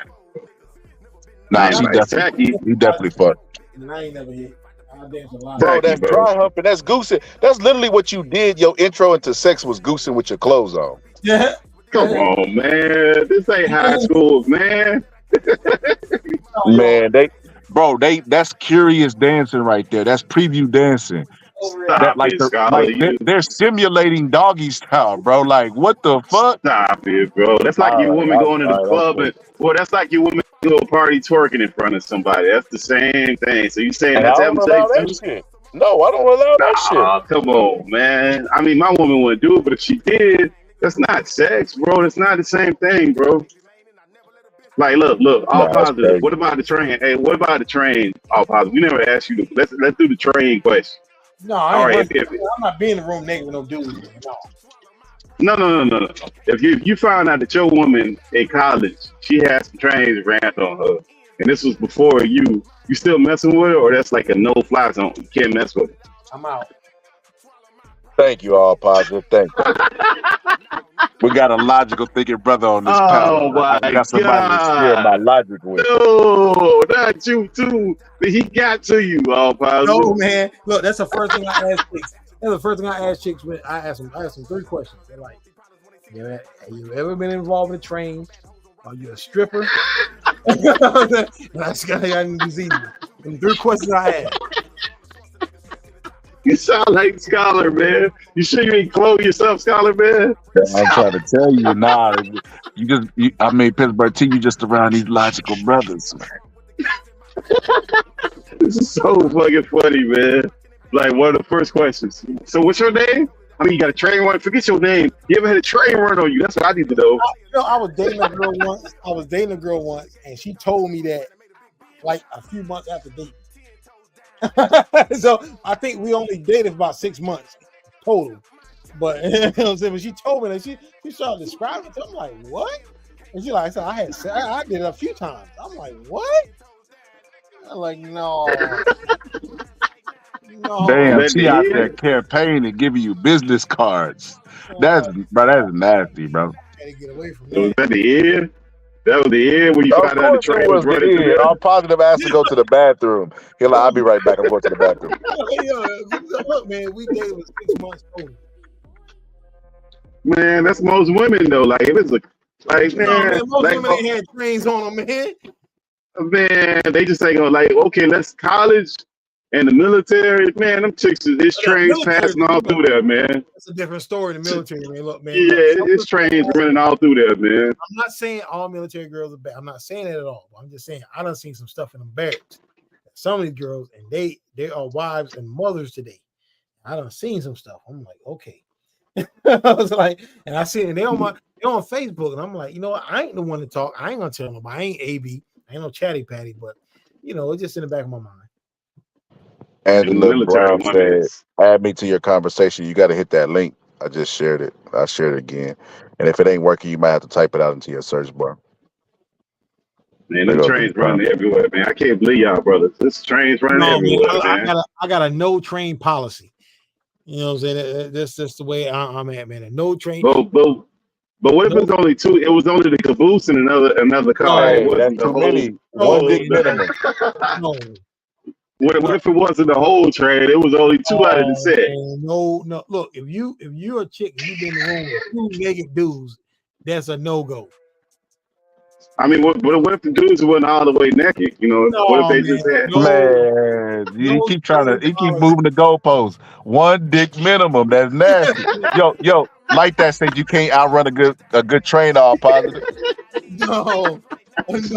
A no train policy, man. No train. Well, I mean, she just ain't gonna tell you. That's how it's gonna happen. She done been on the train track. She loved it, and she just ain't gonna tell you.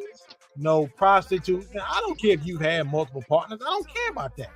But no strippers, no trains, no prostitutes. None of that. Well, what if?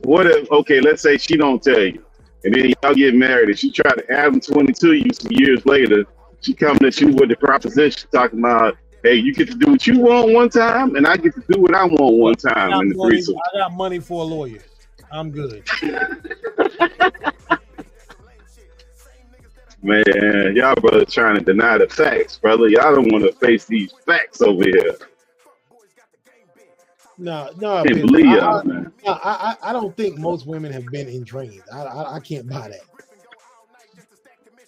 College in the military, it's a lot. I'm not gonna say most, but it's a lot. It's a lot. It's a good number. Most of the girls weren't wilding like that. It was a handful of girls in the barracks wilding. It wasn't all. Man.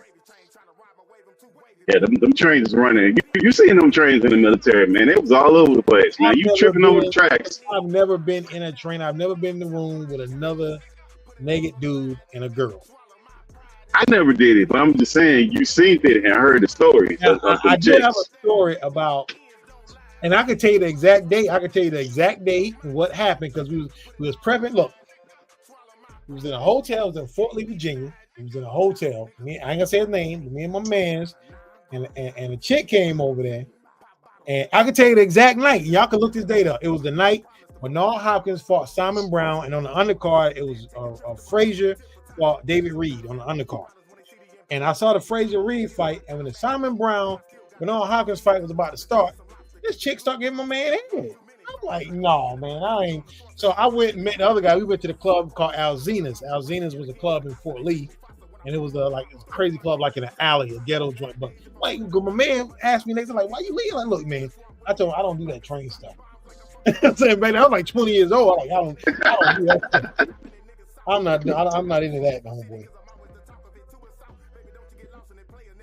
If the link ain't working, y'all gotta type it out. Y'all got to type it out in the first bar. There you go, Deuce. What's up, Deuce, man? Hey, what's up, Deuce? man? What you think about, man? You think about that train stuff. What you got to say about the train? What's your opinion, dudes? What side you on with the train stuff, man?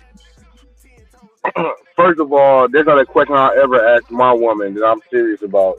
If it did happen, I don't want to know. And if I do know, I'm not with that shit. You know what I mean? I'm cool.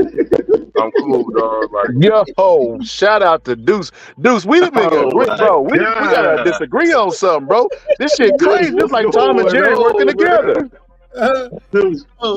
Pittsburgh got a line, man. Pittsburgh team is out of line tonight, man. Oh my God, it happened before you, bro. Like, I'm not saying why you were together. I'm saying you know, let's say it happened that she was in college and she 30 now. Like, you still holding that over the head? Come on, man. I don't care if she's man. 18. I can't do that, man. You can't do it no matter what. Yeah, I got you. Got you. Even though, so how would you feel? Never mind. I'm not going to ask this question. Never mind. I'm sorry. We all admit it. The pimping ain't no porn star though, man. So you know what I mean. I don't participate in none of that shit, or even condone none of that shit. I know niggas is freaky and all that shit, but I'm cool. Nah, that's not freaky. Yeah, that's not freaky, bro. That's nasty, bro. I can't sit there and watch some dude get naked and be like the dude from WWE, Vince McMahon, when you take a dump in the girl's head. Hair while she's sucking somebody off. Like, that's nasty. Like, there's some nasty people out here, bro. They ain't even freaky, they just fucking filthy nasty.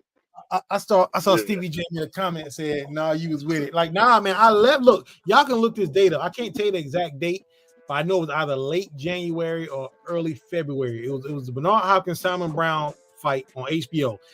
Frazier fought David Reed on the card. I never forget it because we was in the hotel room. I was like, I was going to go to the club anyway, and I was like, and I wanted to see that Bernard Hopkins fight. It was 1998. It was early January. Y'all got all positive, fucked up. He is traumatized by this. He can remember the exact date. Okay. So check this out. Like, have y'all ever like got down like in the same room as somebody? Say y'all get like a hotel room and it's 2 beds. And, you know what I mean? Y'all double dating. Never got nothing like that. Never did that. I'm not. Never did that. I'm not gonna be in a room with another man and a chick and whatever they do. Yeah, I never did. Never did. I participated in some things like that. You know, y'all come up from the club or y'all meet somebody, and you know what I mean. Oh, we got the room, whatever, and it pop like that. It goes down, whatever. But you know what I mean. The lights is off, and you know what I mean. I don't know. But as far as like standing in line, one at the head, one at the toe, I'm cool on all that. Standing in line. But I'm cool. Yeah. But you know, it goes down. It goes down, but nah, man. I'm not tagging in like a wrestler and shit. Like, you know, I'm straight. Bro, that shit becomes, it's already like gay in nature. I'm just be honest with you. It's gay in nature. Yeah. Like if you fucking a girl at the same time because y'all both naked. And then what if your homeboy make it weird because he on some funny shit? Like what? Like I remember telling my homeboy one time like that shit is gay, bro. And he was like, man, that shit ain't gay. And he started thinking about his experience. Like, man, bro, you right.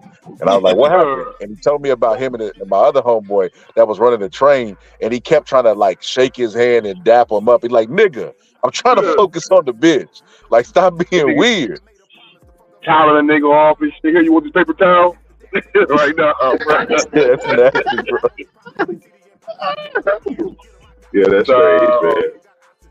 Y'all can keep that shit. But in actuality, bro, if you talk to women, bro, you know what I mean? They like that shit, dog. I don't want to be X-rated and explicit out here, but some women do like to have something in their mouth and have something somewhere else. Yeah. But that ain't got nothing to do with no train. That's two individuals. You know what I mean? Like if you that's like putting a thumb in a butt while you hitting it. There ain't nothing wrong with that. I'm cool on the anal, bro. It's a difference between a thumb in a butt, bro, and a dick in a butt. Another extra dick in a butt. No, nigga, I ain't fucking with no ass. That ass is gay. Yeah, I'm cool on the booty stuff, man. Cool with that booty stuff. Nah, I ain't doing that. That's the exit only. That's not an entrance. That's the wrong. You went the wrong way up the street, bro. And then that nigga Scott Local got pecan. No, I'm just saying, yeah, absolutely, bro. My motherfucking shit pink and goddamn Porky the Pig. But no, like doing fish hooks and shit like that, bro. All that shit to me is that it's just but another dude, bro. That's sick to me, bro. That's weird. Explain what the This nigga was scholar, homie. Y'all niggas is freaky down there in Texas, man. I stop fucking with them cows, homie. Niggas is wild out here, bro. Cows. Yo. So you know what? You know what's crazy, bro? Yeah, can I see the screen? This picture is floating around, and it was a girl that was like, you know, this is the poly they don't want to talk about, and it's like, girl, y'all, bro, this is just women in general, bro. They don't want to accept reality for what it is. They want reality to be what they want it to be, right? So they want to do everything they want to do, but be free of the consequences, judgment, and actions that comes with this shit. So you can find you 2 husbands, but they gonna be gay as shit. There is no heterosexual man in the world who's willing to share his wife with another man. And I told the girl that posted it, I said, and when that girl leaves, they gonna be fucking. And she was like, she really didn't care about that. I was like, okay, long as you first she said it ain't gay, and then I was like, it absolutely is gay. I said, you could be real about what you want, but just be real about what comes with that. They're gonna be gay. It's not in nature. It wasn't built in a man to share his what he called his main squeeze with another man. That shit ain't happening. We call them cuts. I mean, with weirdos. I was about to say, no white dudes do that shit all the time. Hey, lions no white dudes do not care about their dick. They don't even share a lioness with other lions. The white boys don't care about their bitch. They don't care about their mama. They don't care about their grandma. None of that shit. They'll give you their bitch, y'all. They'll give you a bitch. They'll give you $1. Yeah, that's weird. Like that's not natural, bro. No, Deuce, another note, man. Did you see that TV series Clips on Hulu? Where they talking about your boy, the Clippers, the owner of the Clippers? No, I ain't saw that yet. I want to watch. Pretty good, bro. I want to watch it when it finished, bro. I know the whole story, but I want to watch it when it finished. I don't want to wait once a week and shit. You know what I mean? I like to. Yeah. I want to watch it when it's all done. Yeah, they got Lawrence Fishburne. Playing Doc Rivers. Yeah, he playing Doc Rivers. It's crazy. Yeah, it's pretty good. Why are they starting it when Doc Rivers got there? Why don't they go all the way back to the 80s, though? Nah, that's when the story broke. You know what I mean? When Doc Rivers. Okay. I don't know. Yeah, they ruined our championship chance that year, 2014. We was gonna win. Y'all gonna win this, man. Y'all win no title. Y'all gonna win this, man. Y'all gonna win this. Y'all gonna win no championship. Bro, we had that title locked in. I was never until last year. We were the only team to beat Golden State in the Western Conference. And until they lost last year. Yeah, but they man. Yeah, y'all were gonna win that championship, bro. Bro, that was the highlight of our bro. We ran to the Spurs, bro, and we had them up. We was up 20 in Game 3, and them dudes came back on us and broke our will. But we had that championship, bro. 2014, 2015 were our years. I was win. But you know, the thing about go ahead. No, and then everybody started getting hurt again. But those are the years we finished healthy. Go ahead. Well, I didn't like the idea that they always try to put that off on the players that didn't say the comment. They're like, okay, so what are you going to do? Like, wait a minute. Why the fuck? Like, what the fuck? Like, what do you want me to do about this shit? Like, it's like that, the Riley Cooper guy from the Eagles when he said what he said at that concert. And then Chip Kelly was there, which that dude is weird as fuck, man. Now that you hear the stories from the players from that team, that dude was like, I don't know, he was just, he was handling those players like they're college kids. He wanted to put like fucking monitors on them and monitor their heart and all this shit. And they said when that shit happened with Riley Cooper, he literally kept them away from the team. He told them to go home and nobody talked to him. And then the players were confused because they're like, wait a minute, that dude's actually a good dude. I don't understand what the fuck's going on. And Chip Kelly told him not to answer the phone. So then he made it weird. weirder because they couldn't even talk to the guy. And Chip Kelly was like trying to be in control of everything. So he just really made that situation weirder than it had to be. And remember, they had Michael Vick come out and be the spokesperson and say that he was a good guy to the press, it was just all strange, man. I know that Vick was like, man, I didn't even hear what he said. I was just going for a gun in my teammate. He said this. I didn't even know that. Yeah, that was strange, man.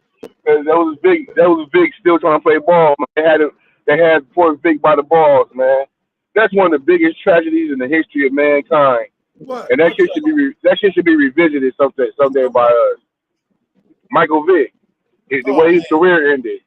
You know what? The way they did him wrong like that. That shit was fucked up, dog. This is what I said when the whole thing broke. When Vic boys turned him in. Now, if I'm around Vic, and I know Vic got $100 million contract, they got caught. And look, and this is just my opinion. Y'all might not agree with me, but if I'm around Vic and I got caught because this is homeboy so long, man, I know Vic got this $100 million. You know those was his fucking cousins. One of them niggas was his cousins. I'd have told Vic, look, I like Vic. They're not gonna give me 2 years in prison, but even if they do, I'll take that 2 years. Just have $10 million waiting on me when I get out. Look, I will be. Yeah, bro. You're not supposed to let the golden goose go down, bro. That's crazy, man. I've been in court telling so much stuff to the judge. Be like, yo, judge, I did that. The judge would told me don't. No, the thing about it was they knew Michael Vick wasn't out there fighting them dogs. He just bankrolled that. He was out there. No, he wasn't there doing that. He was just bankrolling that shit. He wasn't doing that shit. No, he was on that. I'd have took that charge. Yeah. I'd have took that charge. I'd have told Vic. Yeah, they knew Vic wasn't doing that shit. He bankrolled that shit. Man, I would have went in court. If that was my cousin, I'd have went in court and said, "Fuck a dog." I wish a goddamn dog was in his court right now. I'd fuck his ass up. I would have looked so monstrous, bro. They wouldn't even looked at Vic. I'd have been like, he wasn't even there. He don't know what I was doing. Like, you know what? I put my cousin at risk. The only dude that we saw do that, the only dude we seen do that for a brother was Barry Bonds. The guy that that sat in jail for Barry Bonds because they wanted the guy to admit that Barry Bonds was taking steroids and he wouldn't do it. So they took his ass to jail and he never said anything. He's like, man, I don't know what y'all talking about. And they were so pissed off with him. Yeah, he sat down for a couple years. They were so pissed off about that shit. They were so fucking mad because all they had was a quote unquote anonymous drug test that supposedly Bond tested dirty on, but it's anonymous. So how the fuck the league knew? I have no idea, but they didn't have a positive test. So they needed this guy to say that he saw Barry Bonds taking the steroids, and he wouldn't budge. He went to jail. But and he's a white guy. Pittsburgh, would you do getting sold down? Man's for $10 million. He held it down. Pittsburgh, would you do that? Oh hell yeah! I wouldn't say nothing. I wouldn't say shit. You would do. I would. I'm saying, would you do 2 years in prison for your man for $10 million? Fuck yeah, yeah. I know I would. Yeah. I'd have took that 2 years easily. Yeah, fuck that. Yeah, fuck yeah. Fuck yeah. Hey, you know what I'm thinking about is Caitlin Clark. You know who else got knocked around like that was Allen Iverson. And they were knocking the shit out of Allen Iverson when he came in the league, man. That dude was getting knocked on his ass all over the place. There wasn't no outrage. Back when they was playing rough. It's funny you said Allen Iverson. I'm about to do a video about Charles Barkley and his hypocrisy. Because Charles Barkley talking about these women are jealous. But remember when Allen Iverson came in the league and Allen Iverson won Rookie of the Year? Charles Barkley made a quote said he's the playground Rookie of the Year. I don't know if y'all remember that back in 97. Yeah, I remember that shit. The thing about it is, all these fucking Sambos, like these guys are not reading the room. Old media and all that shit. That shit is dead, man. Like child tipping for these white folks and shucking and jiving and bootlicking, like all that shit's over with, bro. The social media has took over like legacy media, mainstream media with shit. So like you can sit here and try to appeal to the masses, but nigga, when you get on Twitter and Facebook, these niggas finna flame your ass, bro. They gonna bring you down. Like, you know what I mean? That shit carries more weight in the overall consensus of things. So all these guys getting on here, Shay and Chuck, these guys trying to sit here and cape for these white people thinking that shit gonna bring something. Nah, nigga, the hate you gonna get about this shit is gonna bring down the white love. You know what I mean? And they only gonna pay you if the people love you. They're not gonna pay you standing on some moral high ground or you know what I mean, some inefficient data. Like you gonna have to like the people gonna have to be behind you. That's how Shannon Sharp got so popular. The people were behind him. Yep. And they love the character he played on TV and all that shit. You know, and he loses a little. He's starting to lose a little bit of that shine. Everything he do get criticized. People feeling sorry for him though. Those people feeling sorry for Shannon. Remember, he had just got off of that white man show, and everybody was like, "Why that white man treat him so bad? We want to see you win, Shannon. We want to see you win." That's what that was about. And then the more and more he evolved, he lost a lot of people with some of the bullshit that he be on because he on too much gossip, man. He got too much gossipy stuff going on. Way too much gossip, man. Like it ain't that manly. I don't mind the Shay interview, whatever. You want to be Wendy Williams or Oprah, but like the extra little flamboyant shit he be trying to do and all that shit, like nigga, you better pump your brakes. He got another job too. I think he been start working for NBC on the Today Show and all that shit. So that nigga, he up. Yeah, but he the man. Just like Charles Barkley. Charles Barkley is a walking contradiction. Like, remember, he's the guy that had all this outrage at Draymond Green when he literally throwing people through the window, talking about Draymond playing too rough. Like, bro, spitting on reporters, kicking reporters on the like. Get out of here, bro. Like, what are you talking about, man? Like, those dudes are all like, most of them are giant contradictions. The only one that isn't, in my opinion, is Kenny and Shaq. Those are the only two that they stayed true to what they did. Yeah, Shaq be losing me sometimes, that extra bully shit, man. I don't like that shit, dog.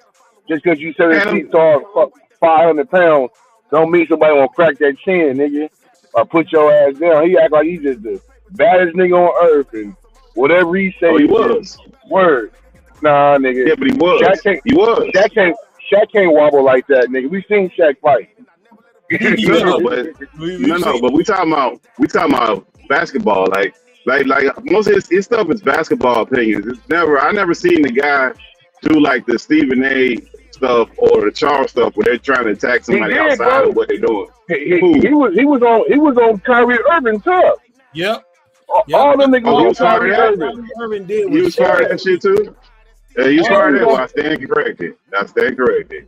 He was on Kyrie Irving tough, like the shit he was doing with JaVale McGee. Guys jumped on him and everything. Yeah, the shit he was doing with JaVale McGee. Well, the JaVale McGee was just basketball, bro. He was just crying, bro. That's crybaby shit, bro. I ain't want to hear man, he was doing dumb shit. Yeah, but JaVale McGee was doing dumb shit, bro. He had that whole Shaq and the Fool. He just happened to make it real, bro. Shaq was picking on him for no reason because a lot of people picking on that nigga, dog. He was probably he was picking on that dude, man. Even Kenny and them, but nah, that ain't bad. They'll be like, oh, that ain't bad. Man, y'all sound like late the championship. JaVale McGee was a key piece in those titles. Yeah, but that don't stop him from doing dumb shit, though. He still did dumb shit. He's a very serviceable player. Shaq was acting like he was just garbage, not a garbage player. He was on Shaq and Phil doing dumb shit, though. The way he used to act with Andrew Bynum and shit, all the big men that came after him, the way he was one of the reasons Dwight Howard got so much hate. Nah, Dwight Howard is the reason. Dwight Howard is the reason. Remember, Dwight Howard once he went to Kobe, it was speculation, but once he went to Kobe and him and Kobe didn't get along, and the reason why he didn't get, that was the end of his whole perception of people. And not only that, when his girl got on that reality basketball show, that fucked him up too. No, he let his woman go on that reality basketball show. His first stint with the Lakers, Dwight Howard was hurt. His first stint with the Lakers. Kobe didn't get along. Yeah, but Kobe was there, remember? But Kobe was being tough on niggas, though. Kobe was being tough on niggas. Because he didn't act like that with Steve Nash. He didn't act like that with Steve Nash. Yeah, he only acted like that with Dwight Howard. Steve Nash went to the Lakers. Steve Nash went to the Lakers and laid down. I don't think he had nothing left, bro. But remember when he went over there with Kobe said the dude don't take shit serious. He played too much. He can't be serious. And that shit just went everywhere. People took that shit and ran with it. Shaq used to do the same thing. Shaq did the same thing. He said the same shit about Shaq. Nah, man. What teammate did he do that with? What teammate? He didn't do that with no teammate. Shaq. Who? Yes, he did.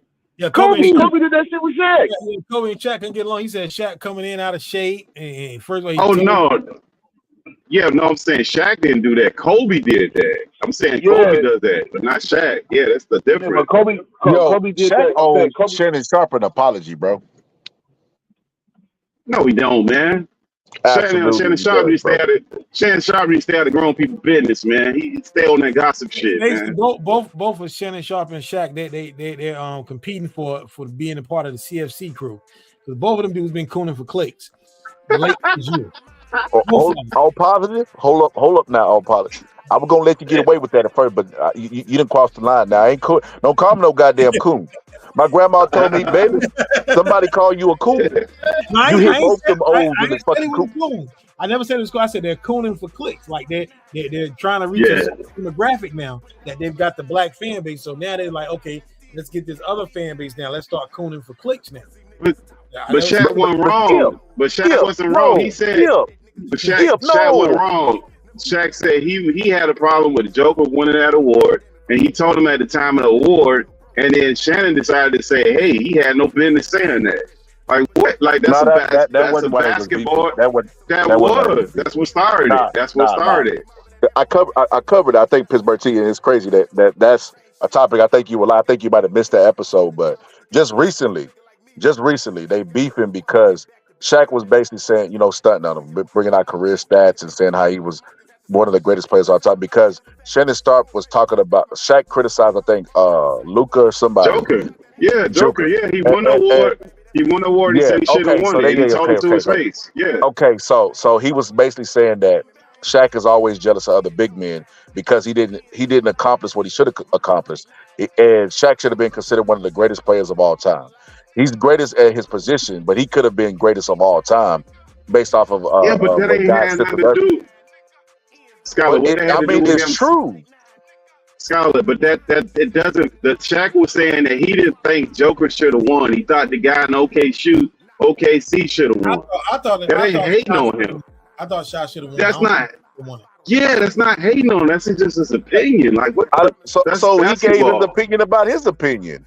He didn't. No, he went into his career. He never said what Shaq said was wrong. That's the problem. One thing he addressed is something Kobe's been saying for years, man. Kobe has always said that Shaq would be the greatest player of all time if he wasn't fat and lazy, bro. And they would have more championships if he wasn't fat and lazy. Well, what did that have to do with him having the criticism of the Joker to say, hey, I don't think the guy should have won, though? He said, look, I don't think the Joker should have won. I think the guy in OKC. That's inappropriate, though. But you can say that. You can say that, but it's still basketball about the award. It has nothing to do with what they did 20, 10, 15 years ago. That's about what his opinion was in basketball. You can say it's inappropriate. Shannon had no business as a football player and a football analyst telling him some shit about what he did in his career when Shaq says that's his opinion about basketball. He's a basketball player. The one thing ain't got nothing to do with us. You can say it's inappropriate. You can say it's childish, but then the way that Shannon responded, of course he gonna respond that way. Because Shannon there you go, cater for white people again. But you know what I mean? That was inappropriate. That's like the Kanye West, Taylor Swift shit. Oh yeah, I'm gonna let you finish, but Beyonce deserved this award. You can say that shit. That's no decorum in that, and that's just some bully shit. So I'm pretty sure if Joel Embiid or somebody else, he wouldn't have did that shit. But he was telling the white guy, but he was saying the white guy shouldn't have won. The black guy in OKC should have won. He said the black guy in OKC should have won, and the white guy shouldn't have won. So how's that cater to white people? I don't think Shaq said that black guy should have won. And that's his opinion. You know what I mean? That's not everybody's opinion. I thought Kawhi Leonard should have won the MVP. But what's wrong with that? What's wrong with that, bro? When he's accepting the award, bro, you don't say, "Oh, you shouldn't have won it, bro." That's disrespectful, and there's no decorum in that, bro. But I thought we want to keep it real. Yeah, but I thought we want to keep it real. You think that's appropriate? You think that's appropriate? You wouldn't act like I that. wouldn't I do know. it. No, I wouldn't do I it. know. I'm saying, That's not cool. but that doesn't give Shannon the right to turn around and say, "Hey, your career. What the fuck does that have to do with anything? Like, it's inappropriate. So now you go low, I go lower. What are we doing?" That's what he said. That's the way they tend to handle things. Maybe it's not ideal. You go low. Maybe it's not ideal for me and you. Come on, man. Shannon was dead. Look, here's the kicker about it. Here's the kicker about it, bro. It would be like somebody saying Shaq is a black man, bro. Like he ain't never said nothing to Kobe.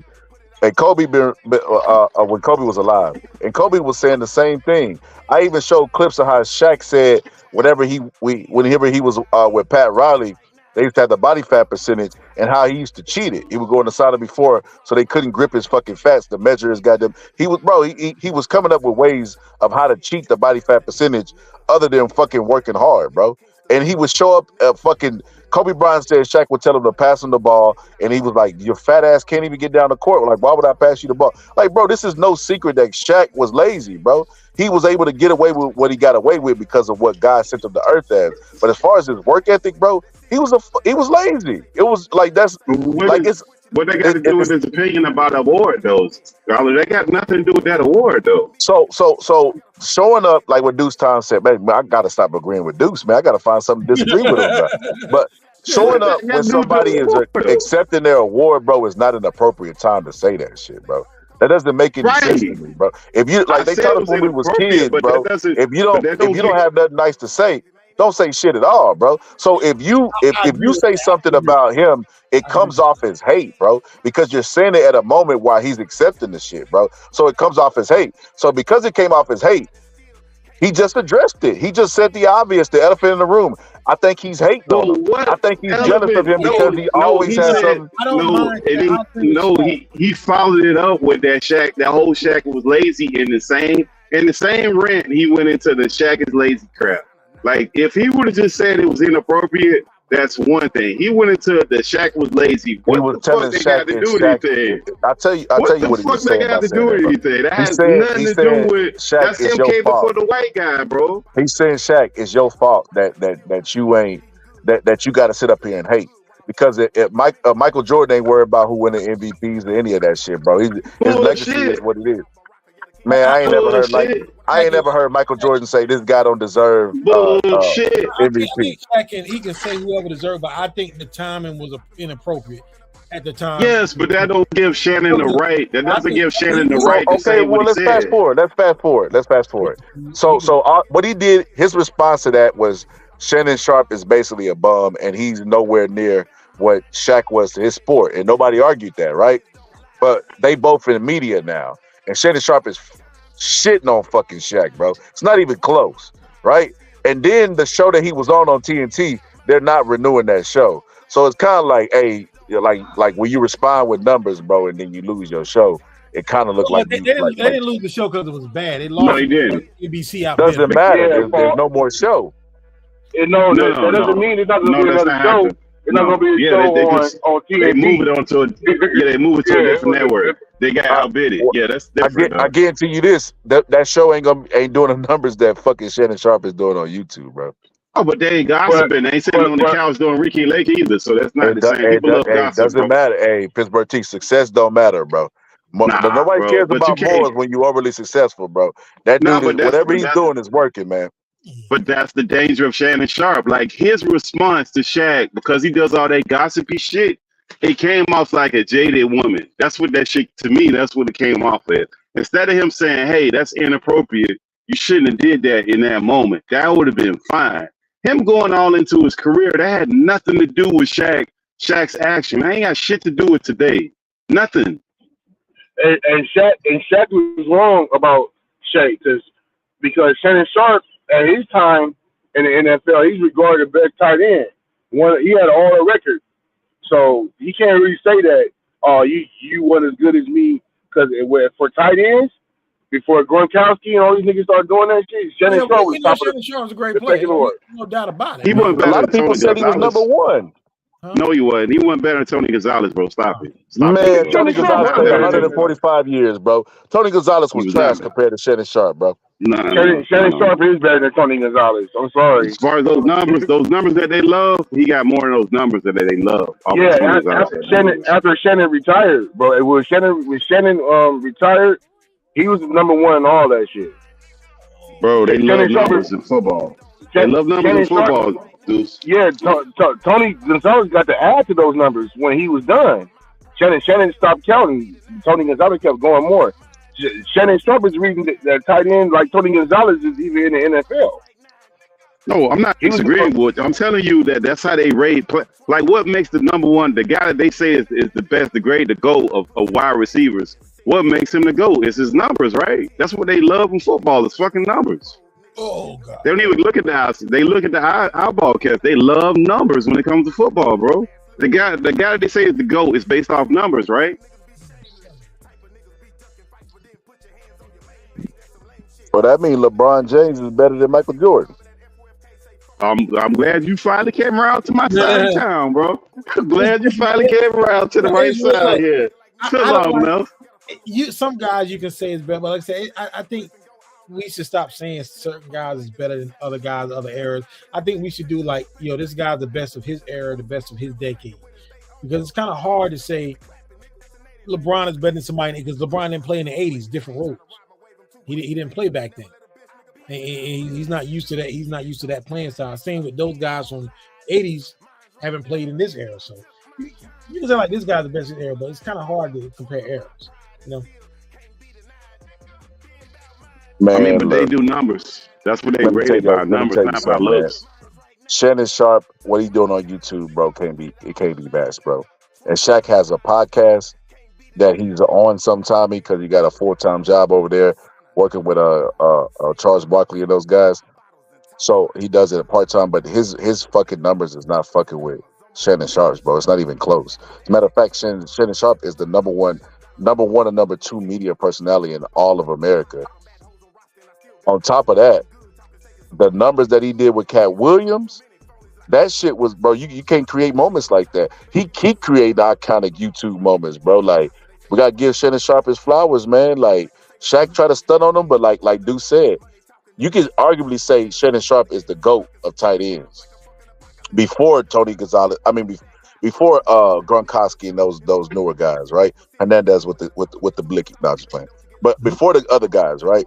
So he was respectively the 1, 2, or 3. Shaq is the same thing in his position. So I don't know why he was trying to shit on him with like he was a scrub. Like, Skip, I'm an effing Hall of Famer, Skip. You act like I'm a scrub.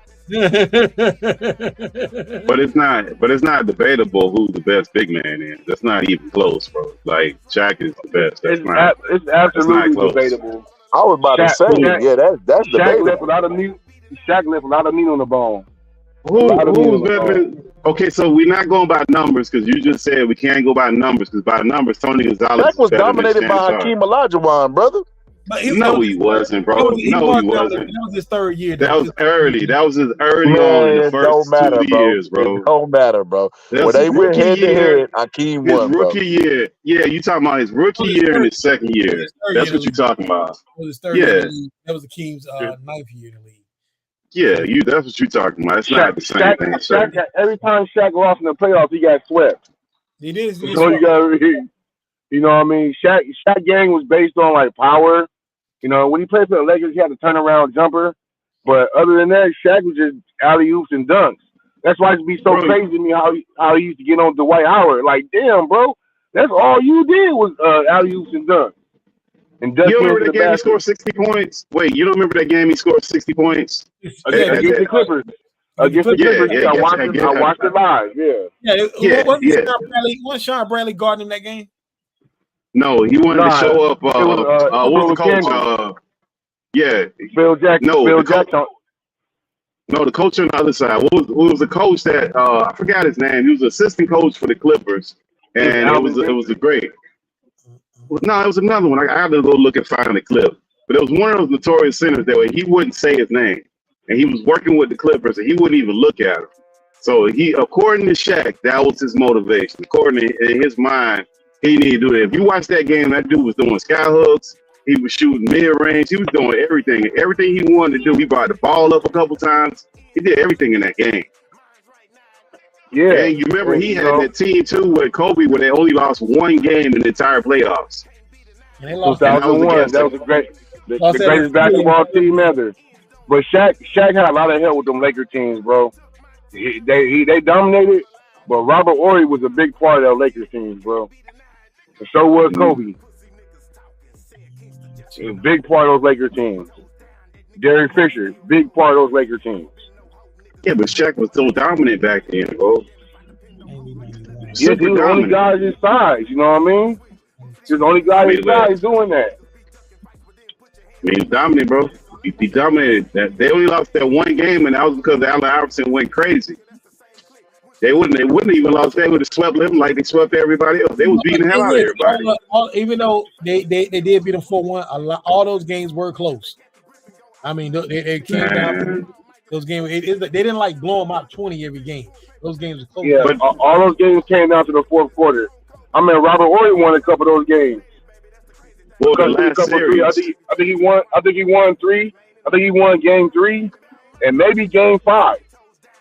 But see, you talking about that one series. All the series, but Deuce, all the series before that, they were sitting out in the third quarter. It's just that one series. They were beating a lot of people. Everybody. San Antonio, against San Antonio, they beat the hell out of them. Oh, that was the only game. That was only game 4 was when they got in control. All the other games came down to the fourth quarter. They came down the fourth. Like I said, they beat us too. But you know what I'm saying. We came back in 2003 and got them though. We came back, beat them. Yeah, but they were beating the hell out of people. The only team that gave them a little pressure was Allen Iverson, and he was a problem for them. They couldn't. Allen Iverson was Allen Iverson. They should not have beat Sacramento that year. I don't care what nobody says. That series is rigged. It ain't. Hell nah. So who made Paydrag airball that 3-pointer to win the game? Overall, they had the whole. It wasn't just one game. It was the whole series was this bad officiating, and they shouldn't even have beat. Which game we talking about? What team? What team? When they beat Sacramento. Oh, with Page. Yeah. When he airballed the game winning 3. Yeah. I'm not just talking about one game. I'm talking about the whole series. Everybody's talking. I know, but even then, like, you know, it's still up to the players, bro. Game 7, you guys gotta do that. No, you can't say it's up to the players because I remember when we was playing, we went up 2-0 in 2012 Western Conference Finals. We went up 2-0 against OKC, and then the whistle started. And they gave my God, James Harden was flaming y'all. What happened? What are you talking about? What happened in Game 6? If you want to, we can sit down and look at it. We went up 20 points in the first half, and then the third quarter started. Third quarter started. They kept sending them to the line every play. They kept saying, because James Harden. It was James Harden. It wasn't just James Harden. It was the whole team. Look, they were even taking our points away from us. Like when who was it? Ginobili set a pick, and Stephen Jackson got open, hit a 3, and they called an offensive foul on a pick. James Harden flopped. Then Stephen Jackson. James Harden on me. James Harden comes down. James Harden, one of the best players ever to play the game, dog. Down, shoots a 3, turns around, looks at the bench, and he gets a technical. And so they did not. You know why they didn't want us to win? Because they wanted to see LeBron versus KD in the finals. When they got to the finals, they beat them 4-1. But look, I'm gonna tell you how the league know they cheated.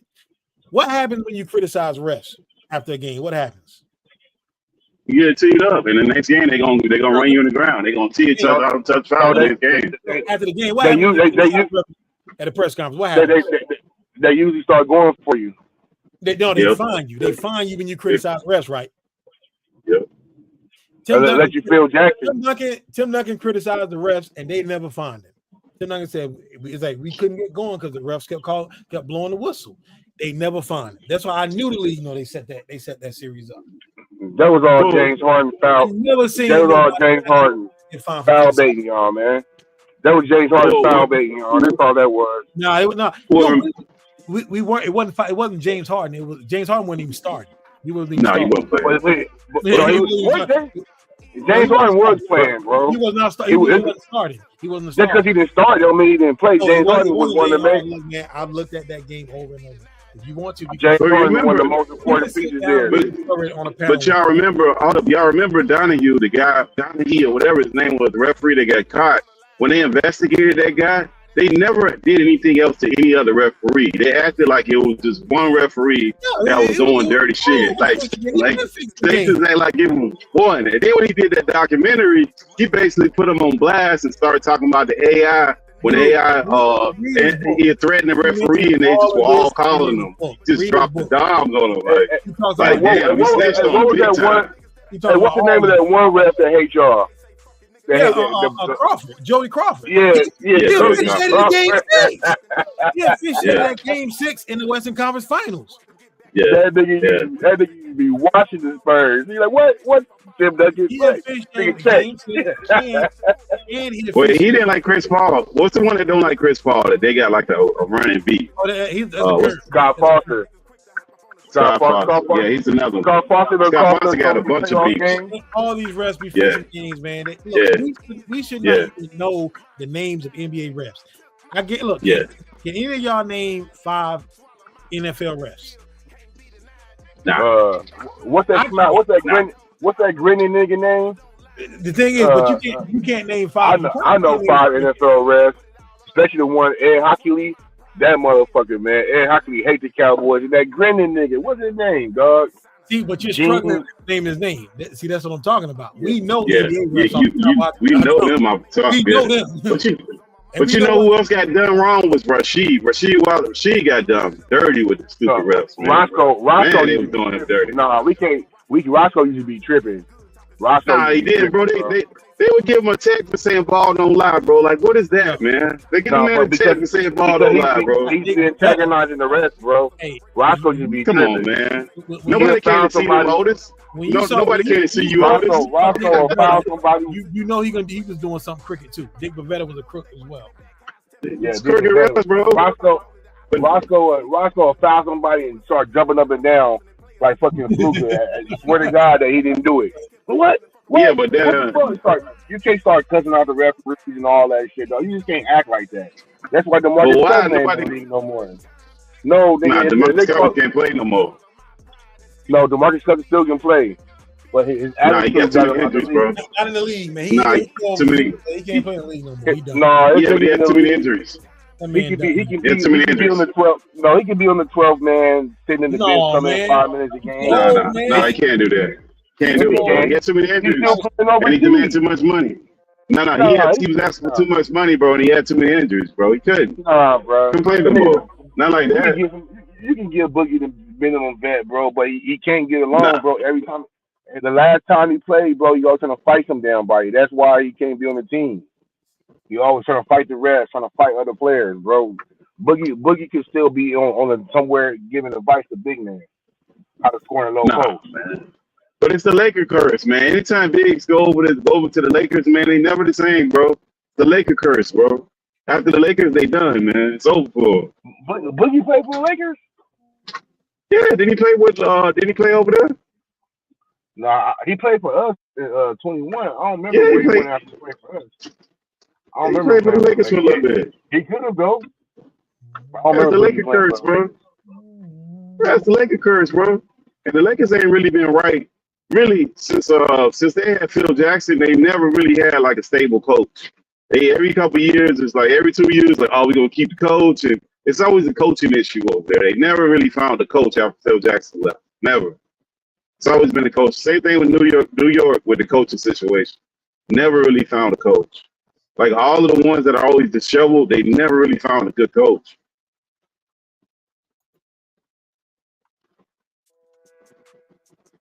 Shit, y'all got a decent coach now, Deuce, man. Y'all better keep your boy. Man, Ty Lue is bullshit. And hold on, let me get my headphones real quick. I'll go in on Ty Lue recap.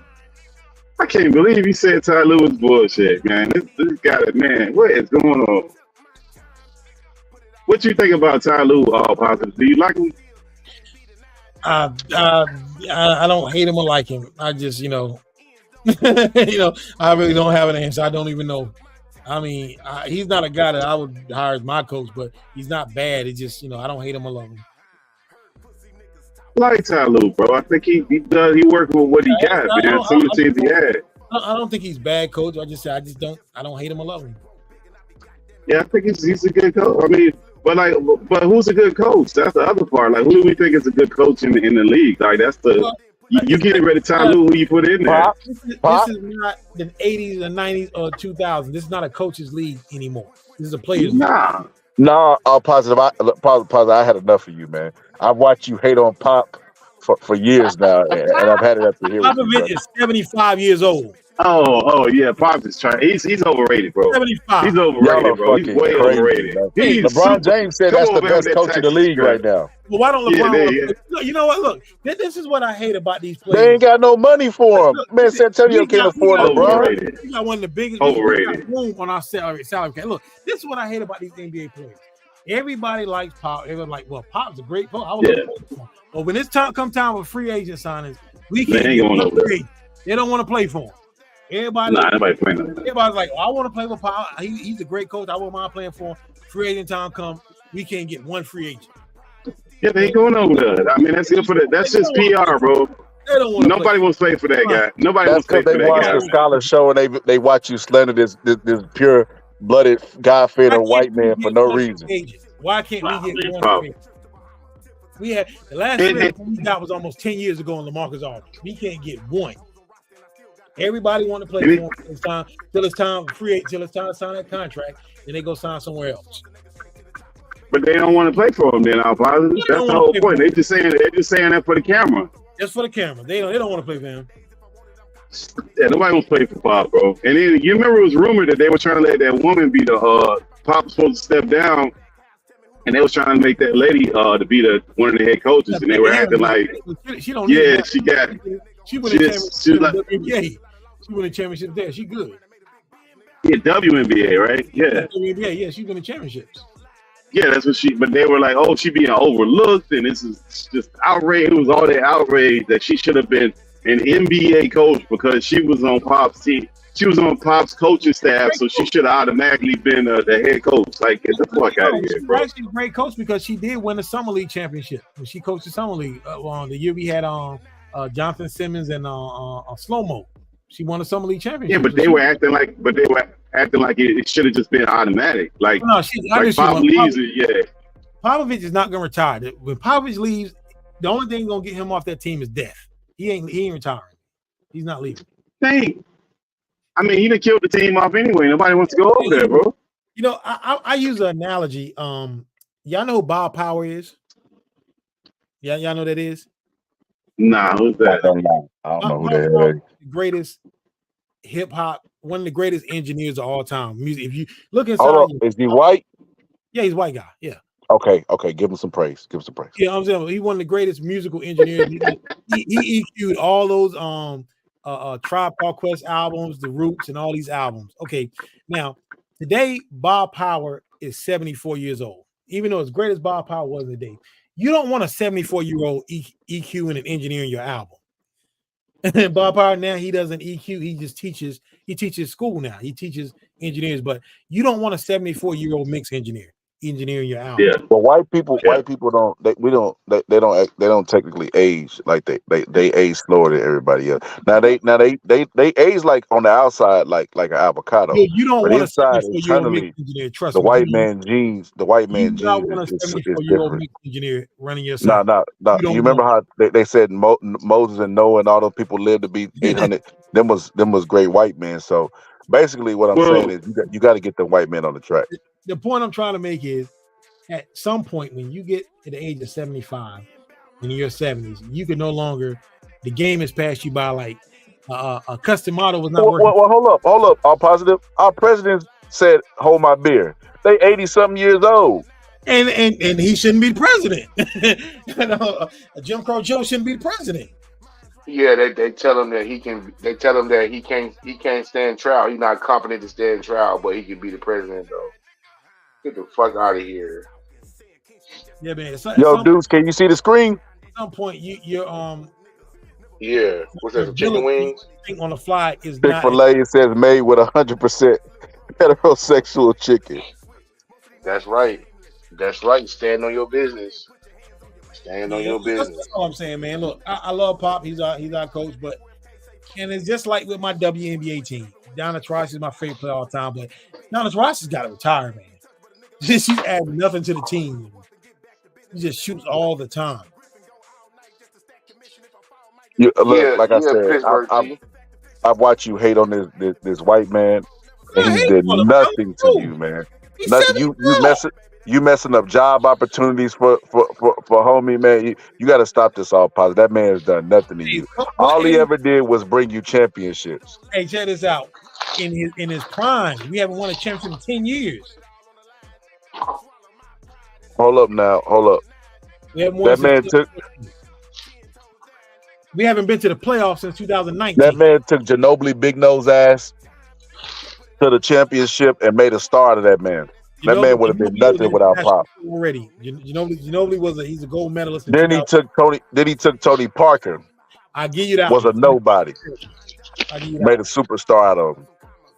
Now that was basically Tim Duncan. So there is no Popovich system. Tim Duncan. No, hold up, because we saw Dwight Howard be good enough to take. What was it? The Hornets? He was drafted to the Hornets, wasn't he? The Magic. That's what it was. We watched all-star players. They had a good squad. They had all-star players. They was trash, bro. No, man, they had a good Rashard Lewis. They had Jameer Nelson. Bro, they got beat like what, 4-1? Well, that was the coach's fault. They should have look. By the time of that game 5, they should have been up 3-2 on the Lakers. He threw away 2 games. That was Van Gundy's fault. He threw away 2 of those games. They should have been up on the Lakers going to game 5. First of all, he messed up by playing Jameer Nelson. Jameer Nelson had been out all season, like over half the season. And the team that got you there, and you benched them and started a guy that hadn't played half the season. Killer Malou was killing. Yeah, he been Skip. He been Skip. Yeah. Like that was the coach. He lost that series. He do Turkaloo, the Michael Jordan of Turkey.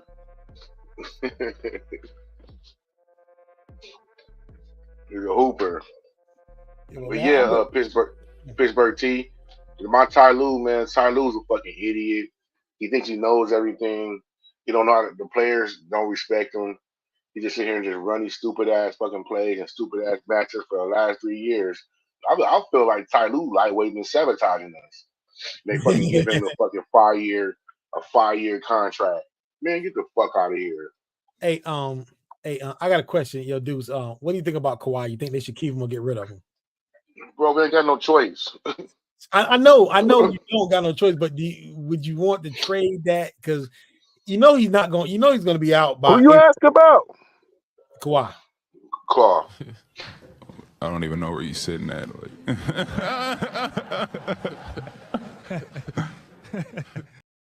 Yeah, he's going to be out by April next year. You know that. We don't know anything. Man, man can't stay healthy. But if we try to trade Kawhi, we're not going to get nowhere near the value for what he could potentially be. But that's the thing is all he got now is potential. Kawhi gets hurt every year now, man. And I still think Kawhi is a good player, but he just can't stay healthy. It sucks, man. He was on a. That's what he get for leaving Pop. That's what he get for abandoning Pop. I don't got a problem why he left Pop. He ran him off. I don't got a problem. Pop ain't run him off. Pop. It was his black uncle that was giving him bad advice to leave that pure-blooded, God-feared American white man. As a Spurs fan, I tell people don't buy into it because I'm like, yo, Kawhi ain't said nothing for like 4 years. He's been in San Antonio. A lot of people don't even Dwayne Wade said, I don't even know what his voice sounds like. He never talks. So you telling me this man went 4 or 5 years with us, never saying something, and all of a sudden he's talking now and he's a problem, he's a trouble to deal with. Does that make sense? Hell yeah. I'm gonna tell you what happened. What happened, they probably approached Kawhi Leonard, told him, look, take a pay cut like Tim Duncan was doing, let us build his team, and then we can get some titles. Kawhi was like, nah, we ain't doing that. And I don't blame him. I think only a fool would take a pay cut in the NBA. Nah, what happened was the team turned against his ass and Pop left him, hang him out to dry. That too. Tony Parker talking about him in the media. Yeah. Well, it was a lot of things. Nobody pressing him. Yeah, I wasn't mad at him for leaving. I mean, everybody can't play for San Antonio, and I've been telling these San Antonio fans, these new fans that got there with Wemby, I'm like, look, man, like don't get too comfortable in them Wemby jerseys yet. But Popov's gonna run this guy off. He's gonna run this guy off too because he's already frustrated. Guys ain't passing him the ball. Yeah, why was he not playing that much this year? Because what's the deal with that? At one point, he checked himself back in the game. What's the deal with that shit? Like, Popov's 75 years old. What is this 75. This nigga playing like 20 minutes a game.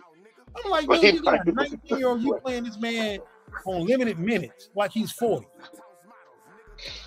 Like, what the hell is wrong with I didn't get it. I got some Wemby jerseys, but like I'm not getting too attached to him just yet. I just have a feeling Popov's gonna run him off, man. I mean, we can't draft good. We drafting garbage players. We drafted a guy number 11 that wasn't on nobody's radar, on Josh Primo, and we had to waive him because he's flashing people in the front office. Yeah, we got him now. Yeah, y'all picked him up. He's pretty good too. He quick. He's shifty.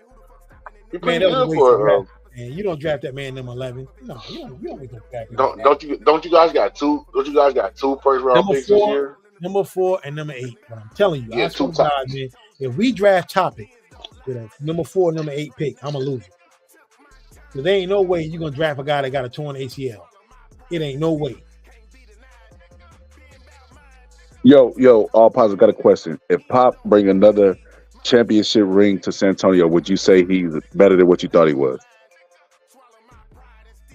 I mean, if he brings it there, it's gonna be because of Wemby. You see how that white man can never get credit in your eyes? You racist. He's 75. Don't he get credit for being 75, bringing another championship to San Antonio? He's 75. His rotation sucked. 75. Normally, coaches in their 70s normally don't do good. It's not just coaches, anything, man. Look, if we parted ways with Bill Belichick, don't you think it's about time for the Holtz, Peter Holt, and his wife to try to part ways with Popovich? Like, look, man, like, tell him, like, you did a lot of good things for the franchise, but dude, this ain't working. I mean, it just ain't working, man. Damn, bro, you a front runner. Who your favorite baseball team? The Yankees? The Patriots. First of all, look, you want to know who my college teams are? Who? Alabama? Never. Fuck, man. ECU like and Georgetown. All the winning teams. No, ECU and Georgetown. Number 1, I graduated from ECU. I live near the campus. Number 2, Georgetown's been my team since the 80s. We haven't won since 84. And the story I tell people, I like it when ECU's not winning games. You know why I like it when we're not winning games? Because I can get a park at the stadium. When we have bad seasons, I can get a park at the stadium. But once we start winning, I got to park a mile from the stadium and walk there because there's no parking spaces. And so those when the bandwagon fans come. I'm always at the ECU games. Who's the best player to come out of ECU? Blue Edwards. Basketball. Who? Blue Edwards. He played for the Jazz and the Milwaukee Bucks and the Vancouver Grizzlies. Drafted in '89. And matter of fact, I just saw Blue Edwards last year in Barnes and Noble. And he's listed at 6'4". Because I told him my favorite play was when he blocked Mitch Richmond in the beginning of the 92-93 season. He pinned his stuff on the glass to save the game. But Blue Edwards is not 6'4". And trust me, he's not, because he's only a little bit taller than me. But he's listed at 6'4". So they're doing that boxing shit where they just line up. Yeah. It ain't no way that man's 6'4". There's no way possible. And you want to know why greatest player in football? Chris Johnson. Well, it's probably you got to go by position. Chris Johnson's definitely up there, and you got Jeff David Blake. Garrard. You like him better? Chris Johnson. Man, Chris Johnson's one of the best running backs when he was playing. What are you talking about? Chris Johnson. So long, y'all don't put longevity in y'all list. Okay, proceed. No, I'm talking about from ECU. I'm talking about from ECU. You got Chris Johnson. You got Ernest Biner. You're talking about from a specific. Okay, gotcha. No, the school. Yeah.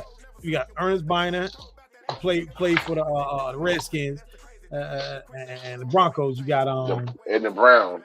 Yeah. I just played him on Tecmo Bowl. And you also got Robert Jones. You got Zay Jones, Robert Jones' son, who played for the Bills, who's a wide receiver. I had classes with Zay Jones at ECU. You got what Robert Jones, the linebacker? Yeah, played for Dallas, the Cowboys. Yeah. Okay, yeah, that's what I'm thinking ECU. about. Oh man. Yo, dudes, tell all positive what you told me about Emmitt Smith. Oh, Emmitt Smith wasn't that great. Speaking of that, you see Larry Allen just passed, man. That was hard for us, man. Oh yeah, Larry Allen and Nate Newton and Eric Williams are my favorite football players growing up. How I he just love passed? watching them maul people. I think because of the vaccine, but we'll see what happens. Oh He just man, died. No. died How sud- did he officially pass, bro? They It's say probably he a heart died attack. suddenly. They say he died suddenly and on vacation. So we'll see. Might have been some cocaine. He from that Cowboys era. Stop, man. Hey man, Stop it, man. LA Compton bread, man. He done been around some coke. He done been around some dope. He done been around some hope. You know what I mean? he can make it through that. He can fight through that. Because nobody party harder than Nate Newton. He's still there. He's still around kicking. Driving state to state. Hey, your boy Lawrence Taylor's still here too. So I'm talking about Larry Allen was a peak physical specimen. You can think he was 300. You're a Cowboys fan. You can think he was 350 pounds of fat. You see him running the 4.5 and shit. Man, that dude didn't run no goddamn 4.5. And Larry Allen ran a 4.8. And maybe he did run a 4.5. You see how fast he hawked that linebacker down? Hey, I know you've been seeing it the last couple of days. Larry Allen was this freaking guy, a freaking nature. What's up, yo? Dude, do you believe that rumor that Bo Jackson ran a 4.2? Absolutely. That ain't true. Absolutely. You believe that? He probably ran quicker than that. They said No, ran a man. 3.9. Bo Jackson too big to run a 4.2, man. That don't mean nothing, bro. You seen Derrick Henry? I know he was fast, but I don't know, man. I can't see that, man. Bo Jackson used to be pulling away from dudes on that football field, dog. What he got going? I know Bo was fast, man, but a 4.2 is kind of unbelievable for that size, though, man. Nah, he ain't run no fucking 4.2. Easily, dog. Easily. Oh, no. Easily. It's But kind of absolutely. Nah, man. Prime ran a 3.9, they said. No, man. No. Nah. They said Prime He ran went a no fucking 3.9. 3.9. That's crazy, bro. He wouldn't even have legs, bro. That's crazy. Bro, you used to see the long strides he took, like Reggie Moss. Like, you don't think he run a 4.2, but he just eating. He don't look like it, bro, but he eating up yards per step. Nah, Randy Moss looked fast, bro. Nah, Reggie Moss didn't look that fast, bro. He was just gliding. Reggie Moss wasn't just running by people, bro, eating up yards. I'm talking about, to me, like when I look at Randy Moss, if I was playing that team, I would automatically know that was the fast motherfucker on the team. Nah, that's how he used to get people, dog. Because he don't look like he running that fast. That's how he used to go by people. He don't look like he running that fast, but he just keep running. He keep going by you. Like Jerry Rice. Jerry Rice wasn't that fast, but you get in the front of the field, he running away from people. He had that acceleration. Jerry Rice went a good 6'4". Jerry Rice is not no fucking 6'4". Nah, I said he run a good 6'4". His 40 something. Yeah. I don't believe that's but he ran like a 4.8. But you see him on the field, he running away from people. And nobody catching him. He was also a cheater as well, so he admitted to it. Cheater how? Like steroids or on the wife? You're right. He said he used to use Stickum. He's like, even when it got banned. Oh yeah, you're right. He did. He admitted to it. I lost it. That West Coast offense was fucking cheating. That's why they didn't respect it. That's why all the teams didn't respect it. Back then, they like, damn, these motherfuckers is cheating, bro. All this motion and backside slants and all that shit. That shit was amazing to see. Well, still, like, go ahead. We had one rule in our neighborhood when we used to play Tecmo Super Bowl. We had to have one rule. No Raiders. No. We used the Raiders, but no one could use San Francisco. That was the only rule. It was like automatic from Joe Montana to Rice. It was automatic. Automatic, running away from people. The only rule we had. Bo Jackson too. Bo Jackson. As soon as man. They bounce off of him. Thurman Thomas was just as lethal as Bo Jackson. when you play with the Bills, he was just as lethal. I know Bo Jackson. He run down the field, they bounce off of him. You would have to press A that many times. You press A one time, you're gonna bounce right off of him. If someone would get the Raiders, then you would have to get the Giants and get Lawrence Taylor. That's the only way.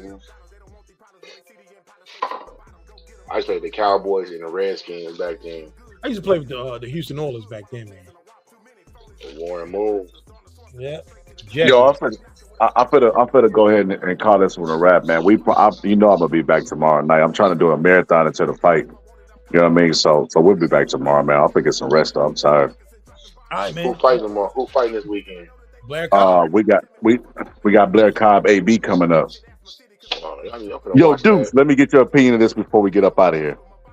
Tell me what you think about this shit. I don't know if you already seen it, but check this shit out, bro. I don't give a fuck go on, so don't play no games. Cause my got guns with them, bro. And I'm dead serious, bro. And all I gotta do is point and they gonna blow. And I'm dead serious, bro. Nigga. And me and my nigga, we done already beat bodies and they still looking for me. And every charge been acquitted, my so don't come up here playing. Don't make no false moves. I'm not playing. I'm not playing. I will smack the shit out of you, man. For real. I'm not playing. I'm not here to play. I'm not here to play no games. So we gonna promote the fight, but just be respectful. Don't do no dumb shit. And I'm serious, bro. For real, bro. I'm dead serious. Motherfucker shoot you in your shit. For real, bro. I'm not joking. I'm not joking. You ain't even about none of that. You ain't about none of that. You's a boy. You ain't about none of that. And I'm dead serious. And I'm gonna show you. I'm gonna show you June 7th, man. He's angry. What you think, Deuce? I think that he's trying to take a page out of the great savior Ryan Garcia's playbook. But, he's taking it a little bit too far, talking about niggas gonna get clapped and all that shit. So I seen that stupid ass shit he was talking about. Maybe my niggas beat cases and all that shit. He always taking it too far. You ain't beat. That's crazy. You know what's crazy, Deuce? I understand that they was at a poker table and he got cheated out some money or said that conversation would be befitting. But the fact that they both got their name aside of X where they agreed to get in the ring, it's like, nigga, what you tripping on, bro? Like, we already established we gonna get in the ring and fight. Like, what the fuck is you on, bro? Like, what? You trying to get me shot before you trying to fuck up the money and fuck up your life? Like, what are you saying?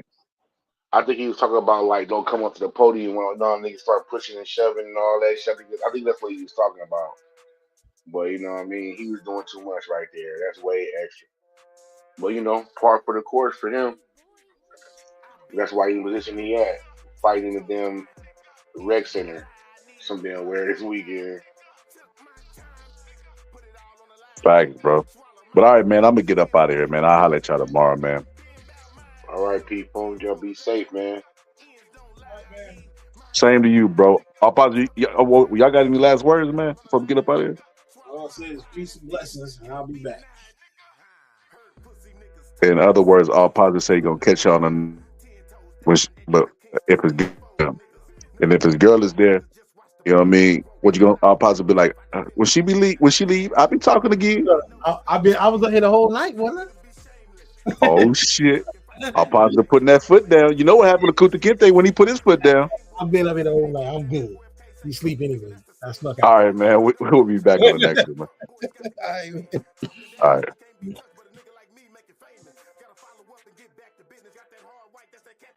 Mike, Francois Botha, 6-1 underdog. Are there any concerns on your part?